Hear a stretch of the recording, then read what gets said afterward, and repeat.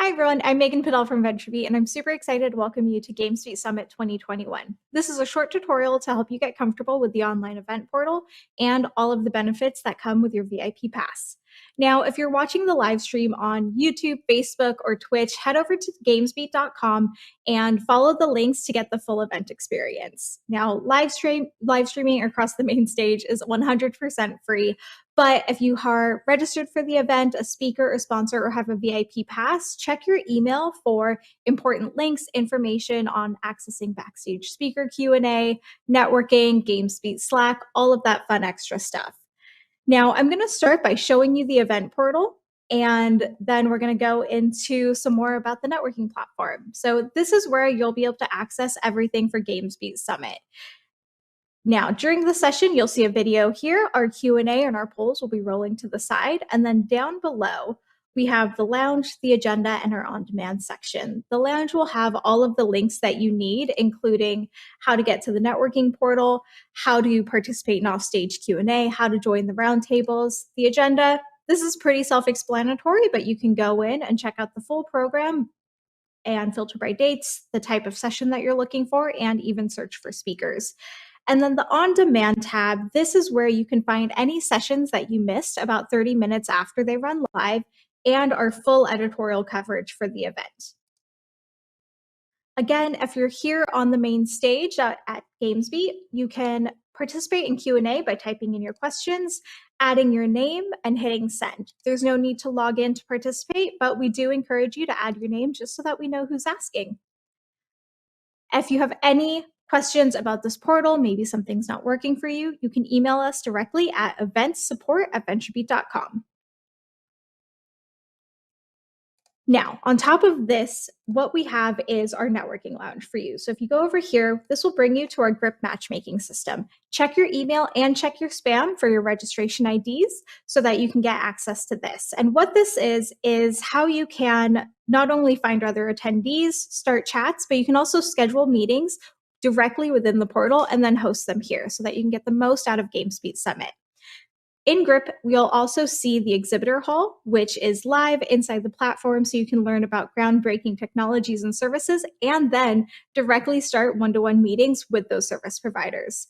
Now, this is critical. For those who have pre-registered for the event, you have a VIP pass, check your inbox for GamesBeat, networking is now open, and how to join GamesBeat Summit. Those are the two emails that you need to access everything for the event, and it should look a little something like this if you're a VIP. You'll find your offstage Q&A room, the link to our Clubhouse post-event sort of networking session, and the private roundtables for that day, along with all of the speakers who are joining offstage Q&A and the approximate times that they'll be there for. Now, if you're not pre-registered for the event, you can go on the lounge and hit Make Connections to get access to GRIP. Or you can head over to Eventbrite and register to get the full suite of event emails and be able to access everything that you need. Now, you'll also have an invite to our GamesBeat Slack if you're a VIP. Again, that's in that VIP email for you. And if you're having trouble, again, email us eventsupport@venturebeat.com. Now, if it needs to be repeated, again, you can start one-to-one meetings with all of our speakers, sponsors, and other attendees just by going to this Make Connections tab. And if you use this tool to show interest, you can also reach out to anyone. Just be courteous. People are busy these days. But the chat, the meetings, all of that's asynchronous. So they may be able to get back to you after the event. Maybe they'll get back to you during the event. Just keep this networking tool open, and it will stay open after the event as well. Again, if you have any questions, check your email for anything coming from GamesBeat or email us at eventsupport@venturebeat.com. Thanks for joining, and we look forward to having you at GamesBeat Summit.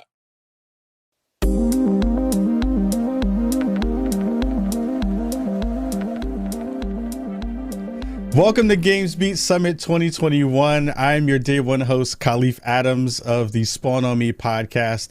I've been in the space for about 12 years on the media side, and now over working at Intel at the DNI and cultural biz dev side of things. We're super excited to be having you all here. I'm super excited to be here with all of you at home, rocking with our friends from VentureBeat while we have this wonderful, amazing summit today.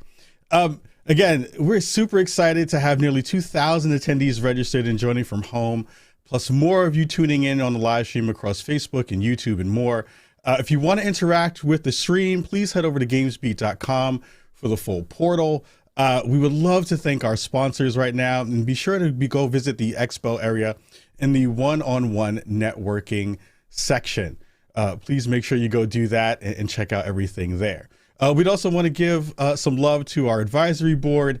And again, if you're checking out the show and you want to get into the conversation, the official conference hashtag is GB Summit, hashtag GB Summit. Join the conversation using hashtag GB Summit or tag us at GamesBeat. Make sure you go do that to be a part of the conversation today. Please use the live Twitter feed with that hashtag, and then we'll be able to see those tweets today and tomorrow, and we'll be able to interact with you online there. So all of you who are pre-registered, you should have an email with access to our one-on-one networking platform. If you have not, please go check the links below the main stage to start networking and hanging out and talking to some of your industry peers. Most of our sessions today and tomorrow will have an offstage Q&A following the presentations, and access to those, as well as our private roundtables and our private Slack channel and community, is limited to our VIP ticket holders only. So if you're a VIP ticket holder, you should see an email with information and finding ways to access the private speaker offstage Q&A roundtables and Slack. So make sure you're going over there, checking that stuff out. If you have a VIP ticket, make sure you're joining into the conversation as well there. Plus, when you buy a VIP ticket, you'll receive 1 full year of VIP membership, including VIP tickets to all GamesBeat Summit events and access to exclusive newsletters such as Dean Beat, special members only interviews, chats, and open office events with GamesBeat staff. Chatting with community members, GamesBeat staff, and other guests in our private Slack channels and Discord. So if you're interested in purchasing a VIP ticket, you'll see links right below our main stage in the lounge section. Also, if we're here for you, if you have any issues with anything today, any technical issues at all, or any difficulties getting some of those emails, please just email us at eventsupport@venturebeat.com. We'll also have some polls throughout the day, and we encourage you to participate. You'll see them over on the right-hand side of the main stage. You'll see them. So please jump into there. Please go roll through, click on the polls, respond to all of those. Again, they'll be super, super fun to be able to check out and hear a little bit more information about what we're doing and get a chance to participate during the show today. So let's go check out our first poll and get you started. The first one that's going to be coming up is, is this your first GamesBeat Summit? Is this the first one that you've ever been to? Have you ever been to one of these events before and had the ability to kind of hang out with us and watch all the wonderful content that we're going to have rolling through today? Again, super, super excited to see all the wonderful content that we have planned for you all today. We have some fantastic conversations that we're going to be rolling through. We're going to have lots of different amazing industry peers and industry leaders talking to us today about so many different parts of the conversation, especially our friends over from VentureBeat digging into it. And now, again, I want to give some love and some space for our friend, the leader, the man, the myth, the legend. I want to introduce Dean Takahashi, lead writer for GamesBeat and organizer of the GamesBeat Summit, for welcoming remarks.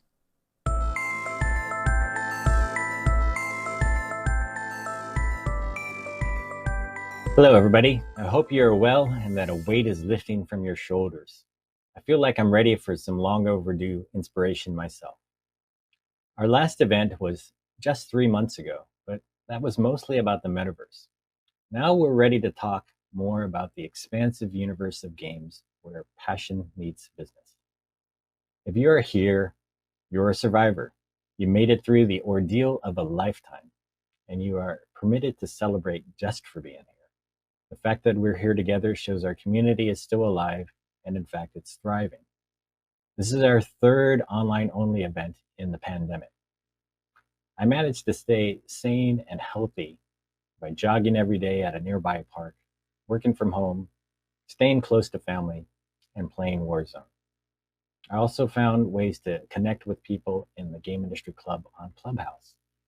At midnight one day, I found myself discussing the metaverse with a gamer in a Clubhouse room, and it made me feel like I could have a serendipitous conversation again with someone in games. I hope you found your own moments of sanity as well. Games have been our common salvation, distracting us from the ugly politics and the coronavirus. This was the consolation for us all. I want to thank game developers and publishers from the bottom of my heart for providing us with life-saving entertainment. You have done so well in creating human happiness, and we don't recognize that enough. Our industry grew 20% in 2020 to $174.9 billion. It's about double the amount of 10 years ago. And market researcher Newzoo expects to hit $217 billion by 2023. We saw new gamers come aboard who see gaming as a new habit that is likely to stay part of their entertainment diets for good. Market insight firm App Annie estimates that mobile gaming adoption probably accelerated by a couple of years during the past year, and the consoles are going through a resurgence with the launches of the PlayStation 5 and the Xbox Series X. We are ready to grow the next generation of gamers. On a scale we have never seen before, investors took notice of gaming's performance while many other industries tanked. Money flowed in via venture capital investing. Ed Fries of One Up Ventures mentioned that he has connected with 80 game investors, and there are at least 30 game-focused VC funds. Money also came in through acquisitions and public offerings. If you add up all of the deals in the first quarter of 2021 alone, you get 280 announced and closed transactions worth $39 billion. That amount was higher than the $33 billion reported for all the deals of 2020, according to InvestGame. Will the growth keep coming? Come June, it will be hard for game companies to organically beat the results they produced in 2020. Beating year-ago numbers is a Wall Street thing. It could be a Herculean task, but investors have come to expect it. Hopefully, those investors will stay with us and continue to fuel the growth even as results come down to earth. Many of our speakers will wrestle with this question of how to keep the momentum going. The money flowing in is rocket fuel. Embracer Group recently announced 13 acquisitions in a day. Game companies that went public or announced that they would go public include Playtika, Nexters, Play Studios, Huge Games, Tiny Build, AppLovin, Skills, and Crafton. Roblox was valued at $42 billion in its public offering. Epic Games has raised $1 billion at a $28 billion valuation. Now they can wrestle to be the contenders to establish the metaverse. We don't know if the metaverse, where we live, play, and work in a digital space, is the right direction to go. But we do know that the game industry has an enormous opportunity to become further ingrained as the best form of entertainment. While we're celebrating growth, we're not pretending that everything is okay. We can't simply focus on growth alone. We have so many other perspectives to consider. The industry came together to support causes like social distancing and play a part together. It supported the civil unrest of Black Lives Matter, and it was there to witness the sexual harassment in the Me Too movement. Game companies amplified voices of important but underrepresented influencers within gaming and esports. We don't want to leave anybody behind. This is where our theme, Growing the Next Generation, means so much more than just business. When you're worried about survival, self-preservation is a concern, and it is hard to think about others. But we have some daylight now, and caring for the next generation is a spirit that everybody can get behind.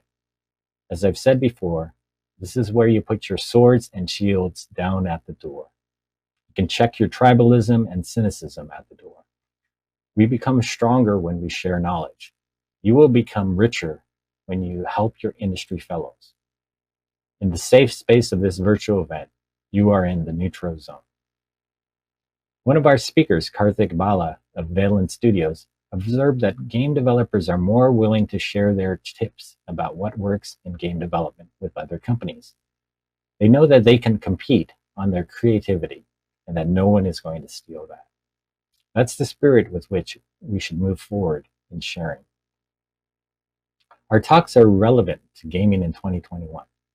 Mark Chandler of the International Games Summit on Mental Health Awareness will talk with Jason Docton of Rise Above This Disorder in an emotionally charged session about suicide and how it takes a village to save our own in the game industry. Yves Crevichet of Take This will talk with Adam Boyes and Chelsea Blasco of Iron Galaxy about how studios don't have to crunch. And Rafael Bacamazzo, also of Take This, will talk about burnout. As we race forward with unprecedented financial growth, it's good to remember that we should also grow our efforts on diversity, inclusion, and mental health. These aren't trivial side subjects.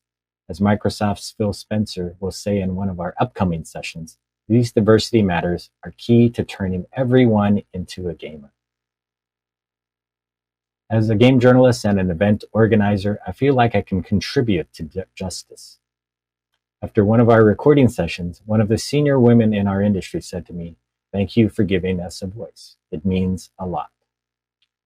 These words humanized her long and lonely journey through the ranks of the game industry, and it made me feel good that we have chosen to give people a voice and a stage where they could simply say who they are, that they are here, and that they belong in this industry. Such people should not be isolated. Even in this dark time, they should be celebrated.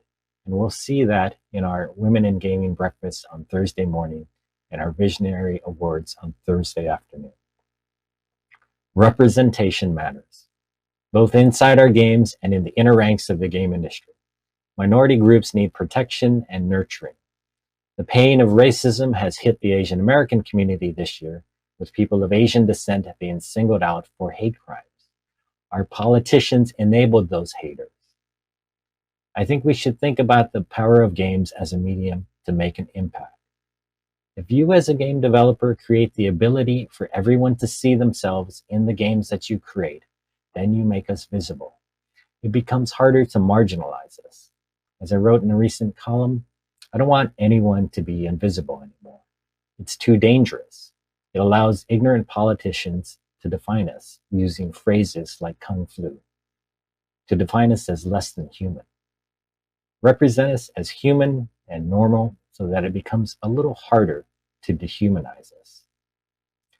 I loved how Naughty Dog infused diversity into its cast for The Last of Us Part 2 as part of a mission to convey that everyone, including your enemy, is human. I hope you like the conversation that Hallie Gross and I had about this outstanding achievement in diverse perspectives. Are we an advocate for diversity? Of course. Of our 105 speakers, at least 52, or 49.5%, come from diverse backgrounds, and all of them bring valuable perspectives. We can bring you thought leadership from more than one point of view. If you look at individual sessions, you'll see the tactical advice about how to solve a particular problem in games.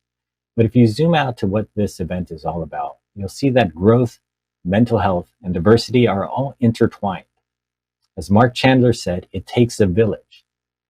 In this context, it takes a village to keep it all going. At GamesBeat, we cover the daily diary of the game industry's dreams. But our community can be more than that. It can help games find a compass to show us where the game industry is going and where it should go. We see new technologies bring new opportunities.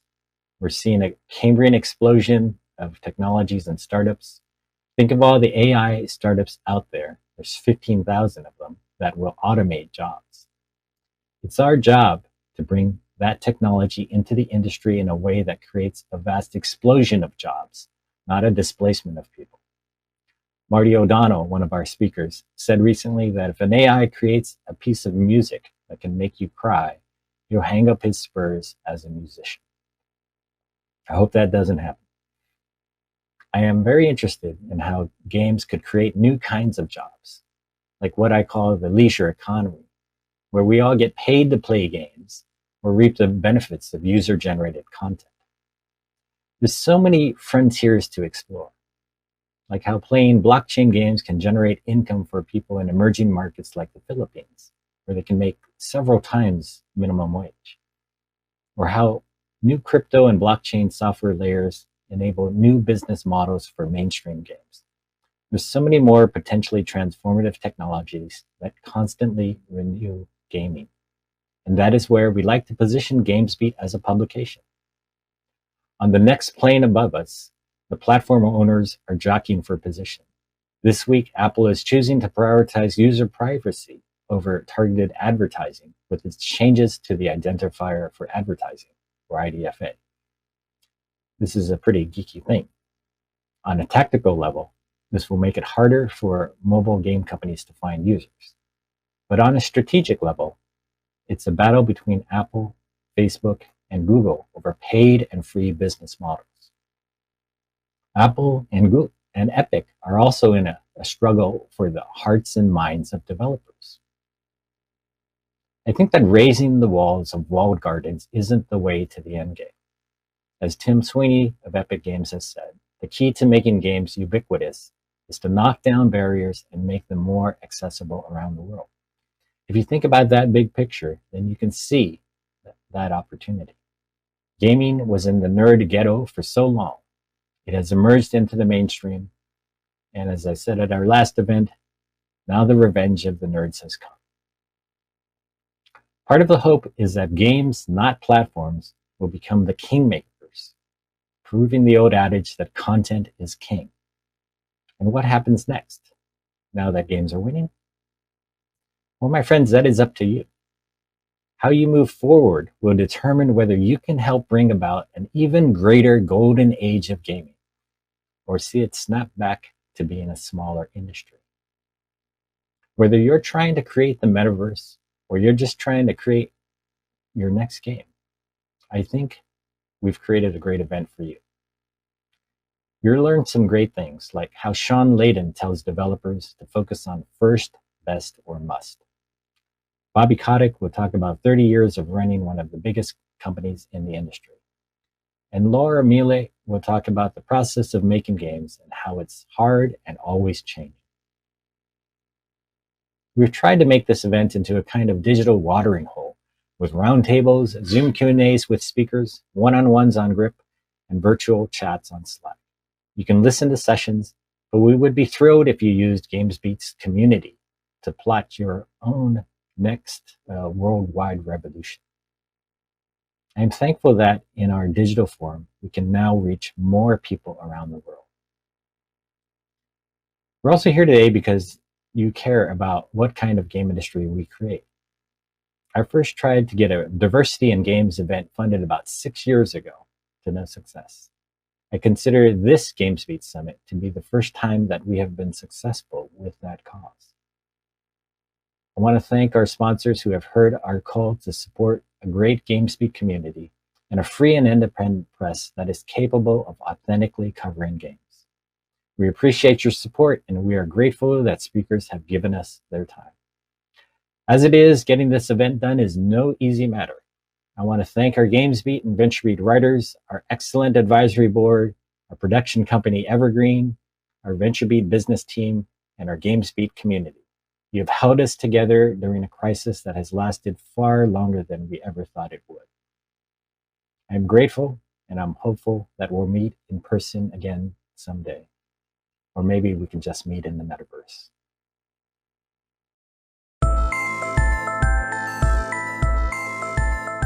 And amazing, fantastic and amazing thoughts there from Dean, and absolutely, totally agree with everything said. We have a power to do some amazing things within the gaming industry, and we get a chance to do that every day. Before we get into our next section, we want to talk about our last poll. We had our first poll of the day, which was, is this your first GamesBeat Summit? And it looks like over 53% of you said yes. So welcome to all of you new folks who are now in our new GamesBeat family. So before we get over to that, we have to get into our first session. Our first session is super exciting, and I'm excited to kick off GamesBeat 2021 with Michael Pachter of Wedbush Securities. In this session, Gaming's Time to Shine, Michael will talk about what it means to have so much money coming into the games business at all levels.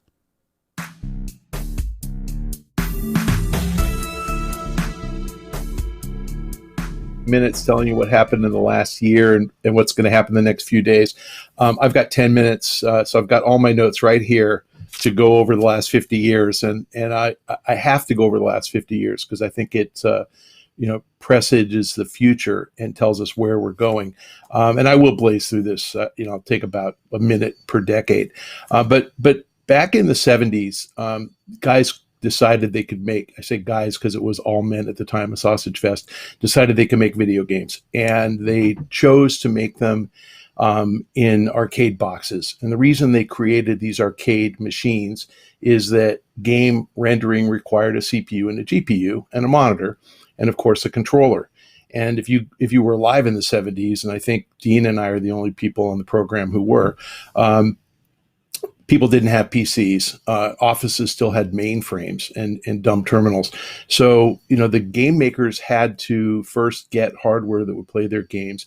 They created these arcade machines. We've all seen them, but CPU, GPU, monitor, and controller. And then they had to come up with a business model. So the games were built to be, to earn 25 cents per game. You popped a quarter in a machine.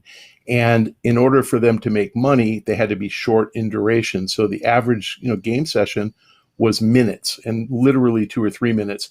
If you see the movie The King of Kong, I think it's still on Netflix, the best guy in the world played for hours, but most of us were done in a couple of minutes. So these machines were pretty profitable.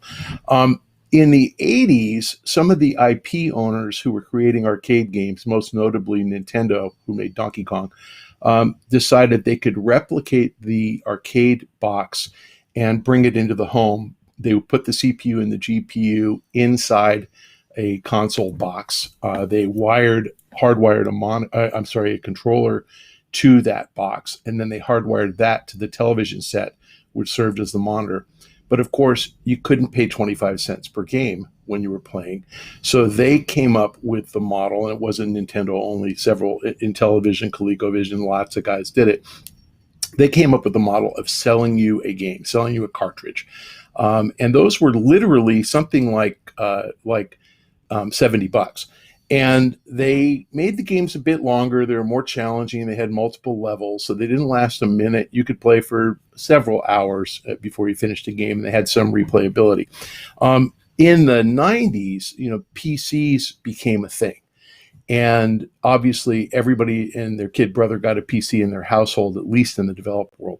And the PC manufacturers decided they could attract the same entertainment content. So they did. And so all the Electronic Arts and Activisions of the world were making PC games.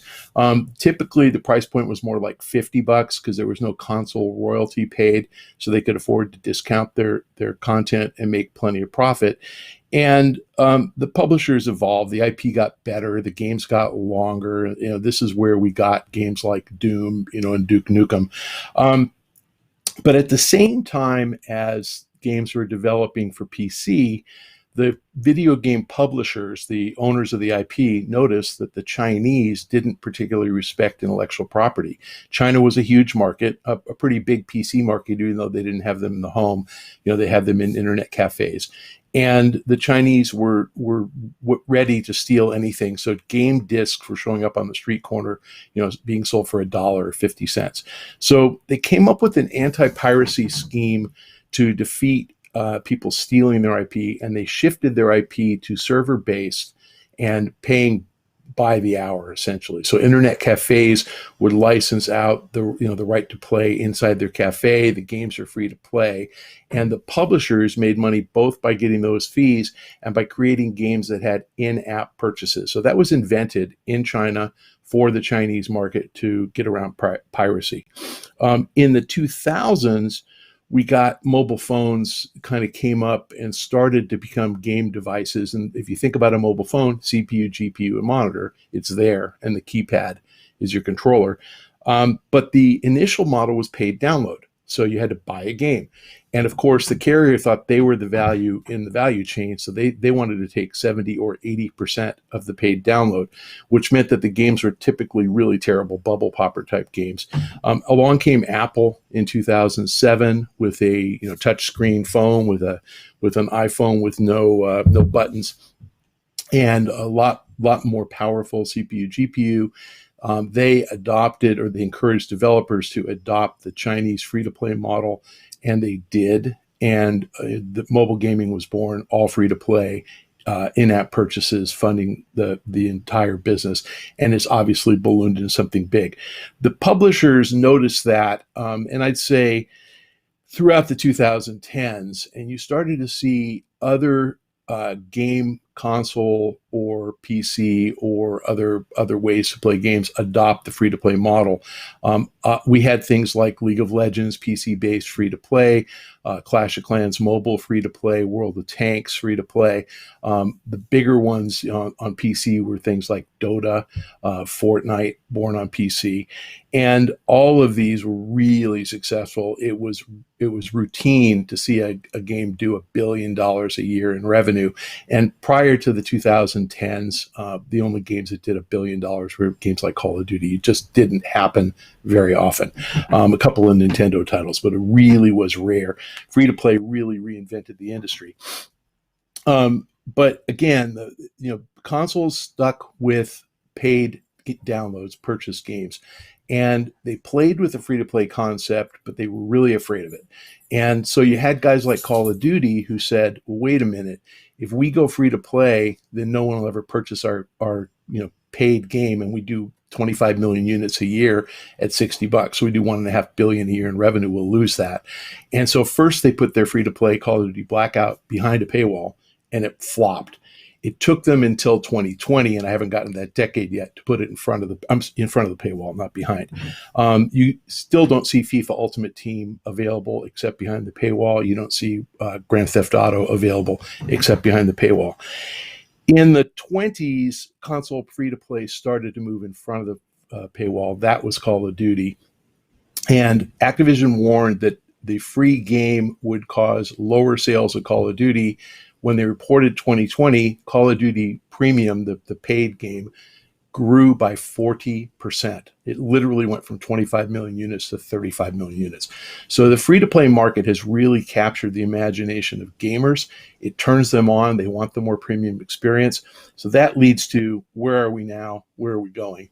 Well, we're experimenting with new models. We've got game companies trying streaming, but nobody knows what the business model is. So Google thinks you're going to pay them $15 a month for Stadia without any content.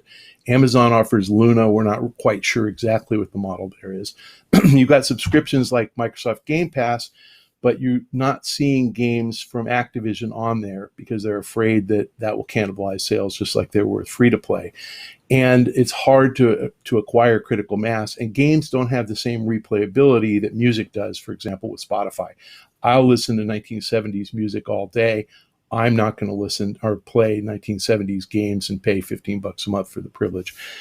So what I think is going to happen in the future is that the technology has evolved to the point where we can stream any game to any screen as long as you have a good internet connection. And I think ultimately you'll probably get distributed computing again. We're going to revert to the old model, but the new console is going to be an Alexa-enabled device. It's going to be an Amazon Echo Tower.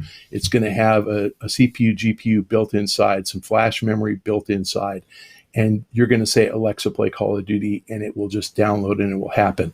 I think Amazon is the winner in this future because Amazon is the biggest retailer in the world, biggest online retailer in the world.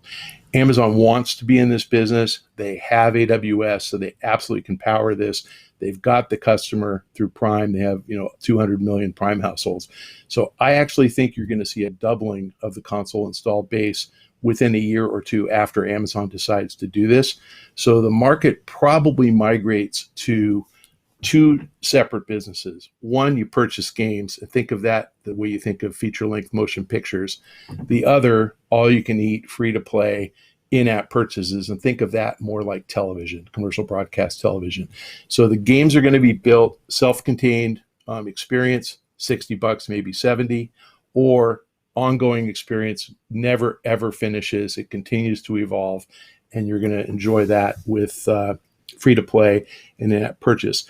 But the real key is, like the movie business that used to make all its money from theatrical exhibition only, the movie industry has tripled revenue, inflation adjusted, since they went to multiple distribution formats. The games industry is going to do the same thing. Investors are starting to figure that out. That is why money is flowing into the industry. Final 10 seconds. The platform Roblox is a brilliant model. Expect Unity and Epic to copy that, to emulate it, and to improve upon it. I'm done. I will be around for questions as soon as we terminate this feed. So happy to talk to you. And I think there's a super secret roundtable in a few hours, and I'll be on that as well. That's it for me. Thank you.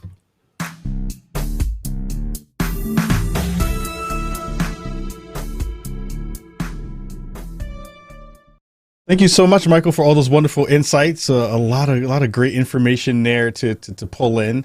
Michael will be available for Q&A in our off-stage Zoom room for VIP ticket holder access.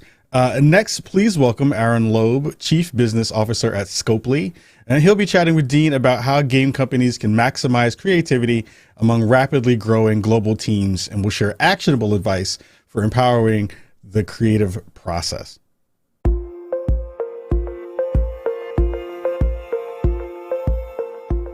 Hello, everybody. I'm Dean Takahashi, the lead writer for GamesBeat at VentureBeat, and I'm here with Aaron Loeb, the Chief Business Officer at Scopely. Welcome, Aaron. Hi, thanks for having me, Dean. Yeah, and can you tell us a bit more about yourself? Sure. Yeah, my name is Aaron Loeb. I've been in the games industry for going on 30 years. You and I first met back when we were journalists in the 90s, and I've been making games for about 20. I joined Scopely a little over a year ago with the acquisition of Fox Next Games, which I had been president of Fox Next Games at Fox and Disney, and then became Chief Business Officer at Scopely. Mm-hmm. Yeah. So our session is entitled Scaling Creativity Through the Scopely Operating System. And that by itself needs some explanation, I guess. What is the Scopely Operating System? And I suspect it has something to do with central publishing services for mobile game developers, but I don't know. Tell me more about it. Sure. Scopely Operating System is all of the people, processes, and culture of Scopely. So it's really the way we think about how we run the entire company. So it's not only our central publishing systems. Our central publishing system. It's not, what's that? It's not a replacement for Windows, I guess. No, we don't. We do not have Clippy at Scopely. The central publishing systems at Scopely are kind of, they're native to the company. We seek at Scopely to build the definitive free-to-play games company, and that's been sort of a mission for many, many years. The company was started initially as a technology company, building this awesome platform for both the development and publishing of video games, which we call Playgami. And over the years has brought on, some of the best talent in the world making games, partnered with some of the best studios, and has built this pretty, astonishing array of hit games across, I think, a broader genre of games than almost any other company in the space. And it's done that in part by having this, very games first, team first operating system and central publishing system. So our tools, our technology, everything is built around enabling the vision of the game team to go and do what they're seeking to do, to grow the game based on their vision. Mm-hmm. And I think one of my personal favorites is the Star Trek Kobayashi Maru game. So that was a surprise. But can you tell us more about this technology platform? I guess, how does it work?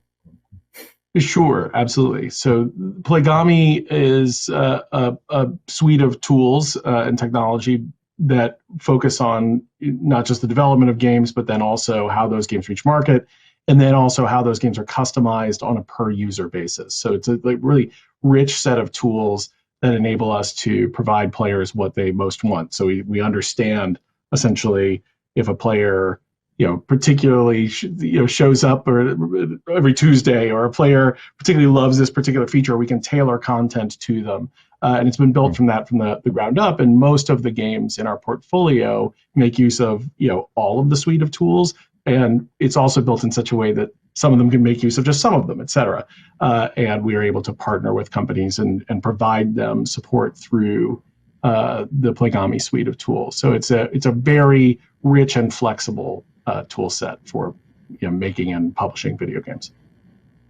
Yeah, and I know there are other big mobile game companies out there that have these central services for their developers, and they've grown very fast by acquisition. The same way that Scopely has as well, Jam City or Playtika. How do you think Scopely sets itself apart? Well, I can't speak to how other people structure their services. I can certainly talk to how Scopely is really focused on the core problem set of making a great game, which is going and finding the right talent, right, the right leadership, people with a vision for what they want, and then supporting them with both the right technology, but also the right resources to go out and actually chase that vision. So I would say, inherent to Scopely's operating system is a real commitment to the games that we make that lasts for a very, very long time. I mean, you asked me to differentiate. I think when I joined Scopely, I was really impressed by a story they told me about a game that they've been working on for a long time that sort of got lost in the wilderness and was not going anywhere. And I think a lot of the game companies I've worked at or with before would have killed that game. I'm actually quite confident they would have, and most anybody would have. And Scopely, sort of inherent to its system, Scopely was really committed to the team and to this game and understood the vision and believed the vision was still possible. And so they sort of reconstituted the team, reconstituted the vision, and pushed through those dark hours of the soul when it looked like they couldn't make it. And that game is now today one of our biggest hits. And I think that's the kind of thing that is what is so unique to Scopely, that there is just an absolute understanding of, do we have the right strategy? Do we have the right people? If we can, then we can absolutely achieve what we're trying to achieve as long as we remain committed and focused. Interesting. So what's the culture like at Scopely, and then how do you like to work with creative people?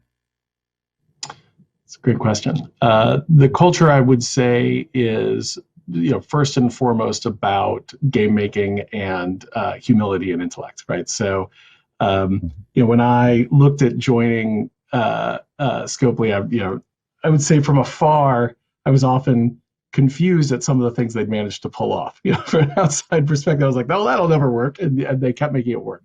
And so I was really excited to go, join and learn, their way of doing things to try to find out what the secret sauce is. And secret sauce is this culture, which starts with basically hire the smartest people you can find who are also really humble, who really are excited about learning from each other. Make sure that you've supported them in the vision that they have for making something amazing, and then provide the technology with Plegami and the resources necessary to actually go after that vision. Our culture is a learning culture. We often talk about the company as a learning machine. So we, part of the critical part of having all those really smart people is that we're constantly sharing information with each other, talking, challenging each other's assumptions. That's a big part of it, is that we are really open to learn from each other. And that kind of creative and intellectual partnership across the company enables us to achieve, I think, really astonishing results. So if you were to extract a lesson about the learning machine for other companies, like what would that be? Like, what is it really about? It's a great question. I would say to extract a lesson from the learning machine, it starts with actually wanting to learn. I know that seems like a fairly pedestrian answer, but I think, I've been in games for a long time. It's often pretty easy to just fall into a pattern of, sort of blinders on, just got to go execute. And our culture is very oriented towards constantly, questioning and wanting to learn new ways and new thinking. And so we have real resources that are in my group as a chief business officer dedicated to constantly looking at the market, looking at our own games, trying to deeply analyze what's working or not. And our people are incredibly dedicated to, sort of challenging their own assumptions, right? We are skeptical of opinions, particularly our own. And I think that's a really critical factor to building a great learning culture. Mm-hmm. So it looks like you guys learned a lot with Marvel Strike Force, right? I mean, you came in from Fox and brought this with you, and the game is doing much better. I think you've shared some of these results, right? And so it looks like whatever was being done there, you guys learned a lot, and the result was a much better performing game. Yeah, it's been a great year. The Marvel Strike Force game has had the best year of its existence so far, and last year made over $300 million. But what I'm particularly proud of is its audience is the largest it's ever been. And the way we think about audience, particularly, is we focus on a group we call the regulars. So when you think about a service business, a restaurant or Starbucks or whoever, the most critical people to that business are the regulars, the people who come in every single day, who are always there. And so we measure our games in that way too. And Marvel Strike Force, now this far along in its life, has actually got the most regulars it's ever had. So people are loving the game. They're playing it every day. Over 70% of our people play the game every day. And that kind of deep commitment that our players have to the game is something we obviously really appreciate and cherish. And I think what has happened since we got to Scopely is over that year, we've done an enormous amount of sort of sharing of learnings between the two companies.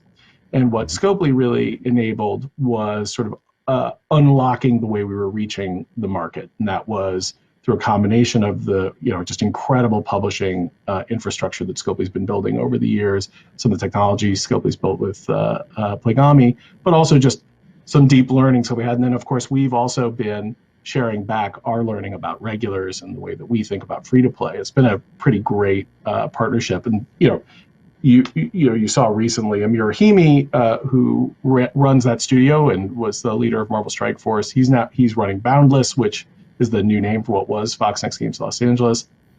Mm-hmm. And I've been so excited by Scopely and the possibility of Scopely that I actually have moved into a position across all of Scopely, right? That's how much I believe in the company and was excited to join it. Mm-hmm. So all of this sounds good for, say, acquired companies, good for game developers, good for Scopely itself. What about this whole, culture and learning machine is good for players as well? That's a great question. We think about that and talk about that literally every day. So we use that learning machine and that data and all those conversations to really dive deeply to understand where we're actually making a bad experience for our players. So an example I can give you on one of our unreleased games, but it's in a soft launch. We look really deeply at where players are getting stuck, where they're unhappy, and we compare that information with what they're telling us in the community. Sometimes that stuff gets hidden, like it's only one voice in the wilderness. Nobody else says anything on the community.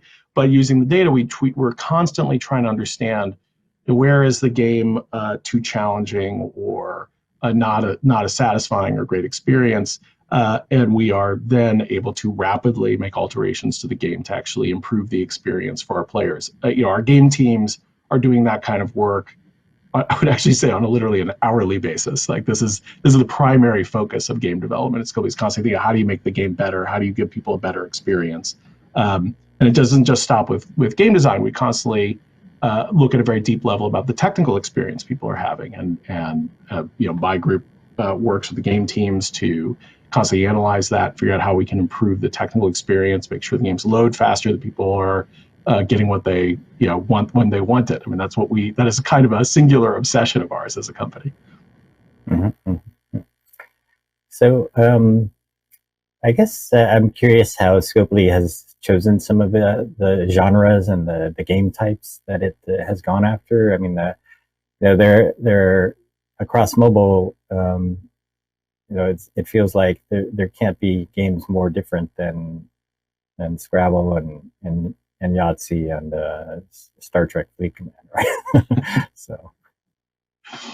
Yeah, it's a great question, Dean, and it's one of the things that really attracted me to Scopely is that it's a company that's excited about a game that it believes people are going to love, and doesn't limit itself based on a sort of an artificial strategic line. We want to meet players where they are. We want to give players what they want, rather than sort of setting a line in the sand saying we will only give players these experiences. And so each of the games you mentioned start with a team and leadership that's incredibly passionate about, you used intellectual properties in those cases, those particular intellectual properties, teams and leaders who saw an experience that they knew people would really love and wanted to go after it. And Scopely was there to support and provide the resources and the technology to make that actually happen. So we try not to limit ourselves to any one genre, and I think that's turned out to be, and that's been the case long before I joined, that's turned out to be one of the great strengths of Scopely, because we're now able to look at the games industry across a really wide array of game types and player types, and really understand the differences and understand what appeals to different groups of players and what is universal. Mm-hmm. I guess just for you personally, like how important is it to have really certain ownership when you're creating a high-end game, because your Marvel Strike Force and your company went through several changes, right? And it still has turned out so well. I wonder what you sort of learned about just having the right owner. Well, it's very important, and I can say that across a number of spectrums. There are companies out there that don't understand free to play. Let's start there at a sort of a fundamental level, and so starve a game for resources, for instance, and that's sort of the surface level and obvious. Oh, we're not going to spend money on marketing. And I think you can hear anybody talk about that. Oh, well, the way user acquisition works in free to play is a very specific thing. But actually more important than that is companies that don't really understand free to play focus obsessively often on short-term revenue. And they think really, the point of these games is about how much revenue can you make today from this group of players. And so that, with the wrong owner, you can end up creating a system where you're not, thinking about what really makes these games work, which is making an incredibly, deep, long-term relationship with your players that should be there for a decade. And Scopely understood that innately. It's what attracted us to them during the acquisition. It's where we saw ourselves most culturally aligned, is that they understood that when these games work, it's because people actually genuinely love them and are playing them every single day for years and years and years and years, right? And you're not gonna, you're gonna blow up that relationship if you run it wrong, right? And so you have to create and foster a game that has that very tight relationship with your players, where you're attentive to what the players are asking for, where you're constantly providing new challenge and excitement in a way that is going to go on for a very long time. And Scopely really gets that, and I would say a lot of other companies don't. Mm-hmm. So you guys have a lot of successful teams. I mean, I think all of them are successful, right? And I'm curious how you can make lightning strike more than once with the same team. Yeah. I mean, we talked about that a little bit earlier to some extent, which is the way I think about it, Dean, the way we think about it at Scopely, is that you have to have the right leadership team that is really passionate about something. They have to be paired with the right talent. They have to have the right people with them for the journey who are committed to what they want to make. And then you have to have the right idea. And if you don't have any one of those, if you're missing any one of them, lightning is going to miss, right? So even if you have a team that's been really successful before and really knows what they're doing, if they've got the wrong idea, lightning will not strike again. You can't tendon your way to success. And once you do have those correct conditions, that's not enough. Once you have those correct conditions, you have to deeply commit to them and commit to the idea, because as anybody can tell you who's made games, there will be those, long dark hours of the soul where you think like, oh, this is never going to work, and you have to deeply commit to get through those times and find the great game that you know it's the right idea and you've got the right talent to actually execute on it. And that sort of long-term commitment is the sort of thing that Scopely demonstrated to us that they've had before when we were talking about the acquisition, and I'm proud to continue that kind of commitment as Chief Business Officer. And I would say that kind of commitment so echoed for me what I was able to see when I was talking to leaders in Hollywood and who had worked on big, huge projects like Titanic or Avatar, right? Who also had to have that kind of deep commitment to the right talent, right team with the right idea over a very long time. Scopely shares that ethos. Mm-hmm. Cool. Just gotta roll the Yahtzee dice sometimes, I guess. That's right. Anyway, very good. Thank you very much, Aaron. Thank you.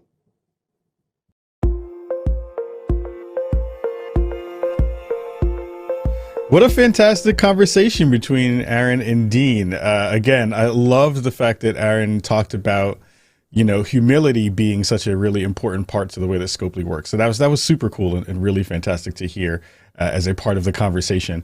Before we move over to our next talk, I want to go back and look at some of the poll results that we had all of you participate in. We had one earlier in the show that was talking about, are we in the golden age of gaming? 84% of you said yes to that one. Totally agree. We are in some of the most amazing times in the space. It is fantastic to see where we've landed as an older gamer myself, remembering Pong being one of the first games I played, now to being able to see everything we're seeing now. It is a huge leap over the small amount of time I've been on this planet. The other poll was, will the second quarter revenue for 2021 beat second quarter revenues for 2020 in the game industry? And 63% of you said yes. Yeah, I think, again, we've seen this huge growth, especially during the pandemic of the gaming space. And we've seen so much work happen in that small amount of time. So the things are looking good. Things are looking up in big ways.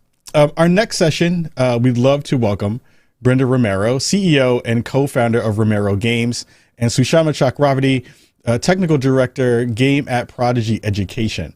Brenda and Sushama will be examining the role of leadership in the game industry through the lens of their own intertwining careers.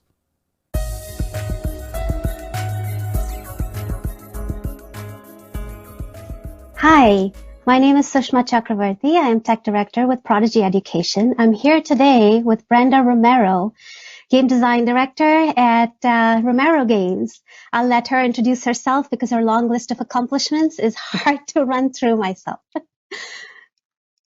Hi, Brenda. Hi, everybody. Hi, Sushma, and everybody. Welcome to GamesBeat. We're excited to be here. So my name is Brenda Romero, and I am a game director. I've been in the game industry for pretty much all my life. I hope it's where I retire.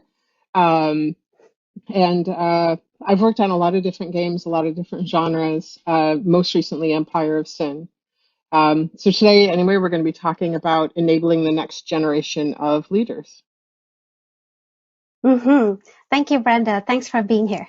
Let's start by finding out, how did you actually find your way into the game industry? Give us an idea of your background. Well, it's kind of a ridiculous story, right? I don't think it's a story that would, well, maybe, you know what, maybe it does make sense. So everybody I know who gets into the game industry, many of our stories are about being in the right place at the right time with the right set of skills. So that was exactly my story, although the right place happened to be a high school bathroom. The right time happened to be when I was 15 years old, and the right set of tools was that I was already playing Dungeons and Dragons and, in fact, was a DM. So that's how I got my job at Surtech Software, just right place, right time. But I guess what happened after that is I just kept finding, I just kept looking for, what is the next opening? What is the next thing I could do? How could I advance in some way from where I was? And here we are many years later, and I'm still in the game industry, and I'm now, CEO of a company and a game director. And there's really no secret to that. It's just work hard and stay, and these things can happen. No, that's awesome. In a bathroom, huh? That's pretty Yes, hilarious. yes, Very yeah. unique. That's Who can claim that? That's how about really, you? really cool. Oh, yeah, my circumstances are kind of similar, although not in a bathroom. I applied for an internship actually after my master's degree because I didn't know what else I wanted to do really. So I was just applying to random jobs, and then um, I saw that this company named Infogrounds needed an intern who had some programming background, some C++, some physics, some basics really. And so I applied and they got back to me and I'm like, who are they? And then when I looked them up, they were Atari. And so I went to the interview and I went in a suit and everything, looking super polished. And they were all walking around in like shorts. And yeah, one of the questions in the interview was, well, what kind of games do you play? Which I answered. And then they said, okay, what consoles do you have at home? And I said, none. I've never even seen a PlayStation or an Xbox, which I hadn't, to be very truthful, till that day. So, and they were like, you're hired. So that's how I ended up there. And it's been 19 years now, still counting. So yeah, just like Brenda, just like you, I also hope to retire in the games industry. Yeah, it's interesting, huh? Yeah, That's and it's fun. interesting too because I remember your interview. So I guess Sushma and I have our paths intersect in several different ways on our way to being Yeah. directors. And I do remember your interview, and I do remember you coming in a suit. I think it was even a blue or a black suit. It And was black, yes. everybody was dressed, and everybody was dressed in, everybody was dressed in, well, you're right, shorts, t-shirts, who knows, right? Like that, the game industry will win no awards for its dressing. Um, but I think the thing that stood out, you explained like you were right place, right time with the right set of skills. Hmm. And once you got in, you really thrived, and you were always a positive person to be around. Well, thank you for saying that. It was great fun at that first job, I have to say. It was amazing working with you, Brenda. So tell me, in the process, how did you become a lead? When did you become a lead? Well, I guess there's like functional leads of different, there's functional leads, like you could be a lead something, so for instance, on the Wizardry series, I would have done the level design and the story design. Um, but for the most part, I think that my first official lead design title was actually at Microprose. By the way, I should say, for the sake of people in the audience, when Sushma and I were at Microprose, the name changed. Microprose, Hasbro, Infogram, Atari. So if you hear us refer to any of these things, it's actually same building, same people. It's just many names. And I would say, I think there was an interesting thing with that I've often referred to that first role as a lead as a +3 job, because while I was very familiar with role-playing games, it was an action RPG on consoles, um, also in a the lead role, right? And so for me, I think especially when people are moving up the ladder, a +1 or a +2 is a bit safer. You can still do +3s. Obviously, I know people who've done +3s and succeeded and had a great time, but it certainly ramps the pressure. That's pretty cool. Yes, I remember. I remember your role there. Coming up through the ranks, what did you find that was most useful to you, most helpful to you as you went into your journey of being a lead? Hmm. Well, I think it is. That's tricky. And it's. I think the most helpful thing is to remember that, well, first of all, that I don't have to have all the answers. I don't have to know everything. And to cultivate this group of people that I know does know something, right? So I may not be the best combat designer, but I know somebody who's really good at it. I may not be the best at whatever it is, but cultivating this group of people, and remembering really that, from a lead perspective, it's not about pointing and like, okay, this is exactly what we're doing. It's about working with a group of people and making sure all of those people, um, are able to contribute in a positive way. Now, that also means sometimes saying no, and that, you are ultimately the guardian of the game, especially in a game director role. So, ultimately, a lot of things are up to you there, but still being pleasant with people. I've worked with some people who I would say were not at all pleasant, and those people, in fact, were incredibly influential to me in being a lead, because I don't want to be like that. I don't want to be that way. How about, well, I know, so Sushma, what lead roles have you had at this point in time? So obviously I you're have tech been director now. Yes, yes, I just started a new role, and that's great. Yes, I have managed small teams in big games, really. So I am a programmer by profession, right? So I've been managing teams of programmers. Along the way, I've been working with designers, artists, you name it. And just like you, actually, what I found most useful was somebody up there, like a mentor, to tell me everything that you just described. Help me through that process, and just observing mentors and how they work, and how do they interact with people, what kind of decisions do they make, what do they base those decisions on, how do they say no without appearing to say no, right? That's a skill to master. I think you touched on a lot of qualities of being a good lead. Like, is there anything else that you can think of that you would, expect a lead to have, something that would benefit somebody who's thinking about going into a leadership position?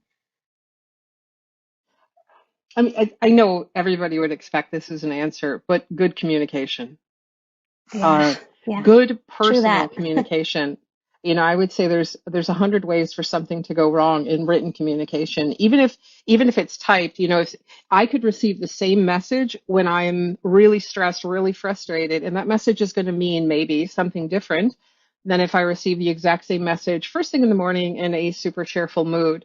But learning how to communicate well, learning how to help people have clear goals, learning how to, we talked about, when we were talking about what we wanted to title this session about enabling the next generation of leaders, it wasn't just about, training people. It was about, enabling people to become good leaders, like seeing the things in them that were good.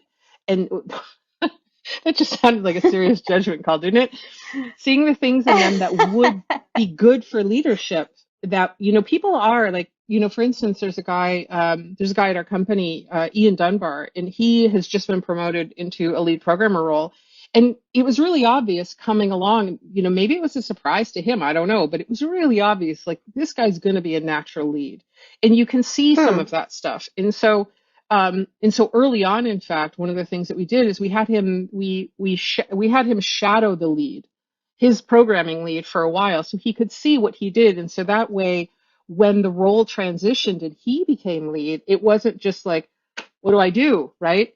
He had an opportunity to see somebody in that space, and that former lead is still there, and is in a great position to offer him advice. But really, like, mentoring, especially now, like early in the industry, it would have been harder, I'd say, especially if you were in an area that was kind of geographically, nowhere.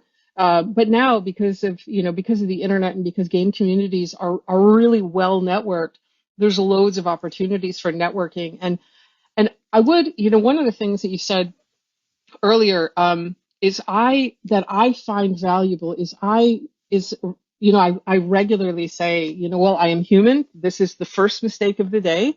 There will be further mistakes, most certainly. And just knowing, like, I'm not expecting myself to have all the right answers. And hopefully, I'm going to try. I'm going to try to hedge my bets and do a good job. But I think it's also okay to say, well, that didn't work, and not beat myself up about it, or anybody else. We're all human. We all get to make mistakes.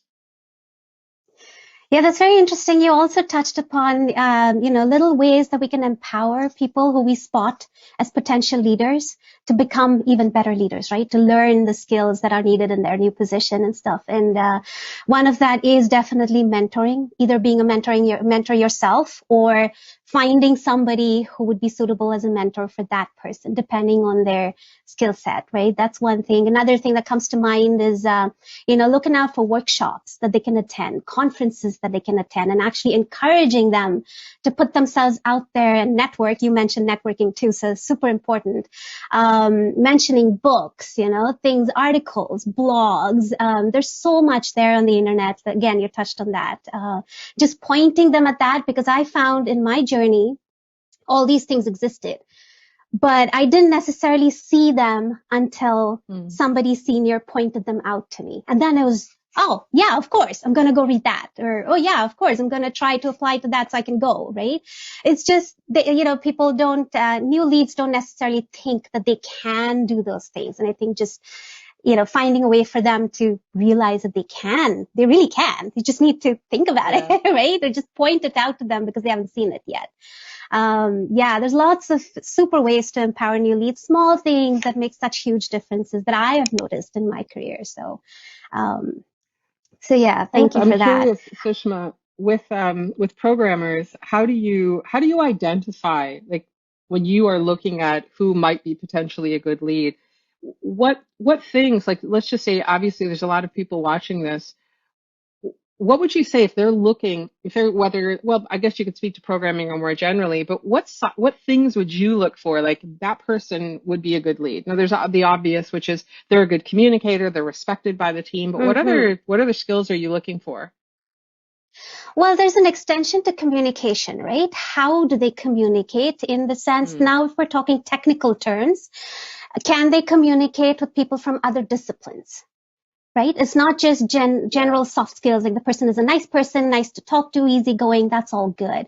But can they actually deliver a vision and explain something to somebody who doesn't understand what they do in layman's terms, right? Because that's what a lot of us leads have to do on a daily basis. So there's an extension to communication, and that also actually bleeds into the code side of things. When you're doing code reviews, there's a particular way you put across constructive feedback. You can't just say this won't work. That's not going to help anybody. It's not going to tell the person who put that code review up as to why is it not going to work. Like, it's kind of a barrier, right? You need to be able to, a good lead needs to be able to explain that to them to the extent that they need to understand, or be able to make the calls between, what makes sense to do now versus what makes sense to do later, like somebody with a good sense of prioritization. There's stuff like that I look for. So soft skills, definitely, like if you want to be a programming lead, you need that. Programmers are not known for our soft skills, really, or communication. But it is something that you will need as you move into leadership, if that is something you're interested in. The other thing, one other big thing is integrity, right? Programmers work, like pretty much everybody in every discipline, work on a whole bunch of different things, and they own a lot of features and a lot of different, projects that they work on. Can they give the credit to their team? Would they be able to do that and not take it all on themselves? Because really, when you're leading a team, your result, whatever you deliver at the end, is the sum of, everybody's work. It's not yours. You helped it, and you might have done some parts of it, but it's not entirely yours. So somebody with integrity, somebody who will give the credit to their team members, somebody who will look to promote their own team members, even somebody who knows that somebody on their team is better than them and is still able to work with that person and knows that they have something to learn from that person, right? So humility is another big quality that I look for when I'm looking for somebody who would potentially be a good lead, right? So there's lots there, so much there, really. I feel like I just mentioned, so now Ian Dunbar is lead on Empire Sin, but he just replaced Ronan Pierce, and I should say that, like what you just described, the reason Ian is in part in that position is because Ronan continuously elevated him, right? I'm not a programmer. I wouldn't necessarily know how are the individual programmers doing, but I do know, because this lead is continuously elevating the people that that he's working with to say, so and so did a great job on Yeah. this, Dave did a great job on this, Shane did a great job on this. Yeah, I think that type of an environment where you feel where regardless of your role, where you feel valued is a place that you want to stay, is a place that you want to grow, is a place that you want to enter into leadership, is a place that you want to see stay around because you feel the impact of your own work, and you feel that you are part of a greater whole instead of, Yes. that that classic game industry thing that we get back to, the cog in the wheel where you're just like, well, I'm just working on another jersey. I'll color this one blue. I think that's really important. That is so true, 100%. So when we're talking about environment, because you just touched on it, a lot of good leadership, right? You can learn by looking at examples of bad leadership. Can you think of a particular story, something? Would you feel like sharing something with us today? Well, I guess the good news is I've worked a lot of different places and have been in the game industry for a very long time. So it'll be hard to pinpoint this one, but there was these stories. It's sort of like which of these many stories will I, but there's a few, a few that super come to mind, which was we were in, for this one specific game, we were in what can only be described as a death march. Oh dear. God, I just remembered. You know the story probably I'm about to tell because I think I've told you this. I somehow where I lived, we were in death march for a game, which means if you're awake, you should be in the office, right? Like this is the mandate. And there was even like people who would leave late, notes or early, sorry, their notes would be put on their door, and people knew about this and they thought this was like, well, they should be here. I somehow managed to live across, if you looked at my apartment door, like the balcony door, the producer was directly across the way. Oh And so if my boy. lights were on, why wasn't I working? Why wasn't I in the office, right? And so I remember sometimes just thinking, well, I'll go around the house with a flashlight, like nobody should have to ever get to this level, or other times where I think probably like the darkest times were where I genuinely believed that I should be grateful that I have this opportunity, even though the way that we were being treated was unacceptable. It just, but you're lucky to have a job. You're lucky instead of like, we're all lucky to all be doing this. We are all part of the same thing instead of feeling like, we're lucky we're doing this for, some of those memories of, the really early days in the game industry, I don't look back on with like, boy, that was great. I kind of look back and go like, I'm never going to do that. As a lead, that I will never do that, yeah. Or, having people, yeah, there's how many stories. But all of those stories, like I've heard many game designers say that, they learned more from their mistakes than they did, from their biggest successes. And for me, all of those lessons that I have taken from, from both really great leaders, like, one guy that I worked with, well, I could name more people in the company. Like I also think, Greg Furch that I work with, or Keith O'Connor, I think are exceptional. And I worked with a guy called Seth Spalding, and Seth is now at Blizzard. He could have led a team off a cliff. Like, everybody really, not that he would, he's a really nice guy, but, but he had that sense of integrity. He was oh, you worked with Seth, didn't you? Yes, we did. We worked together with him at Cyberlore. Yeah, I'm forgetting now, like we were also worked together there in this intertwining of our careers. But yeah, people who, I learn a lot from those leads, like what skills were there. And also, like, I think that the benefit of our industry being really small is that, I had the opportunity to talk to Seth about his leadership style and the things that he did, or to talk to Joe Minton about his leadership style and the things that he did. If you have worked with somebody that you really liked, you can actually do one better than emulate them. You can actually ask them, what are the things that they did as a lead? Like, what were their I'm trying to think, like, what is their bullet list of these are things that a leader should do? And I found that really, really helpful. There's no finishing school for game industry leads. The finishing school is usually go through something challenging and then go, all right, let's take stock of that. Let's do postmortem. What would I do differently? Or making some ridiculous mistake and, sort of crashing and burning and in rising from that. But yeah. Yeah, I totally agree with you. There's also, in my career too, lots of different projects, lots of different war stories. It's, we keep coming back to communication and leading by example, right? Because it does matter when when just like you talked about thinking about the early days in the games industry for you, people who are young and new to the game industry today have leaders that they need, like they should have leaders that they can look up to.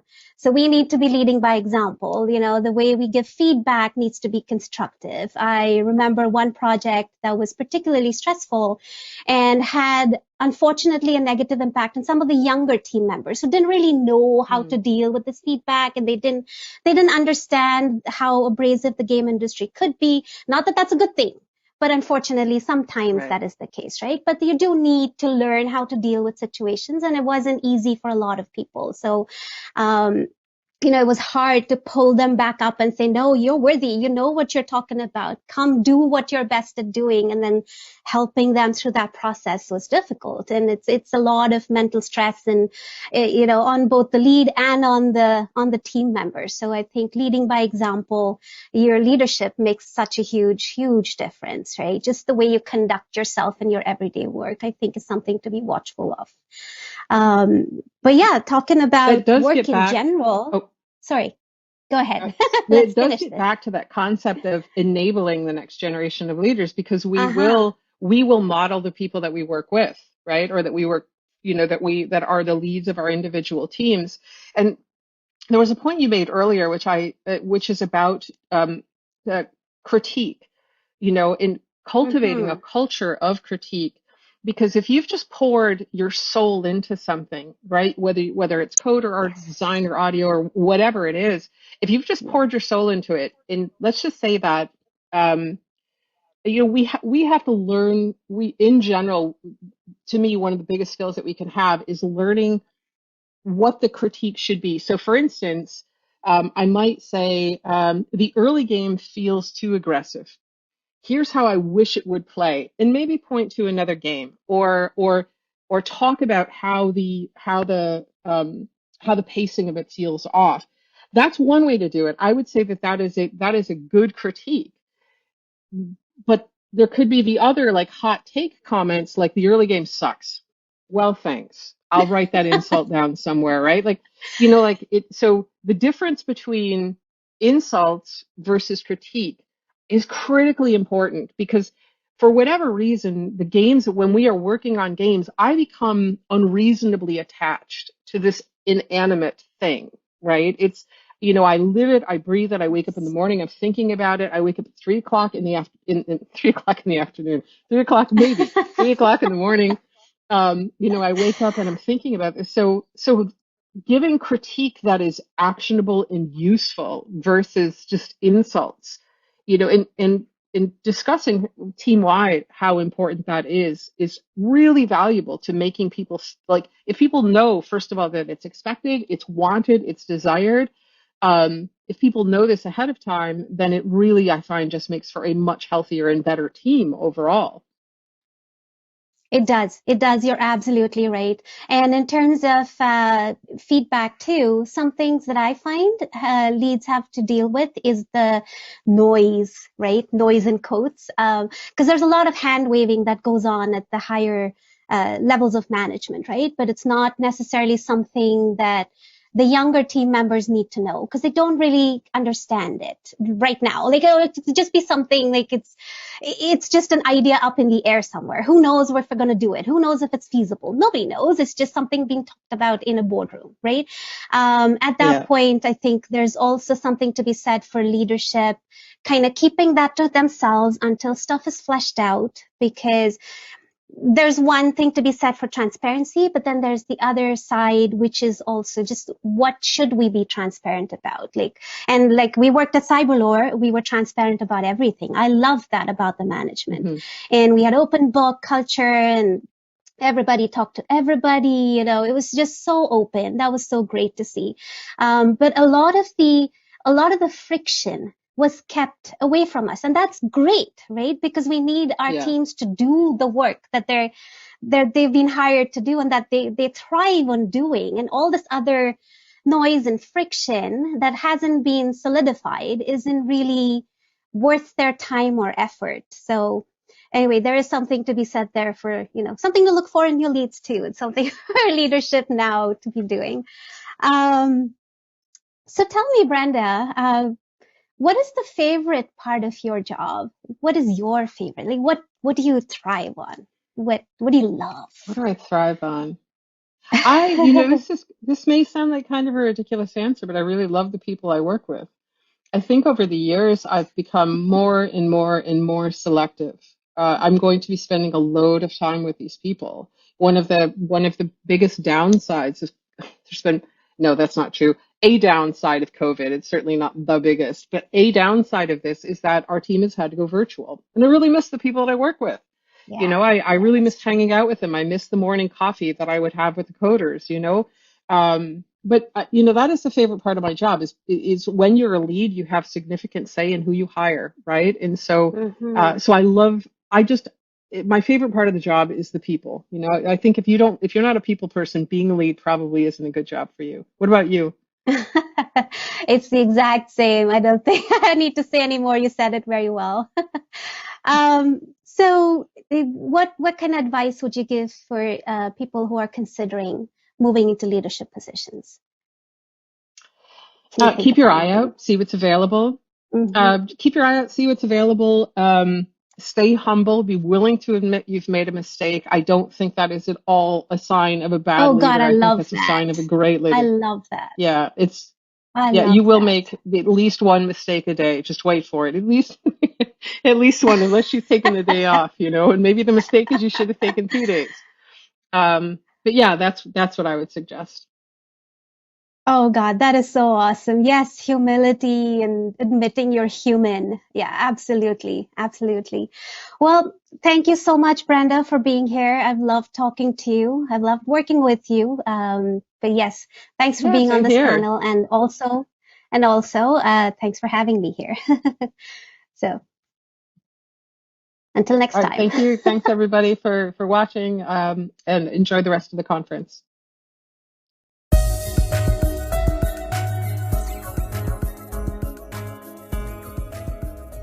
I wish I could hang out and talk to Sushma and Brenda for hours. That was such a fantastic conversation. I loved the bits about, being able to give your team credit for doing the work as a leader, and Brenda sharing the kind of the adage of, I'm human, I'm going to make mistakes, and we have to learn from that. I think that's brilliant stuff to be able to take home from everybody from that conversation today. It's super, super cool stuff. Brenda and Sushma will be available for Q&A in our offstage Zoom room, so please check your inbox or register at Eventbrite for more information. Next up, we're pleased to present Paul Doyle, Director of Product Management for Unreal Engine at Epic Games, Vladimir Masilovich, VP of Digital Humans Technology at Epic Games, and Wanda Maloney, CEO and Principal Analyst at M2 Insights. Paul and Vladimir will chat with Wanda about the evolution of digital humans and how MetaHuman Creator simplifies the creation of unique, convincing digital humans.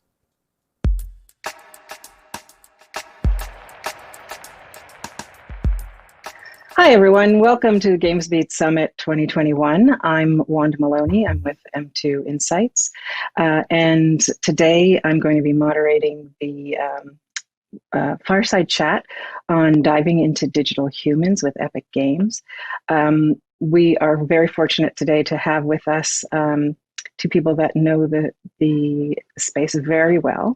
First is Vlad Masilovich from Epic Games, and he is VP of Digital Humans Technology. And we also have Paul Doyle. He is Director of Product Management for the Unreal engine. So welcome, both of you. Hey, Wanda. Thank you, Wanda. Hi. Okay. So let's get right into it. So we've got, humans are obviously integral to storytelling, and they are the most complex to create in the digital format. What is it about it that makes it so difficult? Can you guys give us a quick sort of assessment of that? Sure, if I can jump on that, just to sort of open up. Yeah, thank you. Humans are social beings, and communication is obviously very important to us. Face is almost the primary medium with which we communicate. There are proofs of people, babies when they're born, having a knowledge of the face before they've even seen one. So their image is blurry. They can't really see any color, but they are looking for a face to see, usually their mothers. So that sort of goes to say that we as human beings are insanely sensitive about anything that is off on a synthetic face. And instead of that looking broken like a sort of a machine would, it sends a wrong message. It sends an emotion which is unintentional. And then any kind of storytelling is scrambled, and the communication is broken in that sense. So digital humans are something that everybody on the planet is an expert on. And that's essentially what makes it so hard to recreate. With our faces, we are sending a lot of signals about our joy, stress, discomfort, interest, and these signals are traveling and happening at very high frame rates, if you will. So some of our reactions are down to levels of 50th of a second or 100th of a second or even faster. And all of these things, computer graphics still has a hard time to recreate. Our screens typically still run at 30 or 50 FPS, and our computer graphics maybe will do 60 FPS. But all of this complexity is really hard to recreate. So I guess, another thing that makes it difficult is, in order to recreate something, you have to fully understand it first. And I wouldn't say that we have a full understanding of human behavior yet, not even close.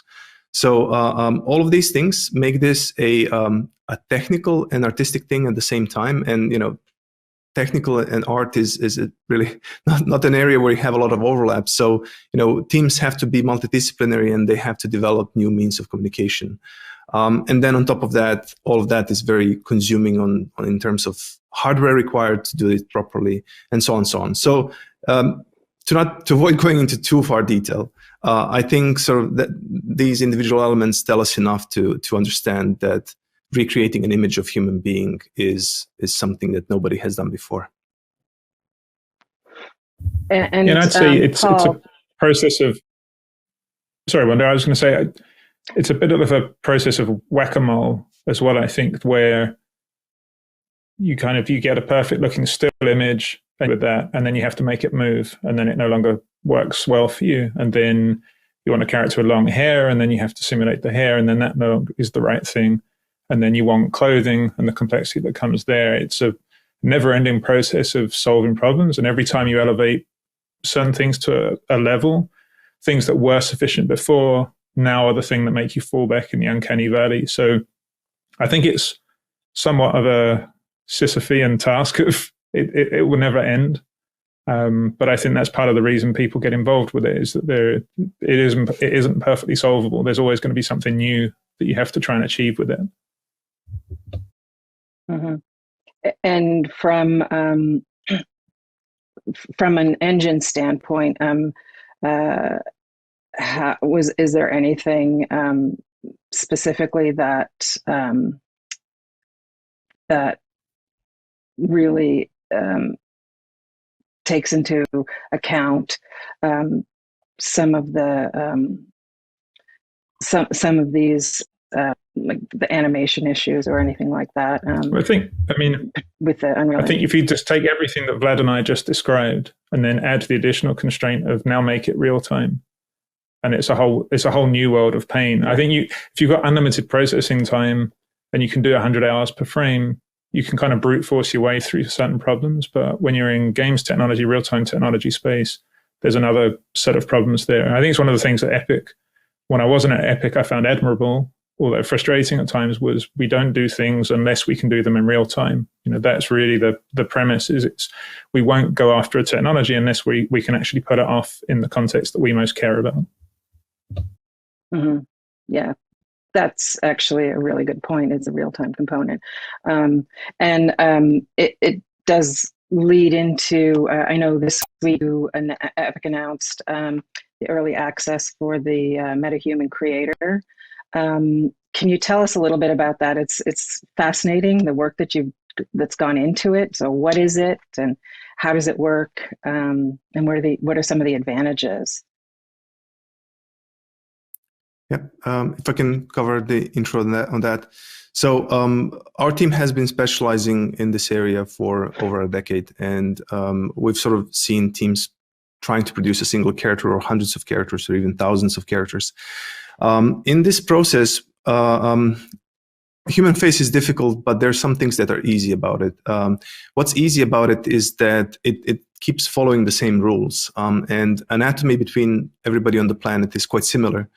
And there's also additional studies in psychology where there are things like a facial action coding system, which tells us that there is a universal language communicated with muscle contractions that basically that is universal for everybody on the planet, and it's not conditioned by geography, culture, ethnicity. It's truly universal to all human beings. Through this experience, we were inspired by this opportunity to do something that is a standardized process for recreating digital human. So that's why we decided for an anatomy-inspired model before we even knew how the technology would be managing it, because that was basically the only thing that we could hold on to and say, well, this is one of the things that will never change. Technology will always change, but our anatomy, at least not in the foreseeable future, will not change. So what MetaHuman Creator is, it's a tool that utilizes a vast database of all of the digital humans that we've created based on real people. And what it tries to do is, and I would say it's successful to a sufficient degree, it tries to create rule sets of how would our face deform based on our anatomy in the neutral state. So MetaHuman Creator will enable everybody without requiring any previous knowledge of this domain to model a human being appearance through a user experience which feels like sculpting, but it's a guided sculpting. In our tool, it's very hard to make a mistake. So whatever you do, our tool is trying to filter out the noise and understand the intent of your actions. And basically that allows you to create a neutral state of our digital human. And then based on these inputs, we can compute a deformational model of what is a likely set of deformations that this shape would take. So then once you've designed the MetaHuman and you're happy with the appearance, we are building an actual asset and delivering you through the Quixel Bridge platform. Basically what you get is a full digital asset as if you've hired Trilateral and we've spent months on it. It's a 1.5 gigabyte package where you get everything that you need to run this digital human in Unreal Engine. So it's quite remarkable because this process would typically be very expensive. It would take months. And now within minutes, you can do the character creation. And then in 5 to 10 minutes after that, you can get an asset which you can start using immediately in the engine. And that's amazing. And I mean, Paul, would you like to add something? Yeah, I mean, I can get a bit product managery on top of Vlad's side of things there. I mean, I think ultimately we set ourselves a challenge, which was we want to make it possible for anyone to create AAA games quality digital humans. And whilst you're not going to replace the ability of a gifted artist to create something really compelling, you can make it, you can elevate everyone to a point where they can get something amazing.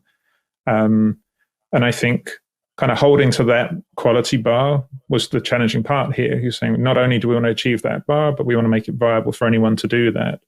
And so I think having launched this week and seen, or having launched recently and seen how people have responded to it, I think it's far beyond what we were ever even hoping. Or we knew people would find it somewhat magical in the experience. But I think, realizing there are so many people that want to tell stories and small narrative pieces, and they'd never be able to create this sort of character themselves. I think unleashing them, it's probably going to be mixed in outcomes, but I love seeing what they're doing already. So I think our original goal was we were going for a certain sort of known segment of game creators, people doing virtual production, and very much thinking about the professional space.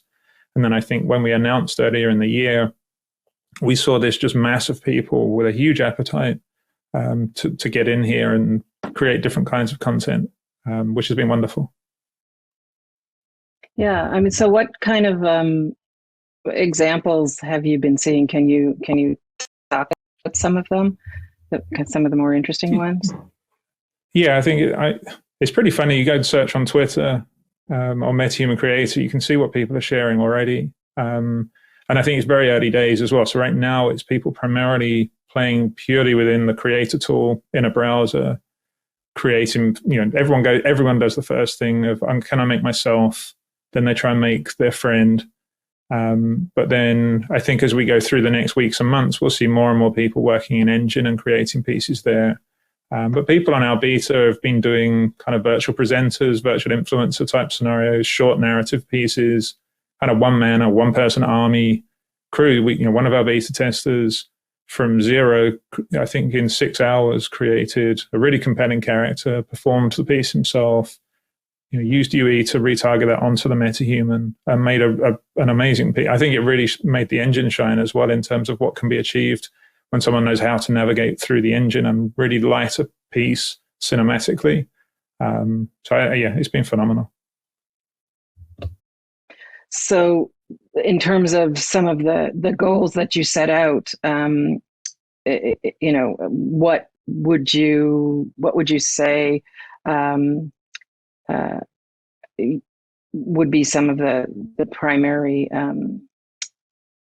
we've touched a little bit on some of it already, but what are the goals for artists and developers that they can hope to kind of from the use of the MetaHuman tools? Well, certainly, traditionally, digital humans are very hard to do, and therefore most people don't do them. So what you end up is a lot of narratives try to avoid showing a digital human because it's so hard. And then if you fail, like the nature of the uncanny valley, basically it says there is this sort of range. The closer you get, impression goes up, and then when you get to something like 85%, people start relating to the images as they would relate to real people, and then the impression goes down all the way to the negative space, and then basically comes back up once you're few percent from 100%. So what we are hoping to see is that people will be telling more complete stories and more of the narrative that would be, I think that the most engaging narrative is the one involving people. So I think that this will enable Engine to do exactly that. And as Paul said, if one person can be an actor, a director, lighting artist, designer, and be that all at once, I think that's going to be amazing, because people will be discovering part of themselves which they maybe couldn't otherwise. I'm sort of hoping that a lot of people will ask themselves, what if I was an actor? And then do a piece in the safety of their own home. Maybe they will discover a new story or new way of confidence that they didn't realize that they had before. So time will tell. It's only a few days since we did this sort of early access release. But as Paul says, we've already seen a lot of interesting use cases. Yeah, I think it's interesting when I came and joined Epic, and Vlad and I first started working together, we sort of said, like, what's really the objective here for the long term, like to set this plan for the whole team rather than just 3 lateral that had obviously shared Vlad's view for 10 years. And it's really, okay, ultimately we want to populate the metaverse. That means players and their representations, and then also the things that those worlds need to be alive. And I think the metaverse is inherently a hand-wavy concept right now. We don't know quite what it's going to be, but we know that there'll be a myriad of different kinds of content being created, and that user-generated content is going to be critical. So I think we didn't want to set hard goals around, well, we know that people are going to do this thing.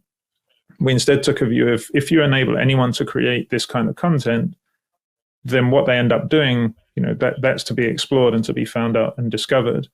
And so I think one of the fortunate things that we've been able to do with Epic is make something like this freely available and just see what people come up with. So I think we're fortunate we don't have to limit ourselves to a short-term revenue focus of a particular market or something. We can instead take a view of, we want to put this in everyone's hands and then see what happens. There's so many gifted people out there that probably they have 100 concepts for every 5 or 6 that I might think of. So yeah, we're just happy to get it in their hands and see what they do. Yeah, that I did want to go into sort of the metaverse trends, and obviously user generated content is going to be a big part of that.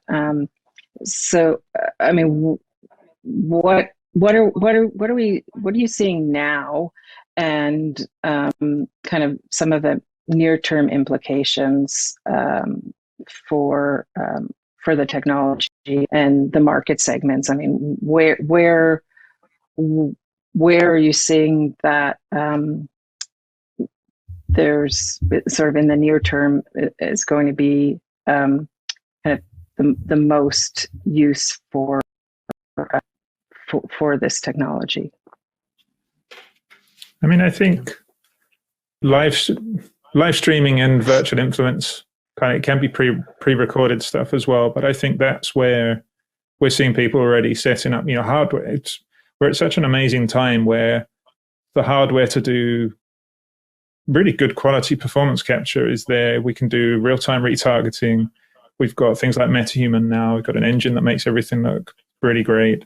And so I think there's the streaming space and the virtual influencer space is one that we expect to take off pretty quickly. And then I think there's the more traditional, it's a sort of strange phrase for it, but for people that want to tell stories and narratives, I think it's more about that one-person army or small team. What can they now achieve? When you look at the quality, the photoreal content creation used to be the domain of very large budget teams, and now stuff like Quixel Megascans, Unreal 5, MetaHuman, you start seeing all of these pieces together that allow someone to very quickly create photoreal content. So I think we'll start seeing photoreal narrative content coming through, photoreal games, interactive experiences, and then this more kind of nebulous space of people talking to very large audiences on this array of new platforms. Paul, do you have anything you wanted to also discuss on that?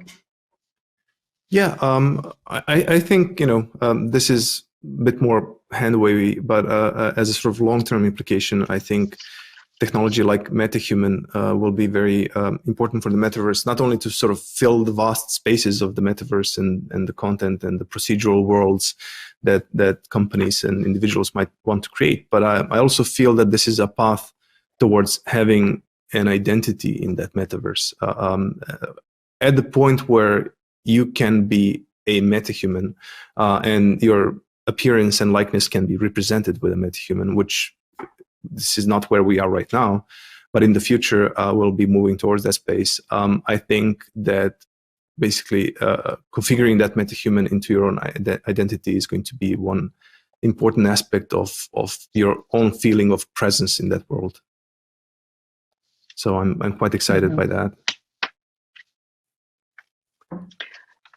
And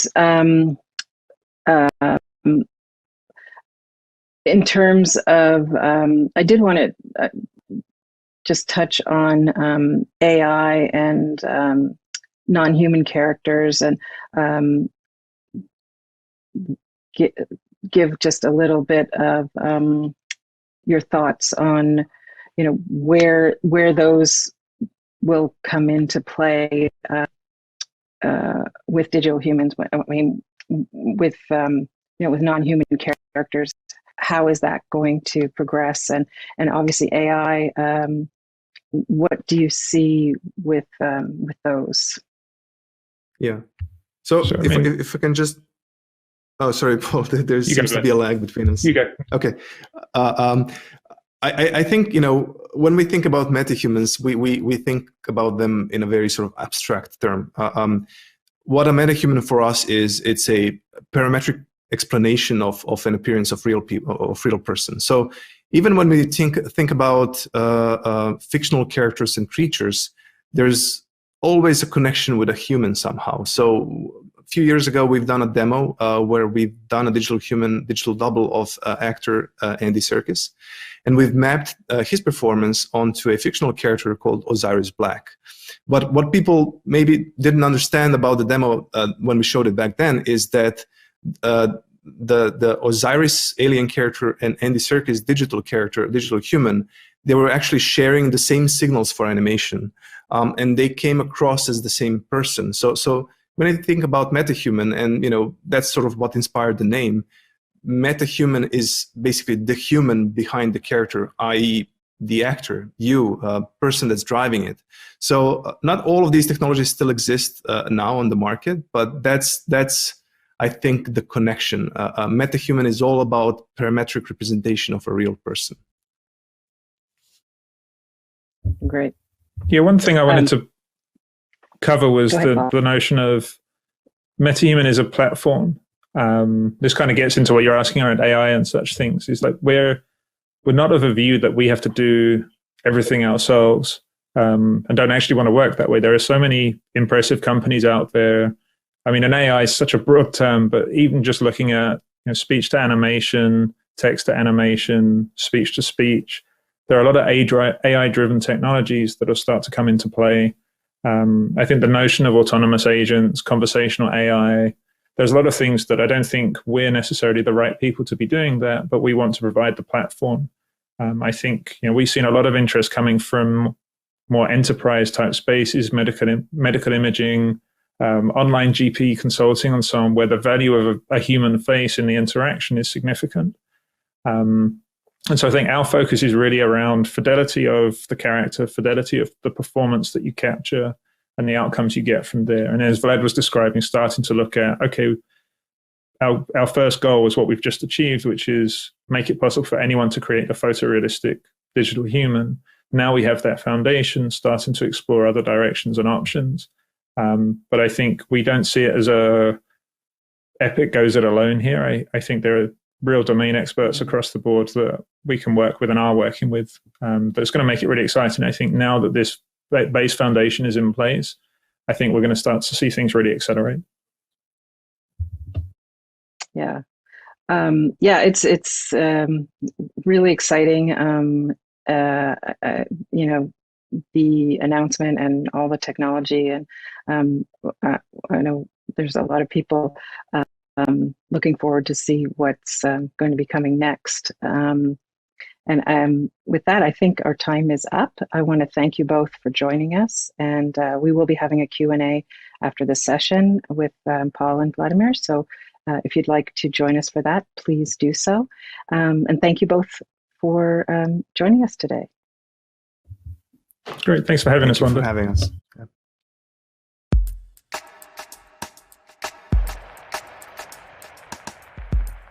Thank you so much, Paul, Vladimir, and Wanda. They'll be taking more of your questions in our offstage Q&A Zoom room. I can't lie. I really want to do an episode of Spawn and Me as a metahuman in Unreal Engine. It's a goal. I'm going to say it out loud. I'm putting it out into the universe. Somebody help me make it happen. Before we move over to our next session, let's go check out some of the previous polls that we did a little bit earlier today. There was a really great one that spoke to, in the gaming industry, have you ever had a female or non-binary boss? The results were 49 to 51, with the answer being no as the 51% there. Again, the industry is continuing to grow, is continuing to kind of move forward, and we're hoping that that number will change in the positive more quickly. We want that to move faster, not slower. Also, the conversation about, have you ever been a game director? 84% of you said no. That's a reasonable number to hit in terms of, that's a very, very high watermark to get to be a game developer. So I don't have an expectation that many folks have been in that position. But also, we just talked about metahumans again.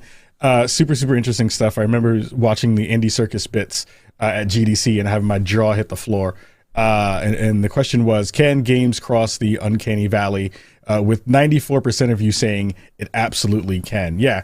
We're almost there. We're getting to that point there between metahumans and the conversations around deepfakes, all those things happening within the space. It is a really wild time in terms of all of those things. It is super cool to see how all of that has panned out, and we'll see exactly where that leads us to in the future.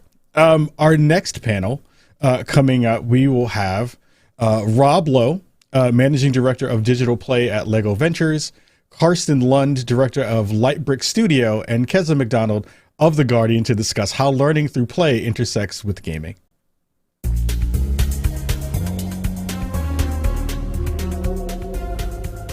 Hello, welcome to this fireside chat between Rob Lowe of LEGO Ventures and Karsten Lund of Lightbrick Studios, makers of A Builder's Journey.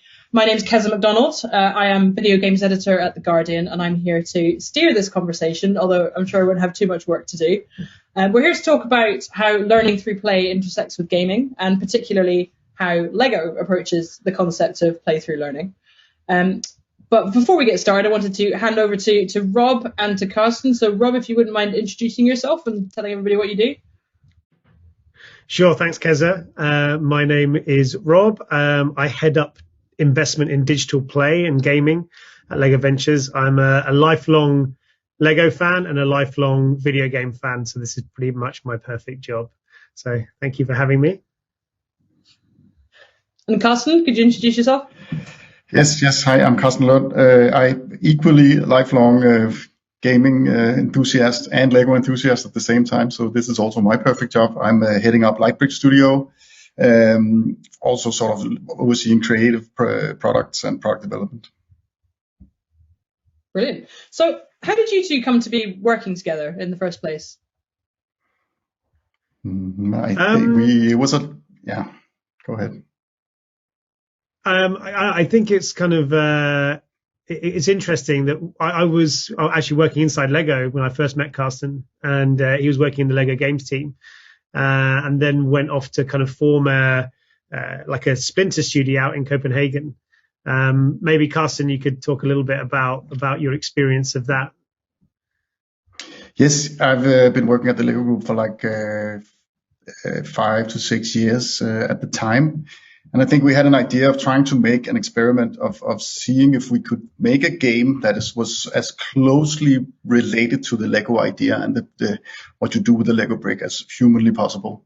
And to sort of set it in this more sort of, you could say, artistic, poetic kind of like you see in an indie game, to see how far we could take a LEGO idea and see if it would communicate to the audience. So we made that little experiment of trying to make a small little experience, and had the good opportunity to launch it on Apple Arcade in 2019. So that was interesting. And now we made the decision to actually spin out this little experimental unit with the backing of LEGO Ventures, obviously. So A Builder's Journey is the game that you made with that idea, which is a really beautiful puzzle game, a touchscreen puzzle game about it's kind of a father-son journey, isn't it, Karsten? Yes, it is. We wanted to make sort of wanted to tell a non-verbal story. Wanted to sort of test the medium, if you will, and use sort of the video game as both a narrative and a sort of can you say, a challenging medium to see how we could change players' perception of how to identify challenges and solve them, if you will. And there's a little bit of a story about play and about remembering to take the time to actually play together, because that's usually where we come up with new and interesting ideas, when we try things out without the fear of sort of a failure, and actually have an environment of experimentation and stuff like that. So we try to put that into the game as well. So we have several different kinds of puzzle types, and some of them will challenge sort of players' perception of what a puzzle is, actually, by having a freedom of approach and a creative you could say, solution and stuff like that. So Rob, Carsten mentioned there this phrase, the Lego idea. Can you explain what that means for you? Yeah, I think I can explain what it means, at least from our perspective. I think, a lot of people think the Lego idea is the idea of connecting bricks, and certainly that's a massive part of it. And the Lego system is an amazing expression of a kind of a playful learning system. But we believe that there are kind of many other iterations of learning through play out there beyond the brick. So the brick itself has got almost like limitless potential in terms of, you can see that from the different type of sets and digital versions of the brick that have existed over the years, including Builder's Journey. But we believe that the idea of learning through play kind of goes much broader than the brick, and that's where we come in as Lego Ventures, to try and find companies and studios that are taking that idea further. You learn much more when you play. It's like Carsten said, when you're playing, your mind expands, you try new things out, you have fun, you don't mind failing if you're enjoying yourself.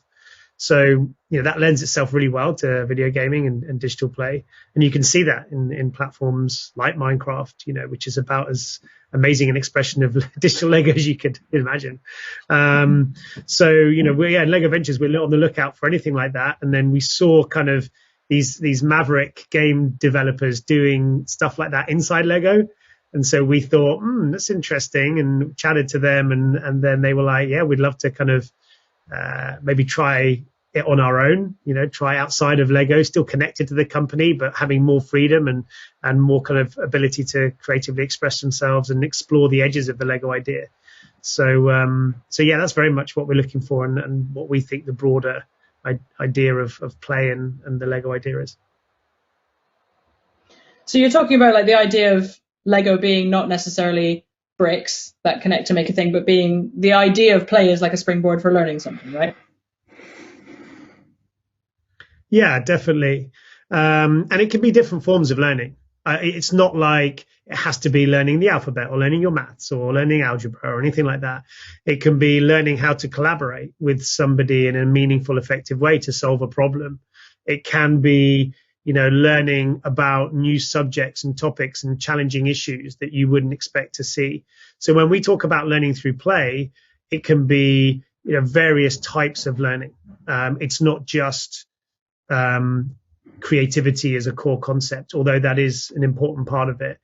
I think, we are super interested in, like how games can be like the almost ultimate form of a narrative expression, placing the player at the heart of a story, giving them agency over where it goes and difficult choices to make. We believe that probably gaming should be the best expression above and beyond TV or film of any kind of like narrative storytelling device because of that. But it's certainly not the most commercially successful narrative medium yet. So I think, learning through play in that aspect is really interesting. And then obviously the educational element goes without saying. So I think, there are all different aspects of how we see learning through play kind of coinciding with gaming for sure. Carsten, what particularly, when it came to Builder's Journey, what was your interpretation of that idea of learning through play? I mean, obviously we've chosen the brick because it's the most awesome medium for expressing and, trying ideas, stuff like that. I think in that one in one end, it's actually a limited, you could say, while it's sort of unlimited in its sort of use combinations and what you can do to it, there is a grid, right? So you are sort of creatively constrained somehow, which actually sets you free. Not only us as a developer, because we sort of had to deal with the brick and show it from its best side, and that has very much set us free, but also as a player and as a user of this medium. The fact that it goes in certain ways and it tells you where it goes, how it fits, and it talks to you in many ways. And we've experienced this through lots of testing. We've tested this game a lot, and it's obvious that players know what the brick is, of course, and they know how it works, and they just want to sort of put it in place and figure out how it fits and where it fits. And it's also obvious that they sort of gravitate towards challenges, right? So I think one thing that we're sort of teaching players through this game is how to solve complex problems, how to learn, how to figure out, how to try new angles to the same problem, right? So in that sense, it's been very, very given to have players with a sort of can you say, conception of what the tool is for the solution. And all we had to do is give them a little bit of clues and a little bit of sort of environment to set them free in these solutions. And I think a cool byproduct of making a game out of bricks is that you can actually then have a physical model of your game in your hand. So that was a lot of fun as well, that we could sort of prototype a little bit in. I've been in lots of game teams where you prototype games in Lego just to sort of level design and check out what works. But this one we could actually literally build the levels in brick, which is absolutely cool. So because the way the game works, it presents you with dioramas, doesn't it? Of like each level is kind of a little Lego diorama, and then you have to add to it in order to help them get through it, or exactly. Yeah. Sometimes you have to sort of figure out what's missing. Sometimes you have to move the little characters across, and sometimes even more elaborate. And it's actually fun because while presenting these early stages of the puzzles to players, they sort of came back with the feedback of this feeling it was very relaxing and very sort of flow inducing. They were very zen-like and very focused on what was going on. And that we actually used and put that back in the development process and said, let's see if we can sort of put players and keep them in that state, because that is actually the state of learning and opening your mind, right? When you are in that focused flow, that's actually where we want the players, because that's when they are fully alert and fully attentive to what's going on. So we actually sort of took that cue back from a dialogue with the audience, if you will. We wanted to be a little bit more challenging, but I think we struck the right balance there. Yeah, that state of almost needing to know more, of enjoying a game's systems, and like it just being completely natural to progress through and to learn more about what you're doing. I remember I think the first I ever had of like actually learning something from a game was when I was about 8 and I was playing my first Zelda game. And I remember very distinctly just not being able to like get my head around how the puzzles worked. And like I would go to sleep and dream about it and wake up with the solution sometimes with an idea. And it's a really, that's one thing that made me love video games in the first place, that idea of like actually getting something out of the experience of learning something from it. And do you guys have any game designers? Sorry to interrupt. That's every game designer's dream, is to evoke those emotions in the user, of course, right? To have that intrinsically motivated need to go back, right? Rather than, we try to do that in Builder's Journey, to sort of leave out the meta game and say that it has to be the core experience in itself that keeps you towards the next, and keeps you focused on what's next, right? So I think that's definitely that's a good thing. I was going to ask if you, Rob, if you had any memories of a learning through play experience from your time with video games over the years, or one that you've admired in a recent one. Yeah, definitely. I think one that I remember really clearly, and it was when I was still a bit more grown up, but I wasn't that grown up, was back in about kind of 10 years ago. I was very lucky to be chairing a BAFTA judging panel in the video games back. I used to work at Nintendo, and the actual BAFTA was for best story or best narrative, or I can't remember the exact name, but there were the two games that were kind of the most popular in the group were Grand Theft Auto 5 and Gone Home. And you couldn't ask for two more kind of different ends of the spectrum when it comes to kind of video game type, gameplay, budget, story, everything, right? And I had to play all the games as the judge, but I wasn't allowed to express any opinion on them at all. And it was absolutely devastating because I could feel the way the conversation was going, and there was probably a slight majority for Grand Theft Auto 5, and I fundamentally disagreed because I felt that Gone Home is one of the greatest kind of, evocations of a period and a time, and putting you in the place of someone that, you wouldn't normally identify with, like a teenage girl who is coming to terms with her kind of sexuality, her sister's sexuality and all this kind of stuff is really interesting. And you kind of like, you're kind of very different from what I would expect as a 30-year-old white male, right? So I kind of, I absolutely loved that story. It wasn't, the longest video game or the one with the kind of the most amount of, the best graphics or anything like that. But it was, for me, such a great compact story that evoked a lot of emotions in me. And there's one point towards the end of the game where you go up into the attic of this house, and you don't know whether your sister has kind of eloped with her new girlfriend or whether she has killed herself in the attic. Right. And you kind of like, those are basically the two options that could have happened. And I remember like at that point being more scared than any video game. And I love Resident Evil. I love any video game ever. Right. And that feeling of being in those shoes was just like extremely powerful. And I think that, for me, that was a real evocation of what video games can do in a way that other media can't, in terms of forcing you to learn about yourself and how you feel about certain things and look at things through a different light. So I was absolutely gutted that Grand Theft Auto 5 won that BAFTA, and Gone Home didn't. Even though I wasn't allowed to do any kind of bias in there, but I was literally just like crying into my beer afterwards at the end of that session. That's probably one that I can remember. But there are many, and I think obviously, as you said, Nintendo does it well as well. Even when you look at something like Animal Crossing, the way that's evolved over time. It has meaning in the game as it teaches you about the realities of a capitalist world, which I think is fascinating. But also more recently, it teaches you about, how to invite people into your world and your home, and how you can share different kind of, items that can help you grow specific fruit on your island, and kind of how you want to deck out your home and all this kind of stuff. I think the way that approaches a social aspect to gaming is fascinating. So, there are a few moments for me, but that Gone Home one is the one that sticks out the most. Yeah, people always say Animal Crossing is a capitalist nightmare, but I think it's mega socialist. It's all sharing and working together and figuring out what resources people have that could benefit you, and then just exchanging them.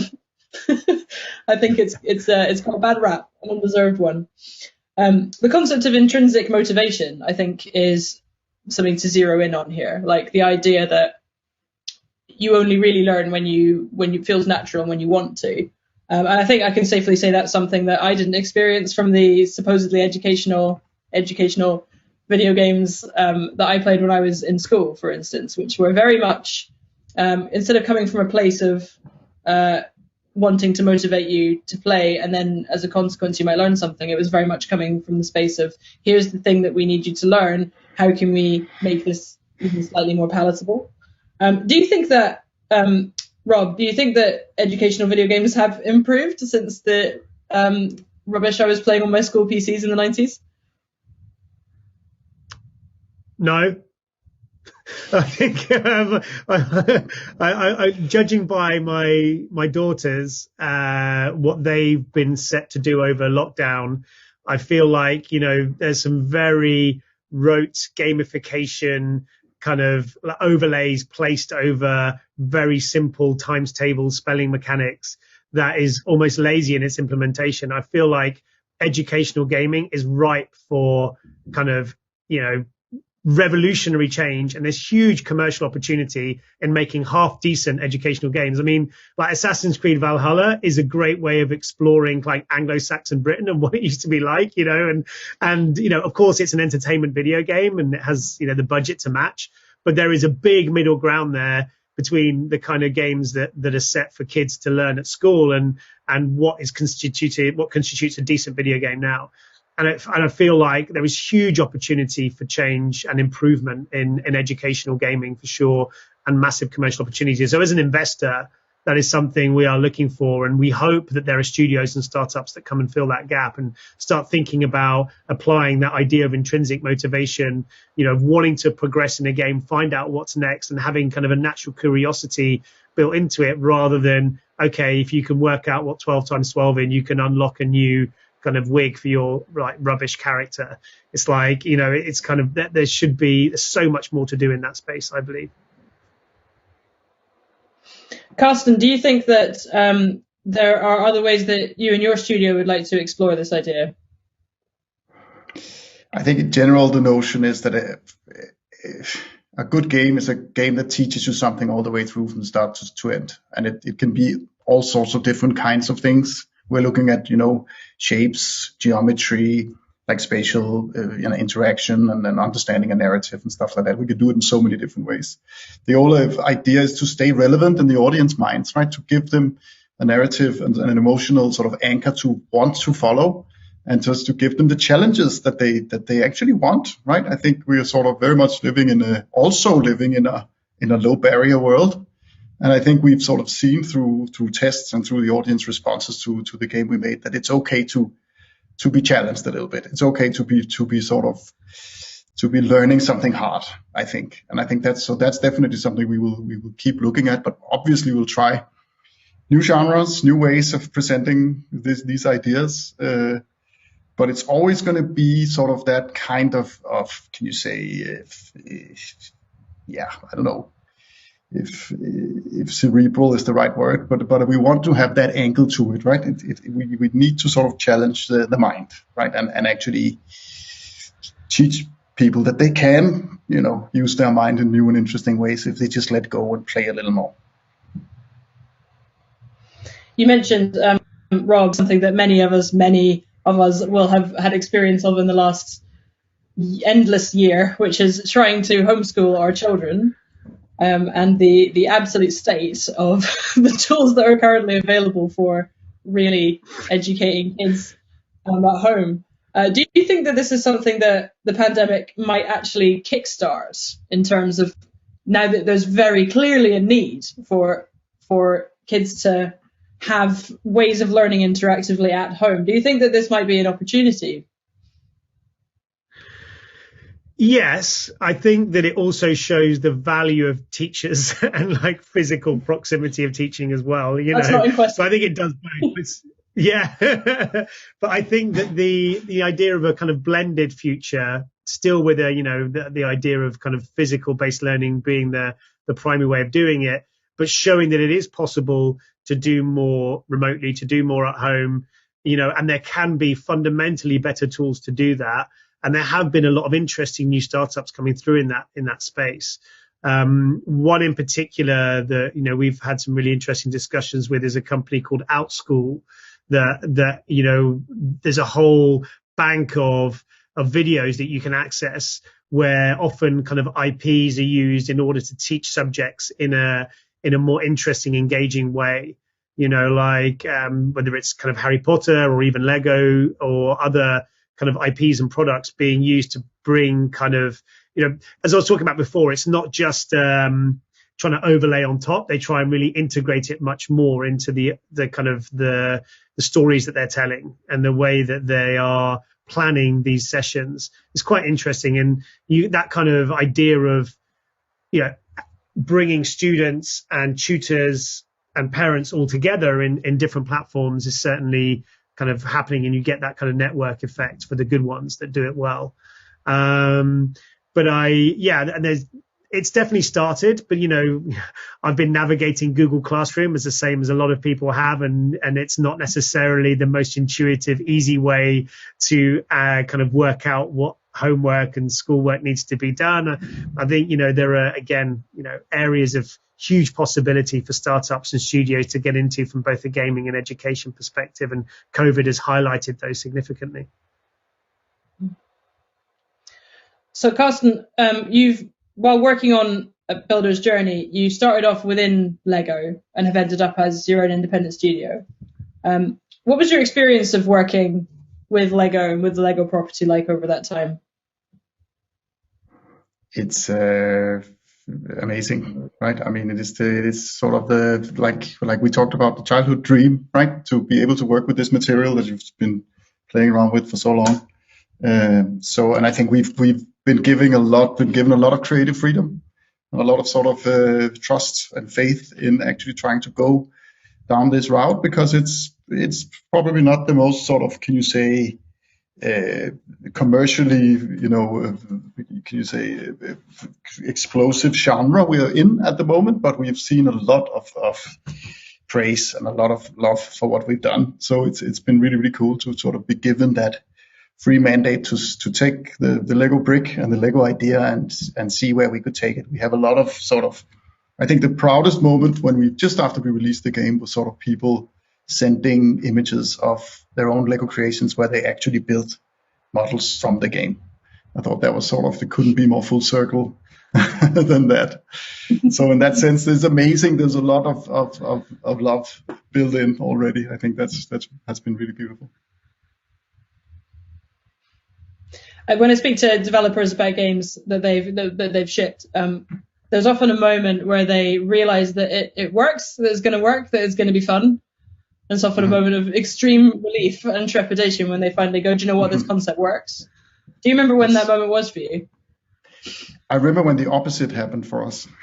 I think we had a good 6 months to begin with, where we prototyped a lot, and we built lots of different game mechanics and lots of different games, and we integrated sort of haptics mechanics on the phone, so you could feel that you really had to, and everybody within the Lego group and us, we just loved it. We thought we're totally onto something. This is going to be great.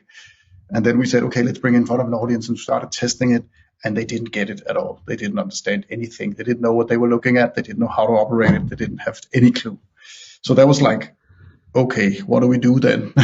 And then was just way back to sort of ground zero and stubbornly sort of slowly introducing the concepts, one brick at the time, and just, making the game a lot smoother. And all of a sudden we had, like what you talked about, the tipping point of players actually understanding it and actually being able to navigate this sort of 2D to 3D conversion geometric puzzles, right? And then our next challenge was to sort of, let's see if we can tell them a story that without words, only communicating with bricks. And we stumbled onto this same obstacle. It was so hard to get anything across. So we just ended up not asking players anymore what they thought the story was, because we thought, okay, it's poetry. They get it, maybe they don't. It's fine. We're going to tell the story we want to tell, and then just, have a great game, as long as they have fun. But then actually when we stopped asking them, they came back and told us, they sort of unprompted could tell us the story back.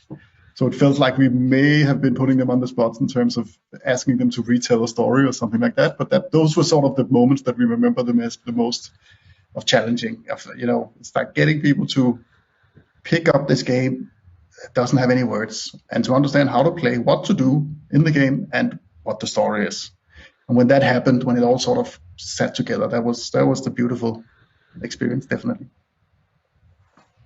I think there's nothing wrong with a bit of ambiguity. I think it's underrated, especially in video game narrative design. Ambiguity is totally fine. In fact, people love it because it feels like they then add something themselves to the game. It's also a kind of learning, you can say, right? To actually unravel a pattern or a narrative. It's also a feeling of discovery and a feeling of actually exploring, right? So it's all along the same tracks. Rob, before we wrap up, can you explain briefly how Lego Ventures is currently working? Are you on the lookout? Do people pitch to you? If people are interested in working with Lego, then what would be the process? Yeah, sure. We've really spent the COVID period like narrowing down our focus and our thesis so that we're a little bit more tighter on what we're looking for. So generally in gaming, we look kind of Series A investment upwards. So a little bit kind of into growth stages. Once a game is launched or at least a beta version is launched and some degree of traction is there. And And, the spaces that I mentioned before, whether it's kind of creative sandboxes or game creation platforms, are obviously interesting to us, very close to the Lego idea, but also anything that has any form of learning through play in it is in all its aspects that we've just discussed over the last half an hour, are super interesting to us. And we have quite a global approach, obviously focused on Europe and the US, but also, we look in China as well. And so we're kind of very open to that. And we're very much open for business now, having a pause on our investments over the last year or so. And very keen to unlock all the goodies and all the expertise that Lego has and use it as much rocket fuel as possible to help studios kind of grow and make cool stuff, basically. So, that's really what we're looking for. All right. Well, I think that's our time. So I just want to say thank you very much, Rob and Carsten, for your amazing insights. And thank you very much for watching. Thank you. Thanks, Keza.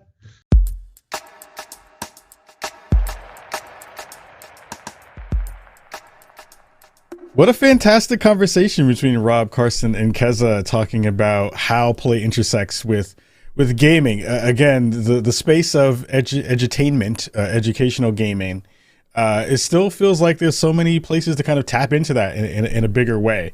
There was a conversation, or at least one of the polls that we just passed right before or during that session, that talked about, on a scale of 1 to 10, how is educational gaming, or is it a hot category for most of you?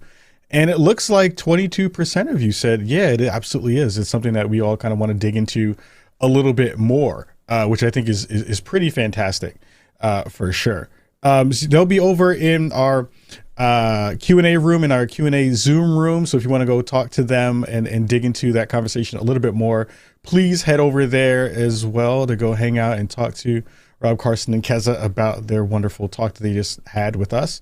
Again, if you want to be a part of the conversation here on Twitter and on the social medias, use the hashtag GB Summit and add your voice to the conversation. It'll be a really good one.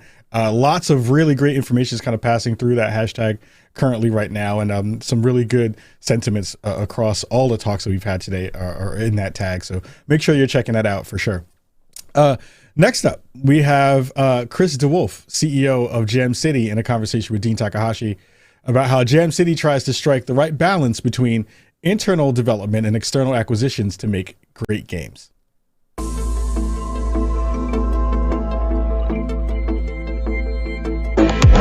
Jam City, one of the leading mobile gaming companies. Because everyone has a console in their pocket, you can actually immerse yourself and forget about everything else that's going on in your world. Jam City is the creative powerhouse behind some of the most popular, top-grossing games in the world. It comes down to always thinking about the player experience, to focus on the magic and the measure.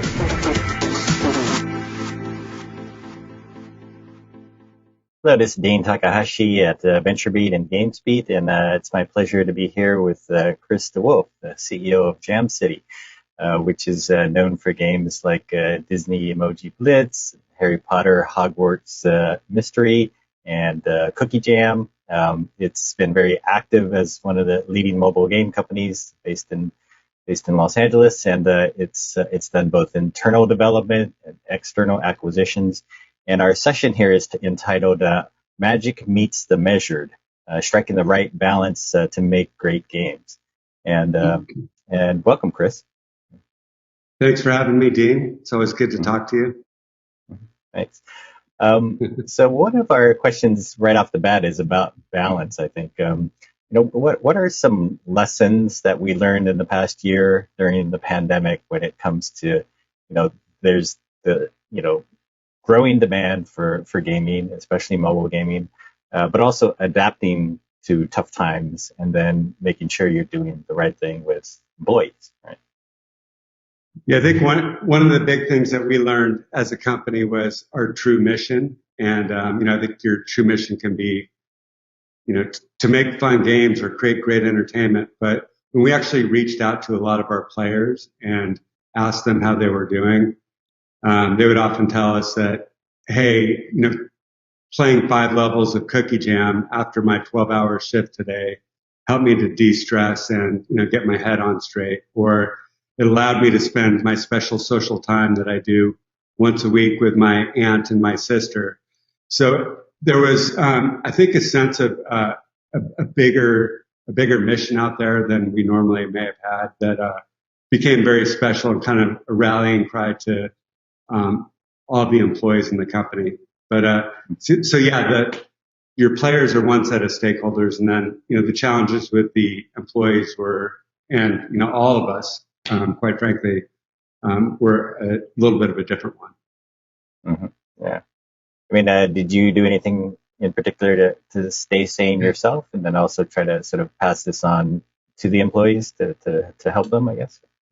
Yeah, I mean, first of all, I'd say, we didn't do a perfect job because it was something that was really unprecedented, but we did the best that we could.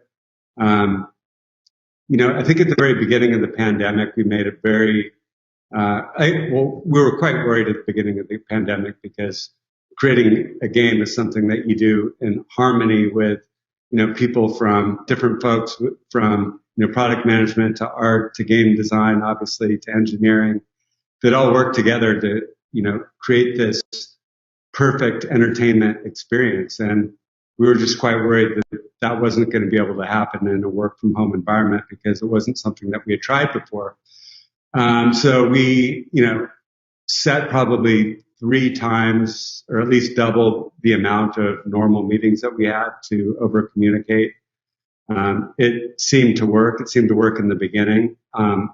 We were very, very productive, if not more productive. However, we did begin to experience some burnout, like I think everyone else did. A lot of people did. So we had to make conscious decisions then to cut back the meetings. We needed to, we instituted, different training sessions for folks. We had a stipend that we gave to everyone. During the summer, we had half-day Fridays, so people could take, long weekends. We encouraged people not to set up meetings during lunch. Encouraged people to get out and exercise, and just had a lot of different sort of lunch and learn experiences that were out there where we tried to get people to de-stress. Mm-hmm. Yeah. Well, that's good. Hang out at the beach a bit, right? Yeah. I think, the other thing that we're, also facing during the summer was like all of, the conversations around social justice, and the election was coming up. And, so, we made a special effort to have conversations around all of those topics, to make sure that all of our employees, felt included and felt good about that. Again, we may have been able to do more, we can always do better.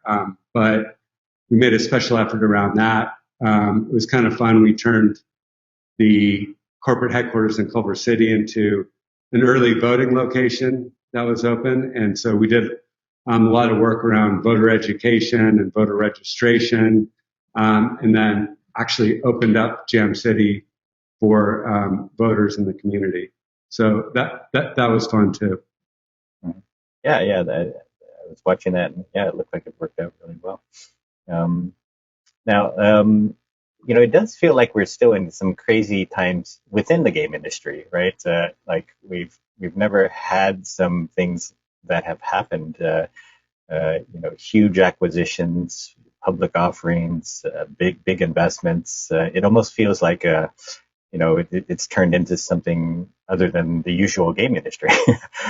So, if we're in some kind of hype cycle, and like the latest flavor of the moment is like non-fungible tokens or NFTs, you're a seasoned leader. How do you go into these cycles and figure out what's your right strategy? Like, what's your balance when it comes to like embracing the latest trends that come into the game industry?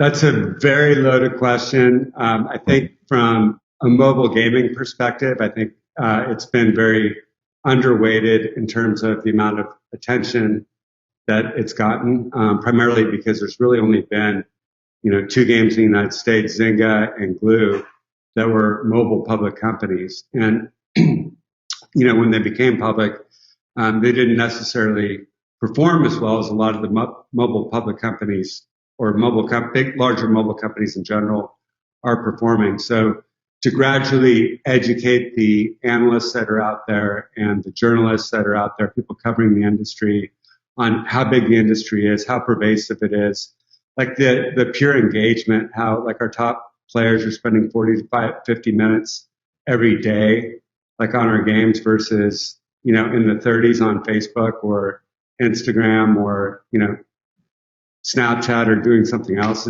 It's the real sort of engagement engine that's out there, which is creating real growing revenues. So from that token, from that perspective, I really think that the increased, spotlight maybe that the mobile gaming industry has gotten is very warranted, and I think it'll continue to grow as the real numbers have been growing with engagement and revenue and all those kinds of things.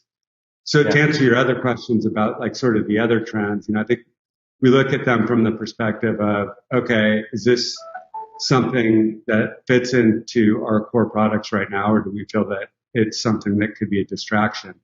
I'm just going to take one of the ones that you just mentioned, the NFTs.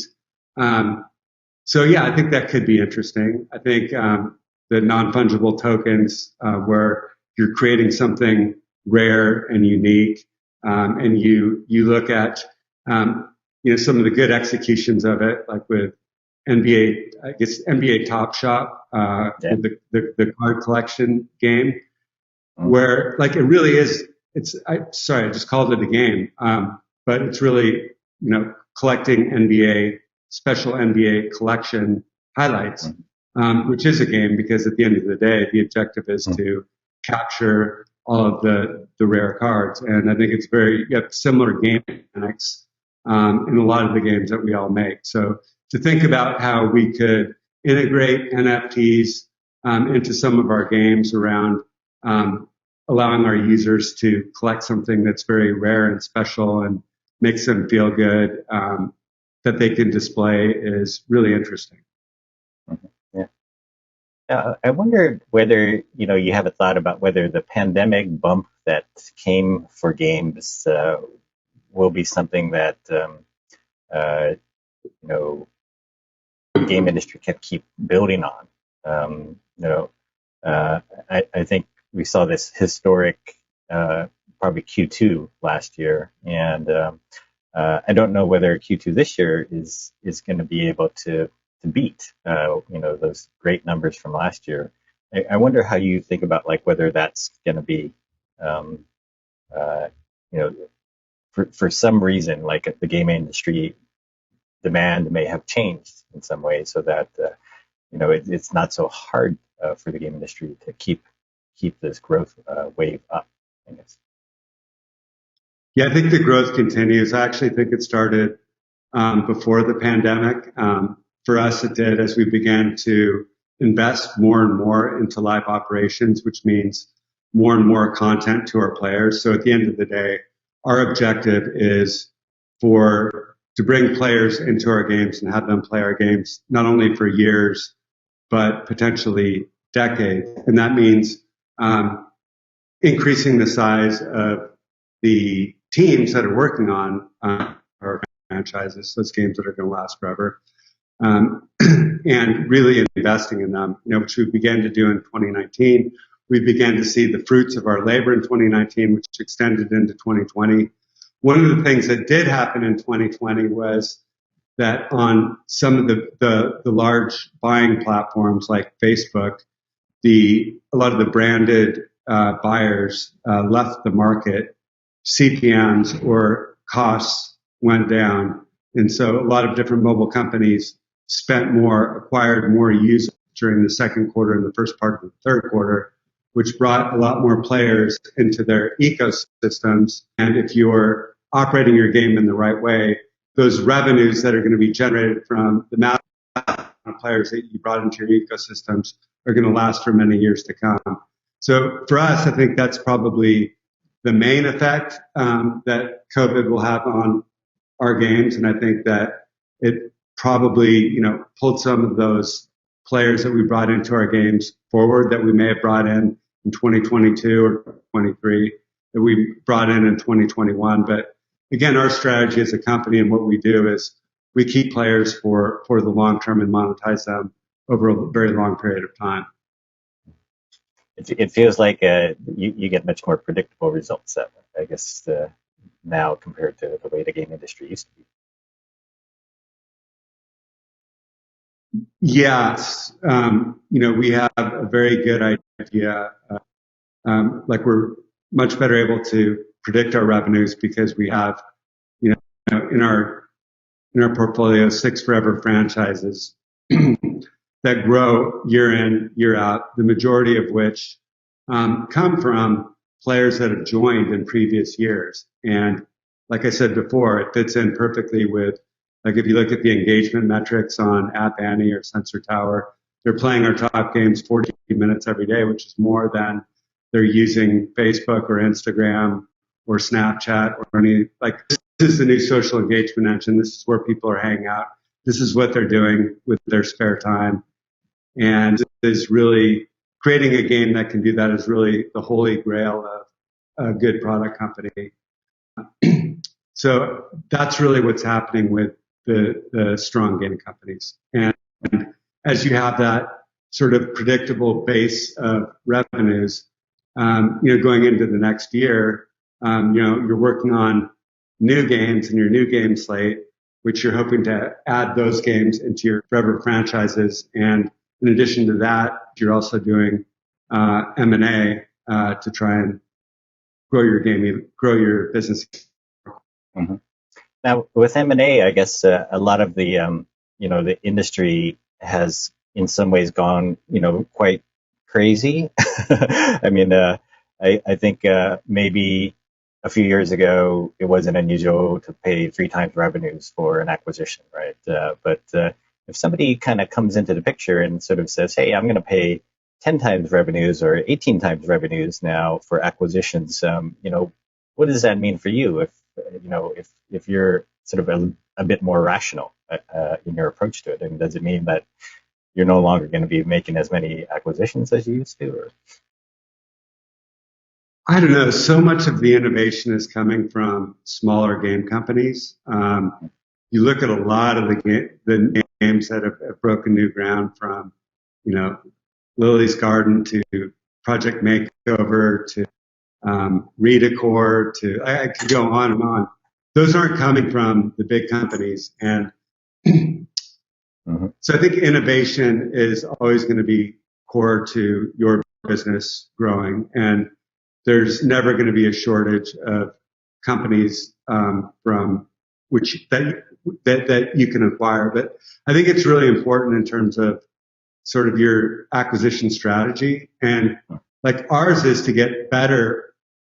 For Jam City to get better overall as a company, to bring more creative folks into the organization that think in a different way, that have found the magic in whatever they've created, found the fun in whatever they've created, but maybe haven't had 10 years to work on their platform, and may allow or rely on us to help bring more games into their ecosystem. Help them with their data science, as we have, 25 data scientists, working on perfecting our platform. So, it's really about finding the folks that have the fun and want to have like a long-term relationship with us. People can still be entrepreneurs here after they combine forces with us. We very much look at it like a partnership. And so it's really got to be the right partner. And we feel like we've established that sort of reputation in the industry where companies really want to work with us. And that means a lot because at the end of the day, like for me, like as an entrepreneur myself, and I've been on the other side of it, my main goal is always to have as many people using the product that I've developed as possible, whether that goes back to the MySpace days or it means creating any of our new games. And that's really what gets me excited. And I think that that's what gets most entrepreneurs and innovators excited. And we can help with that and allow them to keep innovating and creating. And that's what we've done. And the the word's gotten out that that's what we do. So I think that trumps any kind of price inflation, along the way. And I think, but there's other acquisition strategies that are out there where, there's folks that are paying a certain multiple, bringing a game into their system, downsizing the team, and, grinding it out for as much, average bookings per user as possible. That's just not our strategy, but it works for some other people. Yeah. Where do you think the creative bar is now for you these days? I imagine it's changed. Yeah, so I think everything has changed a little bit. I think there was a notion 4 or 5 years ago that this was the one creative market or creative medium that you could put technology behind and eliminate the creative piece almost altogether and do really quick clones and add a layer of technology to it and have a top 10 game.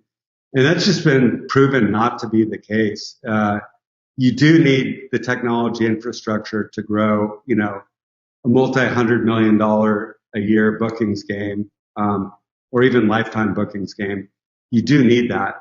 But like you need that plus one, and you need to be innovative, and you need to have that vision that it's really hard to create in a large organization from like a committee of executives to say like, okay, here's the next game that we're going to work on, and you and you are going to work on it. You need a creative vision holder.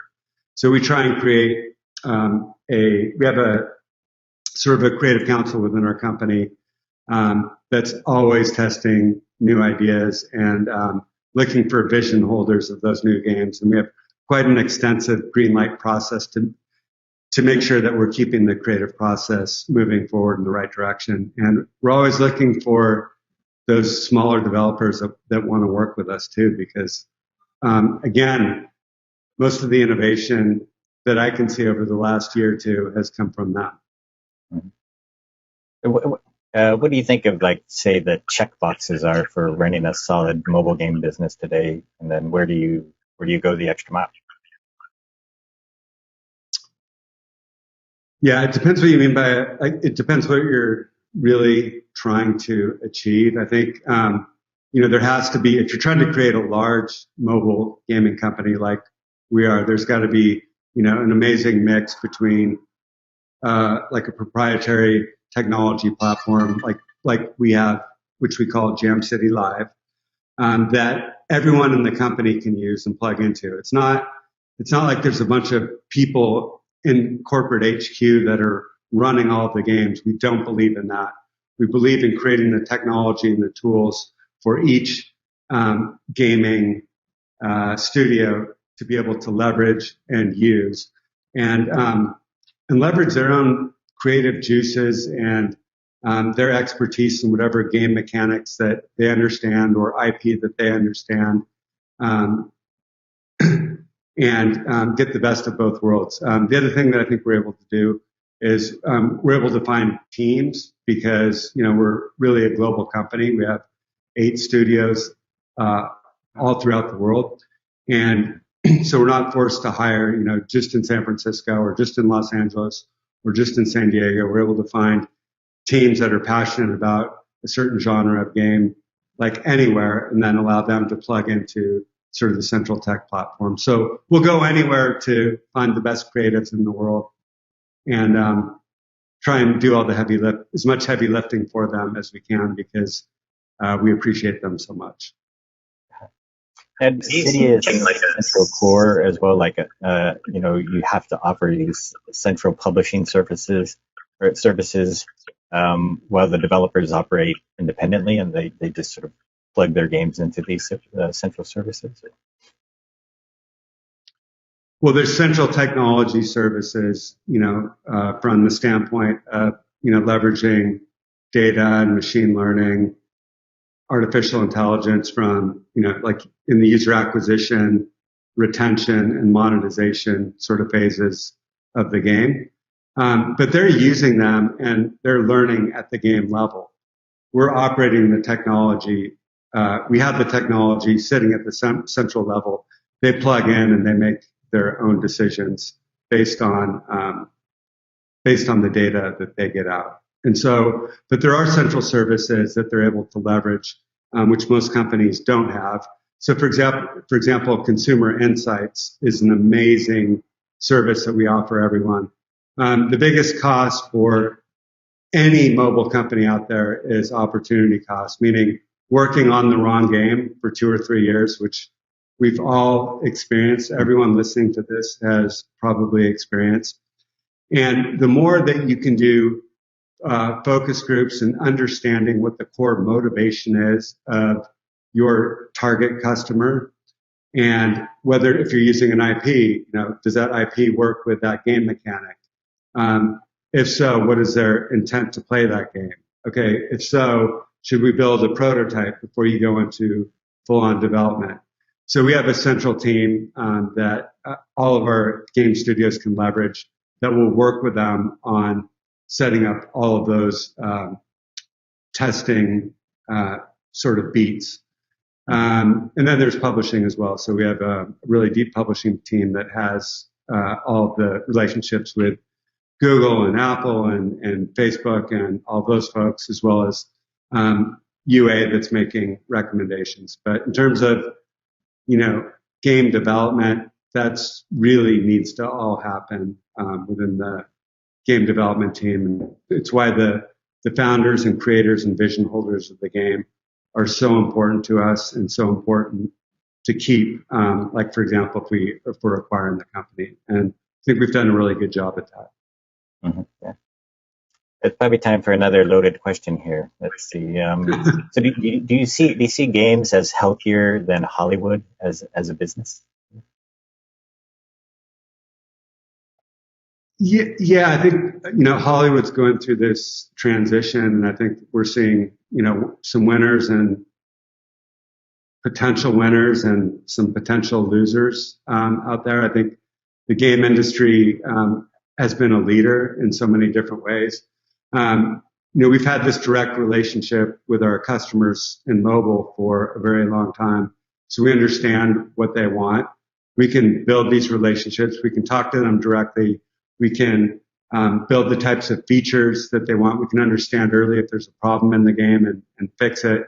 We can understand if the game is too easy or too hard for an individual player and tune it appropriately to that individual.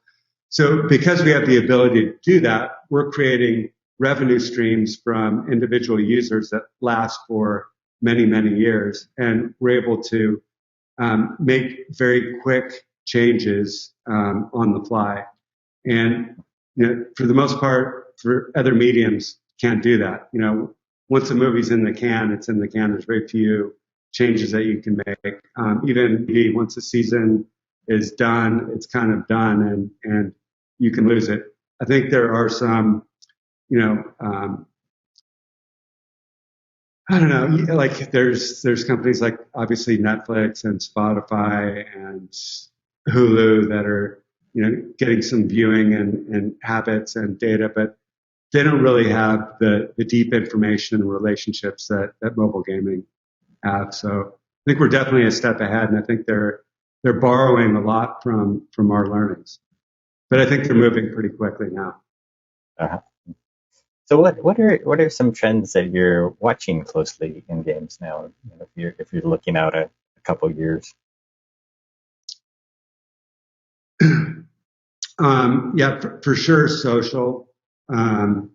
So creating that identity, creating that communal type of environment. So that's one thing that we think a lot with, certain games where it fits in well. And so we have several games that are in our game pipeline, which we're leaning into very, very heavily from a social perspective. And we think that that's going to pay big dividends. Trends, we see a nice, healthy relationship between Jam City created IP and third-party IP that we are, translating into mobile gaming experiences. And we think it's nice to have a mixture of both. because for these big IP sort of franchises that we're licensing, they're much more recognizable, I guess, and downloadable from the app stores. So you're getting more organic users, which is substitutional to your UA costs to a certain degree. So it's a nice hedge and a nice balance for us to have both. It's also great to own our own IP. I think you'll see. I think one thing that we're seeing more is you're seeing a lot more hyper casual. That's not something that we're particularly interested in jumping into. We think that that's a very different business, but a lot of the larger organizations are investing in hyper casual, but we think that none of those games are really in it for the long haul, and it's a very different mindset in game development. It's much more of a hits-driven business versus a longevity business. So that's a trend, but one that we're not particularly. Chris, we got less than a minute here, but I did want to ask this last one. What sort of keeps you going in this business? We got about 30 seconds for this answer. Look, it's every time we think that we're getting it right, and we know 100%, or we think we're the best at what we do, whether it's game development, a green light process, user acquisition. 3 or 4 months later, we're not the best anymore. So it's like this constant wanting to get better and better, and constant learning curve that's really exciting as everything is changing every day. Very good. Thank you very much. Thanks, Dean. I appreciate the time and the invitation.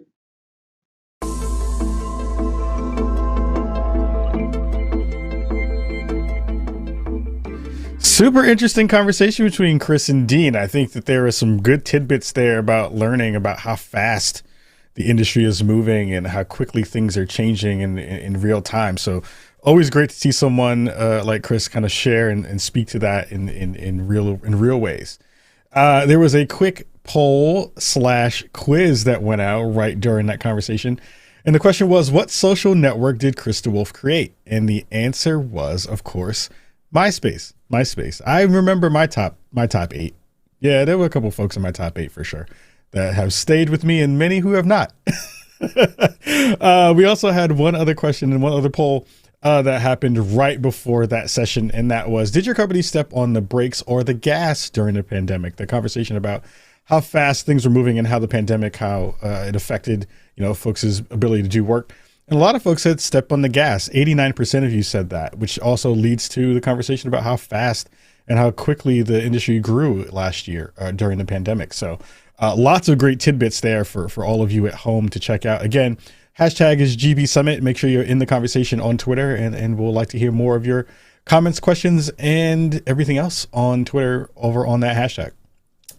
In our next session, we have an esteemed group of VCs who bring the value of their former operating experience to investing. They have been in the trenches, and we'll discuss how they translate their industry knowledge to helping portfolio companies win. Please welcome Andrew Shepard, Managing Director of Transcend Fund, Jens Hilgers, founder of Bitcraft Ventures, Ed Fries, General Partner of OneUp Ventures, and moderator Eric Goldberg, Managing Director of Crossover Technologies and co-founder of Playable Worlds.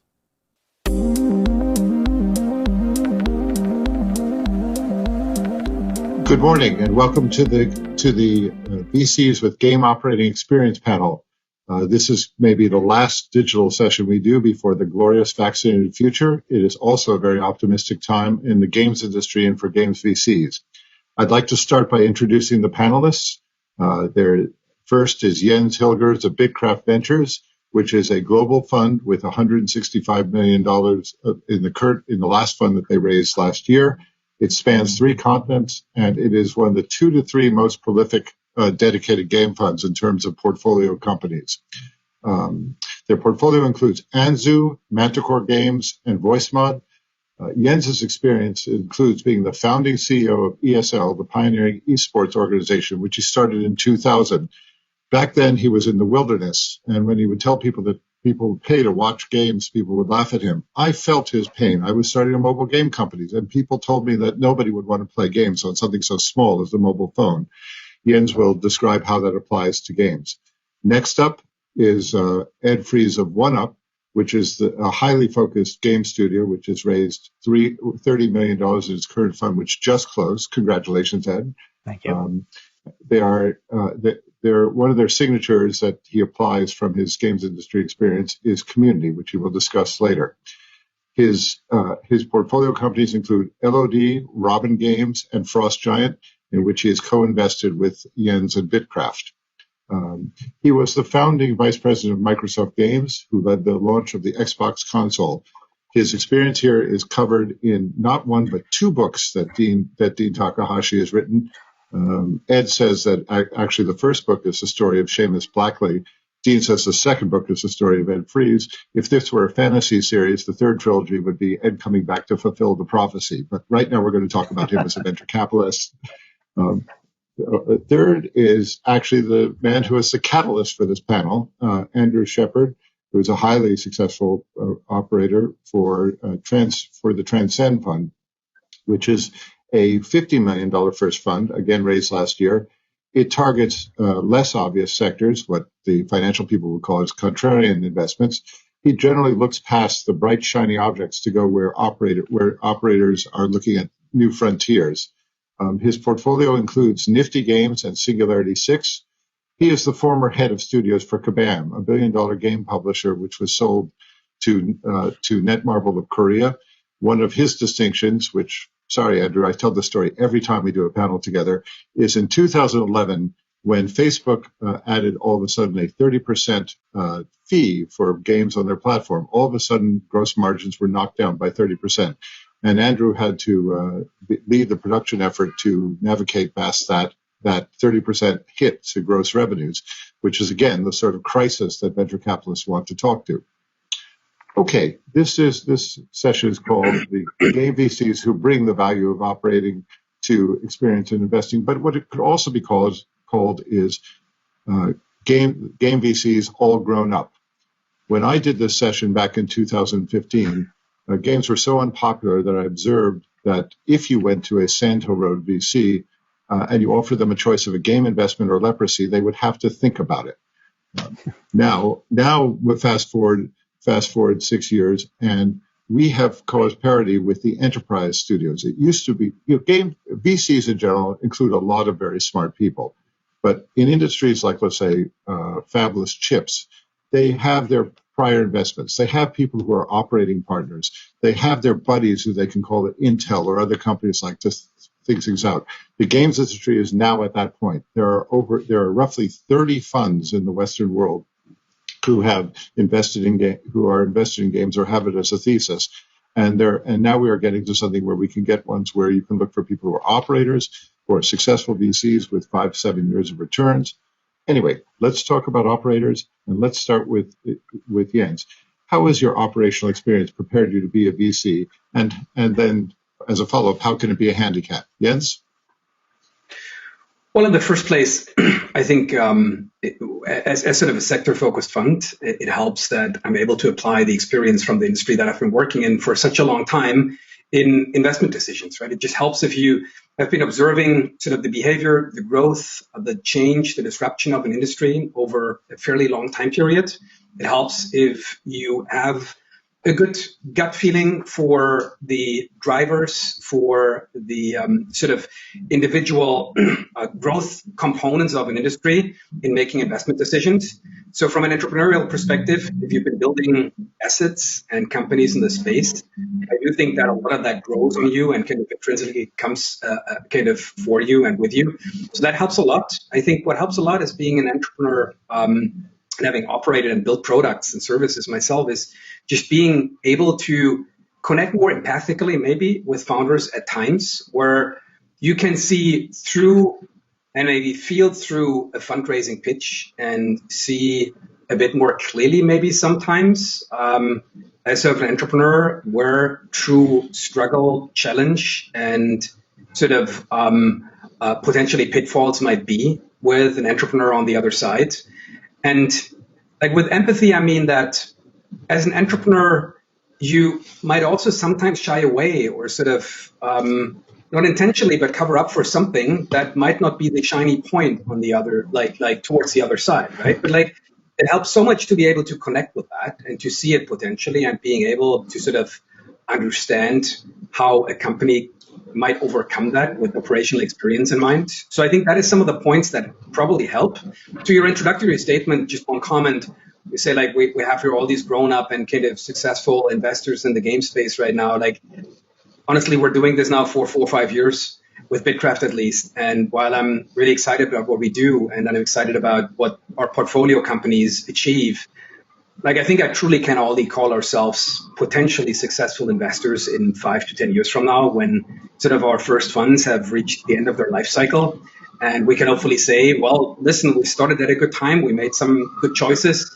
And we've returned good capital to our LPs. Like I hope by that point in time, we'll have another interview and I can fully kind of confirm and kind of say, well, I might have been doing something right. At this point, it feels like we're applying good experience and knowledge, and it shows first good outcomes. But truly, like the venture life cycle is like a 10 years plus life cycle, right? Yes, fair enough. The typical fund goes either 7 or 10 years. So the two most successful proven VCs of the last decade are Index Ventures, the only one that invested in both King.com and Supercell, and in the U.S., Mitch Lasky, who did Riot, Discord, et cetera, and so forth. Jens, can you just briefly say what the biggest drawbacks you bring to the table as a former operator? Entrepreneurial life is an extreme of joyful, adrenalizing experiences as well as very painful experiences. Like and sort of if you've been living through that by building your own company and you've felt the pain and the struggle if something goes wrong, which might include a fundraising exercise, and now you're an investor, you sit on the other side, and you have to turn down more often than not, way more often than not, a startup, then you sort of connect with the other side, and that's a bit of a challenge because you know how the other side feels. You can feel that emotion, right? You're empathic to it, and so that's something that I've been struggling with. And sort of with a bit of my entrepreneurial background, I catch myself how I kind of maybe look at something and I'm like, well, you can help fix that, right? Like you can sort of really help because you get all the right things. They're doing all the right things, but like here's something you can help with that, which is something that's a bit more no-go. Like as a VC, you have to have a team that can perform themselves. You want to be helpful, of course, but like you have to remind for yourself at the end of the day, that team is going to drive this ship and nobody else. And you can't do that for 5, 10, 15 companies by being like allocating kind of the time to really kind of operationally fix stuff with them. And at the same time, like feeling the pain of turning somebody down and kind of feeling his situation or situation. Excuse me, Jens, let's just, so in brief, it's that you want to give more, you want to give the money because you were in their shoes, and also that you have to make sure that you understand they're running it and they're not running. I just want to get to the other panelists. Correct. Ed, I described you as the Johnny Appleseed of being an advisor to game companies.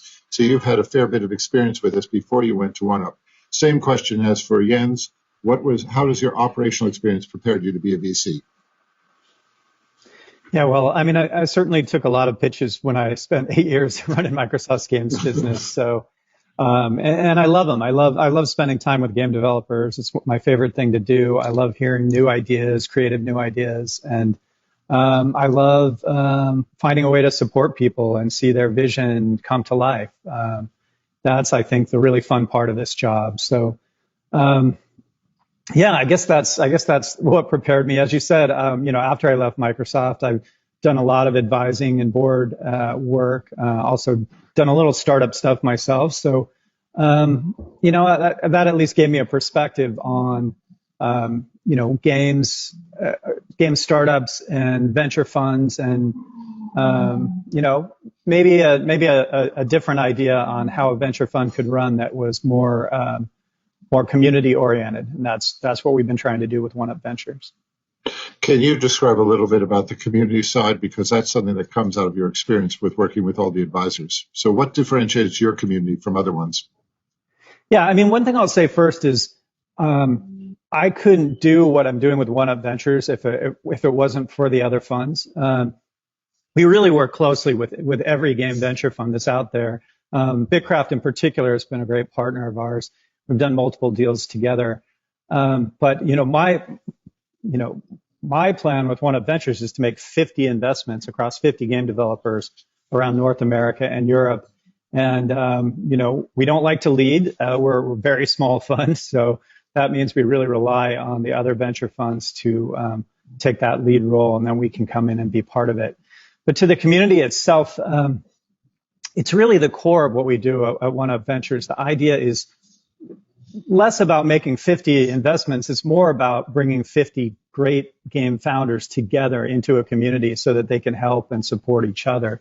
So to your question, how does my operating experience help? Really, my goal in One Up Ventures is for myself and my partner, Kelly Wallach, to get out of the way and, to really focus on connecting the founders so that they can help each other build great companies and be successful. I do end up doing a fair amount of kind of one-on-one mentoring for people, but that's sort of at their request, not at our demand. So really, it's about building that core community and letting it be what runs itself. And briefly, how does your operating experience get in the way of being a good VC? Yeah, I mean, I don't know. That's a tough question. I guess I would say that,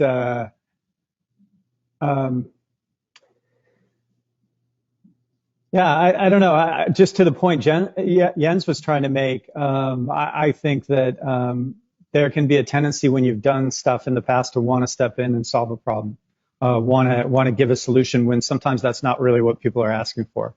And so I have to catch myself from telling old stories from when we were working on Excel in the mid '80s, and try to let the people who are also in the room who are building games today talk about today's solutions to today's problems.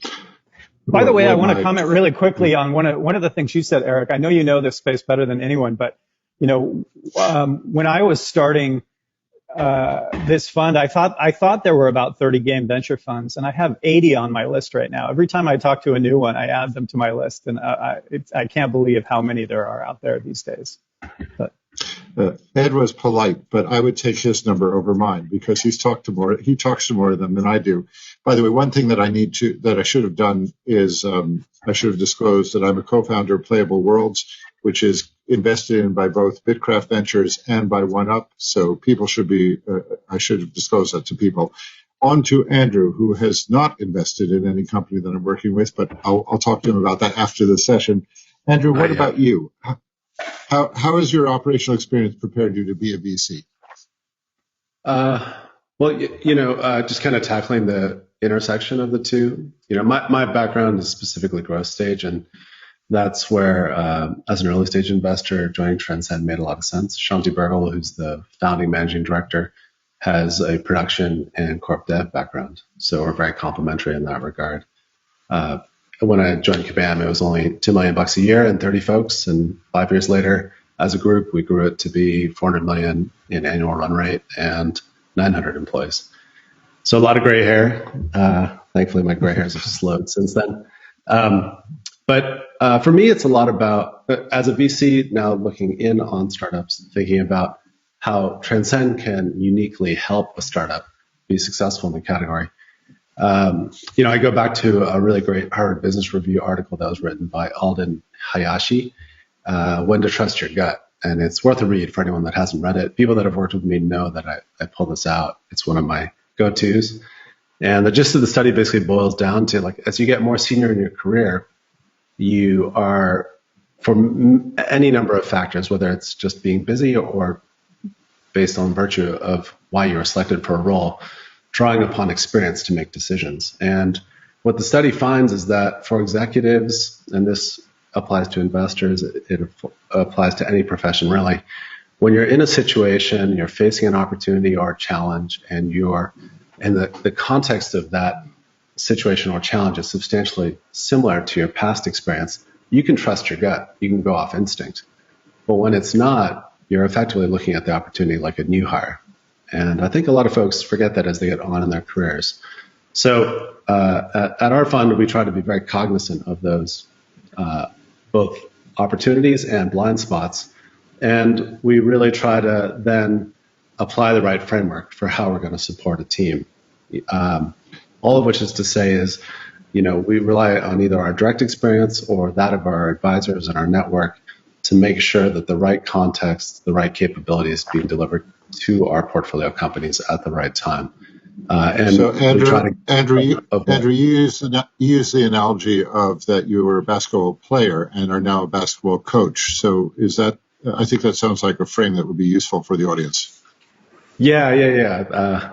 Thanks for bringing that up. Yeah, I definitely view being a venture capitalist, which is a newer profession for me, as being someone that's either on the sidelines as a coach or at times possibly shooting threes from the perimeter. I think if you're in the paint as a VC, you're going to get hurt real bad. So we definitely don't do that.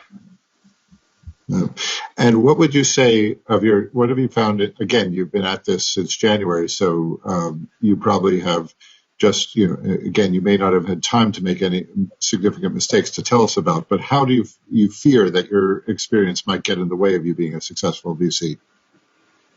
I think just going back to that article, I think we've all, as a group, looking at this panel, been in situations where we've seen a pitch that looks substantially like a game that we were excited about or wanted to do, or potentially felt like it was an unserved opportunity, and I think that's dangerous, right, on every dimension. So for us, we try to hold every investment we do up to our framework, our approach to identifying opportunities. We try to identify things that are transcendent. Another way to describe that would be second-order opportunities, things that are non-obvious, and then disabuse ourselves of any bias. Right. Andrew was referring to a well-known venture capital trope, which is people get excited about the game, but then forget that they're investing in a company, not in a particular game. So that obviously matters. Next question. So why are you guys focusing on just games? I mean, for instance, there are many other opportunities out there. I mean, we see many companies there are far more unicorns outside of games. Jens, why did you choose to focus on just games? Well, to begin with, it's because that's what I'm passionate about. That was the same choice that I made when I started my first company. Like, you want to do something that you're passionate about to begin with, and that's been a good advice for life for me. And why would I change that? I think that's number one. Number two, equally as I founded my first company, sort of for me, video games, on the one hand side being the biggest passion subject, but at the same time, like, it was the greatest entertainment format for me. And I was surprised that when getting started in the 90s, that sort of it wasn't reflected really in the market share in entertainment. And I do believe we now see that having changed, but I do think do see in front of me that there's so much more growth. And besides that, gaming is now expanding from being the largest entertainment format and the largest entertainment industry out there to kind of crossing into so many other areas as being the point where you make where you form your social life, where you can spend your lifetime with your digital identity in areas such as commerce, such as kind of hanging out with friends, being creative, and all of these aspects are empowered, driven, sometimes created by video games technology. So the exciting part in the core, what it is, entertainment, is still growing massively, yet it's expanding into so many other kind of parts of life and commerce and other industries that sort of it is just a great intellectual exercise. It's great fun and very rewarding. That's the main reason for me. So two things. One is you indicated just for the audience that Bitcraft isn't willing to invest in things that may not look like game companies but are using game technology. In other words, it's gamification applied to other companies. That's part of what you're doing, if I understand correctly. And the second question that's related is, as of last year, games were the second largest entertainment, about 175 billion, to videos 300 billion. Do you have a prediction off the top of your head about what year games will surpass video? I'm not going to give a prediction on that. Sorry to turn you down. I'll say video games are going to be the first $1 trillion entertainment industry, and that's the statement that I make, and that might happen still in the next 10 years. That's the one prediction that I'm going to give. Like when exactly it's going to be the largest one, that's for others to decide. by the way, as a VC saying it will be $1 trillion industry and it's only 170 billion now is a great answer. Thank you. Ed, your background gives a hint why you invest in games, but why did you choose games why did you choose games and eschew everything else? Yeah, I mean, obviously, I've been interested in video games my whole life and really made it the core of my career. But when it comes to the fund, we're even more focused than that. We really only invest in video game developers. So I'm probably the only one here who doesn't invest in game platforms or game tools or game technologies. And that's really because of the community aspect of what we're building at One Up Ventures. We want everybody in our community to be facing similar problems, trying to solve similar issues so that they can all help and support each other, which is really what we're all about. So we're really hyper-focused on video games. Okay. And Andrew, you are the one who kindly supplied the basis for this question. So why did you choose to invest in, quote, just games, unquote? Well, for Transcend, we do both gaming and gaming adjacent opportunities. So you mentioned 2 game companies that we're invested in at the opener, Nifty and Singularity 6. And very recently, Spatial, one of our technology investments adjacent to gaming, came out of stealth, and they're a very exciting technology in the composition and experience for audio. So we do all of that. But I think at the core, though, if you strip away our team's experience in games or the network, which for us goes beyond just on the content side, it goes into broader technology, consumer tech, really, then we just look like a financial investor. And that's really hard. That's a hard game to stand out and be special. The folks that have massive scale are going to be operating at that level. So for us as an early stage boutique that's really focused on unearthing opportunities, we try to stay close to where we can add value and are different. So when you talk about game adjacent, Jens covered things like gamification into other industries. You just mentioned audio play. Can you give some sense of what you consider, give us some more of a picture of what you consider game adjacent? Yeah, another example would be Maestro in our portfolio, which is a service provider that delivers to brands or venues, media partners, the opportunity to live stream an experience. And then around that provides tools for the people that are experiencing that moment to socialize, engage, and transact. And that fits pretty close, right? It's an interactive experience, which gaming is definitely a part of, which benefits substantially from gamification. Okay. One of the things to go to, which most people in the audience, many of the entrepreneurs in the audience will want to hear, is what you guys think are the hot opportunities. Now, unlike most things, most panels where you have to say what the session is and what the sector is, what is hot can be actually what are the performance characteristics. So I'll choose one that is generally regarded as not hot, and we'll go back to Andrew. You said that you were so willing to look contrarian that you were willing to invest in VR, which certainly having a morning after effect in VCs. Are you going to be looking at all the things that people got excited about and dumped, or is that a one-off? Yeah, I love it. So a couple things in there. One, definitely agree in some areas we're contrarian, but in some areas we're not. I think when we're holding ourselves up to the name of the fund, we're really trying to just not get caught up in the herd mentality, right? So much of the world right now is defined by flash mob mentality, which, it makes sense given that millennials are taking over the world. But we don't do that. We have a thesis, we believe in certain areas of opportunity, and we invest against that. And then with respect to VR specifically, there was one of the biggest enthusiasm cycles you could possibly have around that. I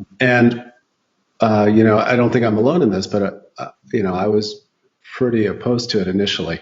Not because I didn't believe, quite the contrary. I just felt that the hardware limitations and the associated cost considerations were such that it would make it hard to adopt at a mass market level. But okay, thank you, Andrew. Thank you, Andrew. Oh, sorry. I'm going to have to go on. That ecosystem is changing. Right. Ed, We'll look forward to that at the next panel, or the Q&A session, actually, afterwards. Ed, you've invested in a fairly large number of game studios led by women. What are the other categories that might distinguish the game studios you go after? Yeah, I mean, once you meet the criteria that you're making a game, you truly are game developers, then really my goal is to create diversity of all kinds within our portfolio. So, back to the question that you just asked, I try not to predict the future from a technology point of view. I've got the opportunity to make 50 bets across this, roulette wheel or whatever you want to say. And so I really want to spread them out. And so I want to create as much diversity in the portfolio as I can. Make some bets that are riskier, up and coming technologies, make, certainly many bets on experienced developers, but I can afford to make some bets on promising up and comers too. Geographic diversity is another important one for us. Because we're not the lead investor, we don't tend to have to sit on the boards of every company that we invest in. And so that frees us up to be able to invest across the planet. So those are examples of building a portfolio that's diverse, and I think that's a key part of what we do. Great. All right, Jens, you got the opening statement. You get to close. You get to do the closing ceremony over here, which is what are the sectors or categories that you think are particularly worth looking at in the 2021-2022 timeframe? And you have 1 minute. Listen, I'm going to abuse the last seconds for a wish that I think is an opportunity as well, and that goes back to the roots of sort of me being that esports guy out there. So I think there is an opportunity to sort of still create a new games IP that truly caters sort of from the ground up to be a spectatable experience, an experience that can fill venues with people that get there for a great entertainment experience on the game that they see and watch, but not necessarily play, as well as a great gaming experience. And while there's games that do that, the fundamental approach, starting with game design, on considering both sides at the same time, the spectatability, the accessibility as an entertainment format for not playing, as well as the actual fun with gaming, I think utilizing that approach to the best extent still has to come forward. And I think there's a lack of approach to that extent. I would wish I would see more of that. Thank you, Jens. And by the way, I didn't think that was abusing it. I think that was giving a challenge to entrepreneurs to meet a rather ambitious goal.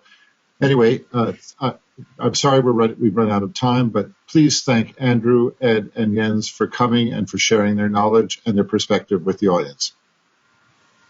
Thank you so much for having us, Eric, and GamesBeat. Thank you. Yeah, thank you. And thank you, Dean, and Kathy, and all the crew.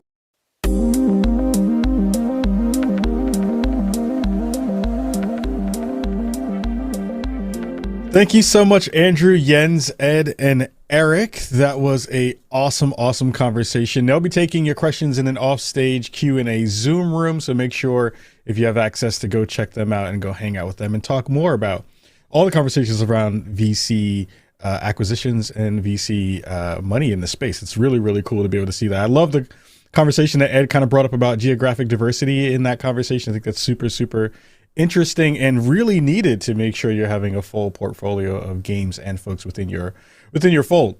Really cool stuff. So next up, please welcome Eric Seufert, analyst and strategy consultant at Mobile Dev Memo, in a conversation with Dean Takahashi about the IDAF and what the changes mean for the game industry.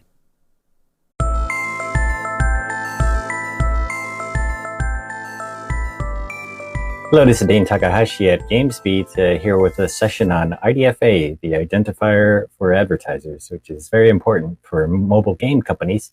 And I'm here with Eric Seufert of Mobile Dev Memo. And Eric, please tell us about your background. Well, I'm happy to do that, Dean. But first of all, I'd like to thank you for having me here today. It's a pleasure to be chatting with you. So my background is in consumer mobile. I've worked in consumer mobile for about 10 years. I started my career at Skype back in the day, pre-Microsoft acquisition, and then moved into mobile gaming. I worked at a number of big mobile gaming companies. I was the head of marketing at a company called Wooga, which exited to Playtika a few years ago. And then I was the vice president of user acquisition at Rovio, which is the company that makes Angry Birds. then I started my own company and sold that, worked at the acquirer for 2 years, and now I just kind of exist as a independent analyst. I publish commentary on mobiledevmemo.com. I run the website Quantmar, which is a sort of stack exchange for performance marketers. And I sort of curate the mobile dev memo community, as well as an investment syndicate that's kind of grown out of that. So I do a number of things.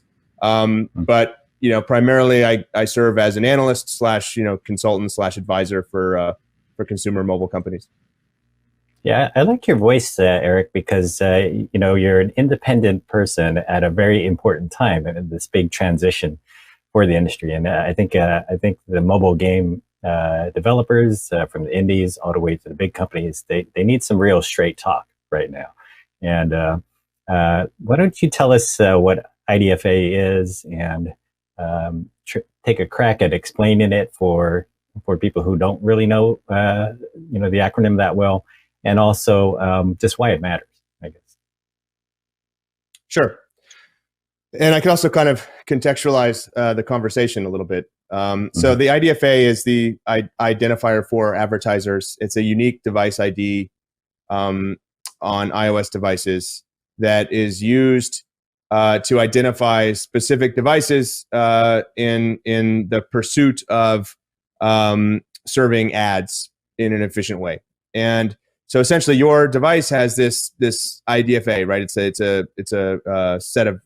a string of characters and numbers, and it's unique to you, right? And so when your device is seen in the kind of advertising ether, if that identity is seen, then it's known that it belongs to your device, and all the various data that can be aggregated around that identifier is known to belong to your device. Right now, it should be clarified here that's collected, it's connected to your device, not you as a person, right? So there's not necessarily any inherent understanding of the person that owns that device, but it's connected to a device so that it's known that any sort of data aggregated was generated by this specific device. Now, I think the reason we're talking today is that Apple last June at WWDC introduced this new privacy policy called App Tracking Transparency, where they announced that they were going to roll out this sort of new privacy program that would potentially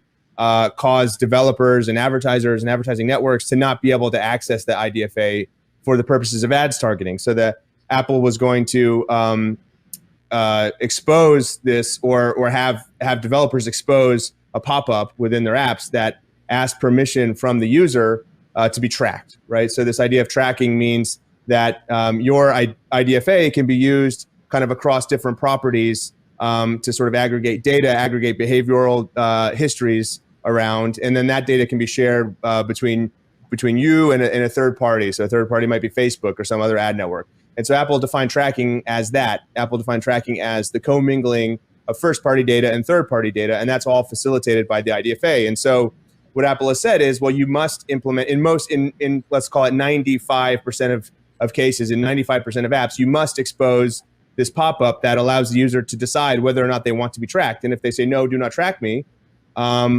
then their IDFA will just be all zeros, right? So it'll be essentially their device becomes anonymous. And this tracking will be impossible because you won't be able to index data to an IDFA to share with third parties. And the kind of implications of this are really vast. First of all, I want to point out that it doesn't just stop the IDFA from being accessed. It actually imposes a bunch of other regulations that apply to just that kind of third and first party data sharing. But the kind of immediate impact and the most sort of like relevant impact for mobile game developers is this loss of access to the IDFA, which prevents a lot of the type of efficient ad targeting and efficient ad serving that mobile games companies have grown accustomed to, and that mobile games companies have built big businesses around.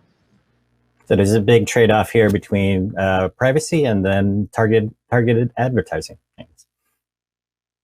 Well, yeah, I mean that's not confined to this specific instance either. I mean, there's a privacy campaign sort of raging, sort of generally in across digital advertising. It's not just mobile advertising. It's not just the IDFA. I mean, Apple has kind of sort of led the pack on this and been very sort of proactive.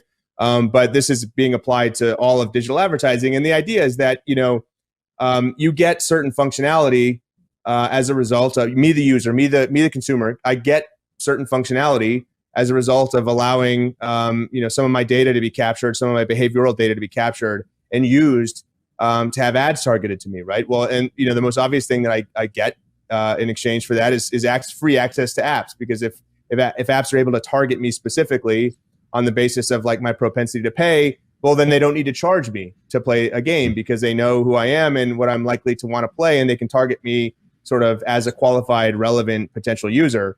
And if I don't sort of allow that data to be tracked and used by Facebook and other ad platforms, well, then maybe they can't do that. Maybe they can't afford to make their content available for free, because they have no idea who I am on the other side of that install. And if they make it for free and they can't target relevant users, well, then they may never get enough people to pay to sort of make it worthwhile to support that content. Yeah, so it's very disruptive for the way games make money right now, I guess. Yeah. Well, especially game. Yeah, go ahead. Go ahead. Mm-hmm. Well, I would say especially gaming. I'll push through. I think especially gaming is hit very hard by this right now. I made the point just a few minutes ago that this applies kind of universally, right? It's not even just mobile. There's a giant sort of like privacy tide change happening, sea change happening. But for games and mobile games specifically, I mean, that vertical, that category has really grown sort of in lockstep with Facebook and Google's ability to do that kind of filtering, do that kind of qualification. And advertising has really facilitated a lot of the growth, I think, in the mobile games category. And so I think this is going to be very disruptive across the board for all consumer tech. But I think for mobile games specifically, it's going to be a big challenge. I think we have a sense that the opt-in rates are not going to be that high, right? And people are pretty much going to opt out of being tracked. Well, you'd assume so. I mean, this hasn't gone live yet, right? And so we don't really know, right, across the board what the opt-in rates are going to be, right? And there's kind of two things to consider here. One is that, well, global opt-in rates, are going to be skewed by the biggest, by the biggest sort of content publishers, right?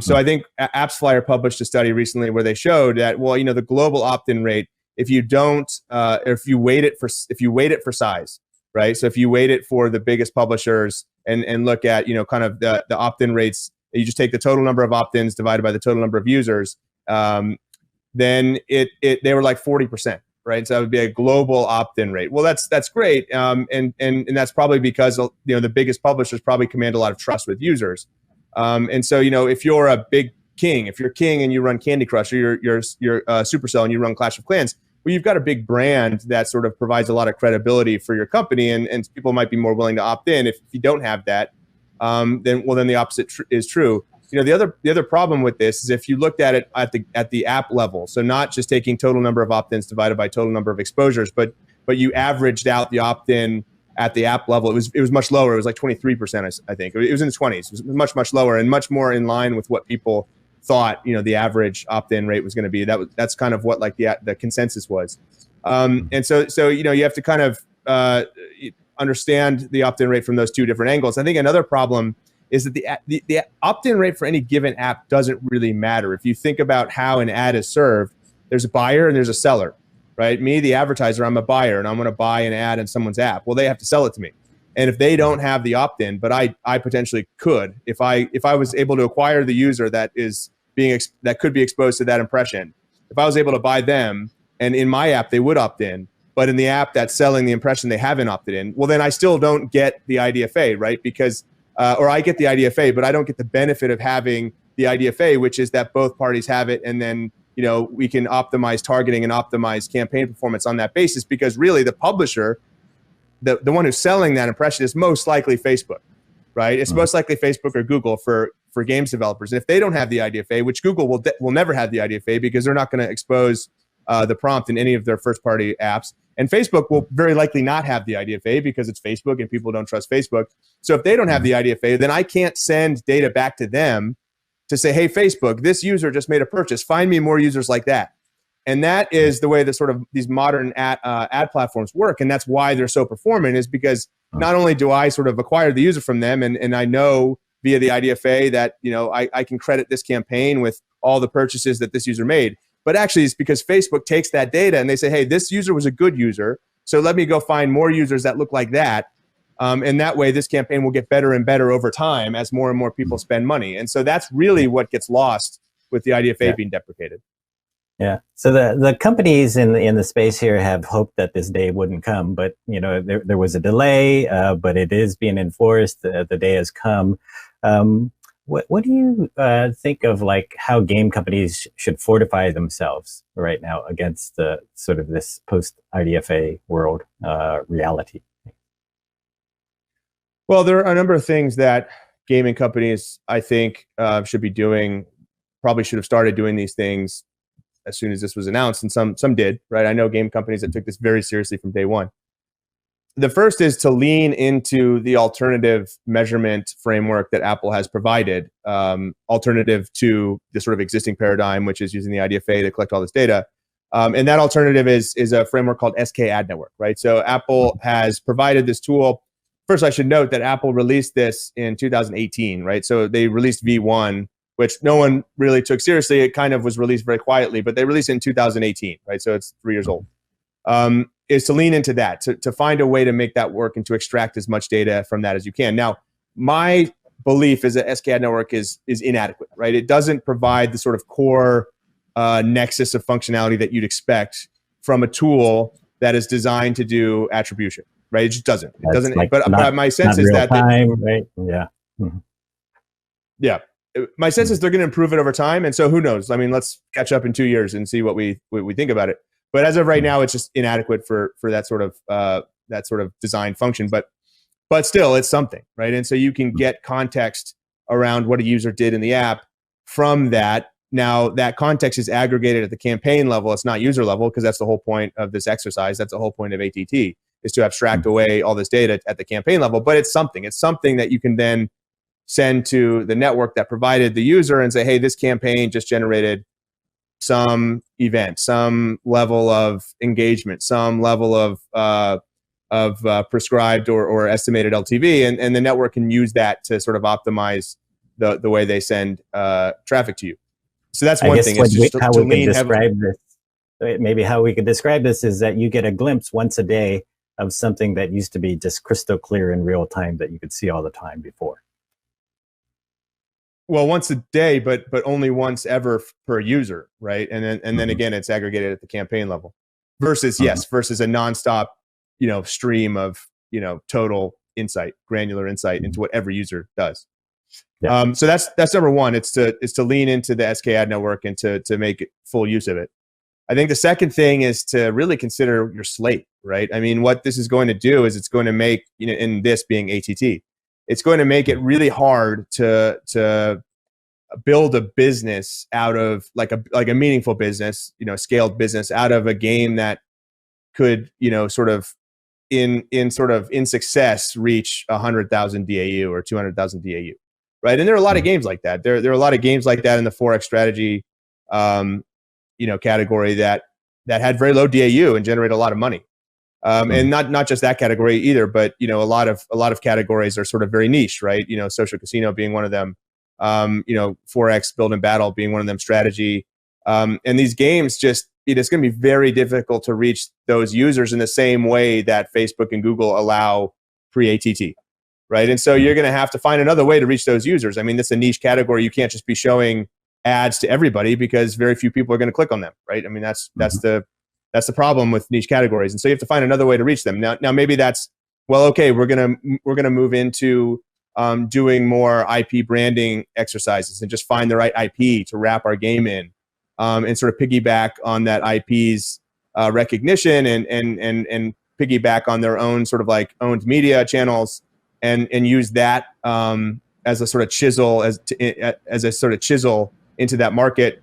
Another option is to just build broader games, build games that serve big audiences, obviously with much lower sort of RPPU, but build games that serve big audiences so that you can show a lot of ads to a big broad group of people and expect a lot of installs and sort of like a much more muted level of engagement, but enough that, you know, the unit economics work. So that's another thing. And I think, you know, lastly, it's just to sort of reorient, you know, the way you do paid marketing. I mean, I think the sort of modus operandi for most gaming companies was that, like, well, okay, we're just going to scale up Facebook and spend as much as we can there, and then we'll go to scale up Google and spend as much as we can there, and maybe we'll add a few other channels into the mix. But for the most part, all these things run on rails because they're automated, right? Facebook does all this automated work for us. They collect data on our behalf from the SDK that we have in our game, and they use that data to sort of optimize their campaign targeting, and everything just sort of works. And we have to do a little bit at the top of the funnel. We have to be very sort of systematic about how we create ad creative and measure the performance of ad creative, but everything else is handled by Facebook. Well, that won't be true anymore. I mean, Facebook can only do so much. They don't get that much data. They don't know which users are really valuable, which was, you know, sort of a very sort of specific formulation of their campaign targeting. And so they'll only really be targeting at the interest level. And so that puts a lot more responsibility on the shoulders of game developers. So what interest do we target? How do we make that link between sort of like broad demographics and interest targeting and our game? And how do we sort of back into that, you know, in the sort of development process? Mm-hmm. So who do you think is positioned well right now among, I don't know, the game companies, I don't know, the mobile marketing companies? Who's positioned well? I think, you know, if I could snap my fingers and be the CMO of a company right now, it'd be a company that made games on the casual side of the spectrum, that had multiple games that were fairly high DAU, that operated kind of a portfolio, and that had, you know, a sort of studio system that could react quickly to this and change the slate, right? I think one thing that a lot of gaming companies are talking about now is, and I've written about this, is building, you know, what I call a content fortress, right? If you're able to sort of wrap your arms around all of your content and pull some sort of pull some proprietary ad tech inside of your company to support, you know, moving users around systematically across your portfolio, then all the data that you collect in doing that is first party, and so it doesn't violate that idea, that it doesn't violate that definition of tracking, right? The idea of tracking is that I take my first party data, send it to a third party, and they use that data to target users to send to me. Well, if all my data is first party and I'm just using that data to sort of move users around to the games that are the best fit for them, well, then none of that violates ATT. That's all sort of totally permissible. And so I think the companies that are sort of being the most progressive about this are thinking, well, how do we solve this problem through M&A? If it's going to be very difficult to acquire users on a sort of, you know, marginal, hey, I bought a user from AdColony, now I just bought a user from Facebook, now I just bought a user from Google. What if you buy them in bulk by buying companies? What if I buy 1 million DAU because I just bought this company and I integrate it into this network that I've built, and I'm able to sort of move those users around to my best monetizing games, or maybe move some of my dormant users or non-monetizing users to that new game. Then you build a kind of economy of scale, and you get this data that just allows you to sort of operate that machine. And that feels a whole lot more defensible than operating a single game and just having to deal with the reality of decreased efficiency and user acquisition. So how much of a apocalypse are you expecting here?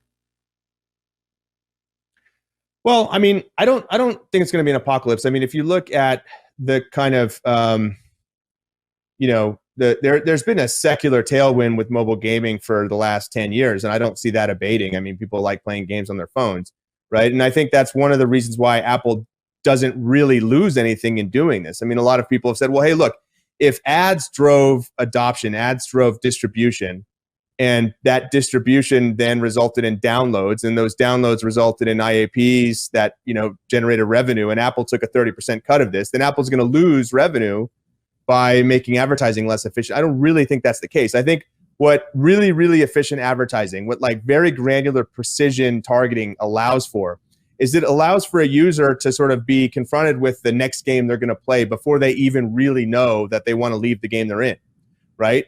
And so, well, then it's pretty seamless. I go from this game I'm in, I'm not really that into it anymore, it's getting kind of boring. Well, I just saw this ad for this game that looks really great. I know it, and by the way, I mean, the advertiser knows it's really great for me because they have, you know, this sort of behavioral profile of me.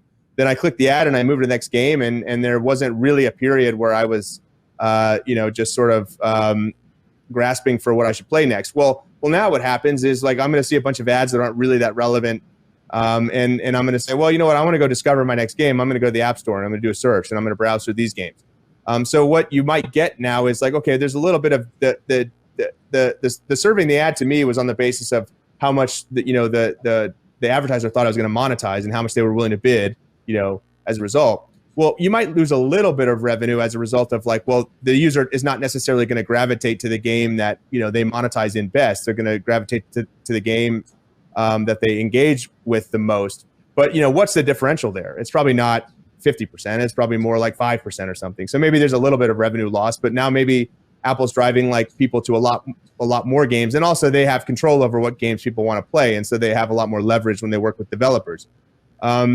So, I think, you're just going to drive a lot more people to the App Store. People are going to still discover games and play as much as they did before. It's just that, these ads are not front running that, self-motivated discovery. There's going to be a lot more intent in that sort of discovery process because it's going to happen through the App Store. Mm-hmm.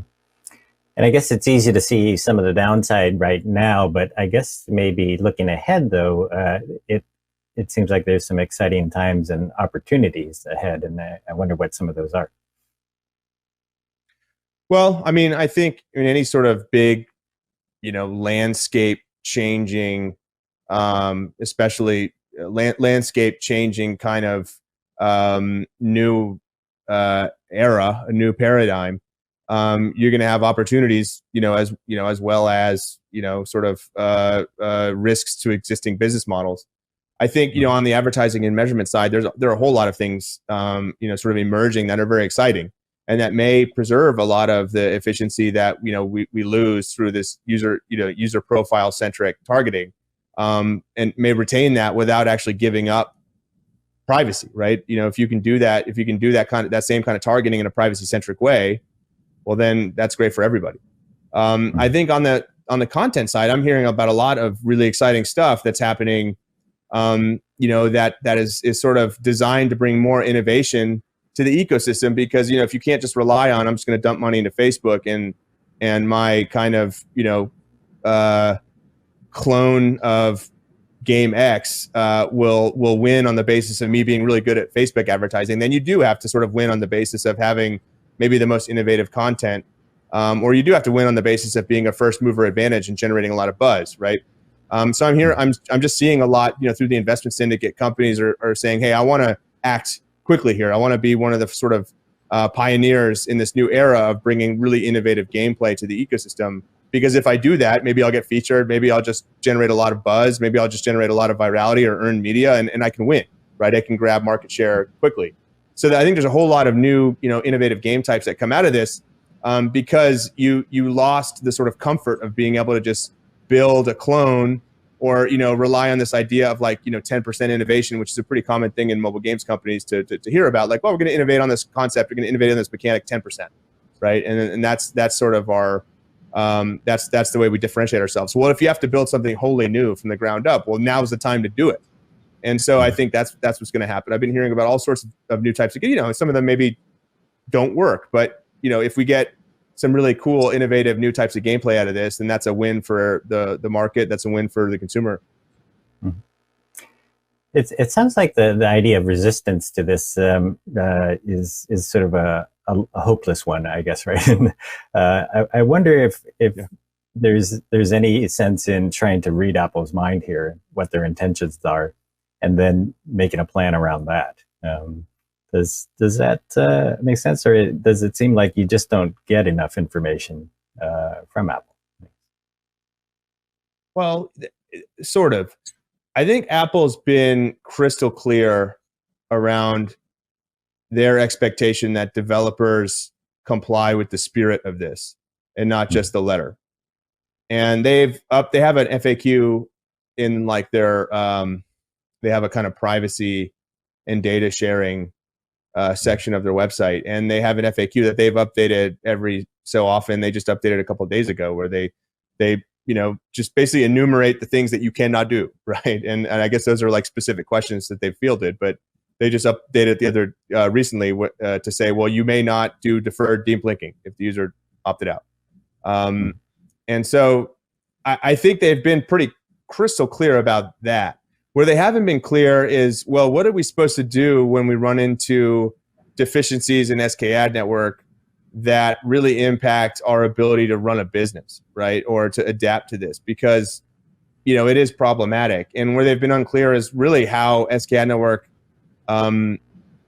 does a lot of things. Like, for instance, there's a privacy threshold built into SK Ad Network. Well, they won't report certain data unless this privacy threshold is met, right? Because you wouldn't want, like, if you had one user that did this one very specific thing, you wouldn't want to report that back, because then the developer would know who it was, right? If I got a post back saying, hey, this campaign generated a user who did this one very specific thing that happens very rarely, well, then the pool of people from which, you know, I draw to identify that person is small enough that maybe I could identify them, right? And so that's the idea there. But Apple hasn't been clear enough around how that works. And so, like, there's just a lot of confusion around, well, if I'm not getting data, is it because the privacy threshold is really high, or is it because SK Ad Network's broken, or there's something wrong with my setup, or the ad network is not handling the data correctly? And so that's an area where Apple, I think, could have done a better job of providing information to app developers. But I think every app developer and every ad tech company knows what they're not supposed to be doing, right? And so where we've seen cases of Apple punishing specific actors within the ecosystem, it's because they've done something that was very explicitly off limits. And I think everyone knows what's off limits here. So yeah, I think trying to resist this in any meaningful way is just futile. You're not going to be able to. Apple has the ultimate enforcement mechanic, because they can just kick you out of the App Store, or they can block updates, which is really a pain for developers. Yeah. So then for our last question here, like, how do we think about privacy issues while still doing targeting? Well, I think you have to start thinking about ad targeting kind of from a different perspective. I mean, you won't really be able to target specific people anymore, and that's just off limits. And it's not just off, and it's not only off limits on mobile. It's going to be off limits sort of globally with digital advertising, I think, in the next year or two. And so I think you have to start thinking about privacy as meaning, hey, a person should not be identifiable from some group, and I can target that group. But if the group gets small enough to where I can understand who the user could have been when someone from that group ultimately does something, then I've violated their privacy. And so that's, you know, the direction that Google's moving in with a lot of their products. That's the direction that Apple is moving in. And I think, you know, advertisers just sort of need to lean into that new paradigm and think about privacy that way. Mm-hmm. Well, it's a very informative view. I wonder, you know, ultimately then how you just sort of sum it up on, like, you know, good or bad for the industry. Short term, bad. Medium term, neutral. And long term, I mean, let's hope that these secular tailwinds continue to propel more and more revenue in mobile gaming. And I think they will. I think people love to play games on their phones. Cool. Very good. Thank you very much, Eric. All right. Take care.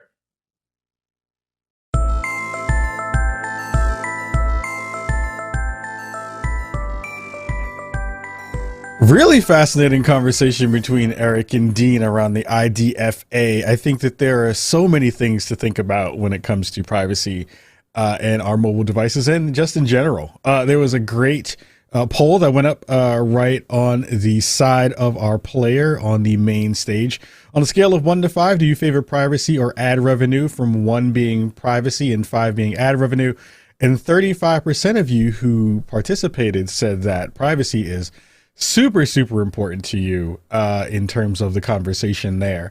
And also a question about will the IDFA changes hurt mobile games? And 91% of you said yes. So lots of good conversations to be able to dig into and pick apart for the future when it comes to privacy and the mobile space in a bigger and broader way, for sure. So again, thank you so much to Eric and Dean for that. And next up, we have our dive into the next generation of mobile game development with our panelists, Victor Lazarte of Wildlife Studios, Ken Martin of Green Park, Samir Agile of Title Point, and moderator Joost Van Duren, author of One Up. So thank you so much, and we'll check that out right about now.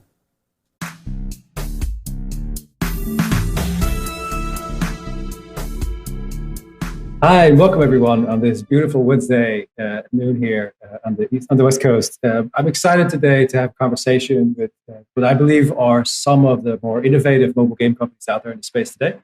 And I have the great honor to get to poke them in a few questions and kind of see what they're all about. We'll be talking about the innovation and the future of mobile gaming and how mobile gaming specifically is going to fend for itself, get to, past the $75 billion it's worth today to say $150 billion in the next 5 to 10 years. Well, that's great, but who am I? My name is Joost. I do a few things. I'm an investor in video games, in mobile, PC, and console games. I'm also a writer and academic. I wrote a book on some of this stuff. You might check it out. And then previously I was a founder and CEO of a company called Super Data Research, which taught me the ways of the data. And I learned a lot of things from having conversations with people, executives, such as the ones that we have in the room today. So to kick things off and to minimize my academic instinct to talk the entire time, Samir, I would love to hear who you are, what you do, and kind of give people at home a little bit of a sense of what you're about. Sure. So I'm Samir Al-Ajili. I'm the co-CEO and president of Tilting Point. Tilting Point is a leader third-party publisher that has a very unique model in the industry we call progressive publishing. And I've been in that role at Tilting Point for close to 6 years. And I've been in the mobile game industry since 2002, so quite a long time. And mostly before Tilting Point had been spending 12 years at Gameloft, really helping scale that, one of the first mobile game companies out there, building a lot of games, leading a lot of studios, and mostly coming from a product background, which is interesting because obviously today I'm running a third-party publisher, and I'm sure we'll get to talk a little bit about that more afterwards. Great, thank you. Victor, can you let us know who you are and where you work, what you do? Sure. So I'm Victor. I'm the co-founder and CEO of Wildlife Studios. It's a pleasure to be here talking about the future of game development with you guys. And so quickly about us, I started Wildlife in 2011 with my brother Arthur, so that's 10 years ago. I think that was a point where free games on mobile were just getting started, and like we were very to bet on this market that is something that we always loved, but where if you just build a good product like traction. So that's how Arthur and I started. Like the company only required $100 to get started, and with our own titles, we ended up growing the team and growing the games to over 1 billion users, and now we're changing a little bit how we do the company. Like we have a model of like central services that power a lot of different studios, and we're starting to work not only with internal studios but also external studios, and we're super excited about that. That's great. Thank you, Victor. And then Ken, last but not least. Yeah. Hi, my name is Ken Martin. I'm one of the co-founders and CEO at Green Park. We're building kind of a new approach to gamifying being a sports fan. Myself, my two other co-founders, Chad Hurley, who co-founded YouTube, and Nick Swinburne, who had founded Zappos, the three of us. I've worked with Nick for a number of years on startups, and we got together late 2018.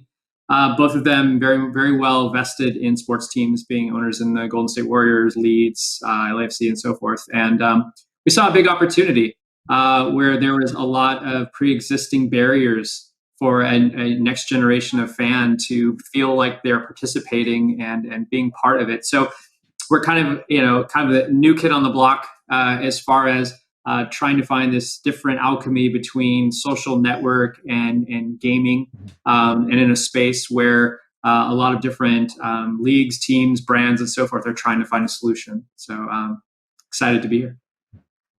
Excellent. Well, thank you all for giving us a sense of who you are. I want to immediately jump in really with something that Victor mentioned just now when he stated it only took $100 to get started, right? I always have this naive dream, like one day I'll come up with some game idea and I'm going to just launch it in an app store and we're off to the races. We're going to be millionaires all day long. That's not the case anymore, right? The industry, as we know it today, looks vastly different than mobile game development started a decade or so ago. So since each of you have walked a different path in that sense, and perhaps Samir, you are a good person to start with in this sense, how would you describe your experience in the mobile game space over the last decade or so? Yeah, that's a very good question. So you're absolutely correct. Things are quite different than they used to be. But at the same time, like any industry, you have some fundamentals that are still around, right? And ultimately, we are in the gaming space. So content, the quality of content is ultimately what always matters, and it's super important. What I've seen over my 19 years, or sorry, a little less, probably 17 years in this industry, is the fact that content has been constantly improving over time, right? The quality of the content. But what's been becoming more and more and more difficult, as you highlighted, is the getting the right audience, getting access to the audience for your content. So the magic here is that we're in an industry where we can reach 3 billion or more people. It's unprecedented. It's amazing that we have such a reach with mobile games. But the challenge is that there is 1 million apps on each of the stores, that there are thousands of games coming out every day, and that all the players in the industry are understanding, content is super important, but it's not enough. If you don't get access to that audience, if you don't get access to the players, you're not going to be successful. So the big challenge and the big road evolution over the last 10 years has been how to make great games, how to monetize them, but also how you get the audience in. And that's a challenge that's going to continue, I think, becoming very difficult in the current market ecosystem.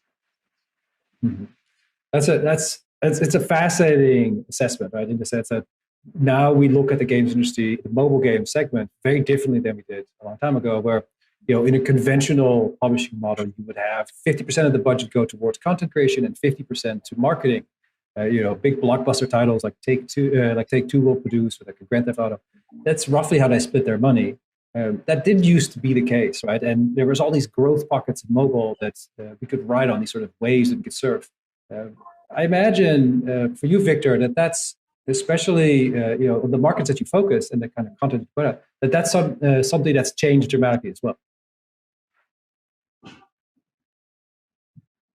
100%. So I think that when we got started, like, it's just fun experience, and people would come and play your games. And now, as Samir kind of alluded to, like, it's not enough. Like, of course, the most important thing is you need to have a fun game. But like, even if you have a fun game right now, it's right. And I think that for a game to be successful at the current space, like, you have to be really good at user acquisition. And part of being really good at user acquisition is that you got to be able to monetize your users well. Because if you don't monetize your user well, it's very hard to acquire new users, right? So like, there's this powerful flywheel. Like, if you monetize well, you can do user acquisition, and then you have a larger audience, and then you can invest and monetize better, right? So I think that this dynamic that we have been seeing over the last few years has made it so that the large companies, they now have a big advantage over smaller companies in launching titles.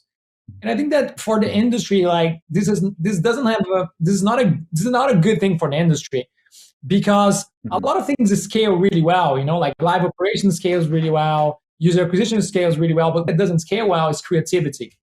So I think that smaller teams, they tend to be more creative, and like, I think that the super talented small teams, like, they want to be autonomous, they want to be in charge, and it's very, very hard to do that in a big company, right? So we have this industry where the most successful games come out of the larger companies, but the larger companies, they can't be as innovative as the smaller companies, right? So at least that's how we look at the landscape. So what we try to do is we try to create everything that a large company has as a service, and then have small teams that are completely autonomous, that operate with the scale of a large company, but within a small team, right? And I think that is the winning combination. I think this model will allow us to get the industry to a more creative space, but also to a place that scales.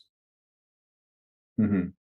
I find that a very interesting notion, and thank you for sharing that. In that, as the industry becomes larger, you see this sort of consolidation at the top, and whoever owns the money has a huge advantage in terms of figuring out logistics, distribution, user acquisition.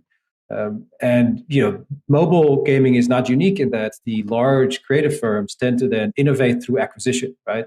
It's always a bit weak to call out the companies not in the room currently, but like Zynga has done a great job getting great new content on board and acquiring IP over the last year.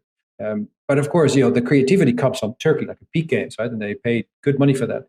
So perhaps then, the challenge becomes like, how do we stay innovative as a creative industry at large? And that's a question that doesn't necessarily pertain to mobile or to gaming in that context. And I think, Ken, perhaps you have some thoughts on this with regards to like, how can we think about gaming and entertainment as a broader category?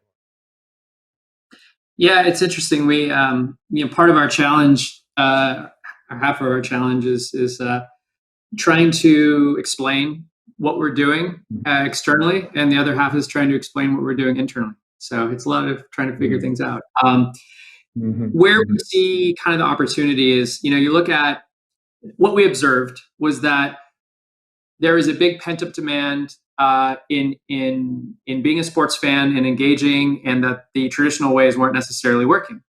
And that if I am a younger generation fan, I'm used to having agency. I'm used to being able to play games, grind every day, and be the one that slays the dragon. And as a fan, you might be playing a simulation game, right? You might be playing NBA 2K or Madden, but that's not for everyone per se. Or you have something that is in, like, let's say, even fantasy or sports betting, which is super engaging, but rather utilitarian, And so what we looked at was, well, pretty much most of everyone is spending their time yelling at the internet. That's pretty much the activity of choice for a sports or esports fan. And when we saw, well, what is the game of social? If you look at a traditional social network, it's generally popularity, not always, but it's scored in metrics of likes and views. And it's very much along those lines. You look at typical game design and there's structured gameplay, how to win. And so it's this weird blending of how do you take the propensity or the desire to have a quantified fandom of, like, you want to be able to know how big of a fan you are. You want to have that competitive spirit, but you want it to conform into a space that feels a little bit more like an MMO, as opposed to hopping on and reading editorial and trolling people in the comments. So the overall challenge has been is how much of each part of that formula, the alchemy, what will it take?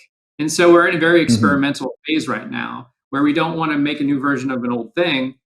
At the same time, we don't want to make something what is a solution looking for a problem. So, that's kind of what we're forging ahead on. It's a fascinating intersection, right? These different industries coalescing around user acquisition, around innovation, user retention, and loyalty. From a large part of the conversations that I've been having, the ascension of games and mobile games as sort of this mainstream form of entertainment has allowed a lot of adjacent categories, both entertainment and elsewhere, to want to be part of this conversation, right? It's not just that people play online anymore; it's part of what they do, right? And I'll break the ice, and I suggest that every time you hear the word, you take a shot of espresso. Things like the metaverse are these sort of these weird terms that we now have to, like, connect all the dots in our mind. But I think in practice, it really comes down to the cross-pollination of different pre-existing industries. And so, Victor, I'm a fan of Tennis Clash. In fact, I think it's a really cool game, right? It's at the same time, what struck me then is that you also did a collaboration with a fashion brand. Can you tell us a little bit about, like, what that conversation looked like? Yeah. So thank you. I love playing Tennis Clash, and I love when I meet people that enjoy the game as well. So with us, like, the whole idea behind Tennis Clash is, how do you replicate the feeling of being a pro player, right?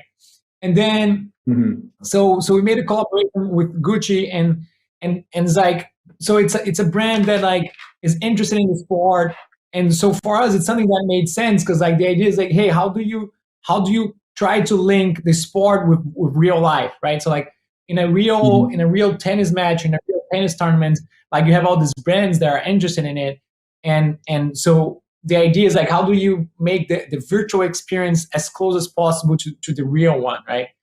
And I think that as you start to see like this virtual sports, like they have huge audiences, right? Many times like they have audiences that are even like in some cases larger than the events in the physical world. So in that context, like I think that it's a natural trend that the brands like they want to get associated with that. They want to get visibility inside of this virtual universes. Mm-hmm. It's the first entry for them into a broader conversation. They're exploring, of course, avenues where they maintain some relevance, but at the same time, it takes a bit of courage to want to associate your brand with what, in my experience, are still a lot of executives that don't know the first thing about gaming or mobile gaming at all. Right? And so it usually takes sort of a slightly more flexible mindset where the protection and the cultivation of IP, whether that's fashion or elsewhere, tends to be a heavily guarded exercise. Another one of my personal favorites, Games Workshop is this, they make board games, tabletop games. I've played more than my fair share of Warhammer 40K over the years. Samir, can you tell us a little bit about how you managed to get Games Workshop to give up the license for Warhammer? Because I know that they're either indifferent or really tough nut to crack. How does IP fit into that conversation for you? Well, first of all, thanks for saying that, because I'm a huge Warhammer fan, and I spent my childhood playing Warhammer, actually more Fantasy Battle than 40K. But good to know that there's somebody else here that we can probably get a game going. Space Marines all day. Space Marines. So we're super proud of Warhammer, which was one of our first co-development at Tilting Point. As you know, our progressive publishing model is really about working with companies that already have live games and identifying developers that we can help raise your game at Tilting Point, we can improve. And one of these fantastic developers we found was a company called Haunted Cow, based in Scotland, that we helped them on their existing game called Operation New Earth, which had a fantastic 4X strategy game. And we saw a fantastic opportunity here to bring one of those very core brands. It's you could argue that Warhammer is a little bit niche, but it's very targeted to the right gamer audience, to the 4X strategy genre, right? And that developer is a developer we really made a difference for them. We helped them raise their game and improve their UA, improve their performance on Operation Europe. So it made total sense to go find a great partner like Games Workshop. So to answer your question, I think that what brands are seeing is, and they took maybe a little bit longer than they should have, but some of them faster than others, but what they're seeing is the reach that mobile games can have around the world, right? The speed at which these can have. And I think that in a world right now where there is a fundamental change in the tectonic plates, whether it's IDFA going away due to privacy and a fight to get audiences, IPs are really going to make a big comeback, and they're going to be more and more present within games, existing IPs. And Games Workshop recognized that. They did release a lot of games in the past, and what we brought to them is the ability to link them with a fantastic developer that really understand their IP, and that's a major fit between what Warhammer is in the game. And overall, the importance for them is how do we scale our brand, keeping the core values of this brand through mobile games. And I think that Tilting Point's core business is really marketing. It's marketing, talent, and data. So it really resonates with Games Workshop, and today we're still really, really close partners and possibly discussing future games together. Okay. I guess we'll hear more about that soon then. It's when we talk about big IP and these sort of extensive games, what we're really talking about, of course, is less user acquisition and more loyalty, right? And I think, when you look at it from, say, a sports angle or a brand's angle, loyalty to a brand or to a franchise is a key conversation. And we'll talk about the IDFA aspect in a moment, but user acquisition is usually the thing that gets brought to the foreground. That's really where most of the money goes. And that's interesting enough, certainly. But loyalty and retention, I think, would be, if not already soon, of equal value in the industry. So how do you reflect on like long-term loyalty and building a relationship in something that seemingly is as casual as mobile? Yeah, so my background, before Green Park, I had an agency in LA for 15 years. And so I'm coming into this space basically having been in the emergency room with companies for the last 15 years around brand and IP and what to do with it and how to extend it. And so when we jumped into this endeavor, there was a lot of concern of like, well, what was it? More partners, more problems. Like because we're bringing them all into the same space, and it's very unconventional.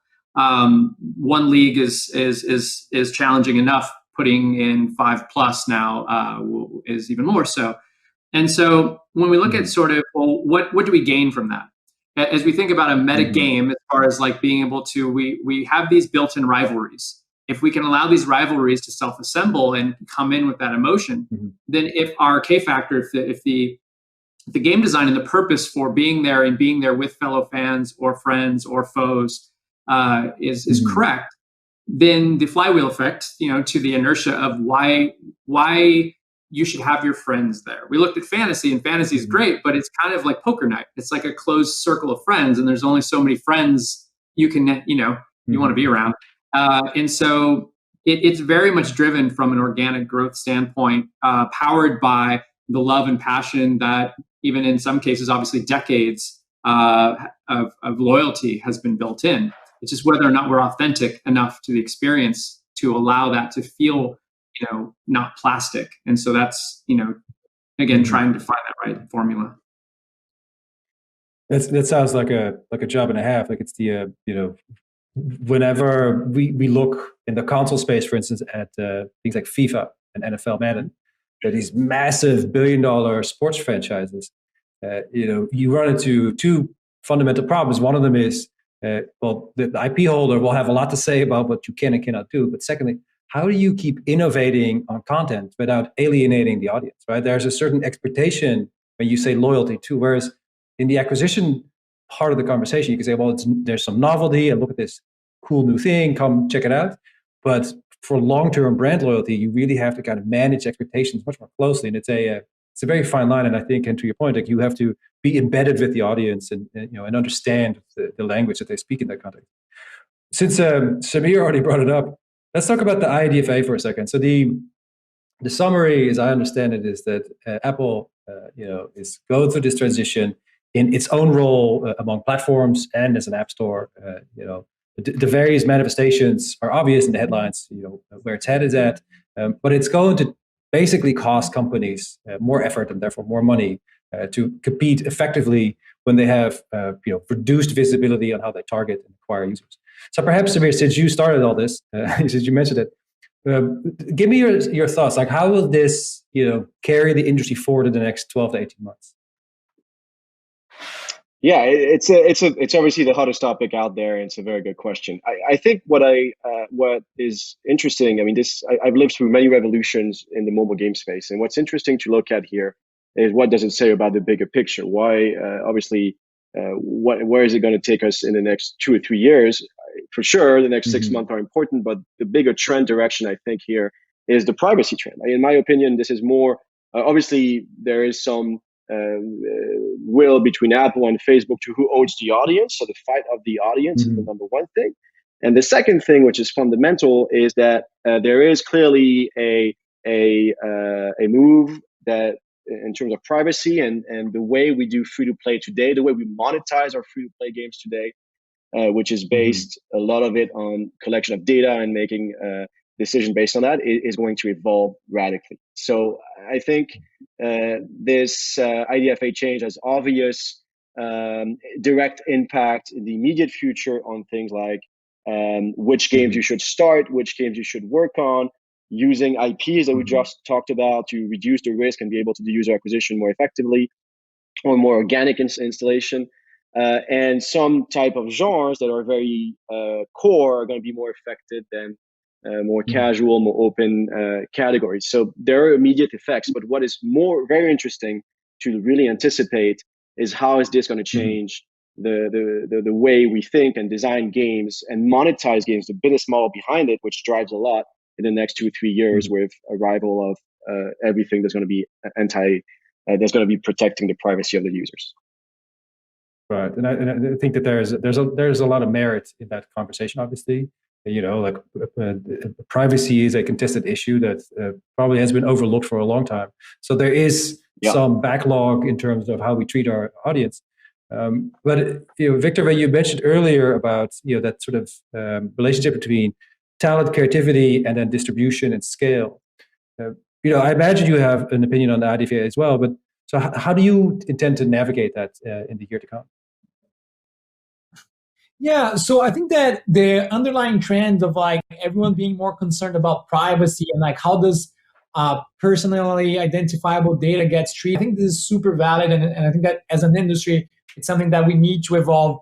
On the specific things that are changing now, like on IDFA, I think that while it moves us in a direction of protecting the data more, there's an undesirable effect, which is it increases the advantage of bigger companies compared to smaller companies. So I think that what it means over the next 6 or 12 months is like it's going to be harder to do user acquisition.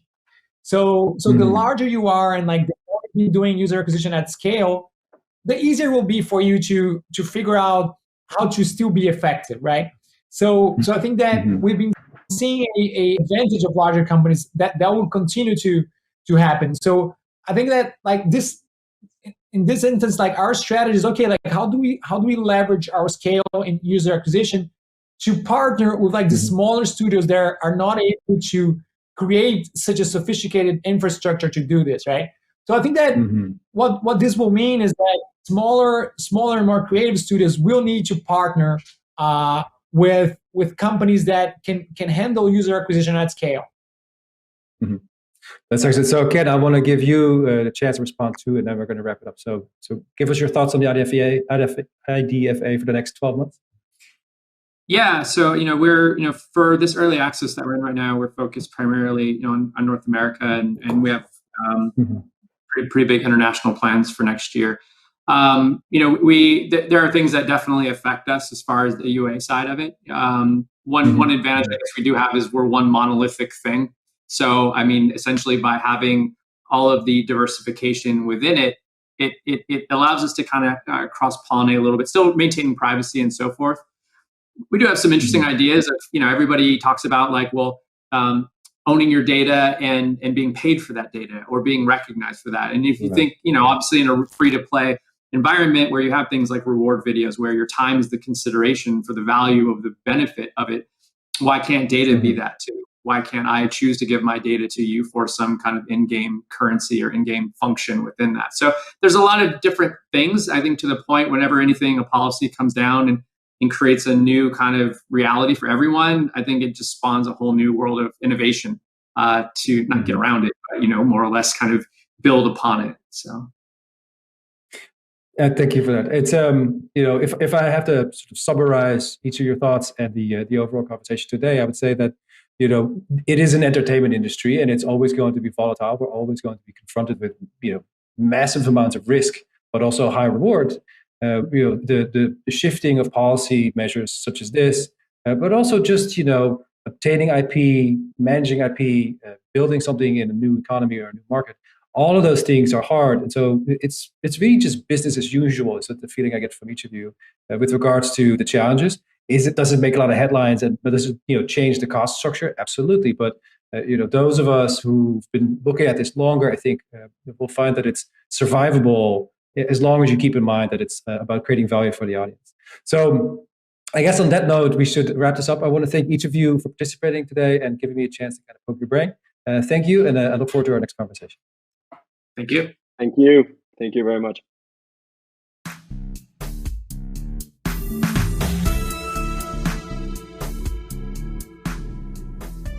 Thank you so much to our panelists for that great conversation. That was fascinating stuff. They'll be taking your questions in an offstage Zoom room. So if you have more thoughts there, be sure to go in there and hang out and check out the conversation as well. So for our GamesBeat VIP ticket holders, please head over to our roundtables for access. Please make sure you're checking your email for the Zoom room link or click the link on the event portal.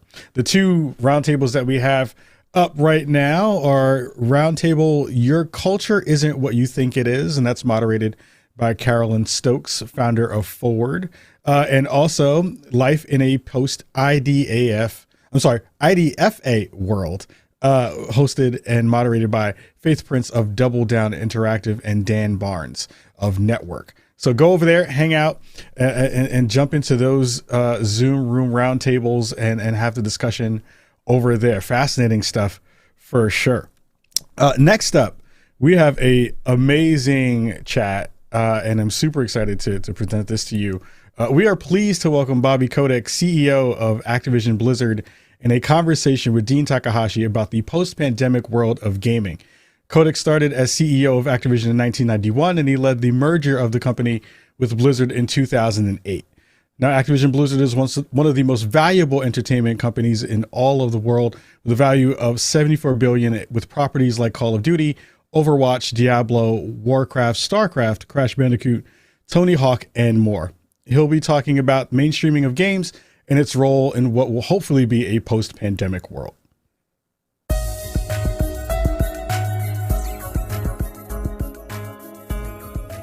Welcome, Bobby. Glad we could do this. Thanks for having me, Dean. So you've been Activision CEO for 30 years now, the longest serving CEO in games and technology. Your company is worth more than any other pure play game company, about $75 billion. Take us back to the beginning and what first got you excited about the industry. And since then, how have you continuously adapted to the future? So I was really fortunate, but when I was in college, my college roommate had a cousin who worked at the University of Michigan, and he had an Apple II. And I used to have access to the Apple II at night. And in those days, 48K Apple II was 6502 running at 2 megahertz clock speed. And so games that I was playing were games like Mystery House from Sierra, which amazingly years later when Activision bought Sierra, we got to own. But so I started out playing text adventures and a lot of arcade games and Atari 2600 games. And one of the things that I was really lucky and fortunate as a young kid was my parents got me an Atari 2600, and I played Pitfall and River Raid and Kaboom relentlessly. And so I started a software company in college, but not making games. My first software was making a Windows-like word processor for the Apple II with a spreadsheet and a database. And the inspiration for it was the Lisa. And so my college roommate had worked at Apple Computer in France that summer, and he saw a prototype of the Lisa and came back and said, we should start a software company and we should make the software that was then called an object-oriented user interface into Apple II software. And so that was really how I got started. And then I made that word processor, spreadsheet, and database, but there was a company that had just been formed. This was in 1983. And I really liked their ads. And I heard the CEO talk, and he talked about, can a computer make you cry? And the company was Electronic Arts. And I went to see Trip Hawkins and tried to convince him that he should sell my word processor and spreadsheet and database. And they were interested because they were, publishers at the time. And so I had the chance to become an Electronic Arts developer. And being a developer for a publisher after a few years was really frustrating. And we used to get together at these Electronic Arts developer conferences with all the other developers at the time. And in the 1980s, we were making Amiga software and Commodore 64 software. And I just always felt like I would be more in control of my destiny if I was the publisher and the developer. But had I not had the experience of working with Electronic Arts in the 80s, I don't know that I would have been as motivated to go off and start my own publishing company. Mm-hmm. So in 1991 or so, you became CEO of Activision, right? What was that like in the beginning as well? Well, so the 80s, I was making software and as a developer and doing mainly some publishing and some contract development work. And when I saw the Amiga, that was really for me this moment of recognition that there was going to be this transformation in video games, that when you saw the 3D rendering capability of the Amiga and the power of the processor, that games are really going to change and that the graphics were going to be the thing that would change gameplay. And so I started making more graphically enhanced software and different kinds of software for the Amiga and then for the Commodore 128 and for PCs. And I always knew Activision because I played the 2600 games. But in the late 80s, Activision changed its strategy and started making productivity software for the Macintosh. And they actually changed their name to Mediagenic. And I was introduced to the Activision opportunity by my friends at Nintendo. I had a side business doing licensing, and I was Nintendo's licensing agent. So we made like did the licensing deals for T-shirts and for Nintendo ice cream and Mario Brothers pajamas. And so I knew the team at Nintendo. And I said to Howard Lincoln, the chairman of Nintendo of America, one day, I'm a software developer and I love being your licensing agent, but we really want to make Nintendo software. And they had just launched the 8-bit NES, and it had started to achieve some real success. And he said, well, it's very hard to get a Nintendo license. Why don't you go buy Activision? And so I called up the CEO of Activision, and he wouldn't return my phone calls. And the company was pretty much insolvent, and it had just lost this patent infringement judgment to Philips, the Dutch company. And so I just bought 25% of Activision, which cost $400,000, and became the largest shareholder of Activision. And I called him and said, I'd love to meet with you. And he didn't return my calls for a bit, and then finally agreed to meet with me. And I said, you have all these great franchises. Why don't you bring back Pitfall and River Raid and Kaboom, and you own Infocom? Like, you should be making Infocom text adventures like Zork into graphic adventures. And, you own Sierra. You should bring back things like Red Baron and King's Quest. And they didn't really have that much of an interest in being a games company. And so I finally convinced he and the board that we would be better managers of their business. And it was bankrupt. And so it didn't really take a lot of effort to convince them. And then they gave us the keys and control. And there wasn't any money. And we literally had to take the cans from the soda machine and redeem them because we needed the money. And we had to sell the furniture.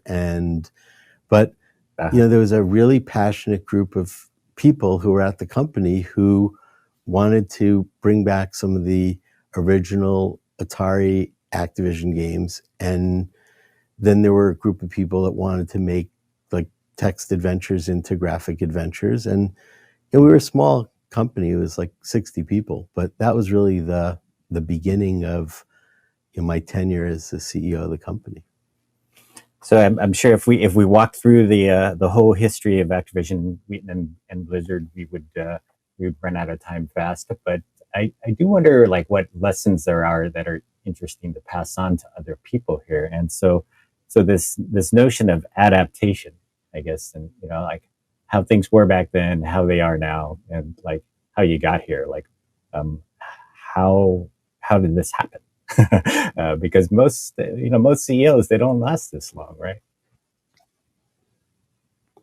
Well, I think you have to start with a passion for what you do and loving what you do and loving the people that you work with. And, I've 30 years is my Activision history, but it's really, 40 years of making software. And so I'm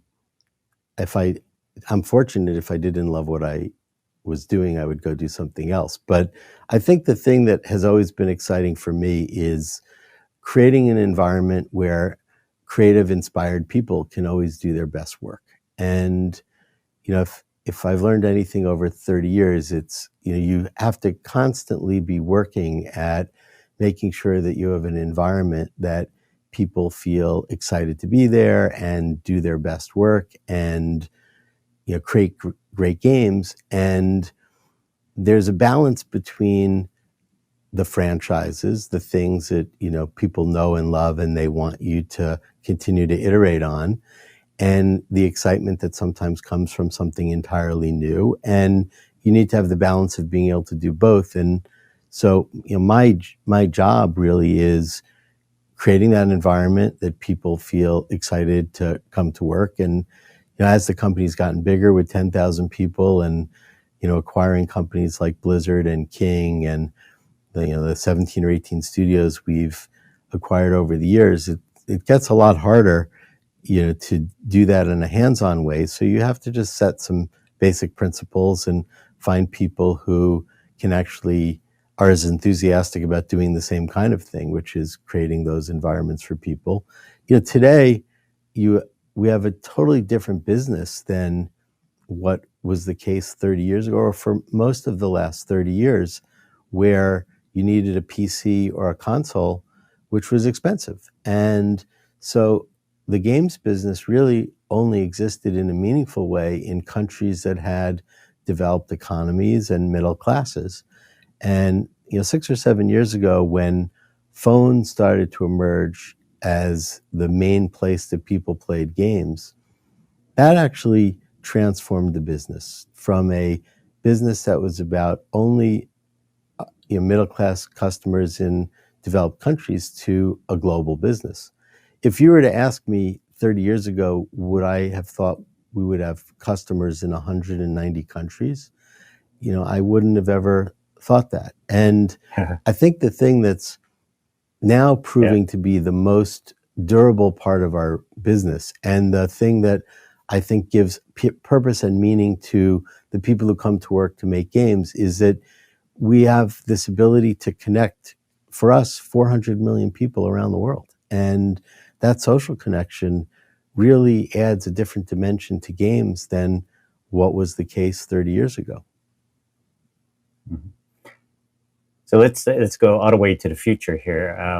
So there's a lot of discussion now about the metaverse and what that can do for engagement inside games.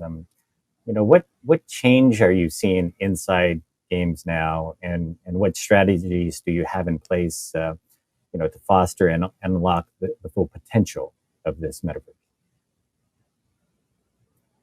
Well, if you think back to like the 70s and the early 80s, people like Ted Nelson were articulating a vision for the metaverse. Alan Kay, who was at Xerox Palo Alto Research Center and then became chief scientist at Atari, had this project called Vivarium in the early 1980s that, was the beginnings of the idea of a living, breathing simulation where you would have both the ability to have user-generated content and professionally produced content, and that you would have this extremely rich simulation experience that you could live and play and potentially even work. And I think that we're starting to get much closer to the idea of an actual metaverse where you have what is the most important thing in my view, this continuous social connection, But I think that when you think about what will happen with AR and VR over the next 10 years, and local processing power and distributed processing capability in the form of,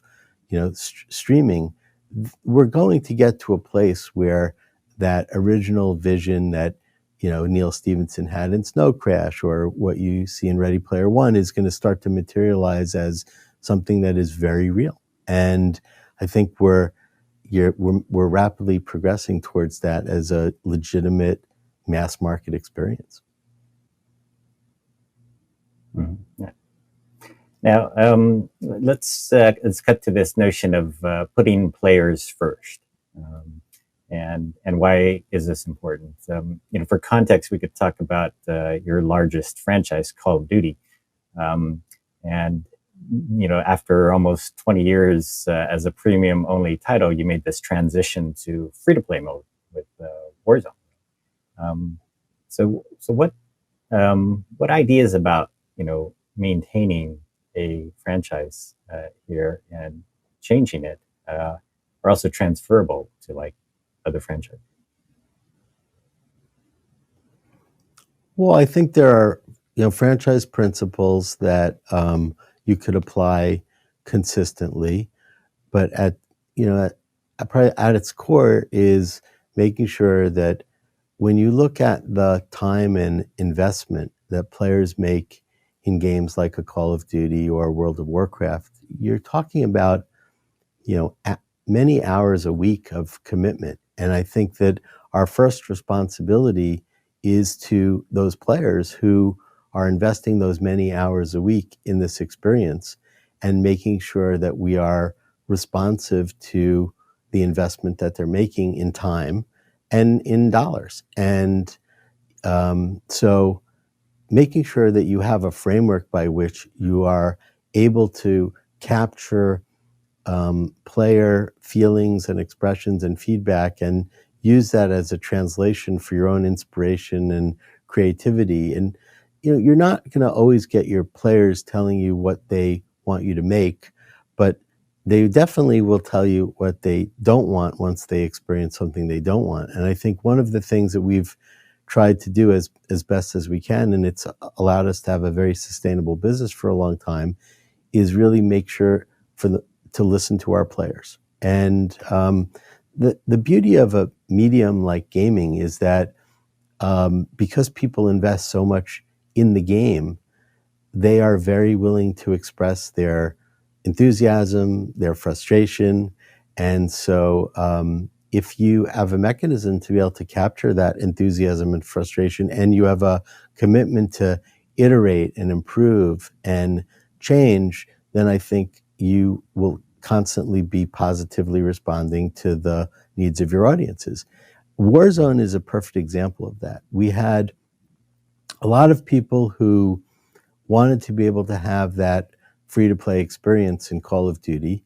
And that idea of there's a soldier in all of us is something that I think when we made the first Call of Duty, we realized would be an enduring idea, that armed conflict through history was a really great construct for gaming. And I think Warzone and Call of Duty Mobile were both, for us, recognition that if we had bigger audiences and more people had the ability to connect with each other, that the game itself would be richer and more satisfying. I think back to the point I was making earlier that not everybody can afford to spend what was the $60 a year for a game or $15 a month for a game. And so being able to give people that opportunity to play and try and not know that they don't have to actually invest capital, they just have to invest time, has actually been a way for us to build and grow and innovate within the franchise. And it's been a really transformative thing for the franchise, but also for the player. It's very interesting. That I'm curious how you also get the studios on board with this. Like, I think it's the right decision to give the players what they want and more of this franchise, right? More Call of Duty Call of Duty all the time, basically. But we've seen franchise fatigue before with things like Skylanders, right? Like how did this sort of become the right moment to do this with this franchise, to do Warzone? Well, I don't get any of the credit for that. We have a team of people that lead the Call of Duty franchise, and studios like Infinity Ward and Treyarch and Raven and Sledgehammer, and they're the ones that make the decisions about what the product is going to be or what content they're going to create. And the business is way too large for me to be able to get involved in those kinds of decisions. So I don't have the skills that our heads of studios and heads of franchises have. But I think the collective view was that this was the right time for us to change the model and expand the audience of people that could play the game. And we had seen the success that Fortnite had in expanding its audience, and we had our own experience. When you look at like a game like Hearthstone, which was free to play, when we first launched Hearthstone, there were tens of millions of people who were playing the game. And I think that what we found is that it was a great way to get innovation, a great way to build your audience, a great way to create more connection with players. And it was, and it turned out to be a good business decision too. But I think that, each franchise has its own subtleties and idiosyncrasies, and some platforms aren't going to lend themselves as well for the style or the type of gameplay. But I think that, you've got each one of our franchises has leadership that is, really empowered to think about how the best way it is to commercialize that franchise and what the content roadmap should be. And, in the case of Call of Duty, that was the path that they chose to take. And I, of course, try and provide as much encouragement as possible, but that's something that the franchise teams really deserve all the credit for.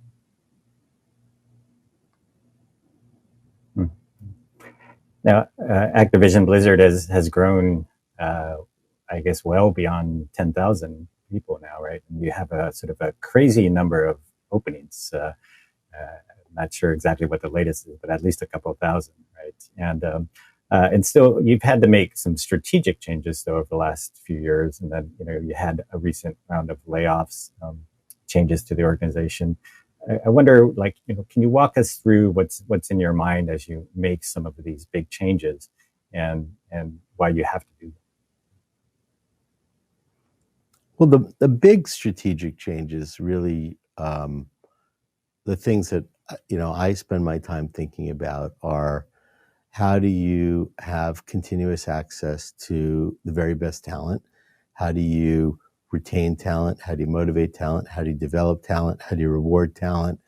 And those are the things that require constant, a very dynamic set of challenges. And so those are the things that require a lot of attention. Where we are right now, our biggest challenge is probably prioritization of opportunity. And it's a great business challenge to have, but it requires you to have access to a lot of talent. And if you think about the competition today, the competition is greater than it's ever been. You have companies like Tencent that own a piece of, so many different gaming companies that it's hard to keep track of. And they have unique access to the greatest market in the world, the greatest growth market in the world, China, that we as a Western company don't have access to today. And so the big strategic considerations for me and for the leadership are, how do we make sure that we're prioritizing our opportunities? And then how do we make sure that we have that pipeline of talent? And so for us to be able to meet the production demands that we have right now, I think there are probably something like 2,500 open positions. There are always going to be, we have a natural attrition rate, and then we have, performance management where, people are being encouraged to find other opportunities. It's always when you abandon a particular business, like live like our live broadcast of esports, I think we hoped over the last year that through the pandemic we would get to a place where we would be able to continue to move on the path to support live events in our esports initiatives. And we saw as all the major sports started to change what they were doing in terms of production and production headcount. And we kept the teams in place for as long as we could with the expectation maybe things would change and we would get back to being able to do live events. But after a year, we realized that it was going to take more time to be in the live events business, and that a lot of the team owners, in case of our professional team owners, would probably want to actually produce and host the events themselves. And so, unfortunately, that the consequence of that was there were a number of people that in live production lost their jobs. And the first thing that we try and do is find jobs for people who work at the company or retrain people, give them other opportunities. If it's a skill that just simply isn't one that we have an opportunity for, then those are the difficult decisions. But for the most part, when you look out over the next 3 years, I think that you'll see the company will be very challenged to hire the thousands of additional people that we will need to just meet our production schedules and production plans that we have in place today. Okay. And we have to compete against Facebook and Google and Apple and Amazon and Tencent. And so, all of these big platforms are now in some way, shape, or form either in the games business creating content or platforms. And there's enormous competition for talent, more than what I've ever remembered. Mm-hmm. Yeah. Now, getting to the pandemic year, I mean, it was a very tough year for everybody. What did you think of the gaming growth that has happened? And has it structurally changed the industry in a way that has opened up new opportunities? Is gaming in an accelerated state, and is it going to stay there? I think that's hard to know. I think if you look at the success our franchises and our teams had in 2020, my view is a lot more of it had to do with the change in strategy and great execution in a very difficult set of circumstances. I think it's too early to know whether or not there's like the true structural change. But what I will say is that whether there is or there isn't, there are more people in more countries with more devices capable of playing games than ever before, and they are playing them. And I think that the games that have inherent social capabilities and social connection, where you can connect with your friends, you can feel like the joy and satisfaction through the lens of fun, that is I think a very enduring form of entertainment, and I think it will continue to grow. Maybe more people at home in the last year is a catalyst for more growth, but I think that whether there was or there wasn't a pandemic, gaming is going to become an even more significant form of both social connection and entertainment than any other form of media. And but I've believed that for 30 years. Mm-hmm.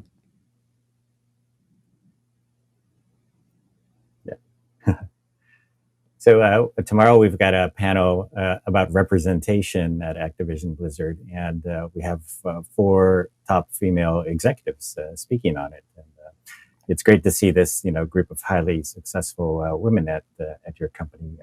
Can you talk about the approach to representation overall, and how it fits in with advancing diversity and inclusion?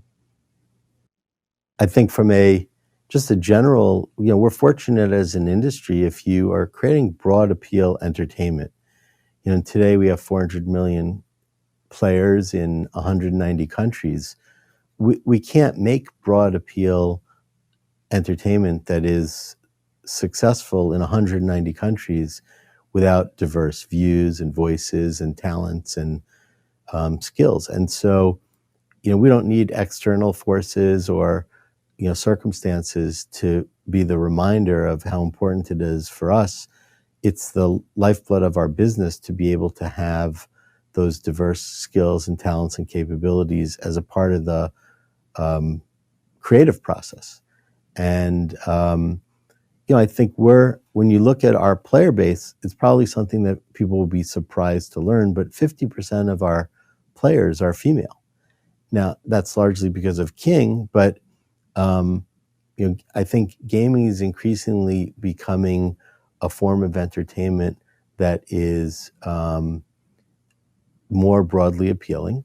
And I think that women in particular, I still think we could do a better job of having more senior leadership, female leadership in our studios, but we probably have more than any other game company that I'm aware of senior leadership, whether it's like the commissioner of the Call of Duty League or the senior production executives at Blizzard. But we have a continuing commitment, and I think we've always had a big commitment to making sure that we were tapping into all of the workforce. And I think one of the things you realize is that with the talent demands we have and the competition for talent, making sure that you are attractive for every type of talent from every walk of life and gender and ethnicity and background it's critically important for us to be able to create compelling games.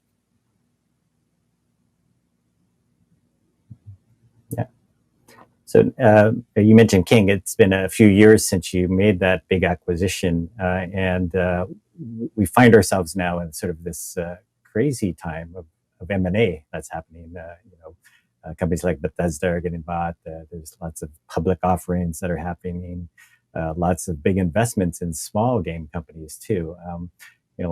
What role do you see Activision Blizzard playing in M&A going forward? Are there any goals that you can hit by doing things inorganically?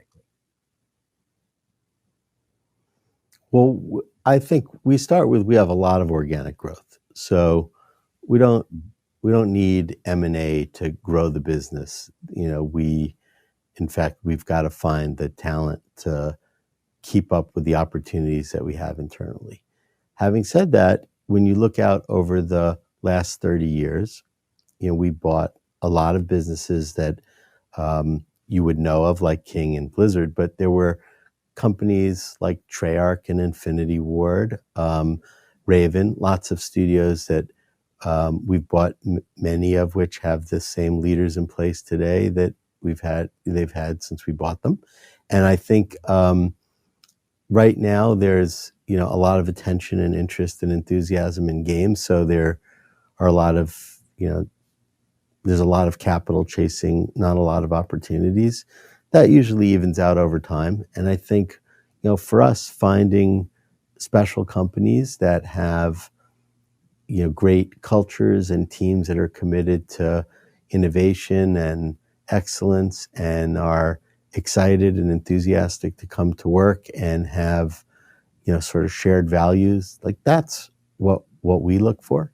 And then also because we're a public company, we have access to enormous resources. We have close to $10 billion of cash and a $70+ billion market value. So if we find things that are the right fit for us and have the right criteria, then we're one of the best acquirers, and I think one of the best practitioners of M&A in our industry.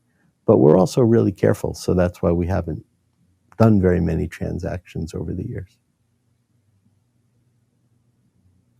Yeah, with $10 billion, you could buy one Discord with that, right? So you don't have to answer that. So we've seen a lot of enthusiasm for retro games now, and that's like an addition to sequels now, as far as like what what's on the plate for things to build. But how does that weigh against new intellectual property and brand new games? And can you talk about that, investing in new IP? Well, you need to do all, for a company our size, you need to do all of it, prioritize the opportunities. But, it's funny. You're not the first person who said, what do you think about retro games and bringing back old games? And, that's a direction that people are now thinking about. I remember in like 1993 or 1994, we came up with this idea called Lost Treasures of Infocom, and relaunched all the original Infocom text adventures. We did a remake of Pitfall in 1995 that there hadn't been a Pitfall in, 14 years. And so it's not a new idea. I think for us, it's much more about, is it the right idea? Are we going to be able to execute against that nostalgic audience in a way where it's going to actually resonate with both the original fan, but also new fans? We're fortunate. We have a library that goes back to 1980. And so if you look at the hundreds of titles that we have in the library, for us being able to go back into the library and take something that hasn't been worked on for years and years, but has a loyal following. You look at Pitfall as a great example. That my guess is probably 100 million people have played Pitfall since the original in 1980. And I think there will be a lot of enthusiasm for new Pitfall. So going back and looking at those nostalgic titles as a source of inspiration is one way that we think about opportunity. But new IP is something that's really important to us also. And we've had probably an unusual level of success, but we also have the flexibility of not releasing something until it's great. And so if you have the financial wherewithal and the discipline to say we're not going to release a new intellectual property until we know that it's really ready for its audience and can find an audience, that's a luxury and a privilege that I think we have and we use.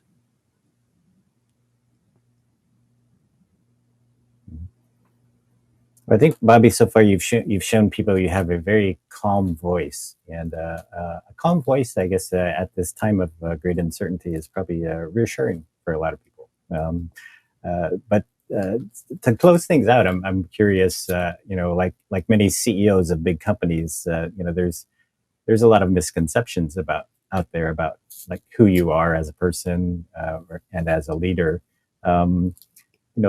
Given that you need to balance, management of the company, creative processes, delivering for players, what would you say it would be good for viewers to walk away with from this talk in terms of knowing about you? What should they know about Bobby Kotick?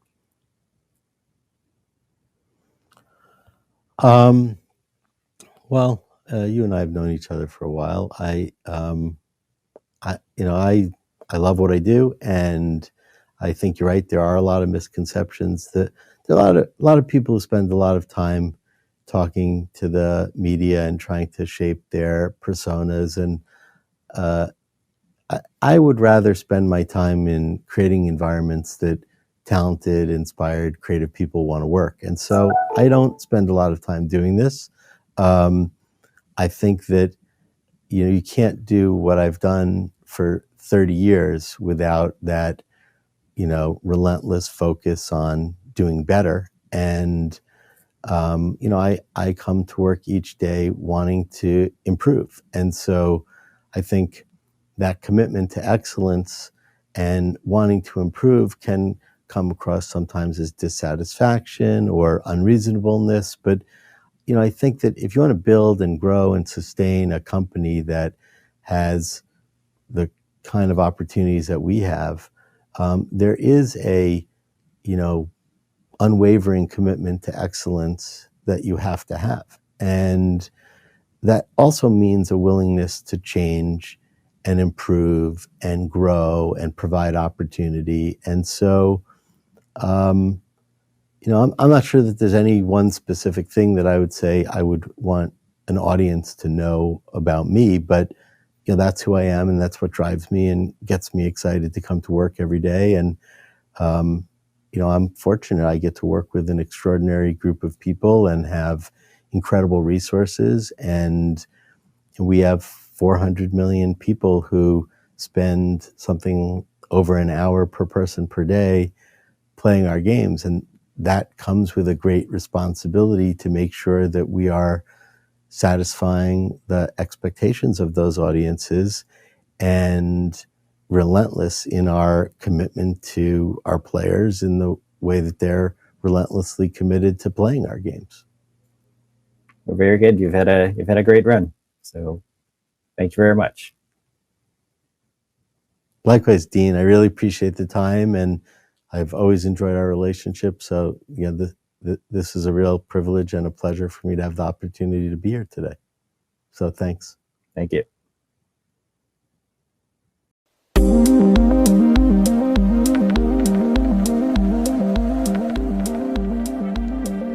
Fantastic stuff there from Bobby and Dean. I'm infinitely jealous of you, Dean, for getting to snag that interview. Super, super cool stuff there.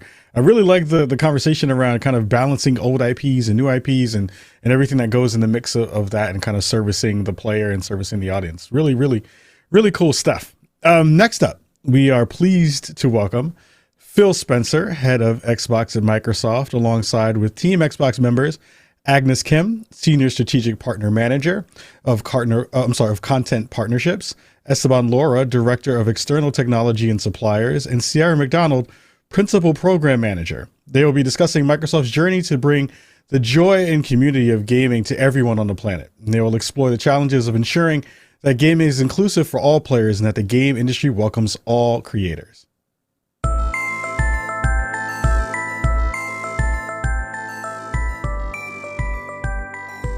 Hey, everybody. Welcome to the 2021 GamesBeat Summit.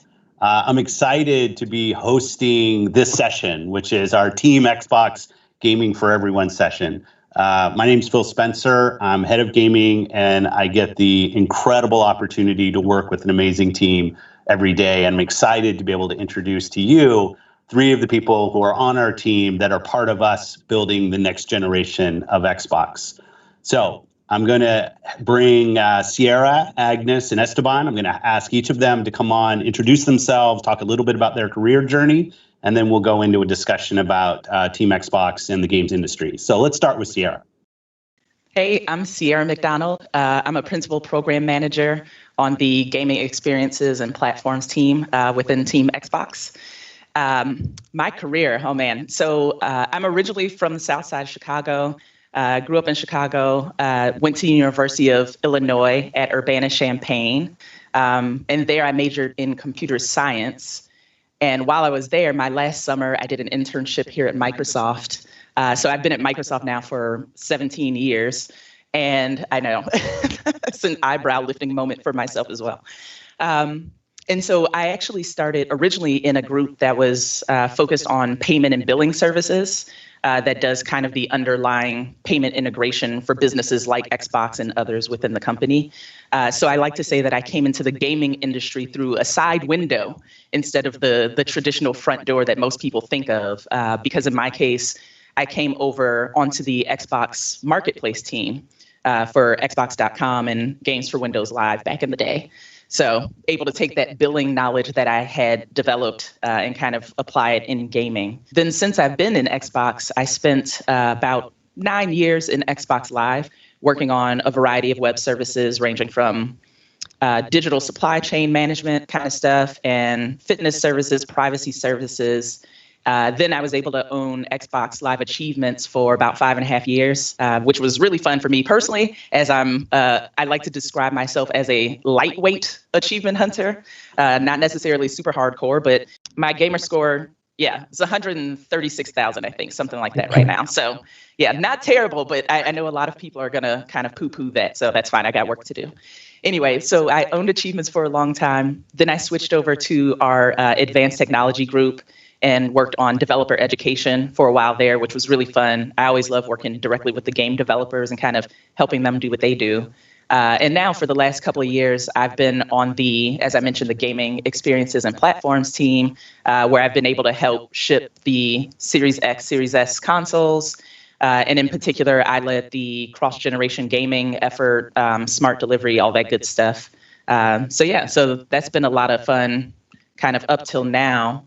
Other things I've done along the way as part of the team is I founded a group that we call Blacks at Xbox, which is an employee community group for basically Black people, other folks from the African diaspora, to kind of find each other within the team and just to see each other for one and know that we're not the only ones kind of in the industry, since the industry itself is kind of big, but also kind of small, but then fairly distributed. So we got together to kind of link up that way, but then also so we can help be a force within Team Xbox for doing things like reaching out to connect with and uplift the Black community in the gaming industry at large. So that's been really fun as well.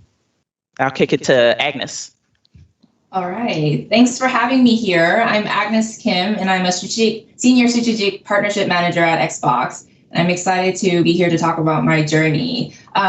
I think it's actually important that I share my personal background first, as it for me as who I am as a professional too. I had a unique background in the sense that I was born in the States, but my family moved to Korea when I was 7 years old, and I lived there for 8 years, which were formative years.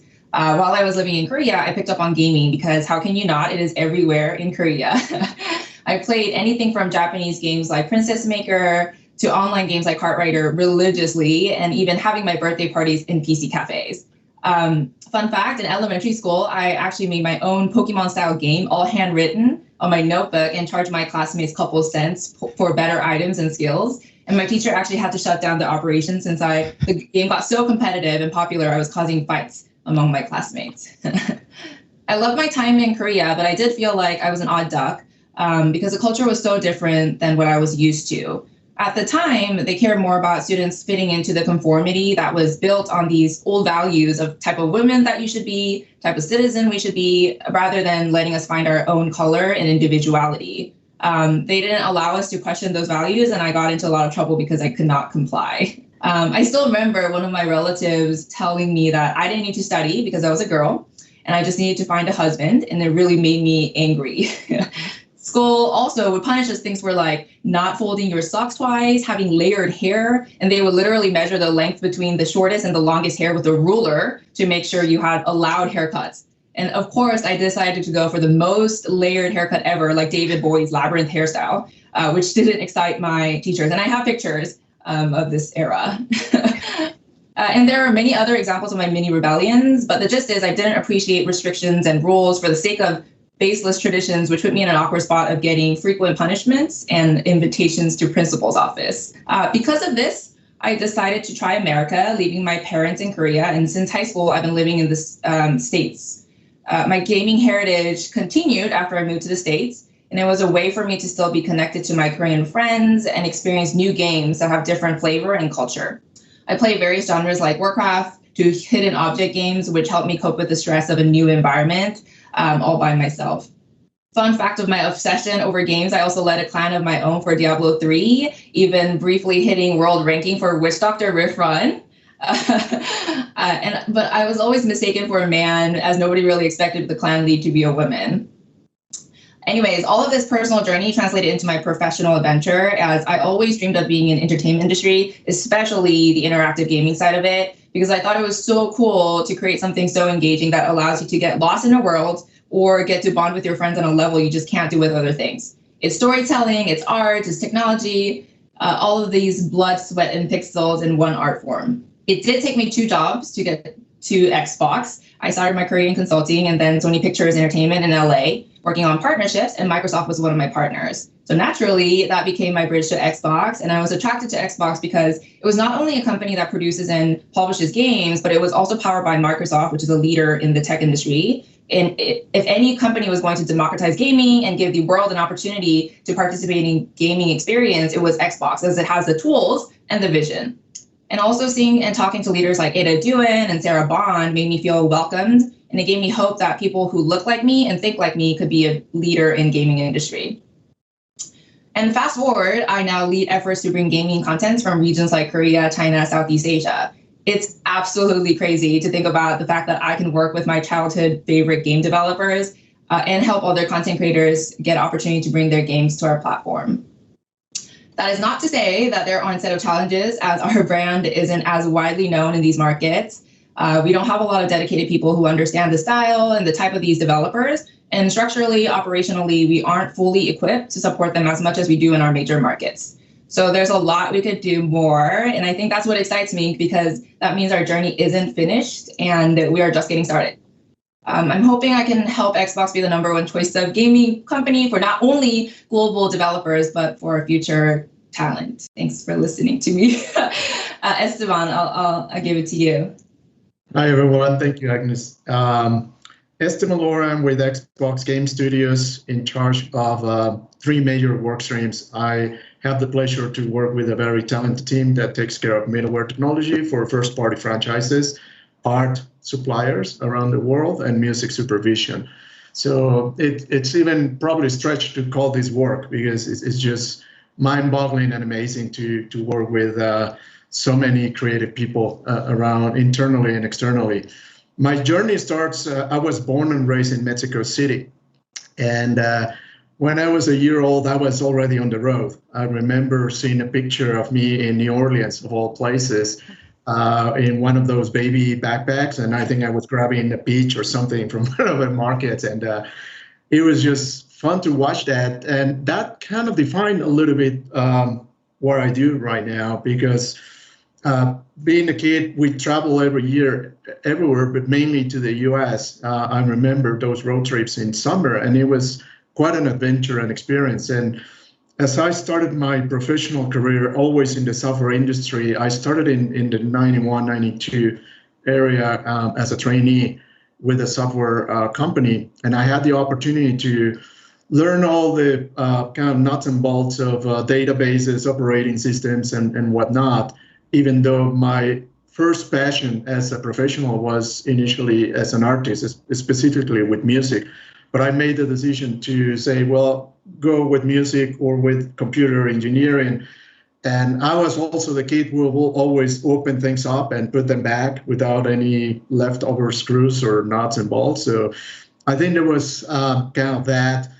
Obviously grew up playing video games. The first one I can remember was not even a video game. It was kind of at the arcade. This was in probably mid-70s or so, where it was a background with some sort of fabric, and it was like a sound and lights show. So very early on, I kind of made the relationship between throwing quarters and playing games and having fun. My first console was Pong. And obviously, I played a lot of Atari 2600 and whatnot, and the rest is history.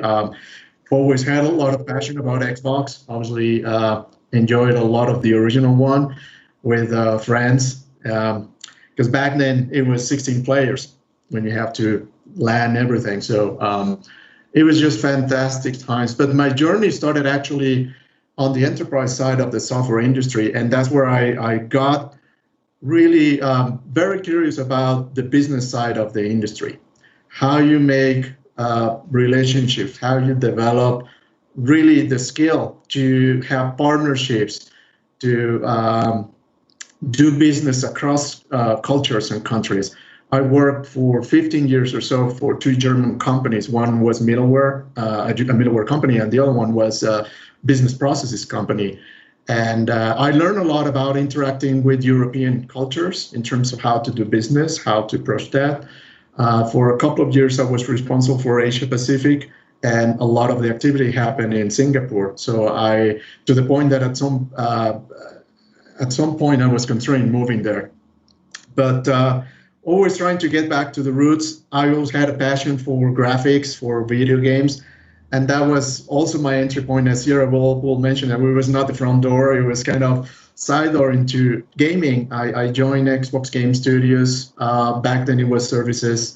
My team was under services, and the rest is history. I've been with the team for 7-8 years now, and it feels like yesterday. I'm really passionate about how the company has evolved in the last 7 years. I think it's a different Microsoft, it's a different Xbox, and I feel really fortunate to be in this way internally, but also in the industry. Things have changed a lot, and I'm very excited about have the opportunity to meet with studios from different regions, different places, and I do see video games in different layers, works of art, and as a manifestation of culture. No game is going to be the same as any other. They're very unique CMC books. So that's the part that I've been having the fortune to meet people from all walks of life. But obviously, I relate a lot with developers from Latin America. I have a lot of respect for what they're doing.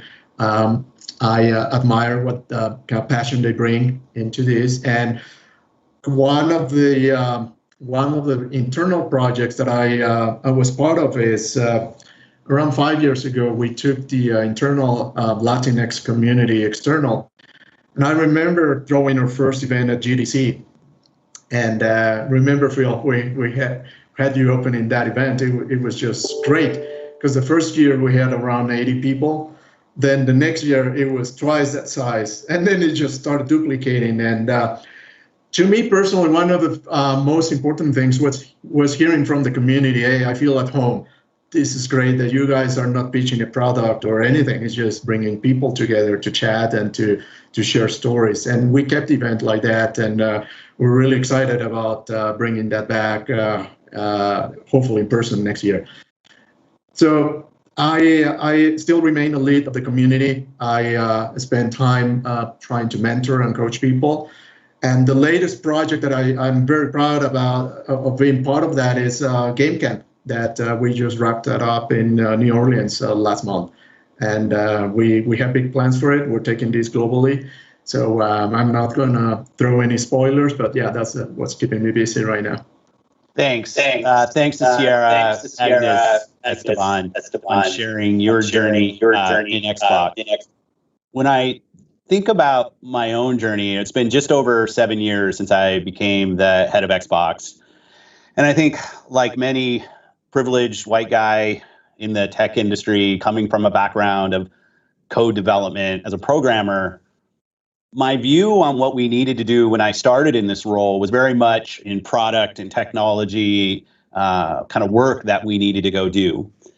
But this journey has been really enlightening for me. I find the truth of the matter is we ship our culture as a team much more than we ship our code or any piece of hardware. It shows up, who we are shows up in every product that we ship. And the journey that I've been on in thinking about how our team is made up, who the people are on the team, the voices that have input into the work that we're doing, creating an environment where everybody feels like they can be safe to do their absolute best work as their authentic self is the most foundational thing to our ongoing success at Xbox. When I think about the next generation, I start with who we are because I see it. I see it in the work that happens when I get to sit down with a team and hear how this mix of multiple perspectives have come together to come up with a product idea, a game idea, an efficiency, a way to approach a certain market or a certain kind of genre or a certain kind of player.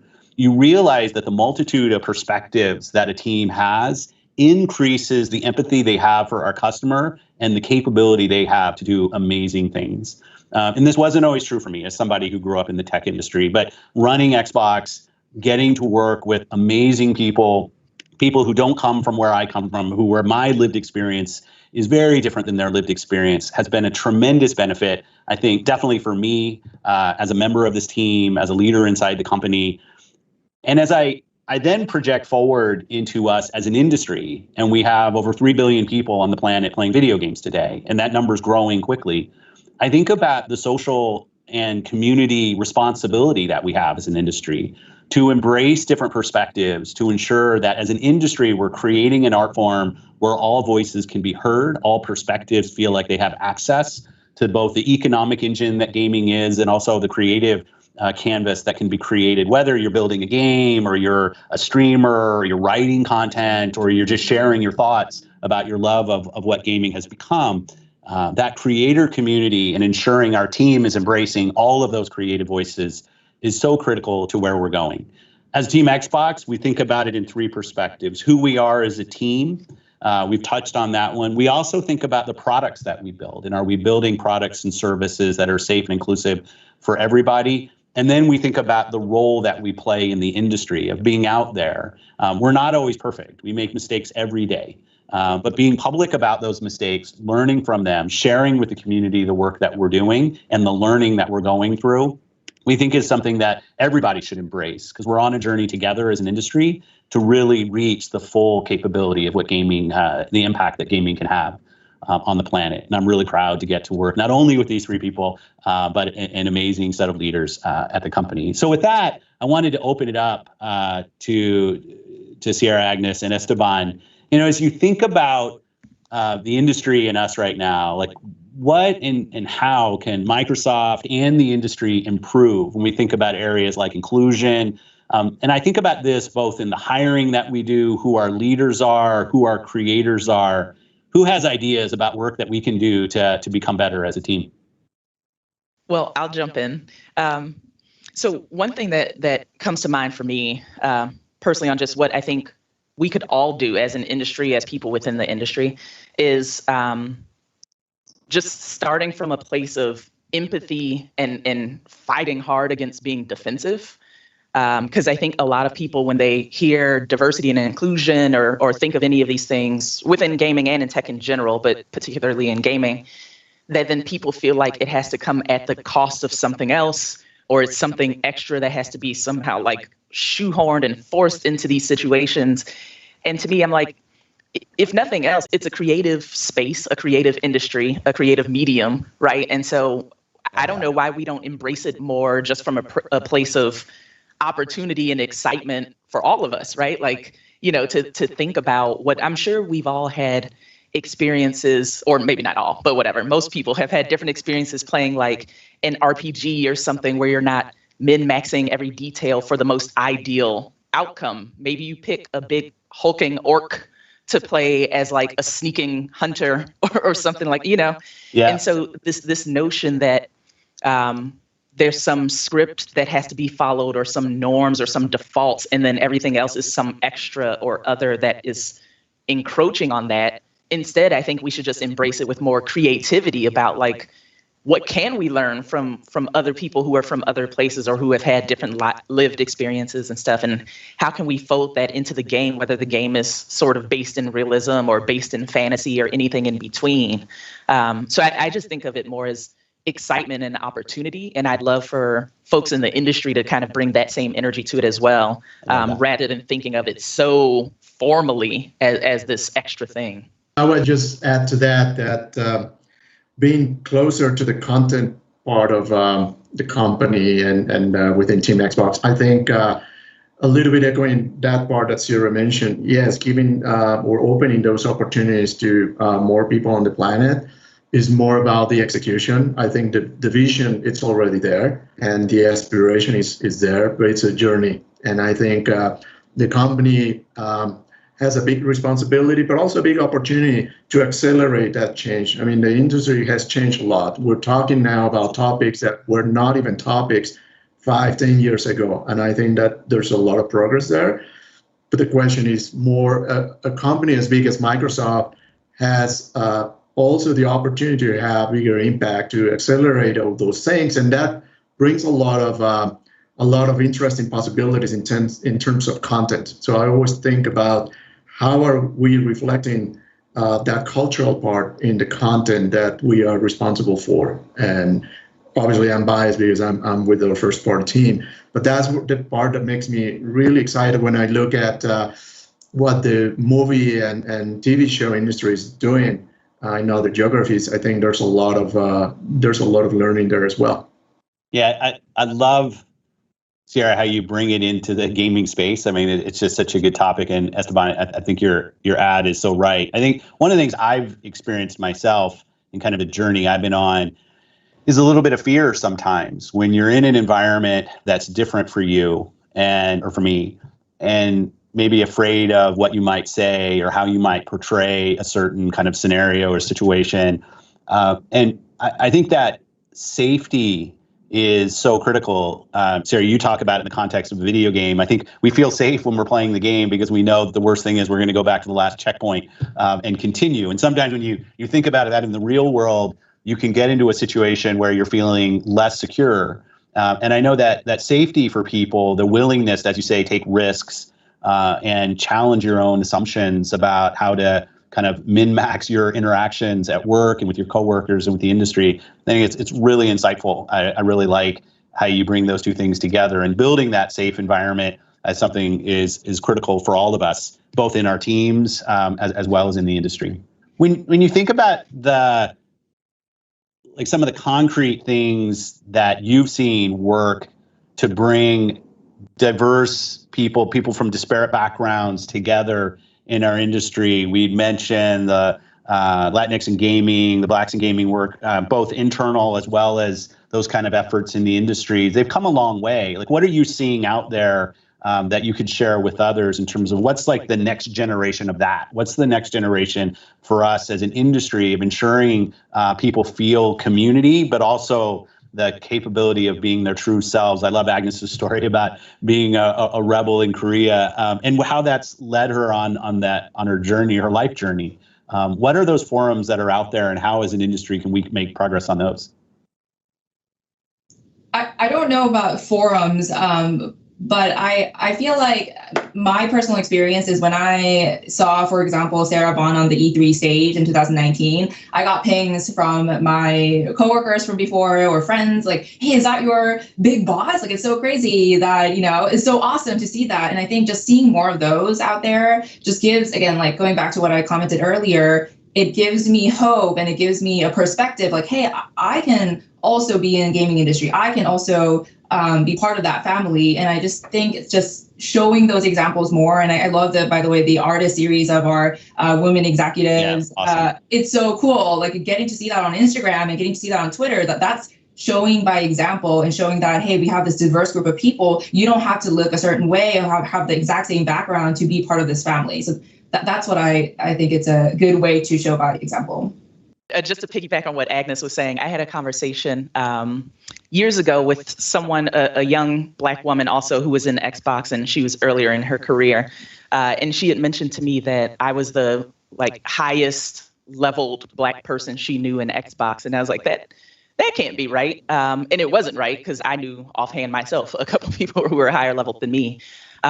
But at the time, we didn't have anybody who was in senior leadership within Xbox who was Black. And so that is something that I think I knew, but sort of didn't pay that much attention to as I was kind of moving through. And that reopened my eyes to that. And I'm like, yeah, that's kind of wild. And it was wild for me personally, because I just think of myself as like ye old working grunt, right? And just trying to make my way through my own career. And so it was funny to think about it that way. And now, years later, we have various folks who are in senior leadership now. Sarah is one. There's a guy, Pierre, over in 343, right? Like other people who themselves have incredibly robust careers, right? And stuff that they're bringing into the industry. Some of them have been in the industry for most of, if not all of their careers. Some of them maybe newer, but then the stuff that they bring has been really cool to see for a lot of reasons.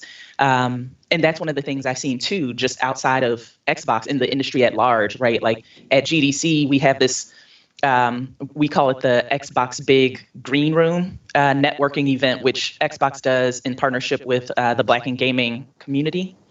And I think, last year would have been the 15th year that we had it. But there, every year, I meet people who, some are freelancers, some are indie folks, some are veterans who have worked at all the big names that you've heard of. And it's just really amazing to hear what people are doing and kind of how they are carving out paths for themselves. So definitely, like what Esteban said before, a lot of progress being made, I think, and more visible to others, right, than it was 10 years ago. But absolutely, it's a journey. I think that's so well said. There's a phrase out there, if I can see it, I can be it. And that visibility of leaders in our organization, like the three of you and other people have been mentioned, and in the industry is critical because people are watching and they're looking to see, are there people like me? And like me can be any quality that they're thinking about. are there people like me who have been successful?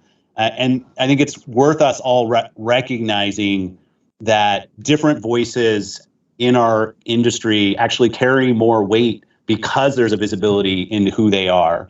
As a white male in the tech industry, I don't get the same scrutiny that others get, and we have to recognize that and support people who are on their own career journey. What was it, ye old grunt or whatever? But because they carry more of the belief of our group through the eyes of people looking and saying, "Hey, I see somebody who I identify with having a real impact on our organization." So I think we're about out of time, but I just wanted to say I think it was a great close, because doing things like this, having the three of you and other people in our team and in our industry out there talking about your journey, the impact that you're having on our industry and our teams, how you navigated your life to land where you are, and frankly, what you're excited about in terms of where we're going, can be incredibly helpful, both as direct feedback to so many people, but also indirect, just in who you are in the industry and the amazing impact that you have, and how proud I am to get to work with each one of you every day. So with that, I think we're going to close. I appreciate everybody's time, and look forward to talking about these important topics more. Thanks for having us. Looking forward to the Q&A.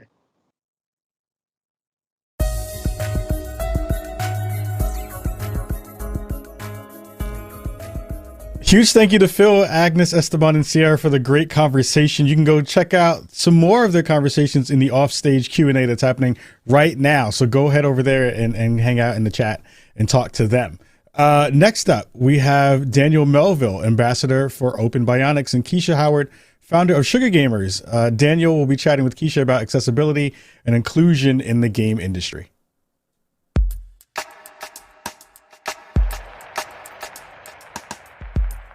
Hello, everyone. My name is Keisha Howard. I'm founder of Sugar Gamers, which is a tech advocacy organization that was started in 2009. So conversations like the one that I'm about to have with Daniel are incredibly important to me. We met in 2015 at CES, and there have been so many advances in tech and so many sort of additional elements to the conversations that we've been having. I'm just so happy to be speaking with you today, Daniel.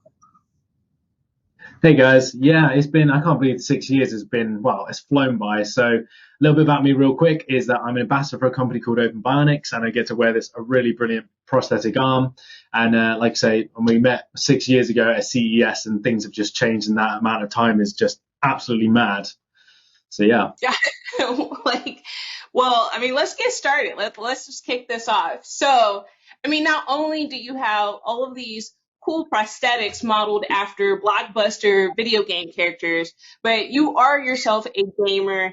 You're a 3D printing entrepreneur. You're an ambassador for Open Bionics. You're an accessibility advocate. So I know that you have so much to say about this space and the future of this space. So, let's talk about your hero arm from Open Bionics. So it already looks very amazing, if you could show it off for us. And I know you have some from Metal Gear and some from Deus Ex. Are there any other characters that you have prosthetics designed after? At the moment, no, but I'm hoping that, we can have some more video game characters come into it, because obviously starting with Deus Ex, now Metal Gear, I'd love to see something from maybe Overwatch or even Cyberpunk 2077. I would say though there's not enough characters with prosthetic limbs, so it's limited, but also pretty awesome when you get things like this. They're the two I've had so far, but the other ones they also have from Open Bionics are actually Disney arms. So you've got Frozen, you've got an Iron Man hand, you've got BB-8, R2-D2. So, they're pretty cool, but I love video, I love like Marvel and all that, but I've been always into my video games more than anything. And having video game styled arms has been surreal, having something that was once a concept from a video game and actually bringing it to real life has been, it's been insane for them, because they gave it to me to wear, and for me to be the first person to wear these arms is just mad. I mean, it's badass. And I mean, obviously it has a lot of functional purposes. Is there any like sort of special functionality that it has that these prosthetics have that, you know, are kind of reminiscent from a Deus Ex character? Well, they don't have nanoblades and they don't have like tasers coming out the knuckles or anything. So nothing luckily violent like that. But, you know, it works in ways of like, you know, functionality in terms of like the smallest objects, picking up Lego, like small things really. I mean, okay, in video games, you know, it can like 360 wrist and it does all these crazy things, but it does what I need it to do, if that makes sense. It's not, there's a lot I'd love to see it go in future, but at the moment it's there doing what I need it to do. Like even if I go shopping, that still massively helps me. I mean, I'd love to have like, you know, be like Adam Jensen punching holes through walls, but we both know that's not going to happen anytime soon. But it does its job and I love it, and I can't wait for more advanced prosthetics by Open Barnets to come out in the near future. And you talked about advanced prosthetics and what, you know, you're looking forward to in the future. Can you tell us about some of those components that you would want to see added? Yeah, so this was one thing. Growing up, I was really into like my comic books and cartoons and stuff. And I was talking the other day to a friend of mine about this, and we were speaking about like what kind of things we'd love to see. And I was saying, you know, having a mobile phone in the hand would be mad. You know, just being like, sup. And then people just being like, oh, well, he's talking to his hand, you know, like the simple things. Like I say simple, they're not simple, but they would be like really fun.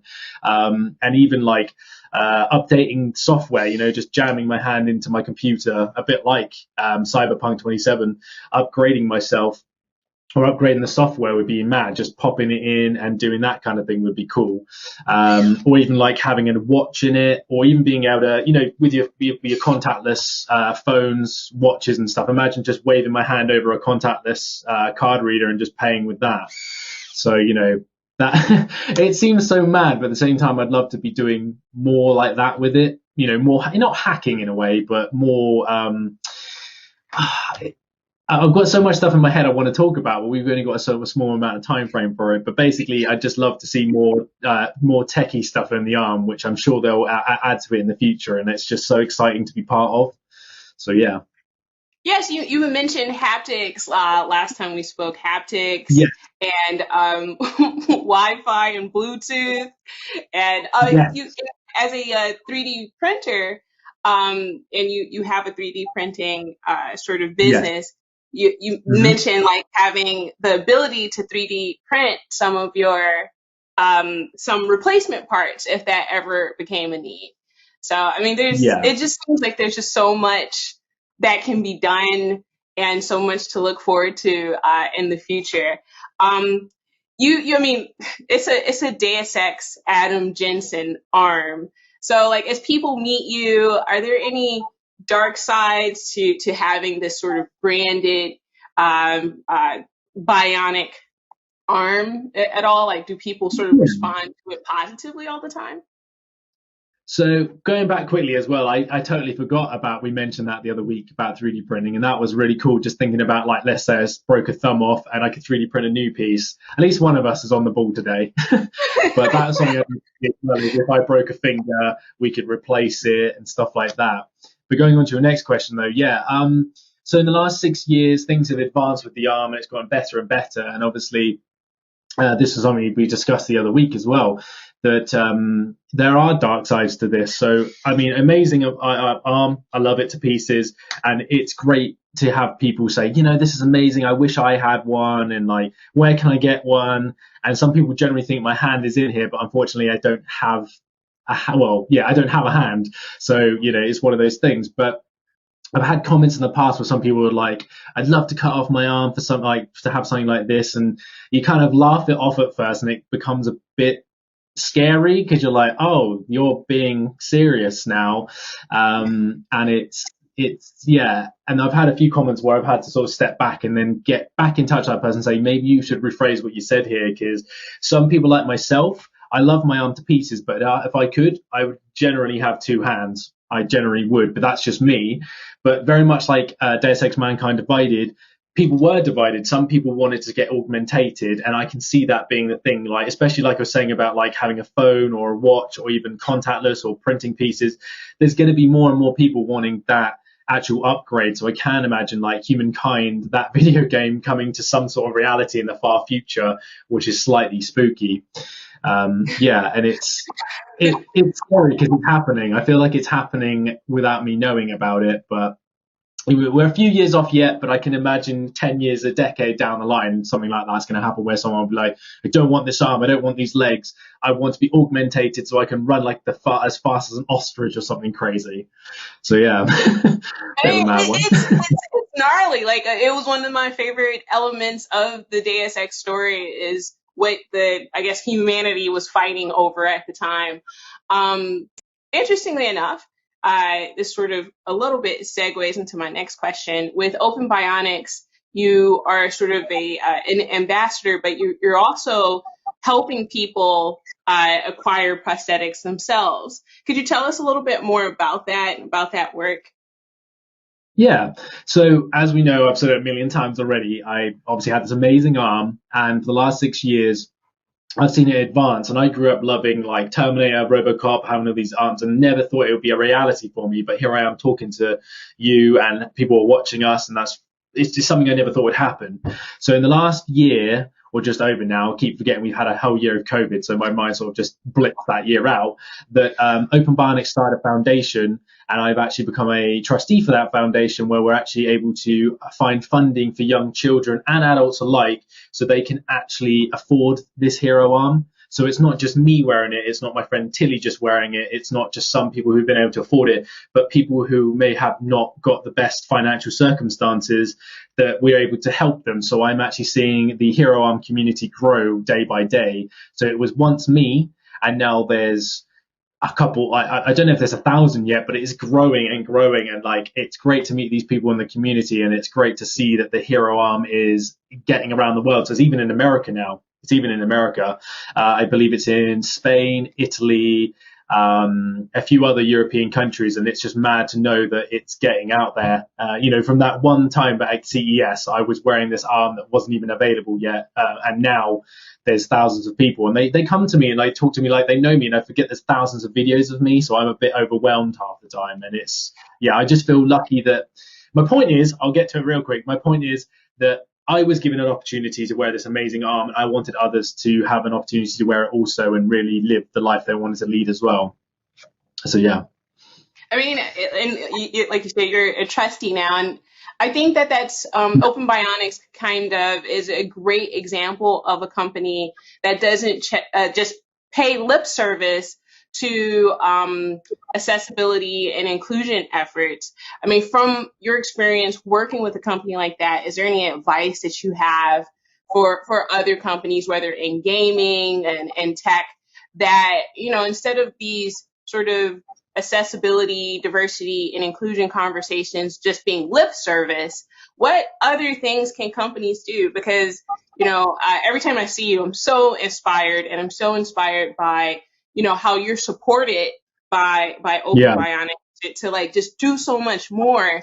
And I don't really see as many companies doing that. Do you have any suggestions for what they can do? Because it seems like these efforts have paved the way for them to create a product that is essentially created by the community that they created it for, if that makes any sense. So, yeah, I mean, do you have any suggestions on what companies can do?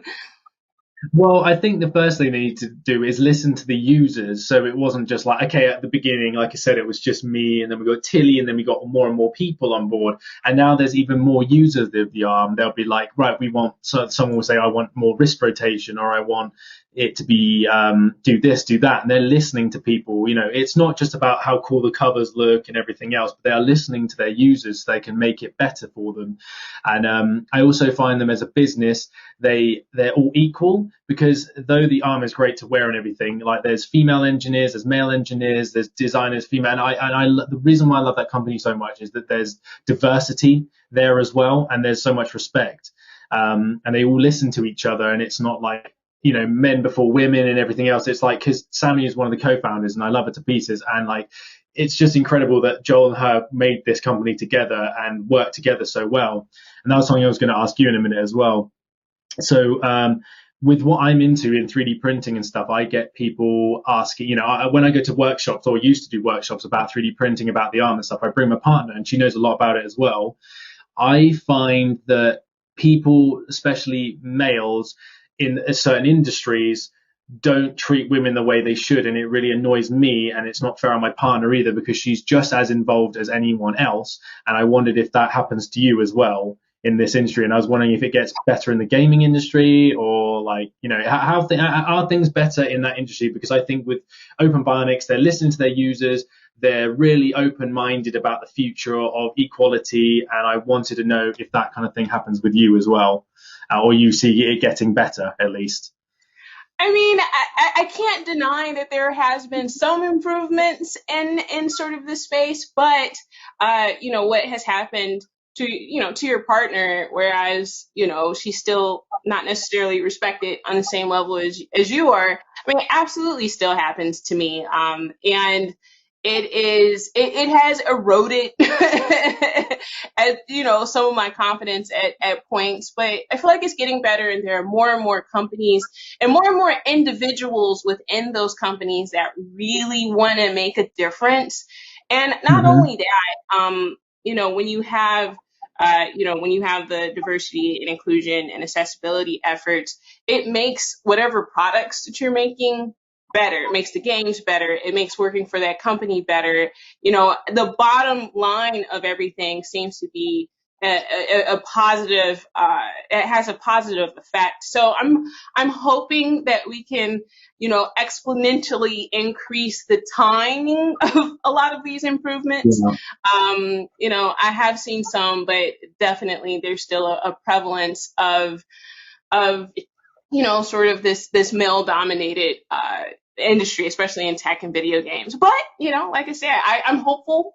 And like, again, companies like Open Bionics that, sort of empower their community and empower their team, and, empower their ambassadors is really, really sort of, inspiring to me. I'm just like, man, how can I even take from that and be better to the community that I want to impact? So, but yeah, it's still difficult, but again, there are companies and individuals that are really trying to do the humanity first, social sustainability efforts that we're looking for.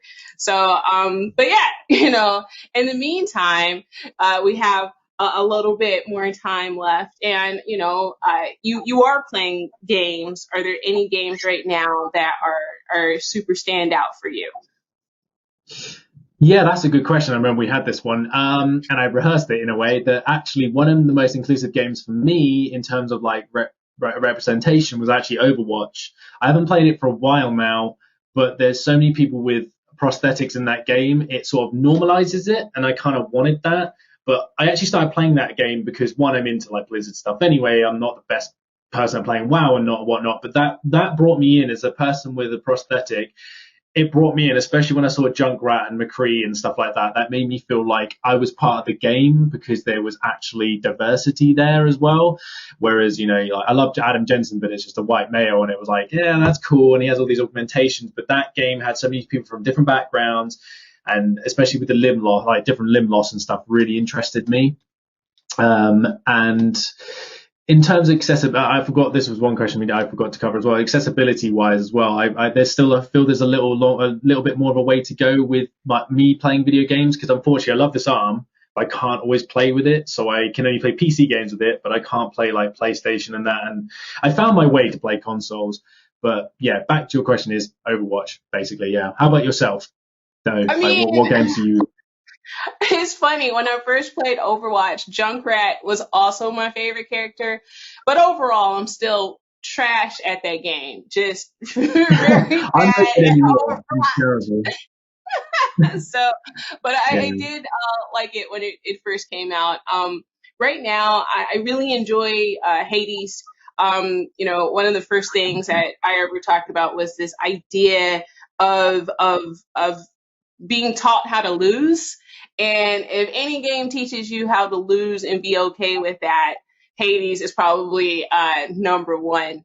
But otherwise, I'm actually waiting for the next iteration of Deus Ex to come out. That's literally one of my favorite games. I think we all are. I think we all are. Hopefully it comes. That's one thing I'd love to see as well is I'd love to be in a video game one day. That's one of my life goals, is to just feature in a game. Maybe it's even as a cameo, but since I have have these arms from the games, it would be cool to jump into the video game, which is my next thing, is to maybe get myself in a video game. I don't know how, but maybe one day.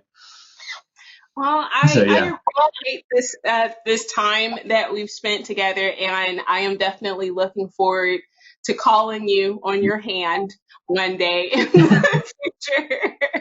So this has been great, and I'm very excited about the future of this space, the future of what your prosthetics are going to be able to do, the future of video games, and how they're going to sort of collide. So thank you so much for your time today, and I look forward to seeing what you're doing next. Thank you. See you soon. Thank you.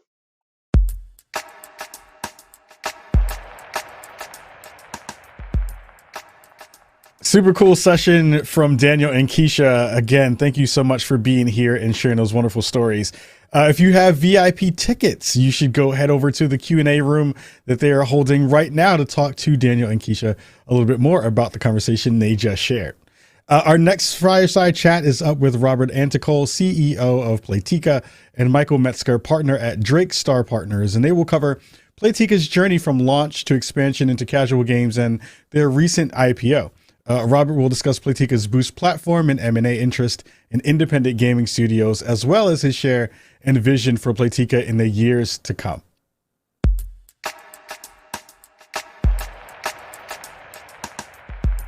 Hi, this is Michael Metzger with Drake Star Partner, a global media and tech investment bank. I'm super excited to be here today with Robert Anticol, the CEO of Playtika, on changing the game. Robert, can you just give a brief background on yourself and Playtika, how you got to the point with including a highly successful IPO? First, thank you so much for having me here. I'm really excited about it. It was really for me important to be here to tell the Playtika story, to tell my story. So first, I'm in the gaming industry for many, many years. This is not my first company. This is not my first venture in this area. This is actually my third company. And for me, all my career, everything that I did in the last 30 years was around games. So to be here to speak about games is not something weird for me. This is actually my hobby. This is my job, and this is my career. I started Playtika 11 years, and one of our focus was really to explore the new platform of Facebook. Facebook launched the premium platform 12 years ago. We saw the hype, we saw what's happening around the world, so we decided to launch a new company, Playtika.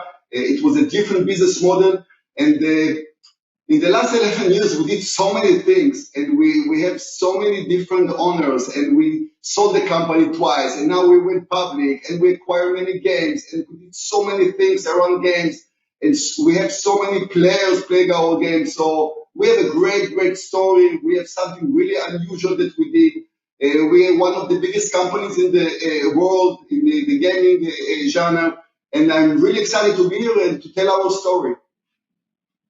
That's awesome. You just mentioned you're one of the largest companies. Can you share a little bit more at what scale Playtika is in, just from a number of employees, games, audience, just a little bit more background? And what are your top titles today? So for me, when I'm speaking, we are one of the biggest company in the world, in the gaming world. First, I'm not speaking about employees, I'm speaking about games. So when you look at the top 100 grossing games in the US, 9 of these games are Playtika games. So this is the only fact that matters for me. Yes, we are a huge company. We have around 16 different offices around the world. We are in 5 different categories of gaming. We have more than close to 4,000 employees already. We are growing. We are different genres. We're bringing many things to the world of games, and we have more than 10 million daily players. So this is a huge amount of players, and this is what we are focusing on. That's great. And what are your top titles currently? You mentioned there are 9 out of the top 100. Just a little bit more color would be great. So we have first 2 top grossing strong games. Slotomania, my first game that I established 11 years ago. That it's crazy, but in around 10 years, it's always top grossing game. 10 years in a row. We have a Bingo Blitz. We have a June Journey. It's a game from Wuga Studio that we acquired 3 years ago. We have a solitaire game that become the biggest solitaire game in the world. That again, this is acquisition that we did 2 years ago, and we acquired a small studio. Now it's become one of the biggest studio. So we are everywhere, not only social casino side, not only on the casual side. We every category we're trying to be the leader. That's awesome. It sounds like you focus a little bit less on like new hit games versus kind of establishing a game, constantly growing it for a long period of time. I heard that like, even up to a decade. What's your philosophy on kind of how you come up with new games, and how do you think about hit games? So first, I'm happy to hear this question, because this is a question that I got so many times in the last few years, and I want to explain something about how Playtika looks at the product side and how we acting in the last few years. So we look at our game as a platform. Today's Slotomania, it's a platform that has more than 1.4 million players a day. So every new feature that we are thinking to launch, every new mathematic, every new design, we prefer to launch it in our current game. Why to start a new community? So we were thinking a little differently than our competitors in the genre, and actually we changed the world. So when we launched Slotomania, everybody told me, it's a nice game, but after 6 to 9 months, you need to develop new games. So this was the philosophy about games. They come in and go. We change it. We change it completely. So every game that we are launching is here to stay. This is how we look at it. This is how we think about it. This is how we act it. In the last 2 years, we started, and we speak about to start to build our a Boost platform. The Boost platform is taking all the features, all the technology of our current games, and putting this in one place. And then we said to ourselves, just a second. We have the technology, we have the platform, we have a studio to develop many different games in the past, like Wuga, like Series, like Jellybody that we acquired. Why not to develop new games? So in the last 2 years, we are focusing on this. We started to develop new games on our platform, and still we are growing our internal games. It's not that we are eliminating it. But now we're doing a little bit differently. But Playtika was always thinking about product, and this is something really, really important to me to say here. That's awesome. You mentioned the Playtika Boost platform. Can you share more? What exactly is the Playtika Boost platform? What does it do, and what's the associated AI tech you incorporated? Tell us more about it. So Playtika Boost actually was born from our challenge when we started to acquire new games and brought it to Playtika. Because we find ourselves, yes, we have so much knowledge about the game, experience, know-how. Okay, now we acquired a new company. We want to help them. They're asking us for help. How are we going to help these guys? So in the beginning, we did it, this guy helping the product side, and this guy helping on the monetization side, and we help in building the whole. And only in the last few years, we said it's becoming too complicated for us. We want to grow. It's not scalability. We need to have a platform that will help us to scale our M&As. And then we said, okay, so we have so many features, so many know-how. Let's build one place, one hub that everything will be inside, and then it could help us in M&As. But then we understood that it's not only helping us in M&As, it can help us move feature from one game to another game. So today, Playtika Boost is the core of Playtika. It's helping not only to the game that we acquire, It's not only helping to the game that we are developing, it's still helping games like Slotomania that's running 11 years, getting feature from small apps that we have. So even with developing a game, and it's not working well, it's happening in our world, but there is a nice feature in this game. So this feature, automatically, we can take it in no time to one of our biggest apps. So this is how we're doing. It's like a win-win situation for us. Great. Are you planning to offer the Boost, Playtika Boost platform also for outside third party, kind of in a publishing relationship, or is it really focused solely to use for internal games? So the short answer is no. Everything that we develop ourselves. We always been a B2C company. This is always been our DNA. This is how we know to work. This is how we control our own destiny. Because everything that Playtika did in the last few years was, okay, how it help us to control ourselves, not to be dependent on third parties, not to be dependent on other technologies. So we build Playtika Boost for ourselves, and this is where we're going to focus. Got it. That's great. And what's the best way to think about it if other successful companies in the space that take a Zynga, Playrix, how they think about UA and live ops optimization? How is Playtika Boost different? So first, we always were focusing on ourselves, and we always were the leader in everything that's happening in this industry. When we started to think about game as a platform, we saw that the others are doing this, and it's okay, it's great. Look at the game like Candy Crush. Candy Crush was launching many years ago and still working and going. Why? Because they look at Playtika and said, wow, these guys are fighting for a game. We will fight for this game too. And they started to act like us. So everything that we are doing, it's like we are the leaders. We are the first one. So me personally, I look less on our competitors. I look more about what we are doing and how we're acting. So yes, other companies doing a great job in UI and in other kind of thing. But Playtika Boost, I think it's a different tool that we have than the others. First, because we are doing more in M&A than other companies in the industry. Second, we're helping the companies a lot with tools and features and understanding, not only by marketing side. And all the competitors are doing a great job, but most of the things they are doing, they're helping with the marketing side. They're sending more users. They're doing cross promotion. This is the main thing that they are doing. We're doing this, and we are telling to the new studios guys, this is a feature amazing that was working in Slotomania.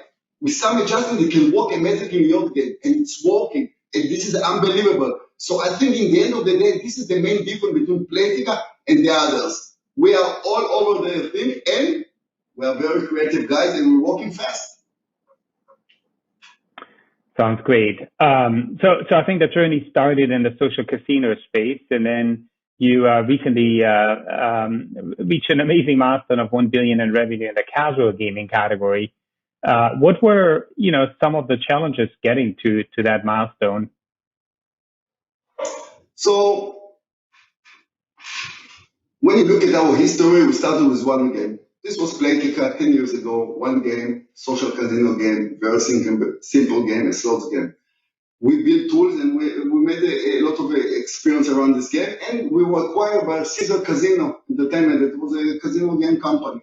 So in the last few years, in the first few years of Playtika, this was our focus. We acquired companies like a House of Fun, a WSOP, a Bingo Blitz, and we were focusing in the social casino area, and we always believe that we understand this area.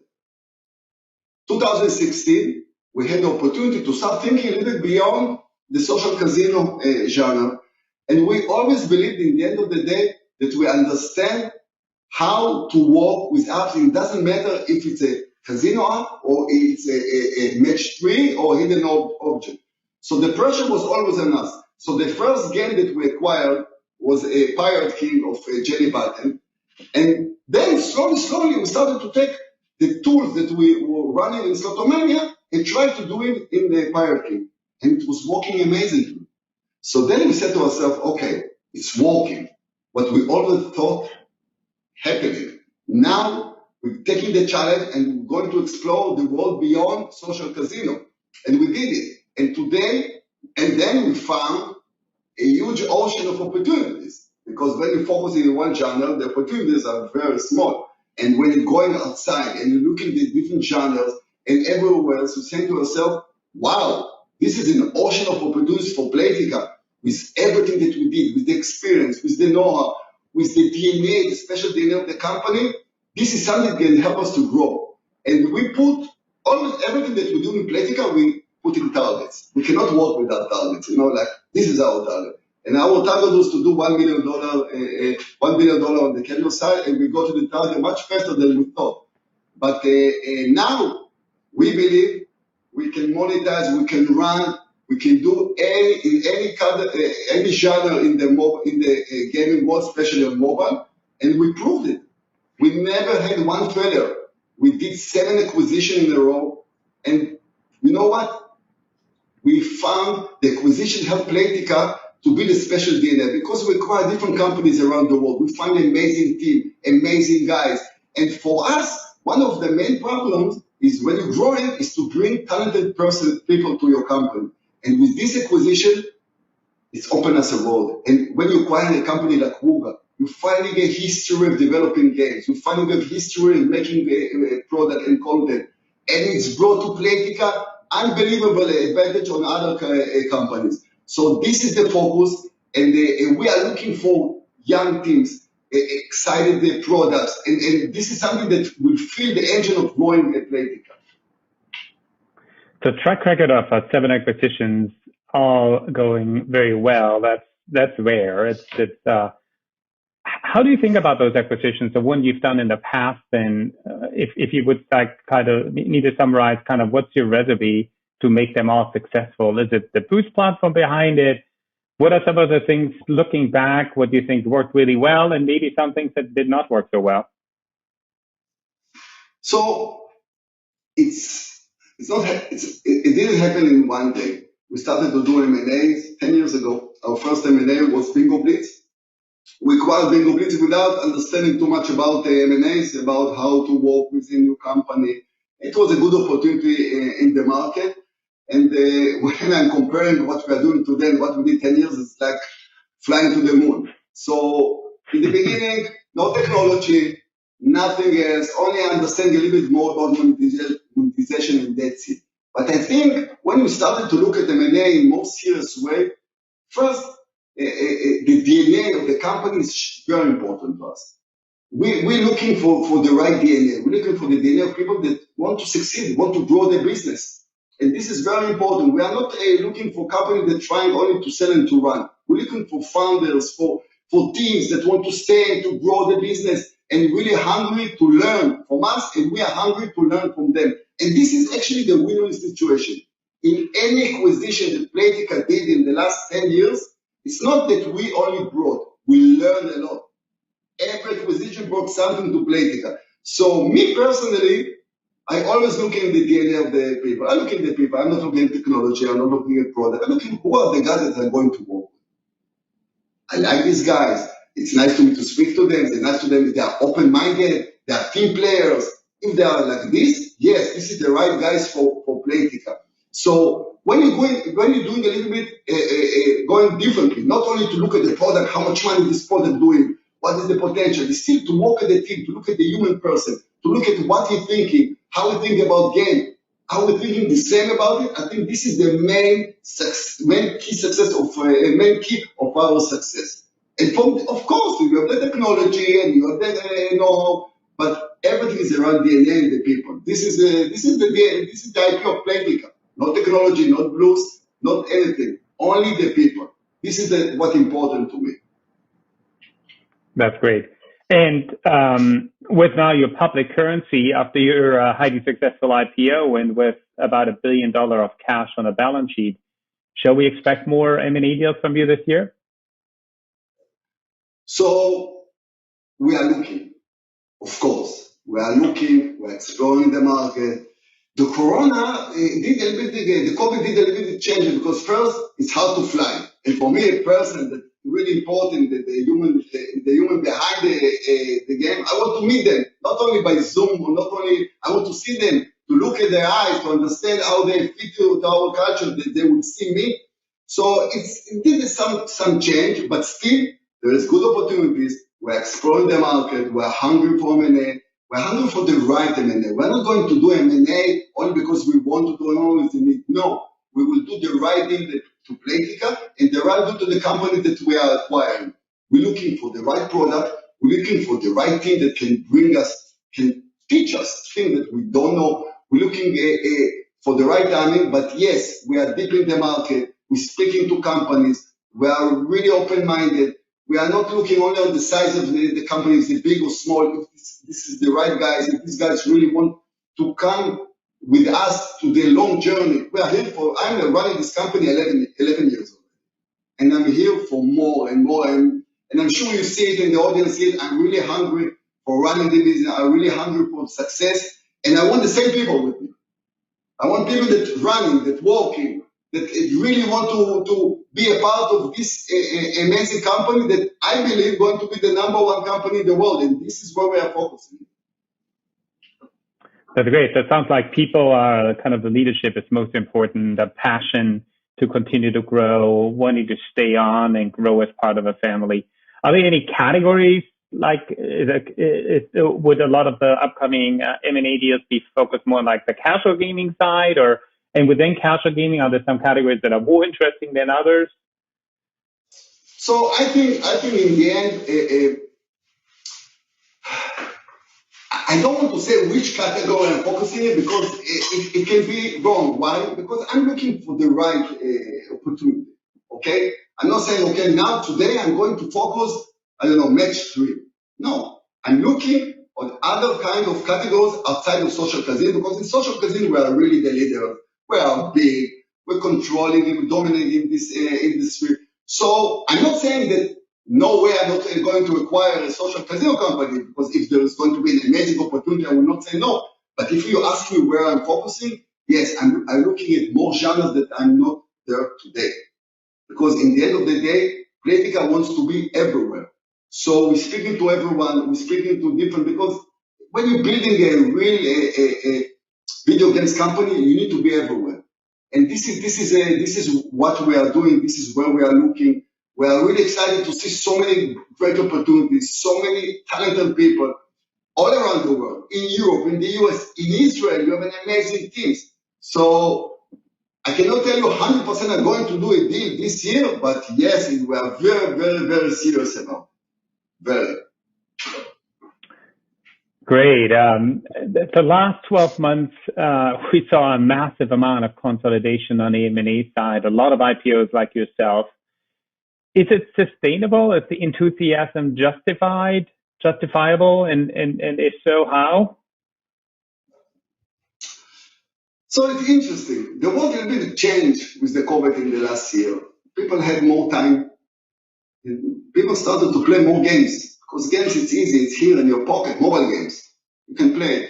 So more time, more games. Companies started to grow the numbers. Everyone started to look at this industry in a more serious way. Okay, it's not only the consoles game, it's not only the computer games, yes, it's the mobile games, the simple games that here everywhere. And this category of mobile games are growing dramatically in the world. So the world changed a little bit.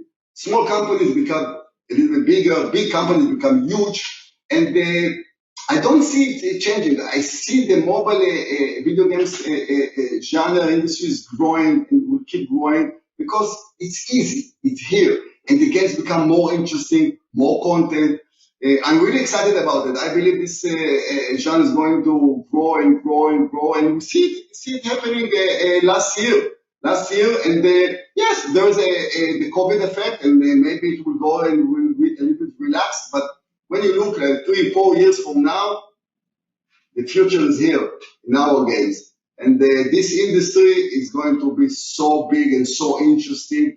And there's going to be M&As, but for me, it's more important to look at the news companies.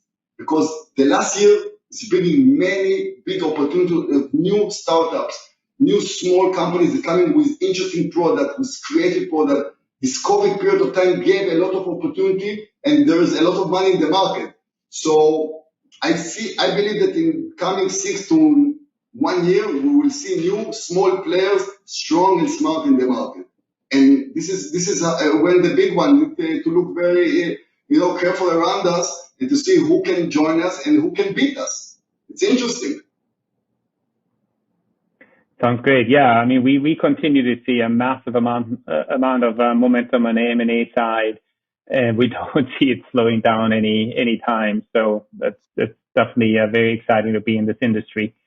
You mentioned previously that the Boost platform also applies to really non-gaming apps. So are you also for your vision of Playtika? Also, are you also going to think about it yourself as a player in the non-gaming, kind of the more global mobile entertainment space? And if so, kind of what categories seem interesting?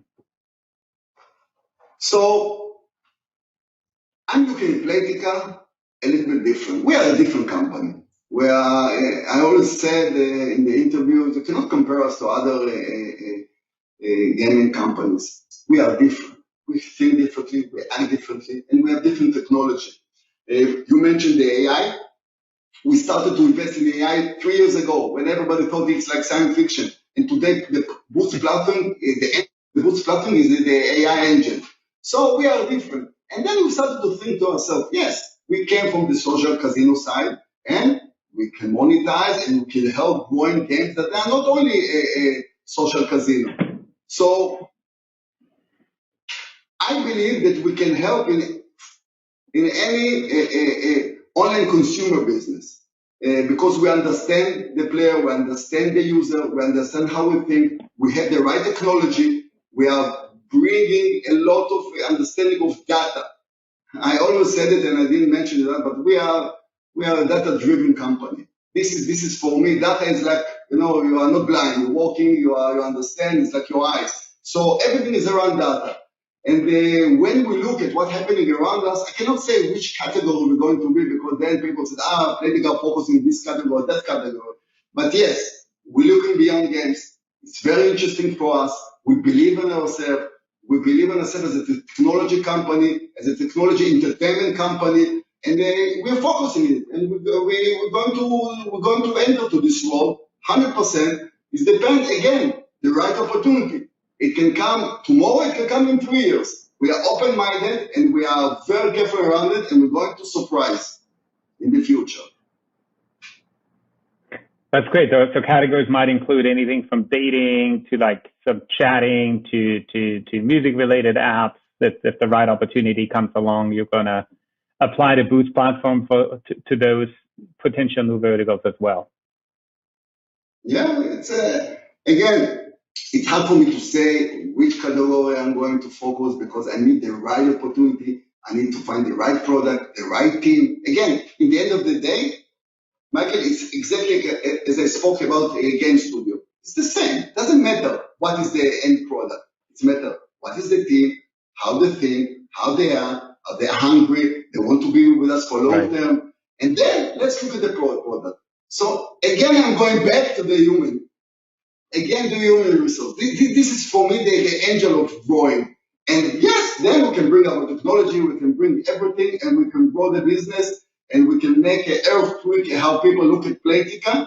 We are, one of our, I would say, problem was that because we were always a low-profile company, we were always focusing of growing the games, acquiring company, making money, and this was always our focus. We never did any PR to ourselves. We never said, we are Playtika. Now the game has changed. We have become a public company. People need to know us. People need to hear about us. People need to learn what's Playtika. How's Playtika there? Where they're going? It's like a mystery. And for me, I'm really excited about it because it's a new place for me to grow. It's a new place for me for the company. I'm really proud about Playtika. I think we built something unbelievable, and I want the world to explore it. That's amazing. On the monetization side, I believe about 90% of the Playtika revenue is generated in in-app purchases, which is very impressive. Are you also looking at other kind of monetization methods like advertising or subscription-based models? So yes, we're exploring.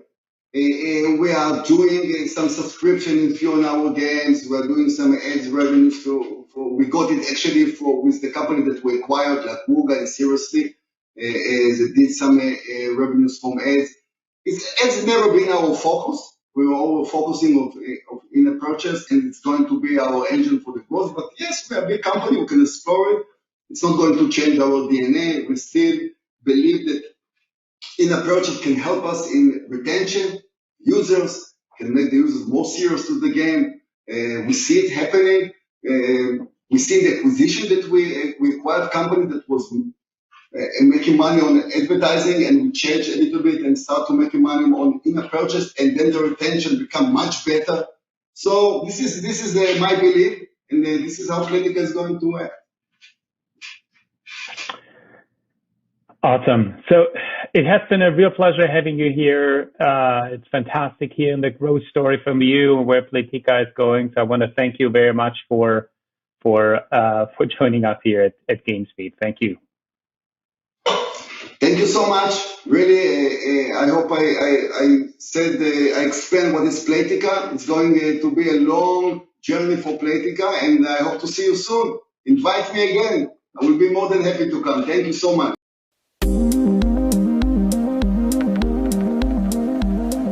Thank you so much to Michael and to Robert for the conversation there. Really great stuff there. Again, it's always cool to hear different perspectives about how businesses are working and how folks are kind of thinking about coming to that work in that way.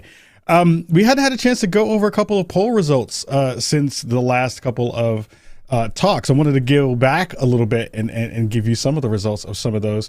One that I found really interesting was, does your company have at least one sustained program to promote diversity? 69% of you said yes to that, which is amazing to hear. I'm really excited to know that that is a part of the ecosystem that continues to grow, and that companies are really thinking about that in a more comprehensive and broader way. I think that's a fantastic thing that we're seeing kind of push forward, and something that I want to be able to see moving in the space even more into the future.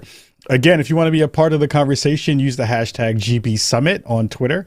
Lots of great conversations are happening within that space. We're seeing lots of good energy around it. And again, if you're in the space and you've been watching for most of the day, get a chance to stand up, stretch your legs, go grab something to drink in terms of some caffeine into your body. So hopefully you'll be able to push through. You're pushing through the rest of the show with us all here at VentureBeat and with GamesBeat Summit. So again, continue, and thank you for watching all the wonderful content today that we've been having. One other last quick one that I wanted to dig into was a poll around, have you won a game of Warzone? Have you won a Warzone match? And sadly, 74% of you have said no. I am sad about this. If you need a fourth, if you need someone else to roll with you to play some Warzone, I will raise my hand and be there for you. So if you want to get some games in of Warzone, you can definitely follow me on Twitter at Kajikins, and we can squad up and get some games in for that for sure. Let me know how that works, and we'll figure it all out and make some wins together. We'll make it happen. We have up in our next session, we have let's see. Oh, there it goes. We have an increasingly important conversation around STEM in the overall American economic landscape and its impact on the video game industry, and how those programs provide young people with diverse backgrounds opportunities to be leaders for tomorrow. Welcome Stanley Pierre-Louis, President and CEO of the Entertainment Software Association, and Layla Shabir, founder of CEO of Girls Make Games, and Congresswoman Yvette D. Clarke of the 9th Congressional District of New York. Super excited to hear this conversation, and here we go.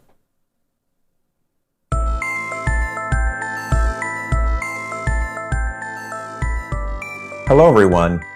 I'd like to thank the team at GamesBeat, and Dean in particular, for providing us with this space to discuss the important role of STEM and STEAM education as a way to increase opportunities for the next generation of creators and innovators, especially those who have been underrepresented in our industry. I'm Stan Pierre-Louis, President and CEO of the Entertainment Software Association. The ESA serves as the voice and advocate for the U.S. video game industry. We have two extraordinary panelists for this conversation. Congresswoman Yvette Clarke, who represents the 9th Congressional District of New York, and Layla Shabir, co-founder and CEO of Girls Make Games. I will get to their bios in a moment. Today's discussion will focus on the role of science, technology, engineering, and math, or STEM, as well as STEAM, which is STEM plus the arts, given that video games bring together technological innovation and artistic excellence. These skills are critical to developments in our industry, but they also contribute to our national and global economy and create new opportunities for advancement into the workforce. Video games play a key role in spurring interest in STEM. In fact, academic researchers found that girls who play video games are 3 times likely than others who don't to get STEM degrees in college or in advanced studies. And what's really powerful is that learning game-making skills actually creates career opportunities in a broad array of STEM and STEAM fields, because the video games and the arts and sciences they produce require skills that are highly desirable in adjacent fields like aerospace, coding, and more. In essence, video games serve as a gateway to educational advancement and a wide number of career paths. Today's panelists are champions of STEM and STEAM education and careers. They bring different perspectives on how to advance these goals, but each in their own right is making an enormous impact. Congresswoman Yvette Clarke represents the 9th Congressional District of New York, primarily central Brooklyn. Congressman Clarke is chair of the Homeland Cybersecurity, Infrastructure Protection, and Innovation Subcommittee, which is under the jurisdiction of the House Committee on Homeland Security. She's also been a member of the Congressional Black Caucus since coming to Congress in 2007, and today chairs its Immigration Task Force. Congresswoman Clarke has been a leader on tech and media policy and co-chairs the Smart Cities Caucus, as well as a co-chair of the Multicultural Media Caucus. She believes in smart technology, helping communities create sustainable, resilient, and livable lives, and she works to ensure that no communities are left behind. I'm proud to say that she was also my representative when I lived in Brooklyn. Layla Shabir is the co-founder and CEO of Girls Make Games. Layla was born in Pakistan, raised in the United Arab Emirates, and a graduate of MIT. Let's just pause on that for a moment. How impressive is that? Her pathway to Girls Make Games is an interesting one. And it really speaks to her commitment to give back while looking to build the next generation of innovators. What's interesting about her story is that she never set out to make games or get into this game space. However, as she saw the power of games and their positive impact on learning, especially for girls, she realized the connection between education and video games and how it needed to be formed. So in 2018, she received the Visionary Award from the ESA Foundation and has set a personal goal of teaching 1 million girls how to make games through her work. Welcome to each of you. Let me start with you, Congresswoman Clarke. First of all, thank you for making time for this conversation. There is so much happening in government. And as a member of Congress, you see a wide array of complex challenges to keeping America competitive economically and otherwise. How important is STEAM and STEM education in achieving that goal for American competitiveness? Well, first of all, let me thank GamesBeat and thank you, Stanley, for moderating today's panel. You've said it. At the heart of everything that we're trying to accomplish in Washington, D.C. is equity. And we know that equity implies human resource. And ensuring equitable access to a quality education in the STEAM fields and the career opportunities, the entrepreneurial opportunities that it leads to is essential for not only ensuring American competitiveness in the global economy, but also to make sure that our nation is prepared to meet the demands of the 21st century. I believe that we are in another industrial age and all roads lead to tech and innovation and artistic ability. And so at the sweet spot of all of that is STEAM education. You know, it's estimated that 3.5 million STEAM and STEM jobs will be needed to be filled by the year 2025. So combating disparities and removing barriers to equitable opportunities are a top priority for me in Congress. And I believe, as I've stated, that the new industrial age is already upon us and is going to grow exponentially in this century, and that all roads lead to technology. You raised some really interesting points there, both about equity and opportunity, but also the fact that the jobs of the future will involve technology. And so bringing everyone up to speed in an equitable way provides new opportunities.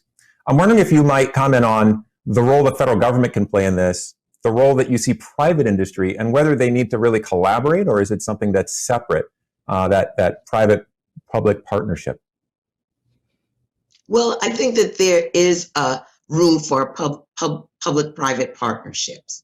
I think that it's actually public in a governmental sense, public in an activist on the streets sense, and the private sector as a partner in all of that. Because our technological infrastructure is primarily within the hands of the private sector. And if we're going to indeed pursue an equity agenda, an inclusive agenda, so much of that is within the domain of the private sector. We can, through government, really create pathways and corridors, incentives for the private sector to partner with us in making sure that every American, regardless of race, sexual orientation, home of origin, have an ability to access opportunities. We in government can be a training ground to a large extent because, of course, within our bureaucracy, we're going to need similar resource in terms of folks with the ability to guide us in the government technologically. But that partnership, where so much of the work is being done in the private sector, is critical. So there's a symbiotic relationship. And I think that we have reached that point where that recognition is clear, whether it is the performance of our social media platforms, or it's the rapid adoption of telehealth, remote learning, remote working, whether it's the conversations around climate change and our race against the clock with respect to transforming to a clean energy future. All of this is predicated not only on what we can do in the government, not only what the activists raise as desires and issues and what they're doing in practice, but also the private sector and how we blaze the trail for the 21st century, inclusive of all of the talent that we're going to need to be competitive globally in the 21st century. Layla, I thought I'd turn to you because the Congresswoman raised some really interesting points about the role technology plays and the importance of education and creating those opportunities, the role that the public sector can play in private. And you've taken that to heart by founding an organization that really promotes these goals. You've been a prominent voice and leader in creating STEM and STEAM curriculum and programs for young girls, and they're accessible, they're inspirational, they're fun. I thought you might share a little bit about your passion for this and why it's so important in shaping the workforce of tomorrow. Thank you, Stanley. It's so nice to join here today on this discussion. Thank you, GamesBeat, for having me. I think, Stanley, prior to the call, we were talking a little bit about my childhood, and I think it's important to kind of reflect on where people come from, because that shapes who they become and how they view the world. And a lot of it, like you mentioned, I grew up in the United Arab Emirates. My parents are Pakistani immigrants. It kind of shaped who I was. At a very young age, I was painfully aware of the fact that I was a girl, that the world around me or the society around me had certain expectations of me, and that there were certain dreams and ambitions I wasn't permitted to have. I was just very, very fortunate, unlike many of my peers, that the minute I entered my home, I would have a completely different life. My parents viewed me and my brother and my sister the same. They didn't see a difference in how we should be educated, what dreams or careers or ambitions should be accessible to us. In fact, some of my most treasured memories growing up are, moments when my dad and I would kind of sit down and daydream. So we would dream about things like, what would you do if you were the prime minister of Pakistan? What kind of schools would you build? And how many hospitals would you build? So talking to a 10-year-old about building hospitals and schools and placing that kind of responsibility on your shoulder didn't just, open my eyes to like, these are things that are possible for me growing up, but also that, what should you do with the power or the leadership that you have? I think it's really important to empower our kids on two sides. So one, obviously, we are very committed to, making sure our kids are digitally ready. So they're ready for the roads leading to tech, as Congresswoman said. And I think that's absolutely non-negotiable. Everyone should be tech literate that's growing up now. Like we need computer science in middle school, high school. Kids should be taking computer science as they would English language. So it's important to speak the language that the future is going to be built in. But on the other end, I think it's really important to teach kids that anything and everything that they can dream of or they want to do is possible and it's within them. Because I think one of the things that really surprised me when I first met the girls at camp, because, I looked at America and I was always like, oh, anything's possible in America. And I'm sure that's how kids are growing up here. But when I went to camp and I talked to the kids, they would come back and say, I want this job or that job. And I was like, job? You're 12. You shouldn't say the word job. You should be like, what's my dream? What do I want to do when I grow up and what kind of world I want to build? And I think the language that we use to talk to kids about what's possible and what problems we're going to build, because even the jobs that we picture today and the jobs that we might prepare them for might not be the jobs that exist in 10, 20, 30, 40 years. We have to make them ready to solve problems. And to be able to solve problems, you need the technical skills, but you also need that confidence and validation inside you that, no matter the challenges, no matter the problems, I can come up with a solution myself. And I think that's what we focus on at Girls Make Games, is to give the kids both sides, the validation and the technical skills. Layla, you talked about so many important things there. I'd love it if you talked a little bit about the founding of Girls Make Games and maybe what you've seen since its founding, what has changed or what trends you've seen and where it's going. Because obviously, when you start an organization, it can be very iterative. You start with one idea in mind and you realize, oh, we can't have 14-week courses. They need to be 3-week courses, whatever it is. But maybe what inspired you to found it and what's progressed in that time? Yeah, absolutely. So it really came out of, I was talking about problem solving. So it really came out of my own problem solving because I was building a game studio. Met my husband and he really wanted to make games. I wanted to teach. So we combined our passions to make educational video games. And I was recruiting for my studio. I couldn't find women. And this is at a time when I was brand new to the industry. So I had no idea what the gender gap was like. So I'd go to conferences, I'd put up these job ads, and I ended up with myself and 7 male teammates. And I was just like, this can't be my life. I can't be the only girl at a female founded company. I've got to work harder. And the deeper I looked, the more I unsurfaced. Essentially, people come back and say girls don't play games or they're not interested in games. And here I was making a product that only boys were going to benefit from. So if I wanted to build, like we talked about equity, if I wanted to build an equitable educational solution, it has to be something that all genders can enjoy. So the first summer camp really meant kind of a social experiment. I wanted to meet girls. I wanted to hang out with them and, talk to them about why they like games or didn't like games, and obviously get them to also play test our product. But at the end of camp, it was just so obvious that it was something that was needed, because the last day of camp, there were tears. And I don't think I expected that at all. It really threw me back. It became a home for the girls. They were like, I was the only girl in my robotics class. I was the only girl on my Minecraft team. In all of these places where they felt like they were the only one or they were the odd one out, suddenly at camp, they were surrounded by girls just like them. And it made them feel all powerful. And they could see all these pathways, like they could meet mentors who were in college. They could meet women who were already in the industry. So being able to see that was really validating. And at the end of camp, when they'd be like, all right, see you next year. And I was like, oh, okay. This is happening again next year. So 7 years out, the summer camp is still ongoing. We've continued to do virtual programs with workshops. We've expanded to nearly 100 cities worldwide.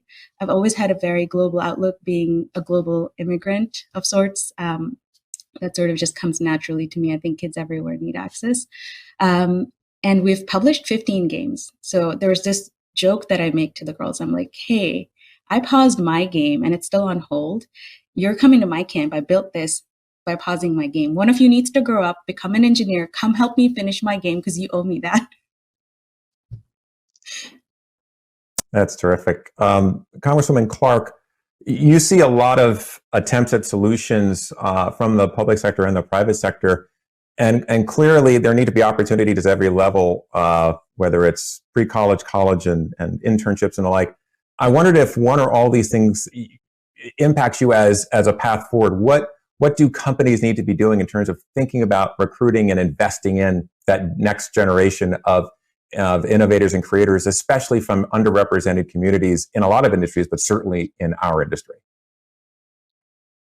Well, the first thing that needs to be done once it's been acknowledged is to stop talking about it and do something about it. And I can tell you, as a STEM student myself, that we need to have an all-around approach to providing the diversity and inclusion that everyone talks about ad nauseum. When I was coming up, it was about exposure. And the fact that in the city of New York, in the public schools in the 70s, we had science fairs. And as an elementary school student, the magic of science was constantly on display. And it didn't have a gender attached to it when I was coming up. I knew that I wanted to be a pediatrician. And so everything science intrigued me. I was curious about it. We need to create that curiosity at the base level with children. But beyond that, there are so many hidden figures that are already in these disciplines that everyone claims can't be found. I have to reject that notion and say that in many spaces, while it's not multitudes, there are individuals. And what I say oftentimes is, if you can't see it, you can't believe that it's possible for you. So to the extent that Layla is out there and showing what she's been able to accomplish and to achieve, there's so many young women like Layla, like me, that can see themselves in who we are and what we've been able to accomplish. So one of the things that I would say is that let's stop talking about it.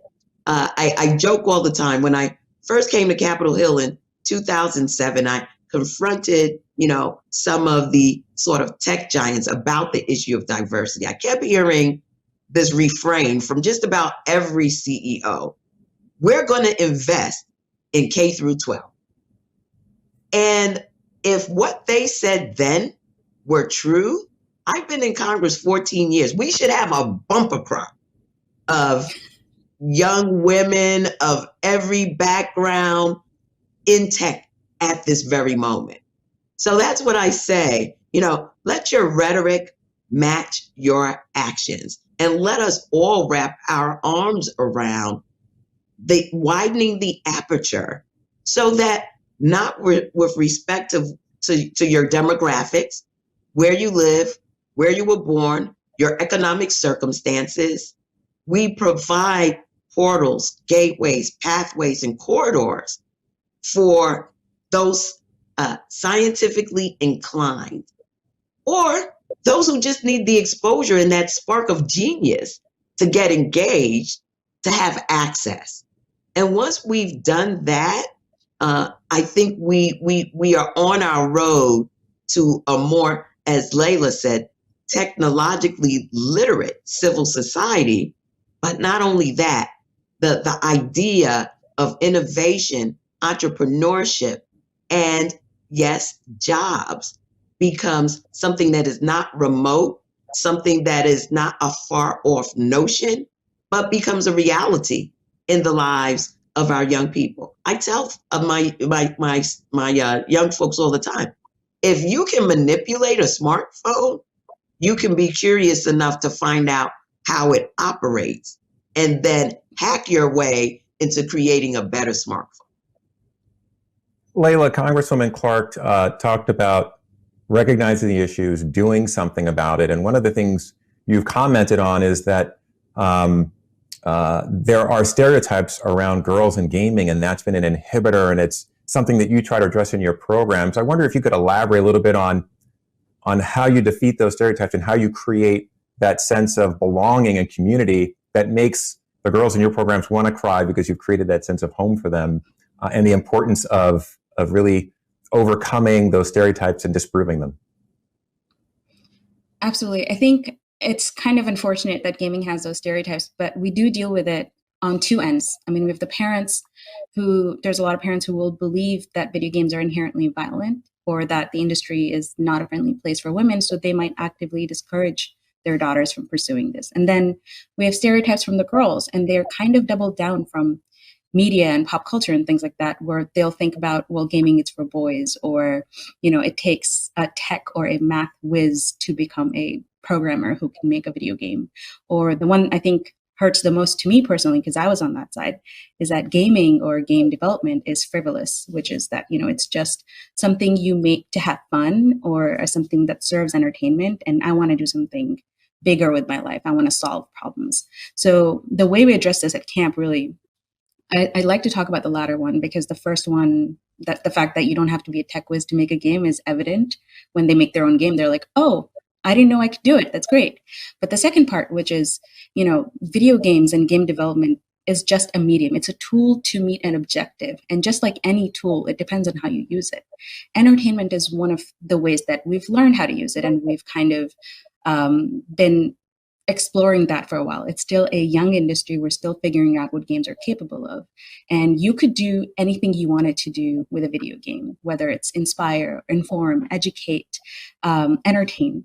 And I think when we have that talk, there's a presentation, there's a light bulb that goes off at the end of it, because the girls just really take charge to that. And they're like, what else can I do with video games?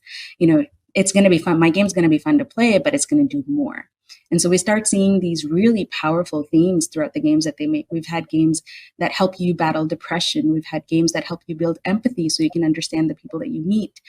We've had games where the kids kind of wrote a game about their own experience being a bully, but then they wrote another chapter about where you play as the bully. So you get to see both sides, so you can empathize and be like, why do people act out and what are the reasons?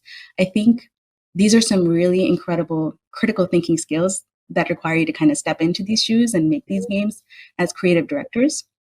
But at the end of the day, if we have more discussions on a larger scale about how video games can really shape society and shape culture and shape the conversations that we're having, if we want to push the frontier, as you will, and bring more problem solvers into our industry, we have to talk about, going beyond the entertainment, because it's just like TV. I like to bring that parallel a lot, like TV and movies. And if we say all movies are just for fun, that's absolutely not true. There's a lot of film media out there that does so much more. So I think we just need to have more conversations about this. And at camp, we've been pretty successful. If you go back and look at the games that have come out at camp, it's pretty evident that there's so much possible that we haven't seen with games just yet. Congresswoman Clark, this is a video game conference. And so I'd love to know what role video games have played either in your life, family, or friends or colleagues, just the impact of games as you see it.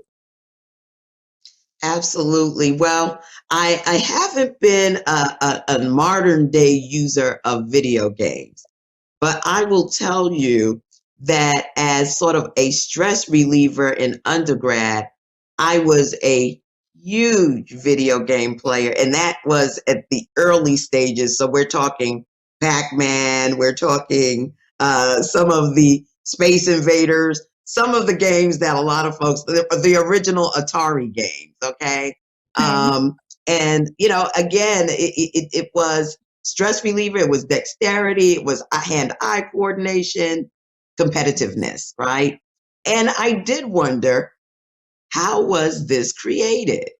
And as part of that, I tell people, the great thing about science is the analytical ability that you gain from your inquisitiveness.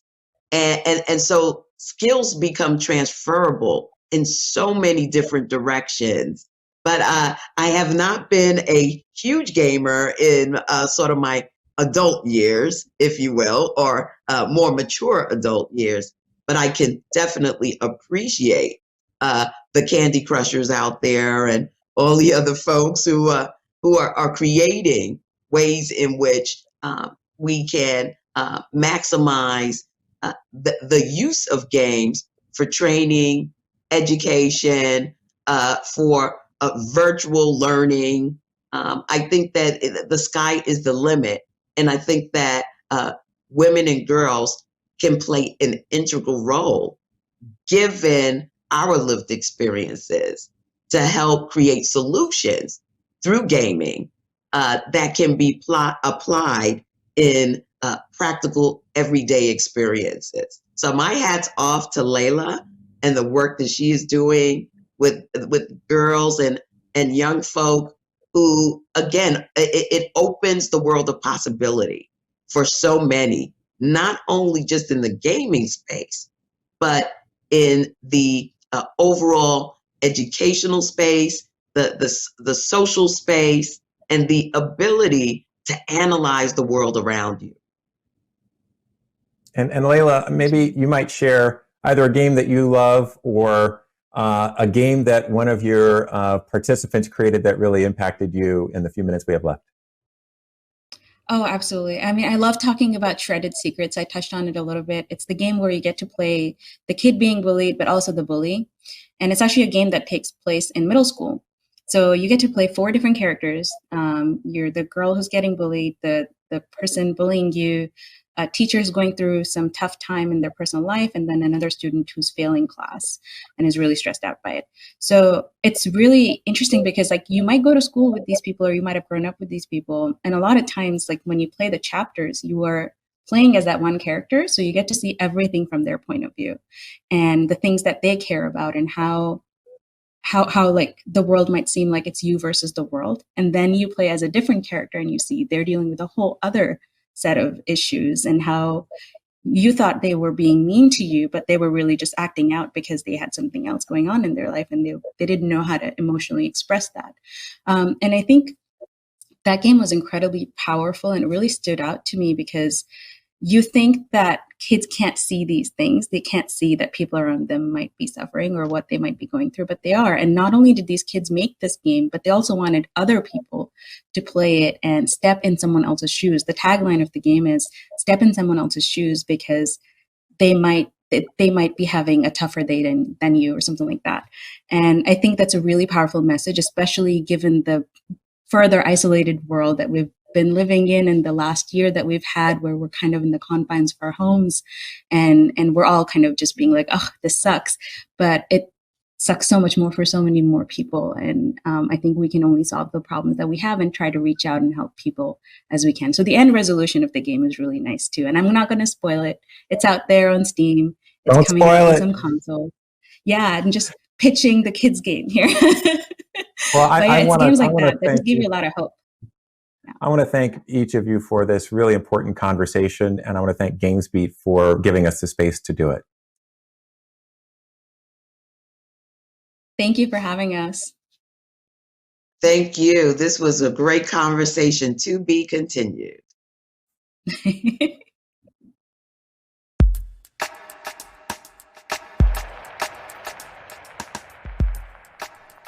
Huge thank you to Stanley, Layla, and Congresswoman Clark for that awesome conversation. As a product of the New York City public school system, I'm sad to hear that, you know, science fairs aren't really a thing as much as they used to be. That was a huge part of my year. My Play-Doh volcano was fantastic and magnificent back in the day. So go check out the Q&A room. They are now in there hanging out and having conversations with folks in the VIP ticket section. So please go over there and hang out and talk to them about all the wonderful things that are happening there. We had another poll that ran right before or during that segment. and it was about which party's congresspeople are better gamers. Ooh, this is a spicy one. 76% of you said Democrats are the better congresspeople are the better gamers in that space. Interesting and spicy, I will say, in terms of the conversation. Please welcome Frank Azor, Chief Architect of Gaming Solutions at AMD, and a conversation with Ngai Kroll, Founder Consultant at Hit Detection. Frank will share his thoughts on how COVID-19, the pandemic, has and will continue to impact the gaming industry, and how companies and developers are adapting to that change.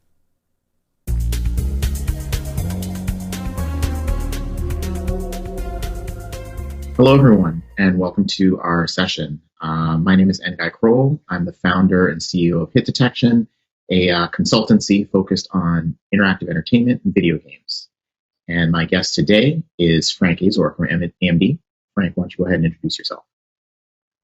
Hey, Ngai. Thanks. Hey, everyone. My name's Frank Azor. I am the Chief Architect of Gaming Solutions and Marketing for AMD. Fantastic. So the title of today's session is What to Expect in a Post-Pandemic Gaming World. If you're here today, thankfully you all are, we can all relate to the topic in some way or another. So Frank, before we jump into sort of the bigger picture perspective, how would you say that the pandemic has changed your gaming habits personally? Oh, wow. It's changed a lot. Let's start with just traveling. I used to do most of my gaming on the road. I travel pretty much almost every week in the job. So I take a laptop with me naturally, usually have some type of gaming capability in that laptop. And when you're done with meetings all day, you kind of go back to the hotel room, do some emails, catch up on some work, and then usually downtime, you get to play some games and can probably get a couple hours of gaming in there, a few times a week. Now, really not traveling anywhere. So I've actually upgraded my desktop for the first time in 5 years. I like the performance and having the big format monitor and everything. So that was one of the first things that it changed. Second one is I kind of have screen fatigue. I'm staring at a screen for 8 to 10 hours a day. So I've actually been doing less gaming. I'm in the minority of folks because most people, as we'll talk about, have been gaming more and more than ever over the pandemic. I've been actually gaming less because I want to spend less time in front of my screen. So instead of typically I play simulations like City Skyline, or actually, I think right at the beginning of the pandemic, the Age of Empires 2 and 3 definitive editions came out and I started playing those.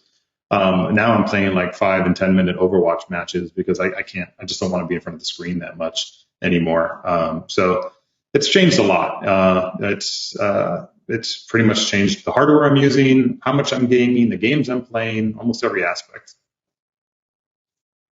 Did you find yourself at all using games as a way of connecting to people that you would have seen in your travels, or maybe even seen sort of locally, socially, and sort of, being under various lockdowns? Was gaming a way to connect with people? Yeah, absolutely. What's interesting is, Discord has become at least in my exposure or my experience in the last year, almost the center of connectivity for games right now and gaming, and reconnecting with friends and kind of creating, groups and chat groups and stuff around kind of the games we're playing or the interest we have in things, and you kind of segment your groups out there. And it's kind of I guess, with family, I do that on Facebook Messenger, but in the gaming world, we kind of do it in Discord. It's boomed like crazy. I mean, the latest numbers on Discord are 140 million people, I think, are using Discord right now. They've had a ridiculous amount of revenue growth in the last year. I think it was 500% or something like that. It's incredible how well they're doing.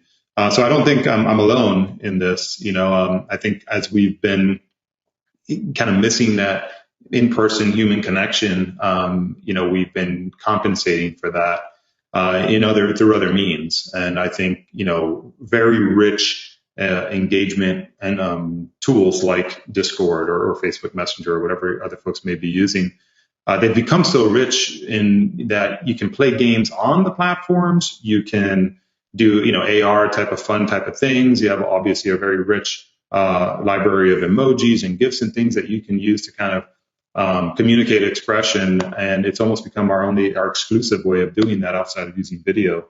So that's been one of the ways. Games have been interesting too, because with more time on everyone's hands, I get interesting things like people coming back into gaming that haven't played games in a really, really long time, and they're coming in and they're like, "Hey, do you want to go pick up a game of Rise of Nations that we haven't played in like 12 years before?" And it may be the last game that they played that they're aware of and that they're familiar with. So it's kind of like, "Hey, can we still play that now?" And it's like, "Yeah, actually, you can get a version of it on Steam now, and it's simple. You don't have to have the CD and all this other stuff before." So they're coming back into gaming. They're still playing familiar games, and they're reaching out to people that they've played those games with, in my case, and we're kind of reconnecting on that platform. It's pretty cool. It's fun. Yeah, it's interesting what you're saying, because I know for myself, like I felt like we were all in so many Zoom calls and video calls.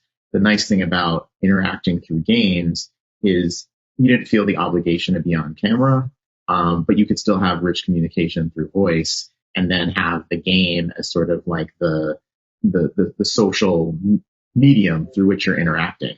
And so I definitely found myself using games in that way. But you've anticipated my next question, because you've gone sort of beyond how games, the pandemic was affecting your own gaming habits, and looking at how it's affecting people sort of outside of your home. But can you talk about that a little more, sort of like at a high level, when you look sort of industry wide? What are some of the things you've seen about how the pandemic has affected gaming? I mean, I think I've seen every aspect of gaming affected. I mean, the gaming industry, of gamers, of gaming being affected. I mean, from a hardware perspective, we've seen a surge in demand unlike anything I've ever witnessed in my 22, 23 years that I've been involved in the industry. It's like every aspect of gaming hardware is just in a boom time right now. CPUs are in high demand, graphics are in high demand. Part of that is because of crypto, but also because gaming has been in such high demand over the last year, as people have used gaming as a source of entertainment, communication, really to make up for all the other forms that we've lost in the last year of going to events, going to all these other entertainment mediums that we've lost. It's a lot of it has been made up for with gaming. So there's been an enormous amount of demand. There's also been a higher share of wallet in the gaming hardware space, because we're not spending money in a lot of these other services and other entertainment avenues that we used to spend money on. People are moving their dollars towards their PCs and purchases and upgrading their PCs, because that's where they're getting the most amount of entertainment and enjoyment out of a device in the home. So that's just driven an enormous boom in the hardware side. Components, like I said, are experiencing that, and systems are experiencing that as well. Our OEM customers, whether it be Lenovo, HP, Dell, pretty much all of them, and this is public information. You can look at it in their financials. Their PC businesses are up considerably, and we're seeing more and more of that business being up in the gaming space. They're launching more and more gaming products. They're innovating more in gaming than they've ever done before. So hardware is doing really, really well, and really it's a fortunate consequence of this very unfortunate time. When it comes to games themselves, I think the last time I counted, approximately a third of games have been impacted by COVID. Games that were in development and or planned for development have been delayed. At least a third of them, maybe more of that. It's a huge impact. And the challenge as a gamer and as an industry is time is perishable. So, these delays, they cascade potentially forever. It's really hard to just catch up to this last year of disruption that we faced as an industry. So that means expansions are going to take longer to come out. Subsequent versions of games are going to take longer to come out. And we're kind of offset by a year probably. Some companies responded and reacted better than others. But when you're in an engineering environment and you're trying to solve problems, or you're in a creative environment, much like many others, I'm not saying by any means only these two environments, but when it comes to creating and engineering, like you have to do day in and day out with games, it's really hard to do that in a in a socially distant environment. There's reasons why, whiteboards are so powerful, and we sequester teams and we put brainstorming sessions together, and we spend days on trying to solve problems and strategize and create whatever it may be that we're creating. It's because it's a very effective means to do that all together in a room, and it's not being able to do that has certainly presented some challenges. At the same time, it's also forced innovation for us to figure out how to do that remotely, which is, I think, going to pay some dividends for us in the future. Esports has been disrupted as well. Ever since Intel Extreme Masters in Katowice was canceled last February now, I don't think we've had any physical esports events since then that I know of right now.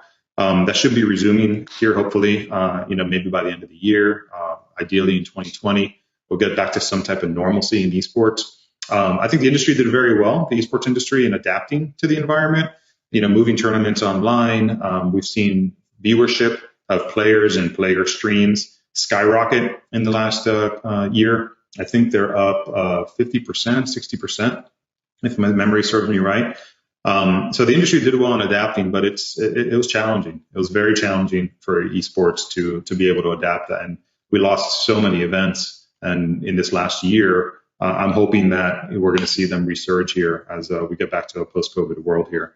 And then, gamers themselves, us as gamers, we've been gaming more than ever, except for maybe me, like I said earlier. On average, we saw more mainstream gamers gaming about 3 to 4 hours more a week. And then a little bit more kind of the enthusiast gamer going up 5 to 6 hours. And the enthusiast gamer, like the most hardcore of hardcore gamers, going up as much as 10 hours of incremental gaming a week, plus some. And then on the event side, events are a big deal for us in the industry. I remember when it was kind of like only E3 was our gaming event, and it was an industry event. Well, that's evolved a lot. I mean, we have a PAX in multiple continents around the world. We have Gamescom, we have Tokyo Game Show, China Joy, even Game Developers Conference as an industry event, right? All of that's gone in the last year, which is just unbelievable to think about that. Events were such a centerpiece for a lot of the things that the industry did. What the long-term consequences of that are going to be, I don't know that we entirely know just yet, but I'm hearing China Joy may happen. So, that may be like an inflection point of like getting back to some normalcy here, hopefully. And I hope that, we'll see some of these event companies and events themselves survive this tough time, and we'll get back to seeing some great cosplay and some great games being announced again in person. Exactly. That would be great. So I know from our previous conversations that you're not the CPU guy, you're not the GPU guy.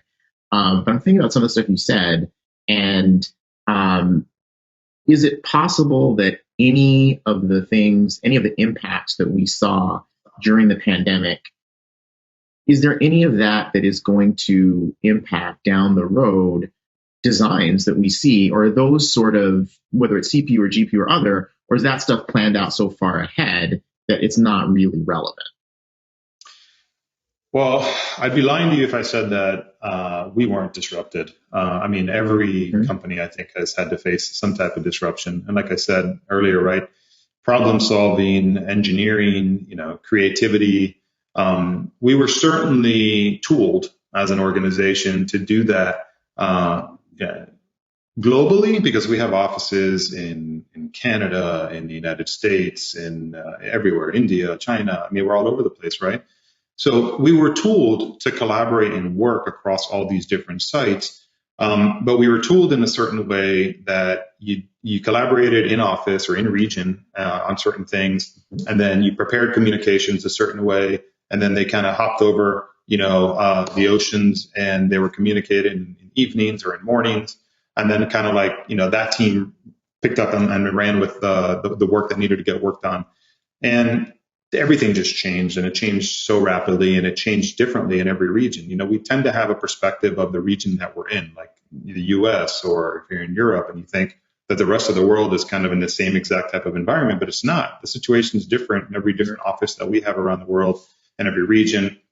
And then people are suffering and dealing with the challenges themselves in different ways, whether it be you still have kids at home because they're learning from home. What challenges does that present? Fortunately, we've been able to overcome and adapt to the situation, and we're still firing on all cylinders as a company with our deliverables and our execution. There's nothing that I can point to today that is in my purview that says, oh, the impact, the resulting impact of this was because of COVID. Like, we've been able to just adapt and overcome to all the challenges and situations.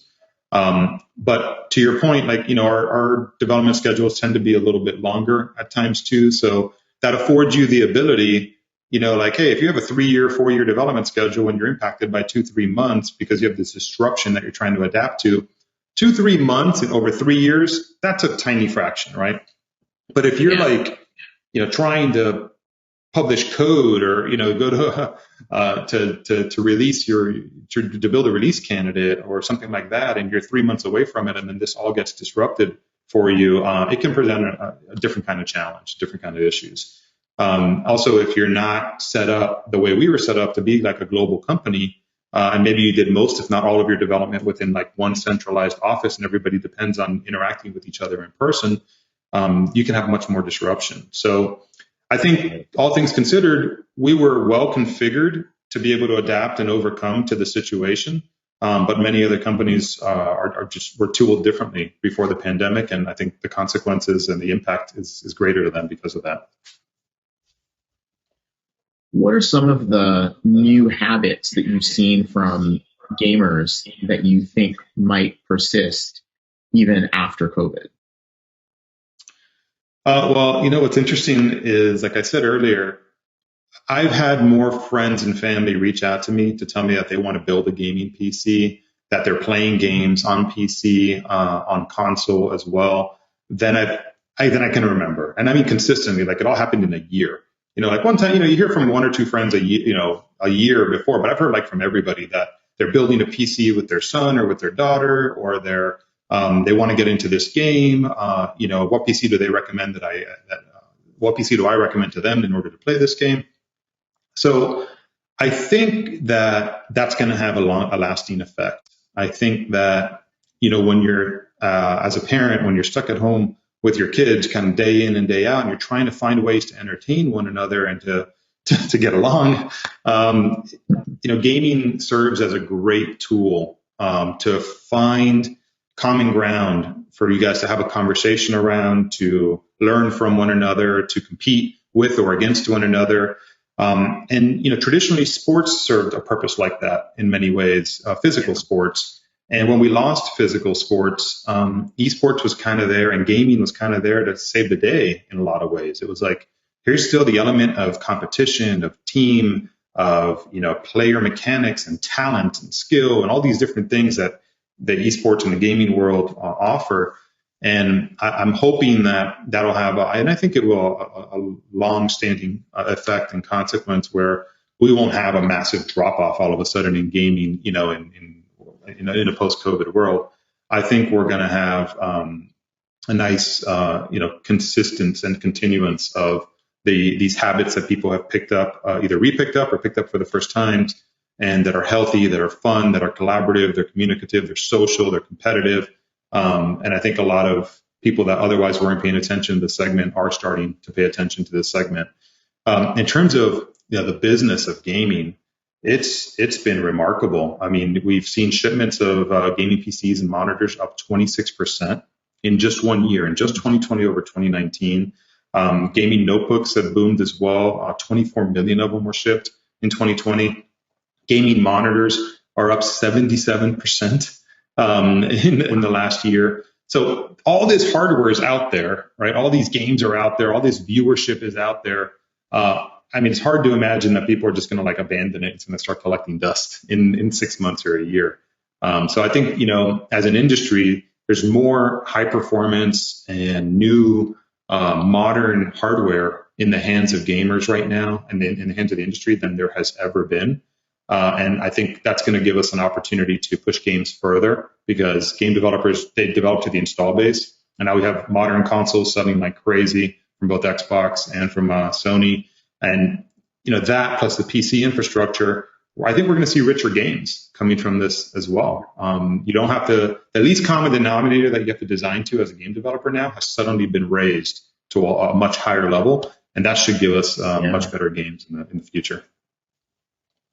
So what does an inflection point like that, with an influx of, let's call them lapsed gamers, newer, younger gamers, parents being sort of like a gateway for some of their kids who are maybe more mobile or console oriented to be on PC, what does an inflection like that do for your own planning when you think of your group and how you approach the next few years? Does it change anything, or is it just sort of like full steam ahead the way it was? Oh, it changes a lot, and it's one of the things I'm trying to drive for us at the company.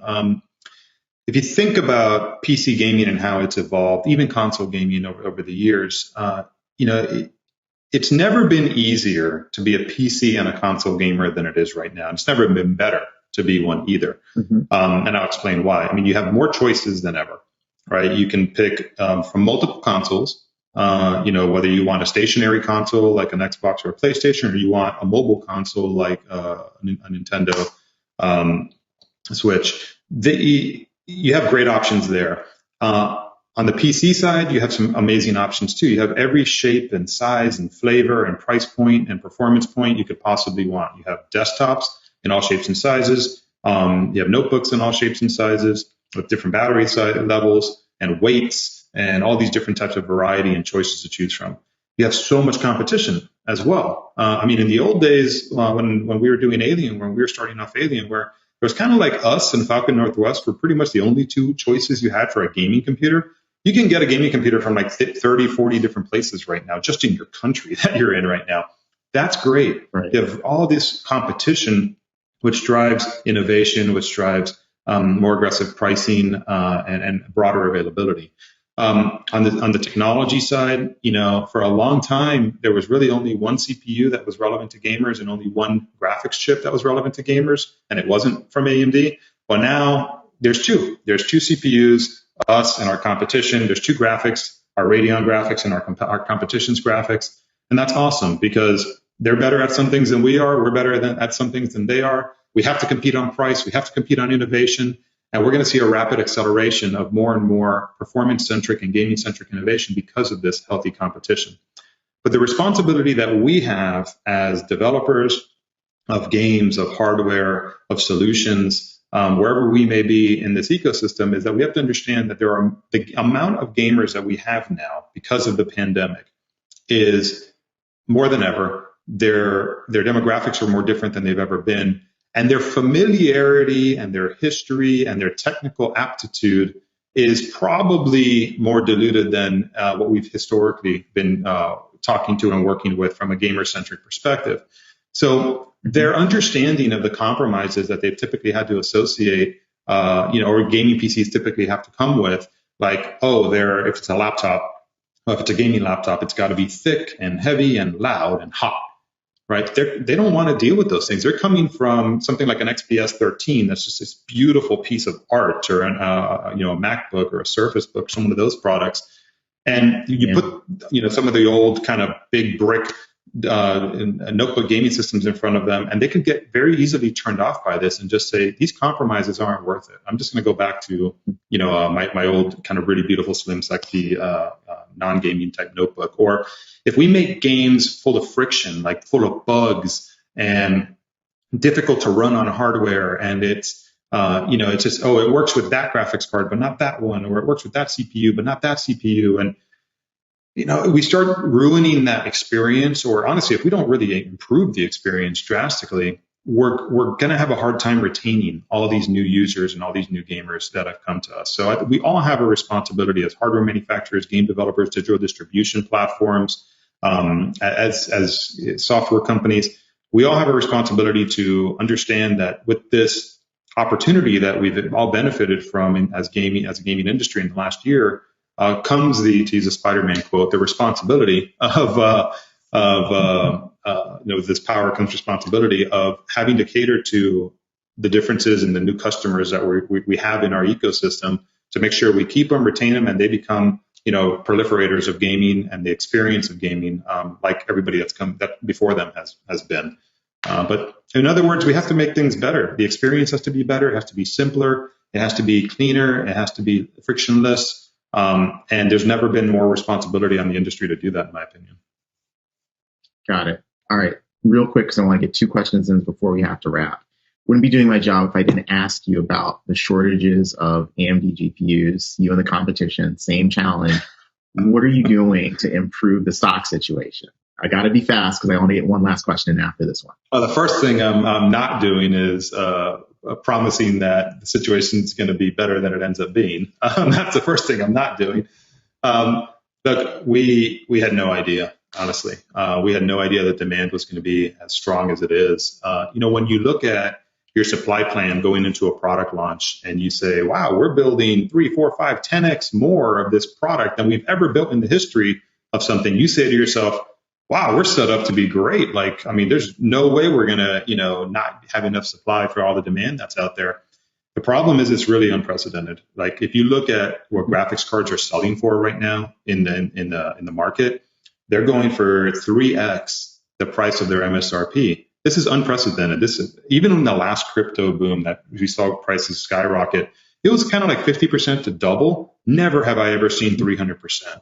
Hindsight's 2020, and we're learning as like all of us are learning in this kind of new world and this abnormal world that we've dealt with in the last year. We're trying to build everything we possibly can, and we are. We've ramped up production considerably year over year.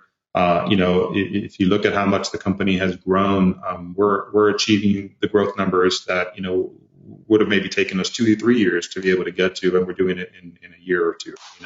And a lot of people are going through that. I think I talked about, I think it's Discord, but their revenues are up like 556% or something like that. Like, guys, that's a 5x growth. These are not easy things. You can't plan for this kind of stuff. It's like truly unprecedented. And it's not just our industry, but a lot of others as well. The cost of shipping containers has skyrocketed, right?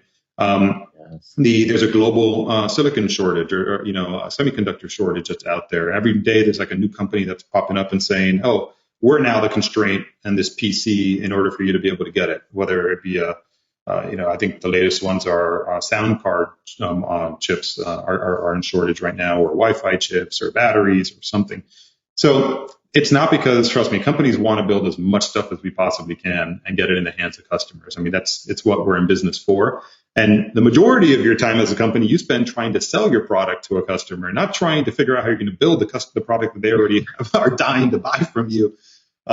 So every effort's being made. We want nothing more than to ship out more and more CPUs and GPUs, and we have improved considerably, and we're just going to continue doing the best we can to get them out the door.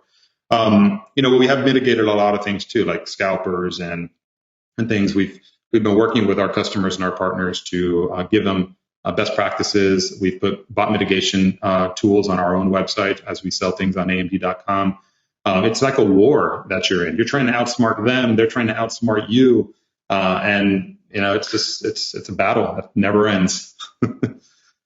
All right. Well, last question, less than a minute.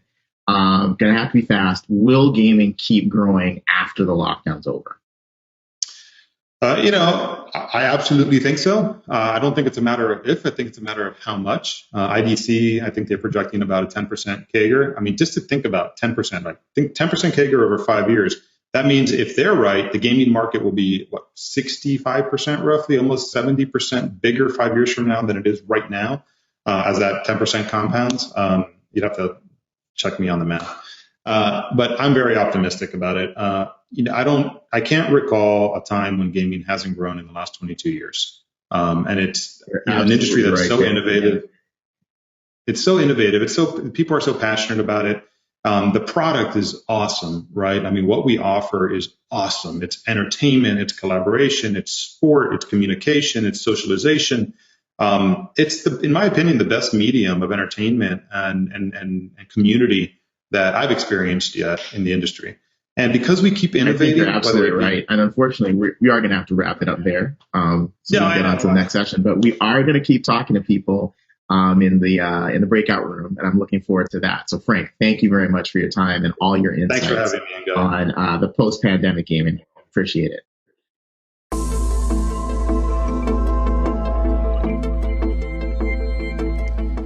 Huge thank you to Frank and Ngai for coming through and dropping some knowledge on everyone here at GB Summit. Our next panel is all about how to deal with burnout. So a lot of people are suffering from burnout as the pandemic and quarantine continue into year 2. Our next talk with Rafael Boccamazzo, also known as Dr. B, will detangle and explain the aspects of burnout and provide actionable, practical steps for addressing it inside your studio and workplace.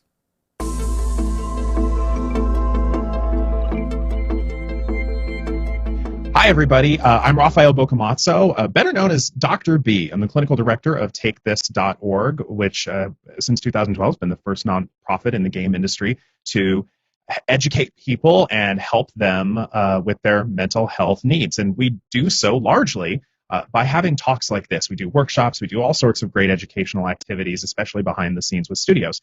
And one of our biggest concerns over the now 5 years that I've been with the organization has been the working health of the game industry. And maybe not shocking, in the last year, one of the terms that's been thrown around more and more and more and more has been burnout. Now, it's a decades-old term, but in the last year, it's had, I think, a lot more salience to a lot of people given the changing conditions that so many of us have faced in the workplace and the world at large. And when I hear the term burnout talked about, there's almost this shared understanding of what it is. People start launching into how to fix it without really giving some foundational definitions of what it is, what it isn't. And that's where I wanted to come in and help everybody out, because there actually is a lot of foundational knowledge about what burnout is within psychology literature. And I want to arm you with that. I want to give you a better foundational definition to talk about and some of the factors that may contribute to burnout in your particular workplaces. And that hopefully that knowledge is going to give you just a little bit more of a set of tools to help fight it within your workplace and increase both employee retention, employee wellness, and given the cost of turnover, help your bottom line as well. So let's get down to what burnout is as a concept. The most prominent model that I see used for burnout was actually published in 1981, so it's literally decades old. And it consists of 3 things. The first of which is exhaustion, which we hear that talked about all the time. In fact, that seems to be the context in which I hear burnout most frequently talked about. Just exhaustion, overwork. This is too much. This is a busy industry, and we all know it. But there are 2 other factors to this that are also important, because if it was just about exhaustion, then vacations would work. But vacations don't effectively eliminate burnout in the long term. The other 2 aspects of this are a sense of ineffectiveness. A sense that you can't make a difference in various aspects of your work, whether it's the end product or immediate impact. There's this sense of hopelessness to what you can do as a person, but also a sense of personal disconnect from you, from your coworkers, from your community, from the end result. So there's I hear various terms used for this third factor, whether it's depersonalization or cynicism. It's disconnect, it's anger. All of these things combine to create this long-term condition that we know as burnout. It is so much more than just being exhausted. But, why do we care about this? Well, we care about this because of, hopefully human cost. I mean, I'd like to think that we care about ourselves, our coworkers, and the fact that burnout, while not a diagnosable condition, is in a lot of different studies significantly linked to major depressive disorder, which, according to the World Health Organization, is the #1 cause of disability worldwide. This is a huge factor in just the human cost alone. But breaking this down into the workplace costs, major depressive disorder is responsible by some estimates for 68 million workdays lost each year worldwide. $23 billion lost in productivity. That's huge on our bottom line. And there's also research that goes to support the idea that the cost of treating mental health challenges is upwards 4 times less expensive than the loss to a company due to both absenteeism, just not showing up for work, or presenteeism, physically showing up but mentally being checked out. That costs billions of dollars worldwide annually. And we can help prevent that through, mental wellness trainings, resources, et cetera, et cetera. On top of that, there's just the cost of training new employees, both in loss of productivity, in terms of their annual salary. As some estimates are between 20 to 60% of an employee's annual salary. That's the cost to retrain somebody. So really, it just makes sense from both a human perspective and a business perspective to retain employees as long as possible. So that's part of the reason we want to care about burnout. But one of the things that we have to think about is what contributes to it. Well, we've got those 3 factors. We've got the cynicism, we've got the exhaustion, we've got the sense of ineffectiveness. And commonly speaking, there are 6 conditions that we should consider as factors in workplace burnout. The first of which, everybody knows this. It's workload. If you're doing too much consistently, gonna burn out. Simple as that. Another factor is a sense of control. People who have a limited sense of authority or influence on their workplace environment or even on their work output or the final product, that is a contributing factor potentially to burnout. Also, reward is a huge part of this. And I don't just mean monetary reward. I mean, yeah, getting good pay helps with that. But this is also a sense of recognition in the workplace, a sense of pleasure in doing your job well. Reward is not limited to purely financial compensation. The fourth thing we want to consider in factors of burnout are community. Over and over and over again in psychology literature, for a variety of diagnoses, for a variety of conditions, a sense of inclusion, a sense of connectedness, a sense of community is one of the most important factors in resilience and wellness. And it's no different for a sense of burnout. Someone who doesn't have a sense of connectivity at work, someone who has a sense they don't belong in the studio, someone who feels actively or covertly excluded from things, that's probably going to contribute to burnout a whole lot faster. Similarly, so is a sense of fairness. If we have a sense of various forms of workplace injustice, whether that's overt or covert discrimination, whether that's unfairly applied promotional opportunities, that is going to contribute to a sense of burnout as well. And while some of the research on burnout occurrence rates varies in terms of who experiences burnout more, one particular study of medical students did find that the medical students that they surveyed who had minority status did have an increased a decreased sense of accomplishment, but equal burnout rates. So that fairness really does become an interesting factor in this. But also values. This is one that I don't think we consider enough, and that's, do the values of the company match ours as a person? As an example for this, one of my personal values is I want to be able to help the world. I want to be able to improve things for the people around me. So if I'm going to be working at a company whose entire purpose is to simply make money regardless of the human cost, I'm not going to do well at a company like that, both in terms of my performance and my longevity. My mental health is going to suffer because the aims of that organization are so disparate from my personal values. And so these 6 factors, workload, control, reward, community, fairness, and values, all need to be taken into consideration if we believe that we're struggling or someone we know is struggling with burnout, because any one of those things can contribute. If my workload is fair, but my rewards are consistently low, I'm not going to be particularly connected to that workplace. I'm going to think that my work doesn't matter. So all of these things are important. Where it gets unique to the game industry is that, and we cited all of these in our 2019 white paper that's freely available on our website at takethis.org, our mental health state of the game industry. Cultural crunch is a huge, huge factor in this. And I say cultural crunch because I want to separate that out between against the idea of emergency hours, because it doesn't matter what industry you're in, you're going to have to put in periodic extra hours. I mean, that just happens. Emergencies happen in every industry.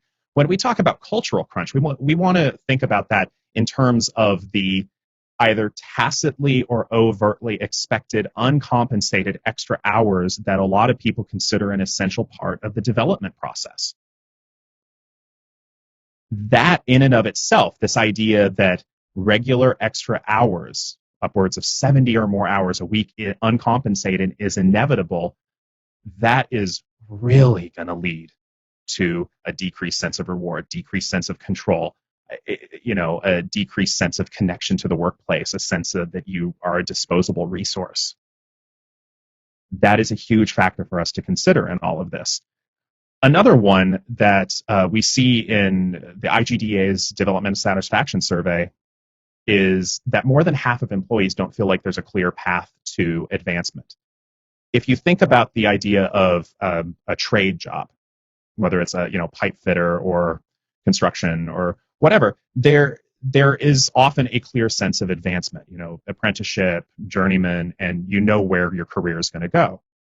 That sort of a clear path doesn't necessarily exist for a lot of people in the game industry. And for a lot of folks, that can be hard to have a sense of attachment, a sense of connection, or even a sense of control if you don't know that your work is going to be rewarded with that clear sense of career achievement. Another thing to consider as relatively unique to the game industry is job instability. Roughly 1/4 of employees in the game industry have worked for between 3 to 5 employers in the last 5 years. That's a huge turnover. That's a huge lack of consistency. Me personally, I can't work like that.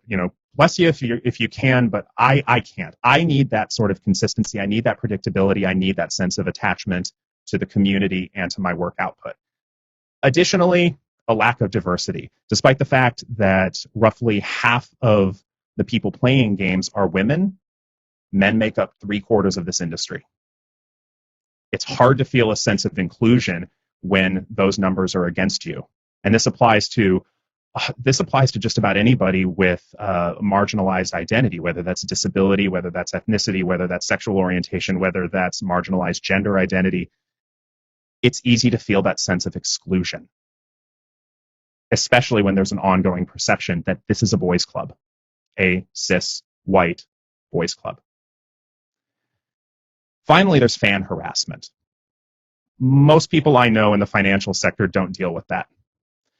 It's easy to feel a sense of ineffectiveness, of why bother, when fans send you death threats, when they find out your address, when they dox you, when they send you threatening DMs, simply because a launch date gets pushed back. That's demoralizing.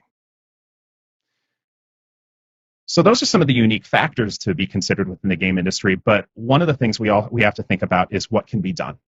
What can be done about this? Unfortunately, this is where the research starts to fail us. There's a lot more research on what burnout is as opposed to how to actively mitigate it, although there is some research out there on this. And I'm going to depart from a lot of other burnout speakers because they focus on a lot of folks who speak on this will focus on individual interventions, things that you can do as an individual.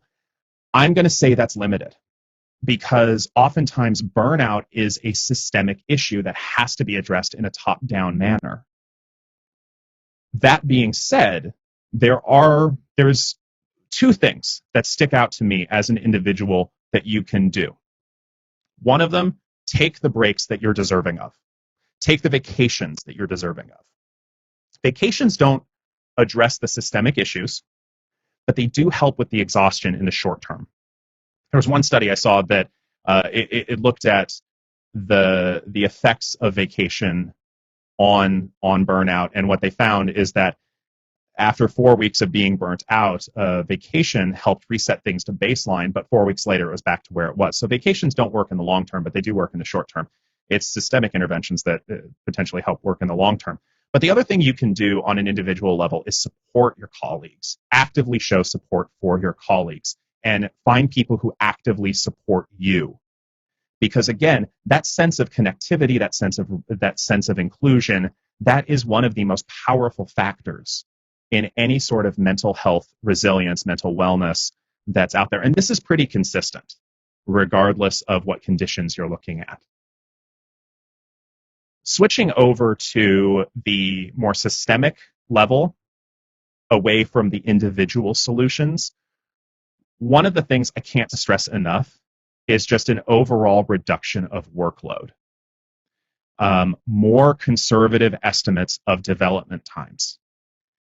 There was a fantastic thread I saw on Twitter a couple months back, and I really wish I could remember who put it out there, that talked about the seemingly innocuous idea of it's just an extra hour in terms of passionate work towards one's project. And the point that this person made was that if you've got a team of 50 and everybody's just putting in just 1 extra hour a week, you're looking at upwards of a total aggregate of 2,500 extra hours of unaccounted for development time in a given year that's not factored in necessarily into your development estimates. So make more conservative estimates of time. Reduce people's workload. Also accounts for, various fixes and bugs and emergencies. But additionally, and this is something that's unique in the last year, change your productivity expectations in light of the ongoing global generational trauma that we are all facing. I can't tell you the number of managers, the number of studio heads I've talked to in the last year who, when I asked, have you changed your productivity expectations in light of the fact that people are now working from home in a way that they maybe never did before, that they now have additional parenting responsibilities that also includes being a teacher, and that's nonstop. And that's in addition to the fact that we're trying to exist and survive within a global pandemic. And the amount of people who have just come at me and just said, oh, I really haven't reduced our productivity expectations in light of all of that, account for all of this. Other things that you can do at a systemic level include skill development workshops for both your employees and your managers. Now, at an employee level, one of the things that various studies have gone to show in different industries with somewhat mixed results, but I think it's a good idea anyway, is that investment in the skills of your employees can help fight both the sense of ineffectiveness, because you're literally helping them build a sense of effectiveness, as well as that personal disconnect from work. Their work is now investing in them. They might want to invest a little bit more in that process. And you've got more skilled employees that you can retain on top of that. From a manager perspective, we know that abusive manager practices lead to burnout.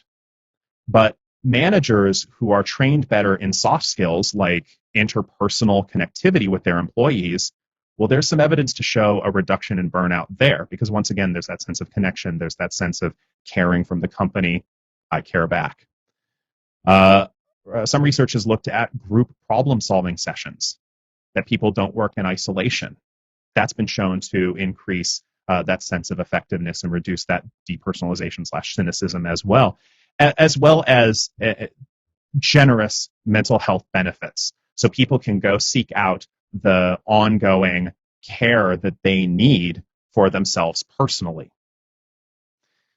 That's a very effective solution in a lot of cases. But regardless, this is an ongoing area of research, and this is not something that is just going to go away overnight. This is going to require systemic, ongoing attention to changing situations. And simply the fact that you're here watching this shows you care. So let's bring this back to the game studios. Let's bring this back to our managers. Let's bring this back to our employees. Let's start having these discussions about what do you need as an employee? What do you need to feel that sense of connection? What do you need to feel that sense of effectiveness in your job? What do you need to feel like this is a manageable workload? Having those open conversations in our studios is a great way to start, regardless of what suggestions I hear, because you know your studio better than anyone. And this is a way for you to start to get to know the needs of your employees a little bit better as well. So thank you for being here. Thank you for caring about burnout. And hopefully we can do some good out of this. Thank you.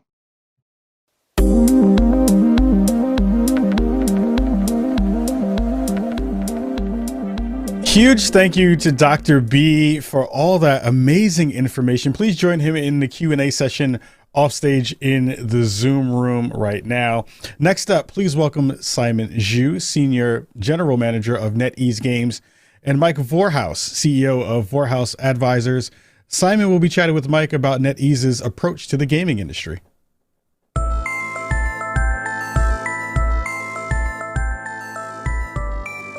Hi, hello. It's a pleasure to be here at GamesBeat Summit 2021.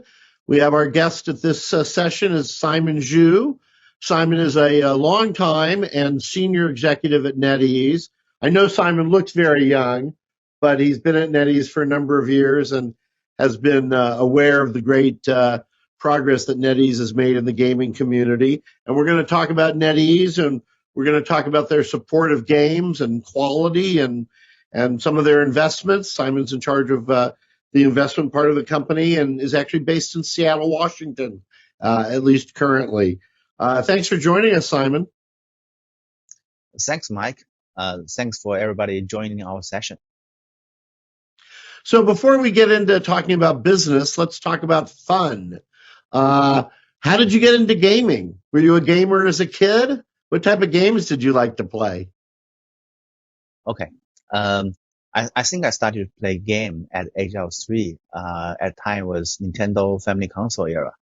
Then I play game in my elementary school. I play all the RTS games like Command and Conquest, Age of Empire, StarCraft, and all the way to Warcraft. I play all the Blizzard titles. Yeah, so I've been very big gamer for like more than 30 years. So I'm happy that I've been working in the game industry for almost 10 years. Did you always want to be working at a game company? Or was that an accident? I think this is a well-planned result. Yeah. Well, good. You found a great company. And why don't you tell us something about, for the people that don't know NetEase, tell us kind of about your corporate philosophy and your corporate values. Thanks for asking. NetEase was founded in 1997 by William Dean, and we stepped into video game business from 2001. So in the beginning, we started as a game developer, not as a publisher. So if you talk about the company vision, mission, actually it's very simple. So there are two things we've been focusing on. One thing is to provide top quality content or innovative experience to our players. So that's the first thing. The second thing is about how we achieve that. Actually, it's very simple. It's called by unleashing the potentials of developers and creators internally and externally. So this is company all about. We're a content company. We always want to make games that can sell themselves because they are high quality, because they are unique. Yeah, so that's all we do. And you've got a lot of experience looking at games and looking at studios, but talk to us about what makes, in your mind, a quality game. What do you love to see out of your creators and developers? Okay, so basically, we pretty much look at a few things. The first thing is we want to understand the passion behind the game, behind the project. We don't prefer, of course, today there's a lot of buzzword. There are a lot of people working on the buzzword, but we don't prefer this type of founders. We would always love to see somebody who have been dreaming about, thinking about something for a long time. Yeah, and the things they're working on is pretty much the thing they always want to work on. So if that's the case, then it basically meet our criteria. Then the next thing we look at is, do the founder or the team have the capability and the resource to make that happen? If no, then we look at the gap to evaluate if NetEase and our partners can help on the gap. If we can close the gap together, then it's no brainer to do the investment. So that's our thinking methodology, as well as our everyday practice. Yeah, we look at the passion, we look at the passion of creators, and then we support them, we unleash the potential. And have you gotten involved with companies before they've started to actually build the game, or do you always have some gameplay to look at when you're making your quality decision? Of course, nowadays we look at a lot of paper pitch. I mean, still, I think my team is very, very, I would say, capable, because all my team members, they're basically big gamers. They can tell people's true passion or fake passion. They can tell that if the project is so through or not. So I think we got quite good judgment on the paper pitch as well. So it doesn't have to be a demo, playable demo. As long as everything is running in your mind, then explain to us, then we know what we can help. Good. We'll talk about some more details, including how to get in touch with you, Simon, because right now everybody's writing down your name because they're going to want to send you their game pitch. So we'll talk about those details in a minute. But tell us first his background about the breadth of your responsibilities throughout NetEase. What do you have to do every day? So my scope includes strategy. It's not everyday business strategy. It's more like cascading choice, what to do, what not to do. The second thing is around investment, including direct equity investment, project financing, as well as fund of fund strategy for NetEase games. Then the third thing around is partnerships, including very big partnership like Apple, Google with NetEase, or to some smaller company, but they're innovative, they're important. We even have some joint venture set up with some of the partners. So that's partnership. Then the next thing I'm working on is globalization, that we want to make NetEase game as a global brand to serve players worldwide. So that's what I do. Excellent. That's a fun job. It is. I enjoy it every day. You might be willing to do that job for free. Of course, every day, every morning, I'm so excited to wake up. I can't wait to start a new day. Every day, every night, I sleep very late. I don't want the day to end so soon. Well, that's the great thing about our industry. People are really, really committed to the gaming industry. Talk to us. I'm sure people are very interested in the investments. Talk to us about kind of the process you go through in regarding investments, and when and how people should approach you. I mean, for NetEase game investment, we're kind of like all life cycle full stage. Let's say you just leave your current job, you are determined to do something. We can start talking from this point. Or even let's say you have just finished your first game, your second game, you want to do something transformative. Let's say you want to start your own new game, new IP whatsoever. I mean, we can talk at this point as well. Even let's say your company is very mature, you want to go IPO, you want to do some kind of late stage things. We also have the vehicle and experience to help you out.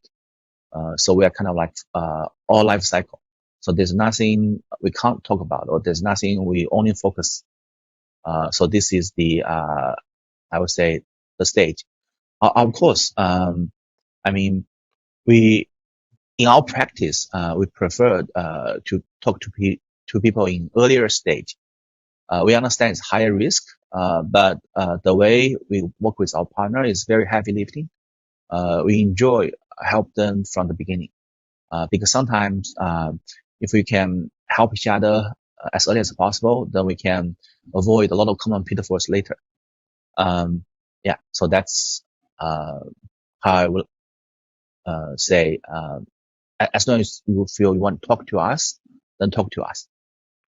Yeah. And when you work with the studios and you say you can help them, are you actually co-developing the game, or do you have teams working on the game at NetEase also, or is it more kind of strategic advice and general game mechanics advice? So actually this is our very unique feature compared with all other potential investors. This is our secret recipe. Actually, it's first time for us to talk about it in the public event. So basically, we think making games is never easy. It's art and science. There's thousands of ways to fail in a project, and there are only certain opportunities that the game can really work out, can maximize its potential. So, I mean, as the partner, as investor, we are, because again, we are a game developer company, so we understand how difficult it is. So the mindset is more like servant leadership. So we are on demand. So we always talk about, think about what should be achieved, think about what it takes to achieve the creator's vision, and tell us how we can help. Also, in the same time, we would present something we've been validated that can potentially help, so that we meet in the common ground. Let me give you some specific examples. So we can help our partners, portfolio companies, on multiple things, from market landscape understanding, from user research, from I would say QA, from core development, from strategic planning on the platform choice, mobile included, from territory expansion, especially Asia, etc. So there's nothing we cannot do. So basically, we try to see and think in our partners' shoes to think about what could be the best for them. So this is our very basic principle and our everyday practice for the last few years. And everything I've been talking about, we have a lot of successful cases. And we successfully help a lot of developers to transform from working as a worker for hire to some extent of creating their own IP, from one platform to multiple platform, from single player experience to multiplayer experience, from premium business model, box business model to game as service business model. So as long as the team, we never tell them what to do, but as long as the team got the ambition, got a plan, we're here to help to make that happen. So this is what we do. Thanks for asking this question. And we are going to talk more about multiplayer and more about cross-platform. But in regard to your investments, is the emphasis on particular hardware platforms, such as mobile and PC, or are you equally interested in console and web browser? Well, so here's the thing. This is a very big question. So when we look at gaming, actually from 5 years ago, we know that genre innovation plus population are the two biggest driving force for the industry growth.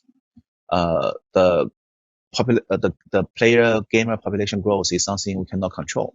So we mostly look at the genre innovation from 5 years ago. So we realized one thing, other than the LBS AR game, most of the new genre come from premium PC console first, then finding a way to get to free-to-play and free-to-play on all platforms, especially mobile. So this is how the value chain would work. So by figuring out that, so core gaming, especially innovative quality experience on PC console is one of our key focus. So that's part one. Part two would be we also understand that population is becoming more and more important, especially different demographic of players coming to gaming. So there are a lot of interesting things. Actually, if you look at NetEase value proposition, we are mostly about core gaming. So we are also thinking about how we can better serve new population of players and gamers.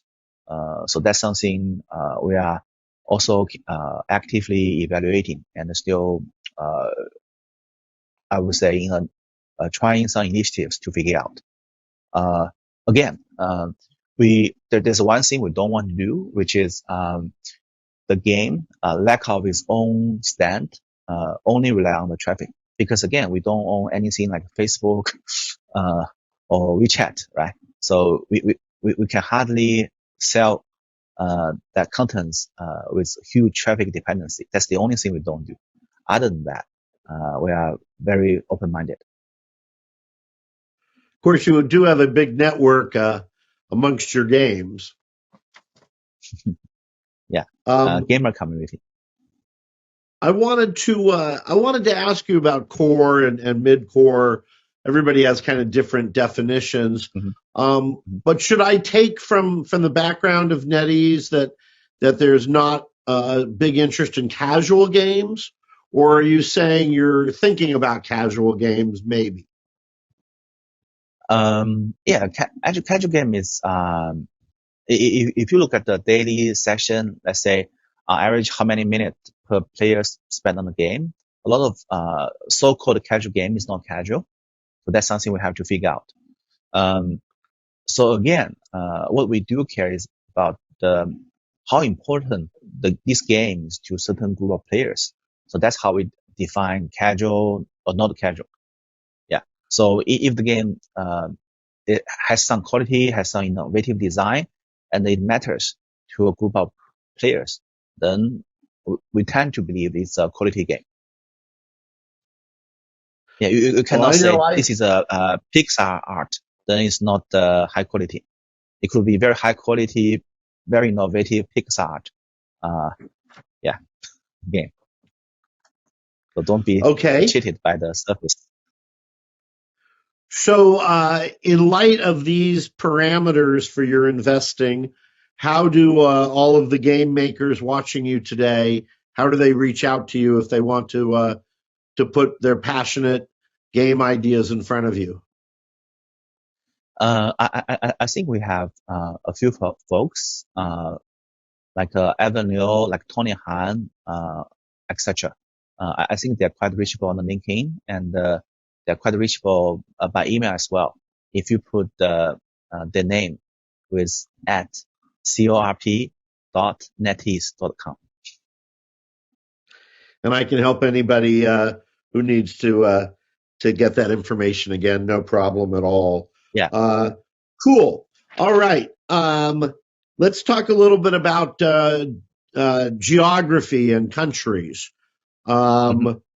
I think we all know that China is a gigantic gaming country, and maybe we would even say, along with Korea, the father and mother of free-to-play games. And certainly China is the mother and the father of mobile games. Tell us what we should be expecting in the future in the Chinese gaming environment. And then I'd also like you to just talk a little bit about other parts of Asia in terms of how you feel gaming is developing in other parts of Asia. Okay. So for other parts of Asia, at least from NetEase perspective, we look at all global game market into two basket. Actually, for NetEase, as a quality content developer, we care about Japan and North America most, because if you look at other cultural content, if they are popular in those two regions, they have a very big chance to be popular worldwide, but very difficult the other way around. So that for NetEase, our priority is always to win the heart of the market where the players are most picky. Right? So that's NetEase strategy. For other markets, I think interestingly, there's a very strong population growth. The average age of the country is quite young, so it's very promising. And also in the same time, because again, game is the cheapest entertainment format ever. So I do believe there'll be a lot of trading, and when playing game is as important, as universal as any media format in those countries, then we'll see the local community rises. Right? So at that point, the local developer community will becoming more interesting for us, because at the end of the day, NetEase is a game developer company.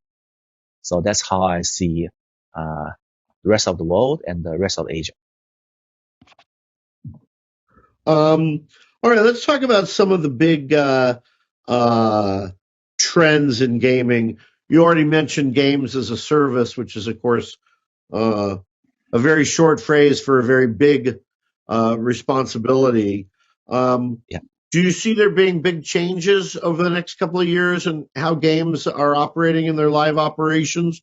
Or do you think everybody is kind of figuring it out and there's not going to be a lot of new innovation in games as a service?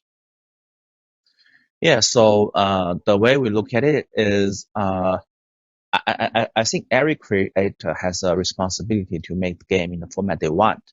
They cannot say, oh, game my service is popular, then we have to make it in this way. And that's not what we would expect. So you need to stay true to your inspiration, to your passion, instead of following whatever model. So that's my point number one. My point number two is, honestly speaking, we have to say that if you look at the economic model, game as service has much, I would say, big upside, but also in the same time has a much bigger risk as well as the investment. So it's a balance. If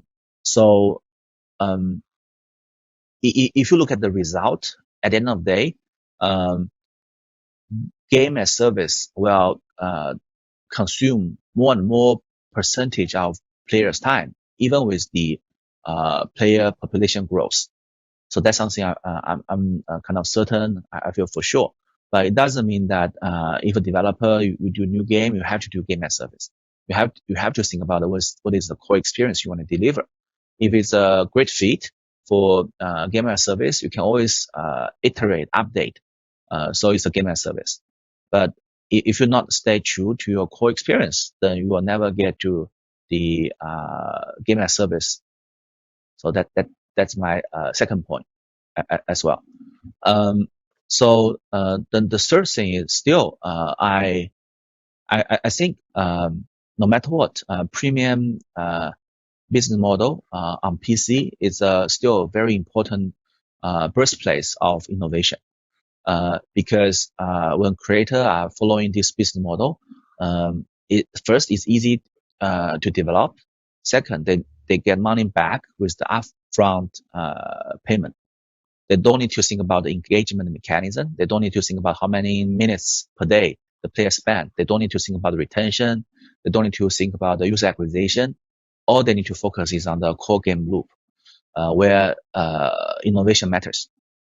So this is very low risk for the people. When they make these decisions right, they can easily make it all platform game as service later.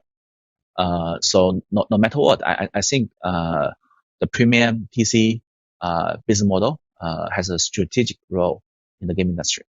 Yeah, so that's my third point. Excellent, very interesting. Let's talk about more about cross-platform. What is the big vision in cross-platform? Is the big vision that I can be playing on one device and you can be playing on a different device, but we're playing the same game together? Or is it a more simple solution for cross-platform? Where do you see the future of cross-platform? In our point of view, from franchise point of view, there are three ways to do cross-platform.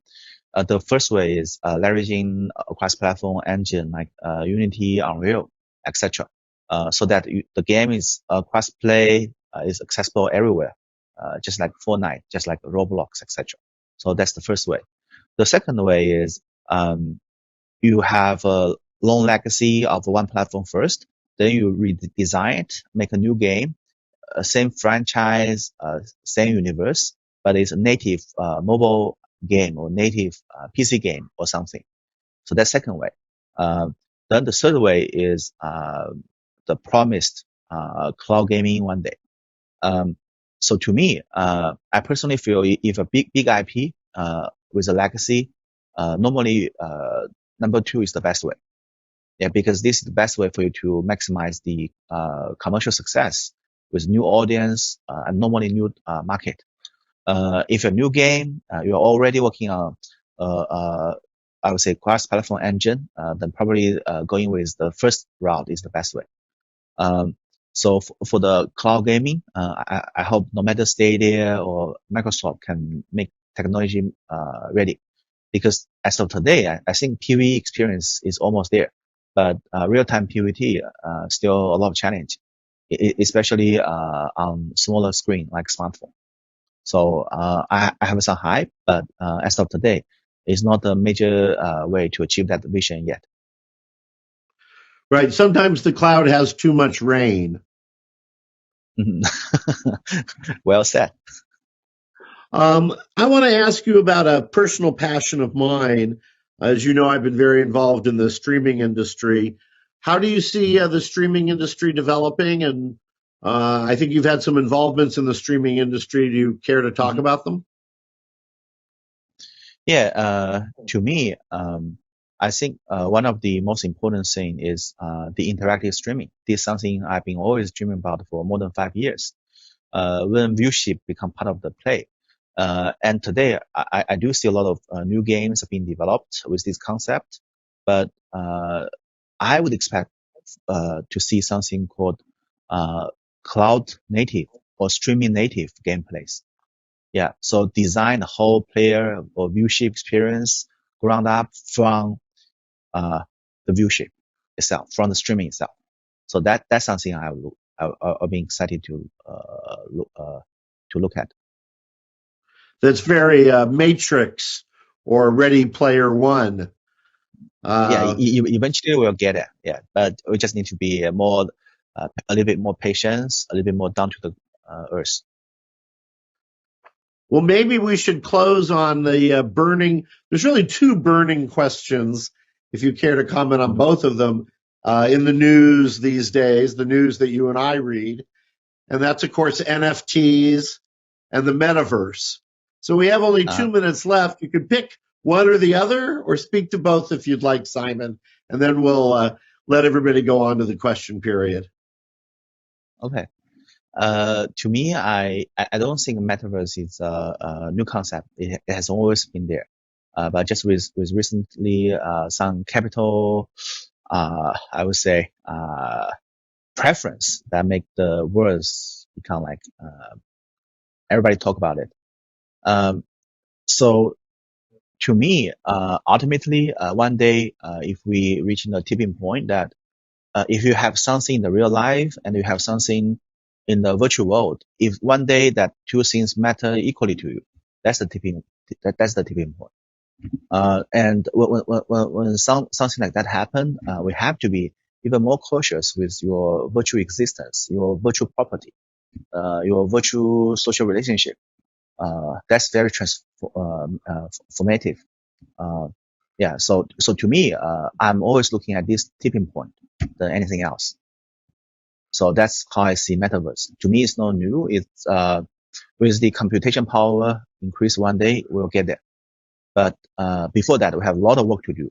How we protect everybody privacy, data privacy, how we provide your cyber existence. You're not going to be eliminated by hacking or any attack, etc. So again, we have a lot of work to do, but I'm very excited to see one day will be around us. Well, that's great. I don't think in 49 seconds we can talk about NFTs. So we'll need to have you come back to the next GamesBeat Summit, and we'll talk about NFTs and see how things are going in terms of multiplayer and games as a service. And as a long, old person in this industry, I just want to thank NetEase for being so favorable towards developers and creators. It's a wonderful path that NetEase has chosen. Thank you. Thank you, Mike, and thanks for the audience time. Yeah, we are very committed to unleash the potential of creators in interactive space. And we are always, I would say, on the road, always iterating our approach so that we can make the pie bigger for everybody. Thank you.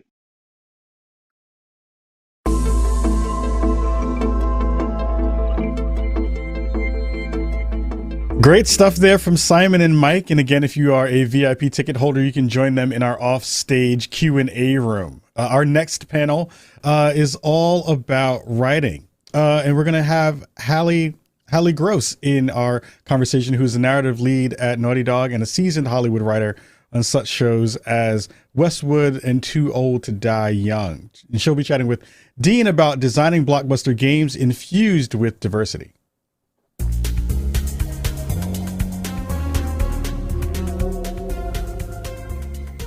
Hello, everybody.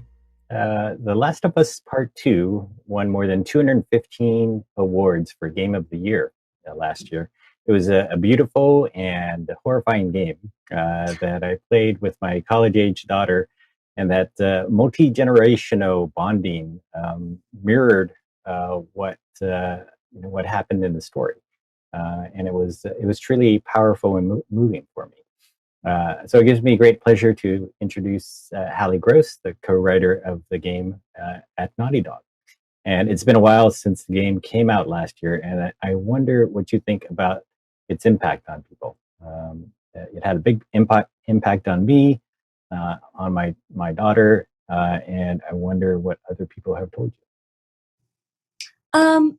Largely what we've heard has been mostly wonderful. I think I think we were nervous to come out at a time with COVID and everything going on in the world, but it seems like it actually really helped people sort of process sort of the trauma going outside. But more than that, I think people really responded to the representation that we focused on. I think a lot of people felt really seen and heard and were thrilled to see some version of themselves or some version of themselves that they can recognize in a game that they're playing, that their friends are playing, that their family's playing.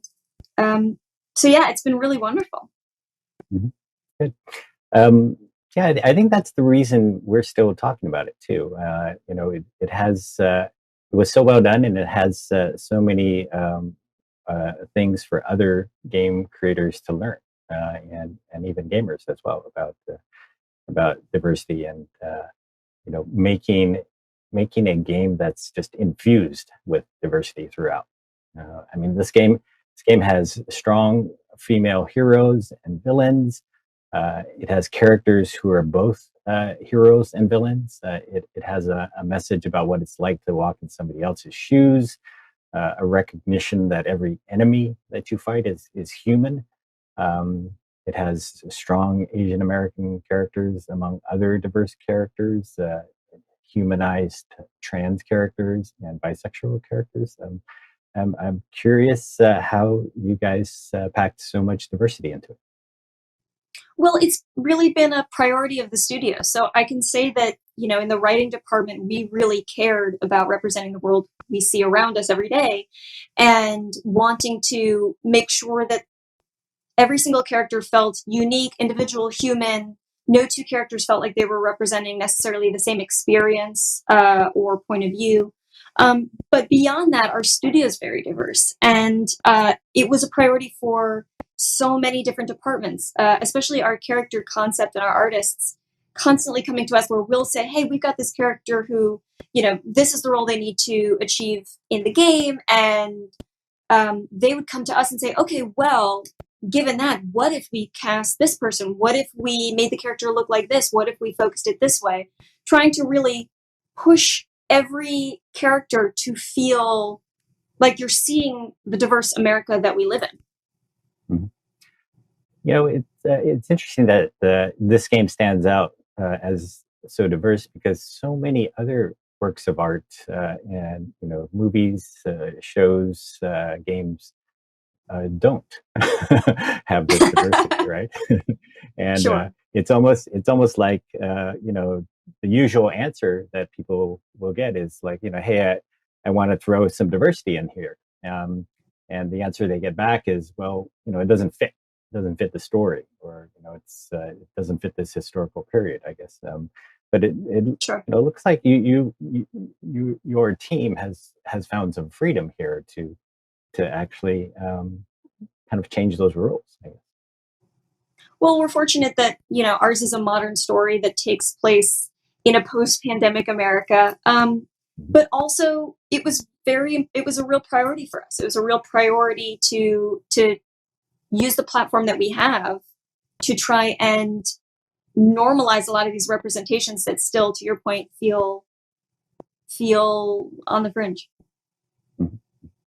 I mean, I am curious how like whether the story sort of wrote itself as a diverse story, or if you have to make it, you have to make this conscious effort to make it diverse, I guess, right? What sort of like goes on in your head as you're putting this together, the story, the characters, if you want to stay true to whatever the vision is, does it mess it up if you start thinking about, I want to do this part in a diverse way? Well, for us, we really started with theme, right? So we started with this idea of tribalism and the other, and how do you build empathy toward that point?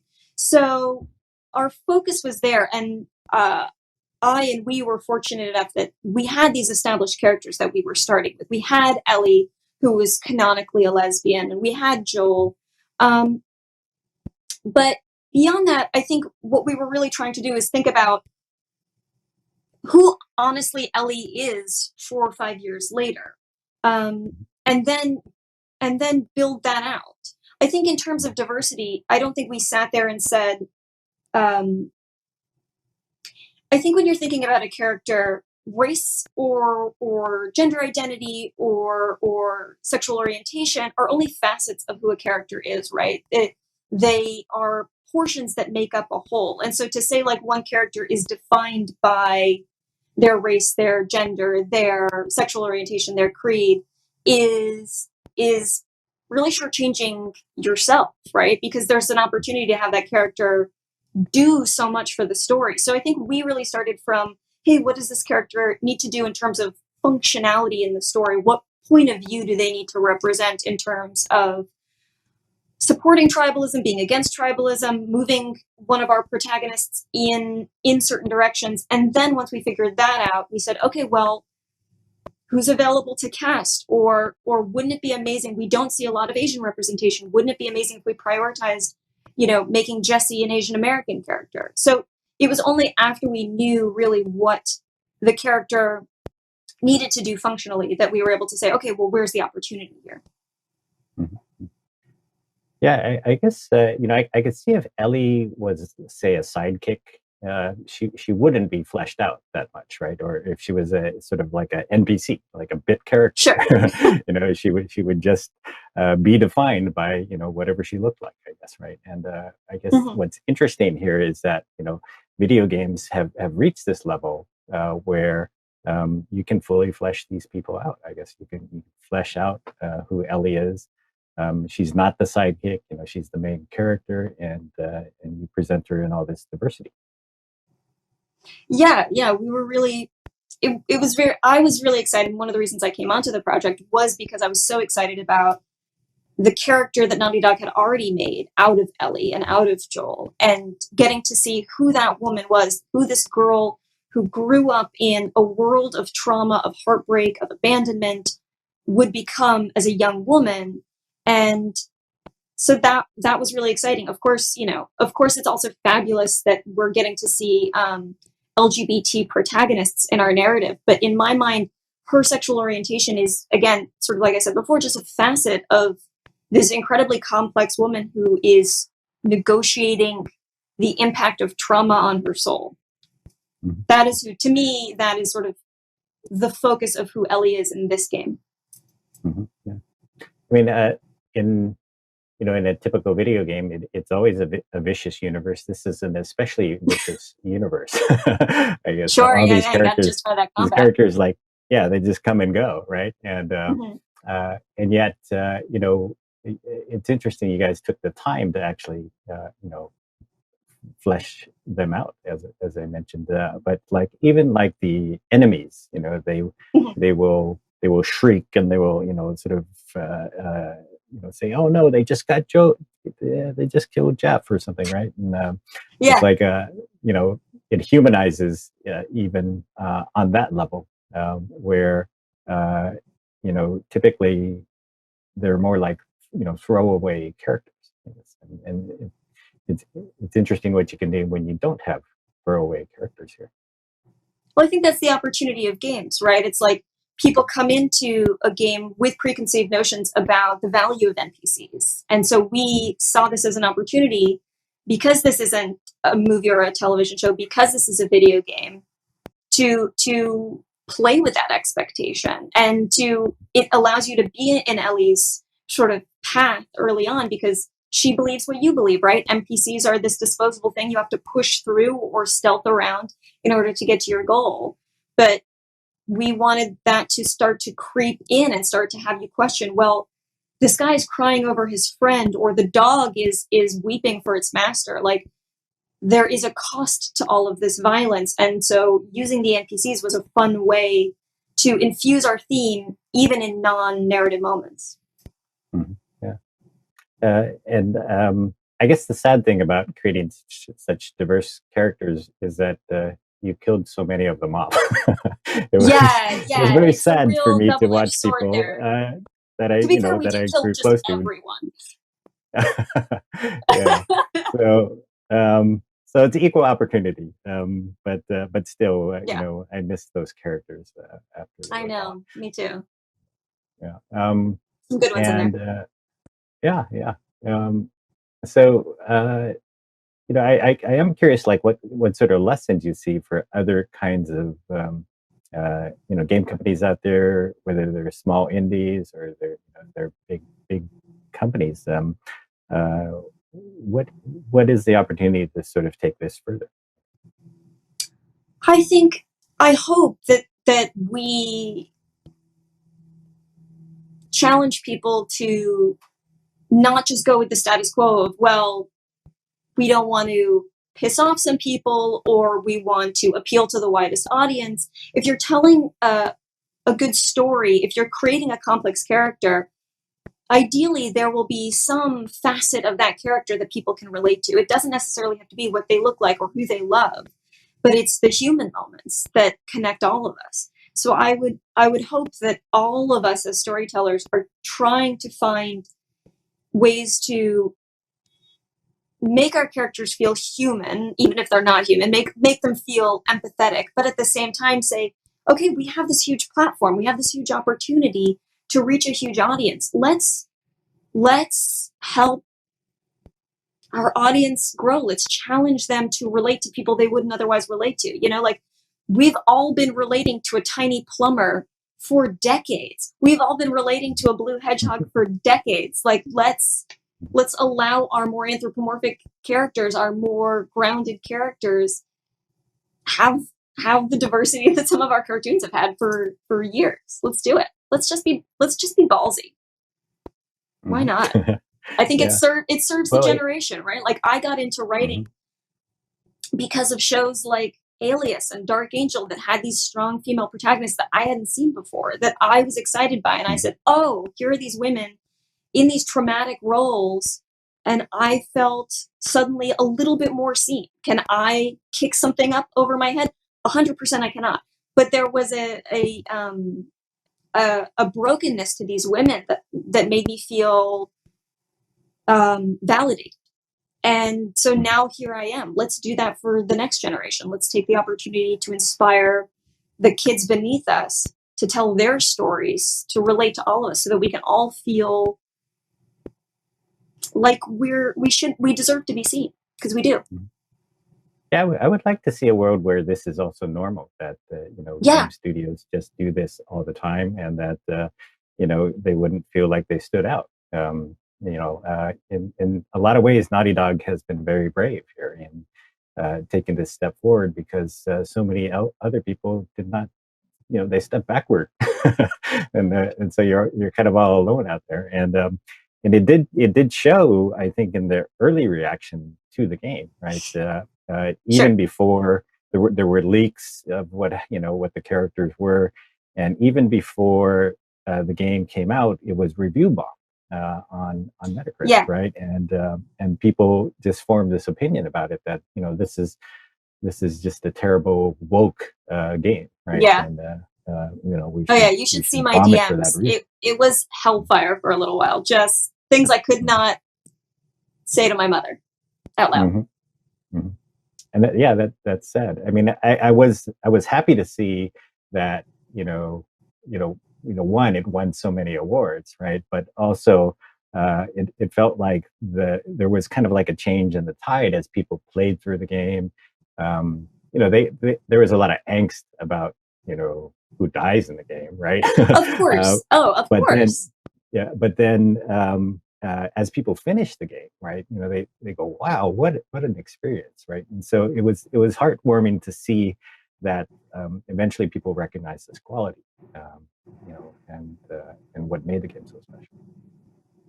Yeah, my hope is that Naughty Dog is lucky because they have a history that they can take big swings, right? And people trust that they're going to deliver something exciting and something interesting. And I think it's wonderful that Naughty Dog has used that platform. But I also think, like I said earlier, we can't be afraid. We can't be afraid. Maybe this is controversial. I don't care about appeasing that group. Like, I don't want to make everybody happy. We can't, we're never going to make everybody happy. I want to use my opportunities to reach the kids that don't feel seen. I don't want to just make the entrenched people feel safe.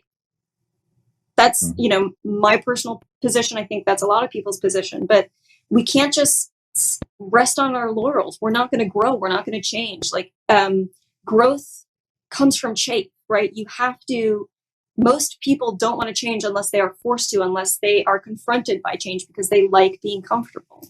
We have to make people a little uncomfortable to help grow as a society, I think. Mm-hmm. Yeah. It's very, very interesting way of looking at the craft, I guess, and what sort of still needs to be said, and how it's okay to leave the people in the Stone Age behind. I don't know. I think they're not going to change, so why are we trying to make them comfortable? Mm-hmm. Yeah, we're not going to change their minds. They weren't going to play the game and have their minds necessarily changed. Mm-hmm. So we're not making the game for them. We're making the game for everybody, and some people aren't going to like it, and I don't mind pissing off that group. Mm-hmm. That might be controversial. I'm not trying to be controversial, but also a little bit. Yeah. How did you also feel about a video game about that was also so violent, making a commentary about violence, right? And how you're almost using the medium itself to undermine the medium, right? It's tricky. It's a tall order, and constantly questioning, is this going to work? Is this relevant? Are we doing this right? Are we sending this right message? But I think it's exciting. Again, I think looking at how games are perceived or the expectations of games and then subverting them is exciting. I want to walk into a game and not know how it's going to end. I want to be surprised. I want to be surprised by the feelings I have, by the twists and the turns, by the mechanics. And this was just another way that we could try and play with expectations. Yeah.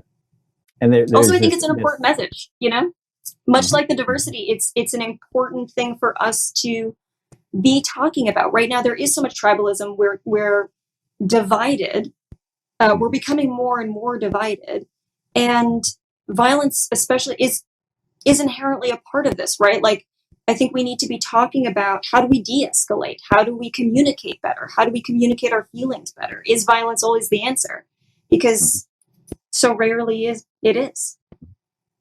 And I like how that message also goes hand in hand with the message about how important it is to sort of walk in somebody else's shoes, right? And that that's a message about diversity itself, right? And that if you understand how another person feels, you will embrace them, or you can understand them more. You won't be as likely to try to go kill them. But right. It's something that in a video game you can actually execute, right? You can put pun players intended into put players into the shoes of other people, right? And show them how that would play out, I guess. And I think to that point, it's like so much of this game too is about self-awareness, right? We cut ourselves some slack. Like, it's okay for Ellie to go kill a bunch of people, but when Abby does it, it's offensive. And why is it offensive? And whose point of view are we taking? Hope I'm not giving away any spoilers, but but I feel like if you're in this talk, you probably know what happens in the game. But it is so much about that too, right? It's like, how do we hold all of ourselves to the same standards, or at least cut everybody some slack. Cut everybody the slack you would cut yourself, or vice versa. If you're tough on yourself like me, like, cut yourself the slack that you would cut your friends. That's a side point. Yeah. I mean, when a certain character dies in the game, I go like, oh wow, they can't kill the good guy, right? I'm going like, why? Right, but why would Naughty Dog kill off the good guy? But then you're also, in so many different ways, as you see later on, they make you question, why do you think that person is the good guy, right? Right. And right, and exactly. It's every character in this game has been the villain to somebody, except maybe Lev and Yara. They're kind of like sweet innocent babies, but most of the characters in this game have been the villain to somebody. And does that make their life over? Does that mean that they're done? They have nothing redeemable left to give to society? Does that mean that they should be punished for their actions? Can they ever atone for those actions? Are we all that different? Ultimately, Ellie and Abby and Joel as a triad are all very much on the same path, just at different stages. Yeah. I thought, there were so many interesting moments that also showed that, and like the key moments in the game that made you go, wow, I've gained some self-awareness or awareness of how I'm thinking about these characters as well. There's that moment where Abby, and Lev have escaped, and Lev, points out that, your people killed my sister, right? And then right. she shoots back and says, you're my people, right? And that was a very, very powerful moment in the game. I wondered, like, how did that sort of come about or reverberate, I guess, for you, I guess? Well, first of all, I take back what I said earlier, because Yara and Lev are also bad guys to some people, right? They're bad guys to the wolves. Yara has definitely killed her share of motherfuckers. I don't know if I'm allowed to say that. Has definitely killed her share of baddies. But yeah, so for us, it was very much about like, so Abby at the beginning of the game gets what she wants, right? She gets what she believes is going to give her closure, and it doesn't. And then she sees this young kid who is much like a baby Ellie, lost in the woods and alone. And this is an opportunity, whether she likes it or not, like whether she intends it or not, for atonement, which is what she's really searching for. And she, we can often find the things we need in the strangest of places. And here it is in this enemy kid. And over the course of days, she feels more seen and more connected with this kid who's going to help her climb the, bridge over nothing, who's going to assuage her fear of heights, who's going to see the good in her, than half of the soldiers she's been fighting side by side with. It very much is that Abby is willing and able to see the goodness in her enemy long before Ellie is. Abby's a little more, a little farther along in her growth. Yeah. I mean, there's so many interesting lessons there, like in that everybody is not who you think they are at the beginning, right? As you learn more about them, you realize that these people are totally different from your first impression. And again, it kind of echoes back to the diversity theme about stereotype, right? And just yeah. But for us, it's the wolves versus the scars, right? They have their preconceived notions about each other, and one's more analog, one's more military, one's more religious, one's more, hodgepodgey, if you will, diverse in their religious expressions. And so for them, that is the bigotry. But as soon as the labels come off, as soon as they're fighting toward the same cause, what really makes them that different?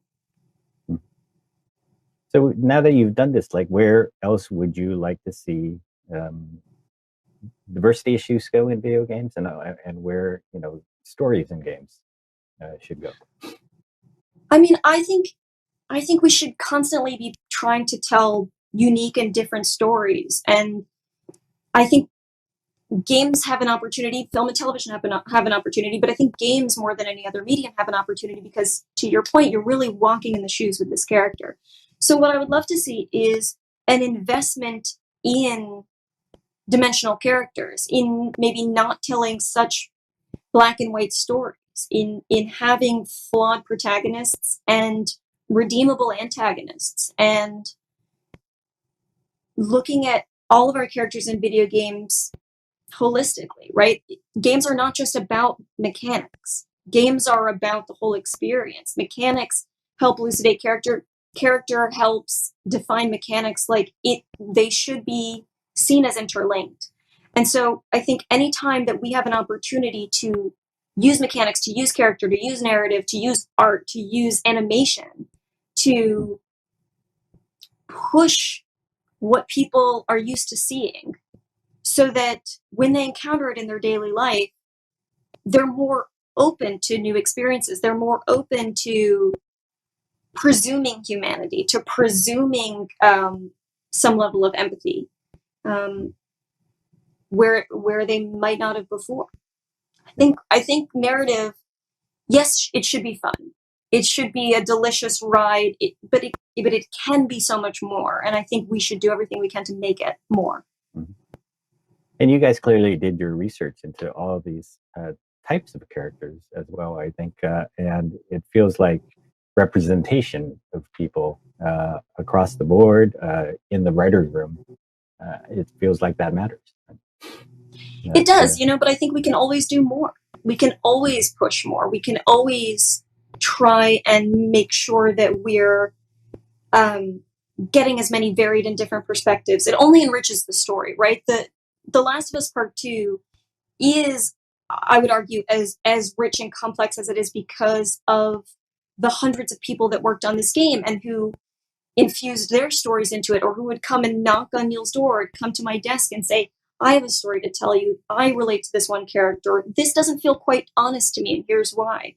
The game, it was a living organism that was built by our diverse staff.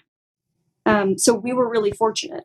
But I think anytime you can be open to hearing other people's stories and trying to tell an honest story, then you're headed in the right direction. Mm-hmm. Well, it's an amazing achievement. Like I said, a couple of my daughters really, embraced video games because of games like this, right? I think they, had they not seen a story or a game with a strong female character, they also might have just sort of said, it's not for me, right? But instead, I've got one of them that's actually studying it, so it's very good to see. Yay! Yeah. Yay, Dean's daughter. Yeah. That's awesome. So thank you very much. I appreciate it. That's the goal. Thank you, Dean. You're the best.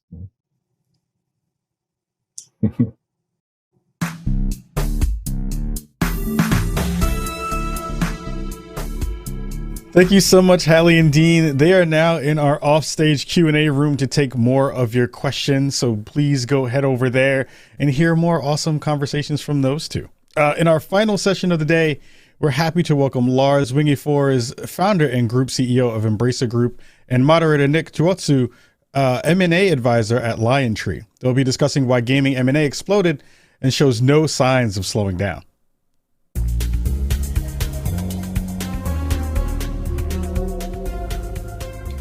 Hi, I'm Nick Tuosto. I lead Liontree's M&A business for the games industry. I'm also a co-founder of Griffin Gaming Partners, a dedicated venture fund focused on investing in the game space.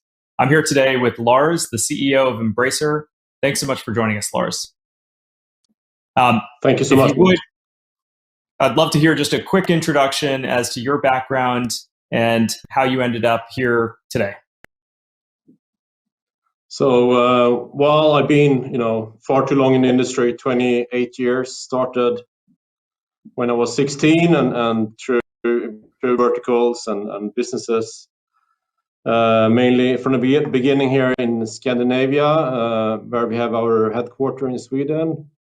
But the most recent 4 or 5 years, I've been running Embracer Group as a CEO and a co-founder, and obviously been growing Embracer Group into what we are today. We are roughly engaging 7,000 people. We have 63 studios across our 8 operating units. And in some quarters, you've announced as many as a dozen acquisitions in a single quarter. How do you process so much in parallel? Yeah, well, that's right. We did 13 acquisitions on November 18, I think. And most of our acquisitions, or actually I prefer to call them mergers, because we rather merge with great gaming entrepreneurs and creators in the industry and give them, part of the overall business in terms of shares.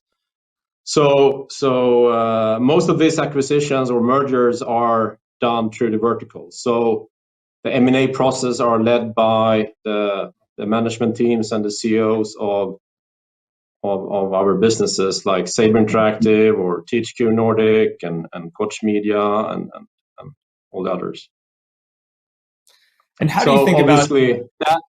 I think that is giving an enormous power to obviously manage a lot of M&As at the same time across the group. And then at that time, we did consolidate all acquisition into the same morning. It was a bit, a lot of work the past, the 24 hours running up into it, and then obviously all the communication. But as a public company and with the quarterly reporting every quarter, there is an efficiency of doing, a lot of communication at the same time for all our stakeholders. So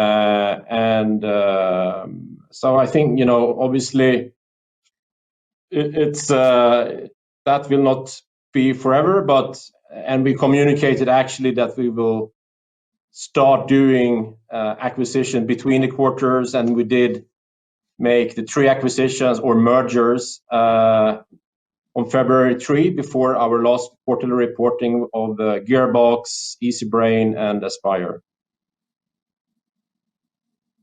I suspect you don't sleep much with all the various time zones and initiatives all in parallel. How do you think about Embracer's strategy for growth across various segments, mobile, console, PC, and what you're looking for in merger candidates? So, we are collecting, all the best talents and entrepreneurs within the industry and trying to support them with, as much capital and trust they need to grow their business. So the number one priority is always to grow organically, basically to expand, to make greater games or more games, set up more studios. And last year, we grow our headcounts organically by 20% across the group.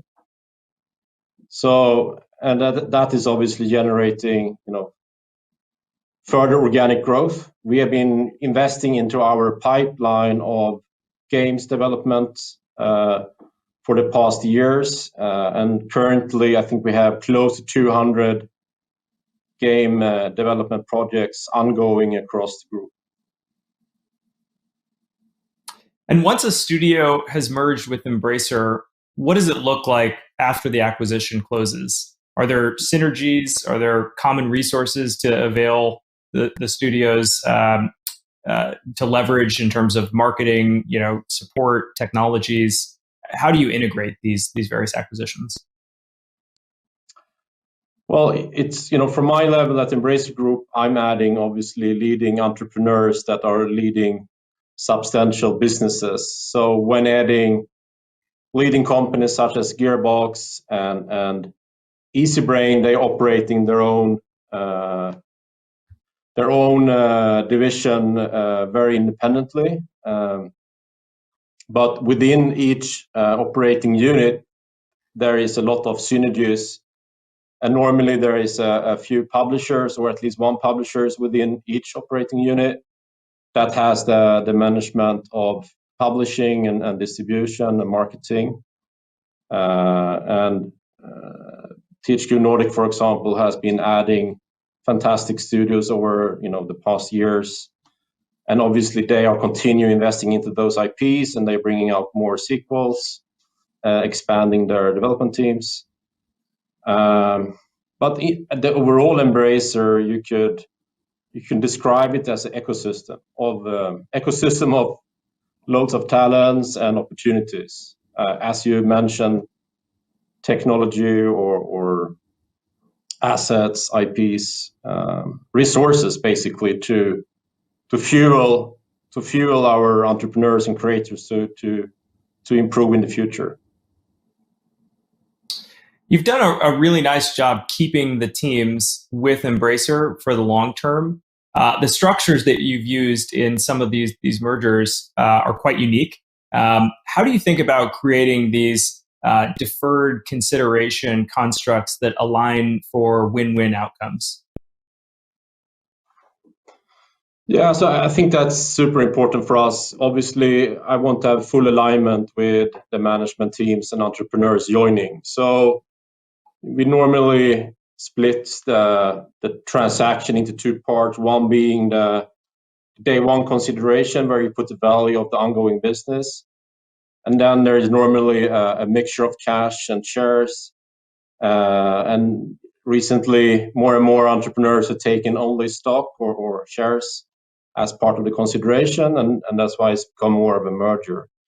And then we're putting these long-term earnouts or incentive plans in place to maximize the long-term potential of the companies.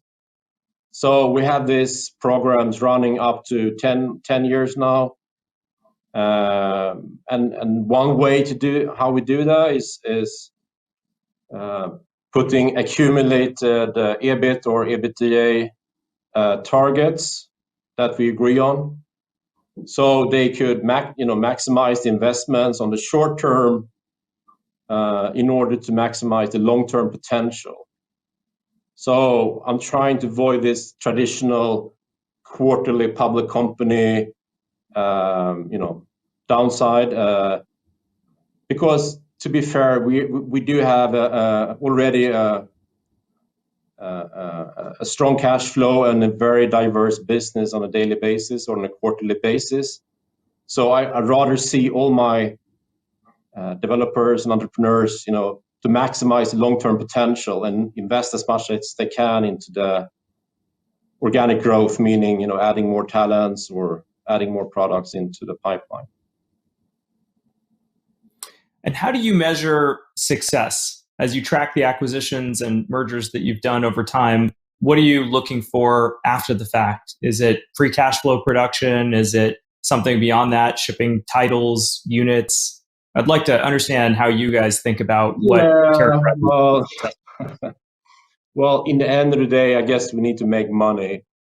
We are a business, and the consumers will pay, for our costs. But I think the cash flow is more the output value of the success of what the people are creating. So obviously, we're looking at the success of the products they have in pipeline post acquisitions, but also how they are managing their own studio or business, how they're able to add more talents. If people are happy, if people are staying on, if they're able to successfully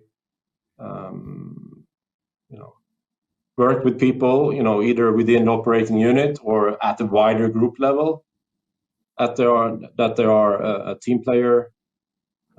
It's about giving and taking. I think it's a lot of human things. Obviously, we look at the numbers. We do have business plans in place, and we follow those up every quarter and on a yearly basis. But in the end of the day, I think we've been very lucky. Most of our, I think, 50 plus acquisitions since the IPO 4 years ago has been according to plan or better. There has been a few minor that has not been according to plan, but I think we've been, dealt with them professionally. So I think we're lucky to be in a fantastic industry. That it's a positive environment. It's been growing, and now having the wider group, I think there is so many opportunities for all our talents.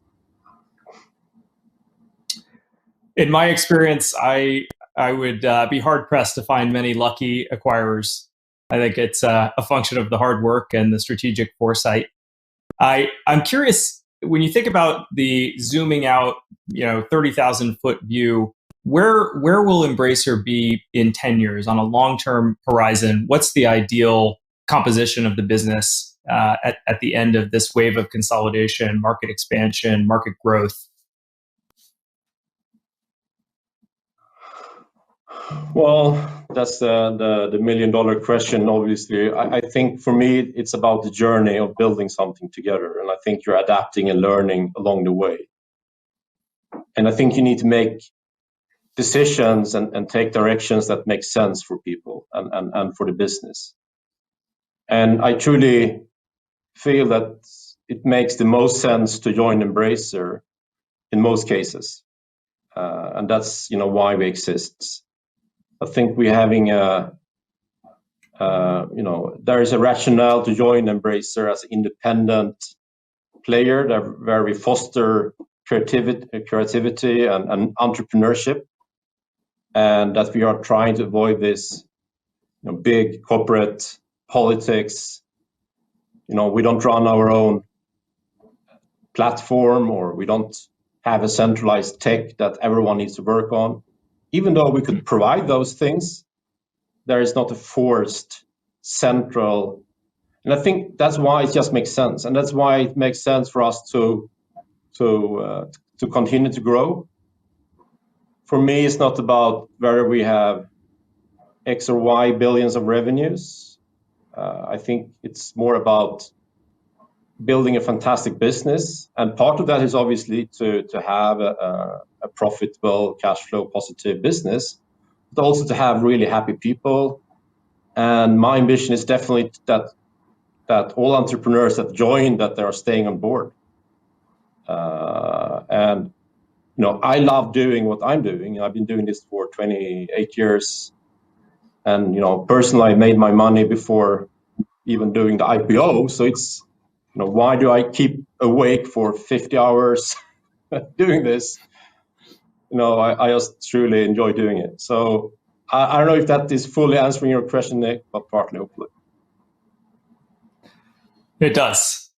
I'm curious to get your perspectives on what's happening in the market as you think about merging and you look at the valuations moving in many cases up dramatically. IPO markets now very much open for successful games companies. The SPAC phenomenon, in full force. How do you think about how you value the businesses that you look to merge with? I don't think it's rocket science. I also noticed there's a bit more players now than it was 4 years ago. But in the end of the day, we need to find reasonable deals with people. In essence, I need to. In the end of the day, we need to make the investment back. Whether that takes 3 years, 5 years, or even 10 years, varies. But and I know the interest rates are lower. There is an enormous amount of capital in the market, and that's why I think it's just so even more important for us to continue, move on, and to build a greater ecosystem. That it just makes more sense for people to join. So we have a non-monetary competitive advantage.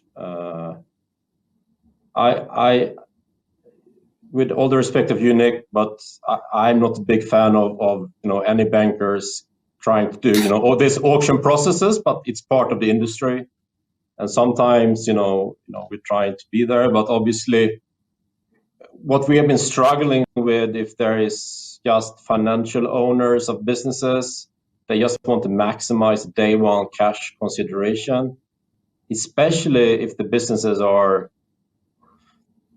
in areas where we don't have a lot of synergies or strategic rationale to just acquire that asset.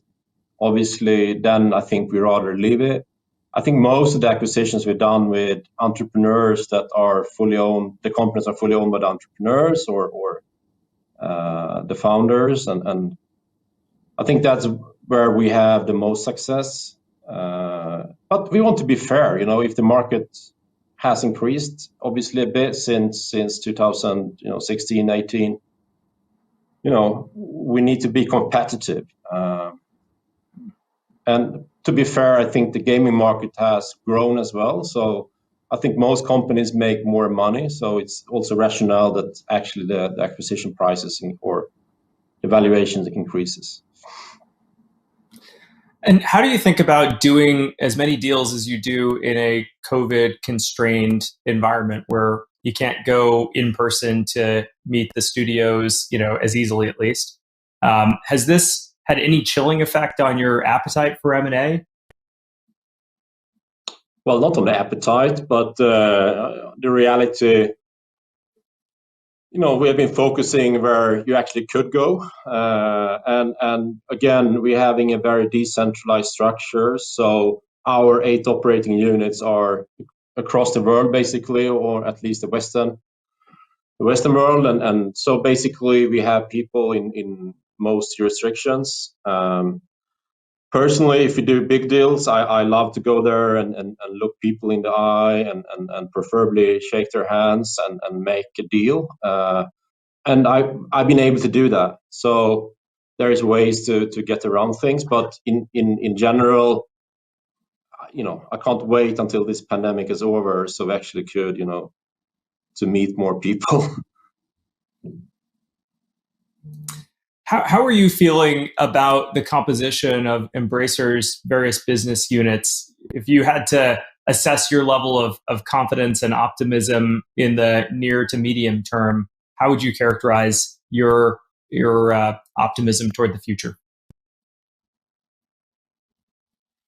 No, I think we will have a very strong year ahead of us. We just started our financial year now, 1st of April, and we will have a record year driven by all the investments we've done into our pipeline of products. So no matter the COVID impact or not, we will have a lot of products coming out that will drive our business, and I think that is true for more or less all our operating units. So obviously some has a lot of things coming out, perhaps not this year, but they have stuff coming out in 2-3 years. But I think that's why we're being very diverse. So you will have a few companies that will bring out really big things this year, and then they might have a slower year, and then there is other people coming in that year. So and that's the strategy, basically, how to manage this as a public company and not being dependent on a single game.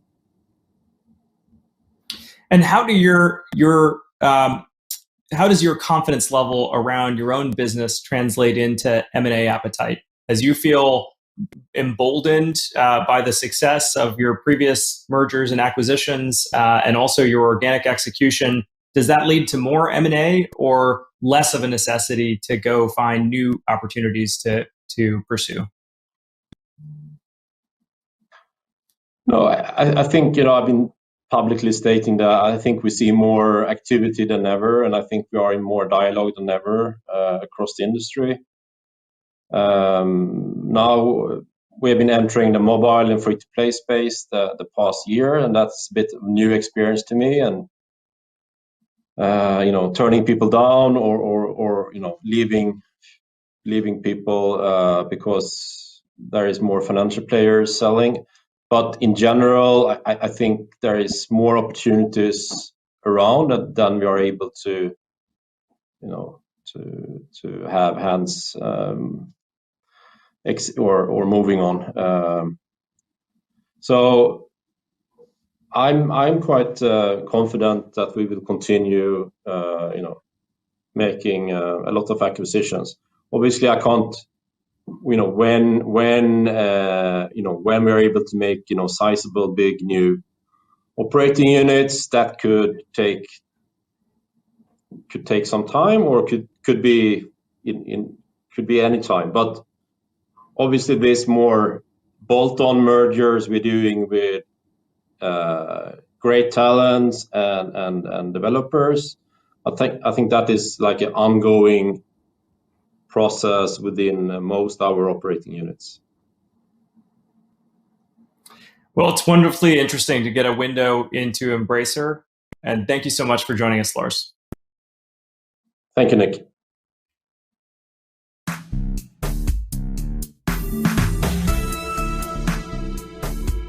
Thank you to everyone for viewing and participating in GamesBeat Summit today. We hope that you found the content informative and inspiring. And thank you to all our dynamic and insightful speakers today. Thank you to our sponsors. Thank you to our advisors. It was a fantastic, fantastic day. All attendees are invited to stick around for the GamesBeat Summit networking and virtual reception with Dean Takahashi and John Radoff in Clubhouse. Check the agenda in Grip or in the event portal or click on the link for Clubhouse virtual reception. You'll see that underneath the player itself. You may need to copy and paste the link into your browser to get access, and access currently is only available for iOS devices only. We'll make sure to keep the Q&A room open for networking and for VIP ticket holders that aren't able to access the Clubhouse. So remember to do that, and please remember to fill out the event survey, which is up on the screen right now. So make sure you're going and filling out that survey. Let folks know how you liked the show today, how you liked the event, and everything that went down today at GB Summit. Before I go, I have to give a huge thank you to everyone over at VentureBeat for letting me cross off a bucket list item today by letting me host day 1 of the show. Day 2 tomorrow will feature the amazing Andrea Renee from What's Good Games. She is going to rock it, and you'll have lots of fantastic content to check out tomorrow. So remember, check out the hashtag GB Summit if you want to be a part of the conversation. Go grab yourself a VIP pass if you want to be a part of the Q&A sessions that we've had all day today. And please come back tomorrow. So for all the attendees that came through today, make sure you stick around for tomorrow's day 2. And we'll see you there for more fantastic speakers and topics tomorrow. Have a wonderful night and take care of yourselves.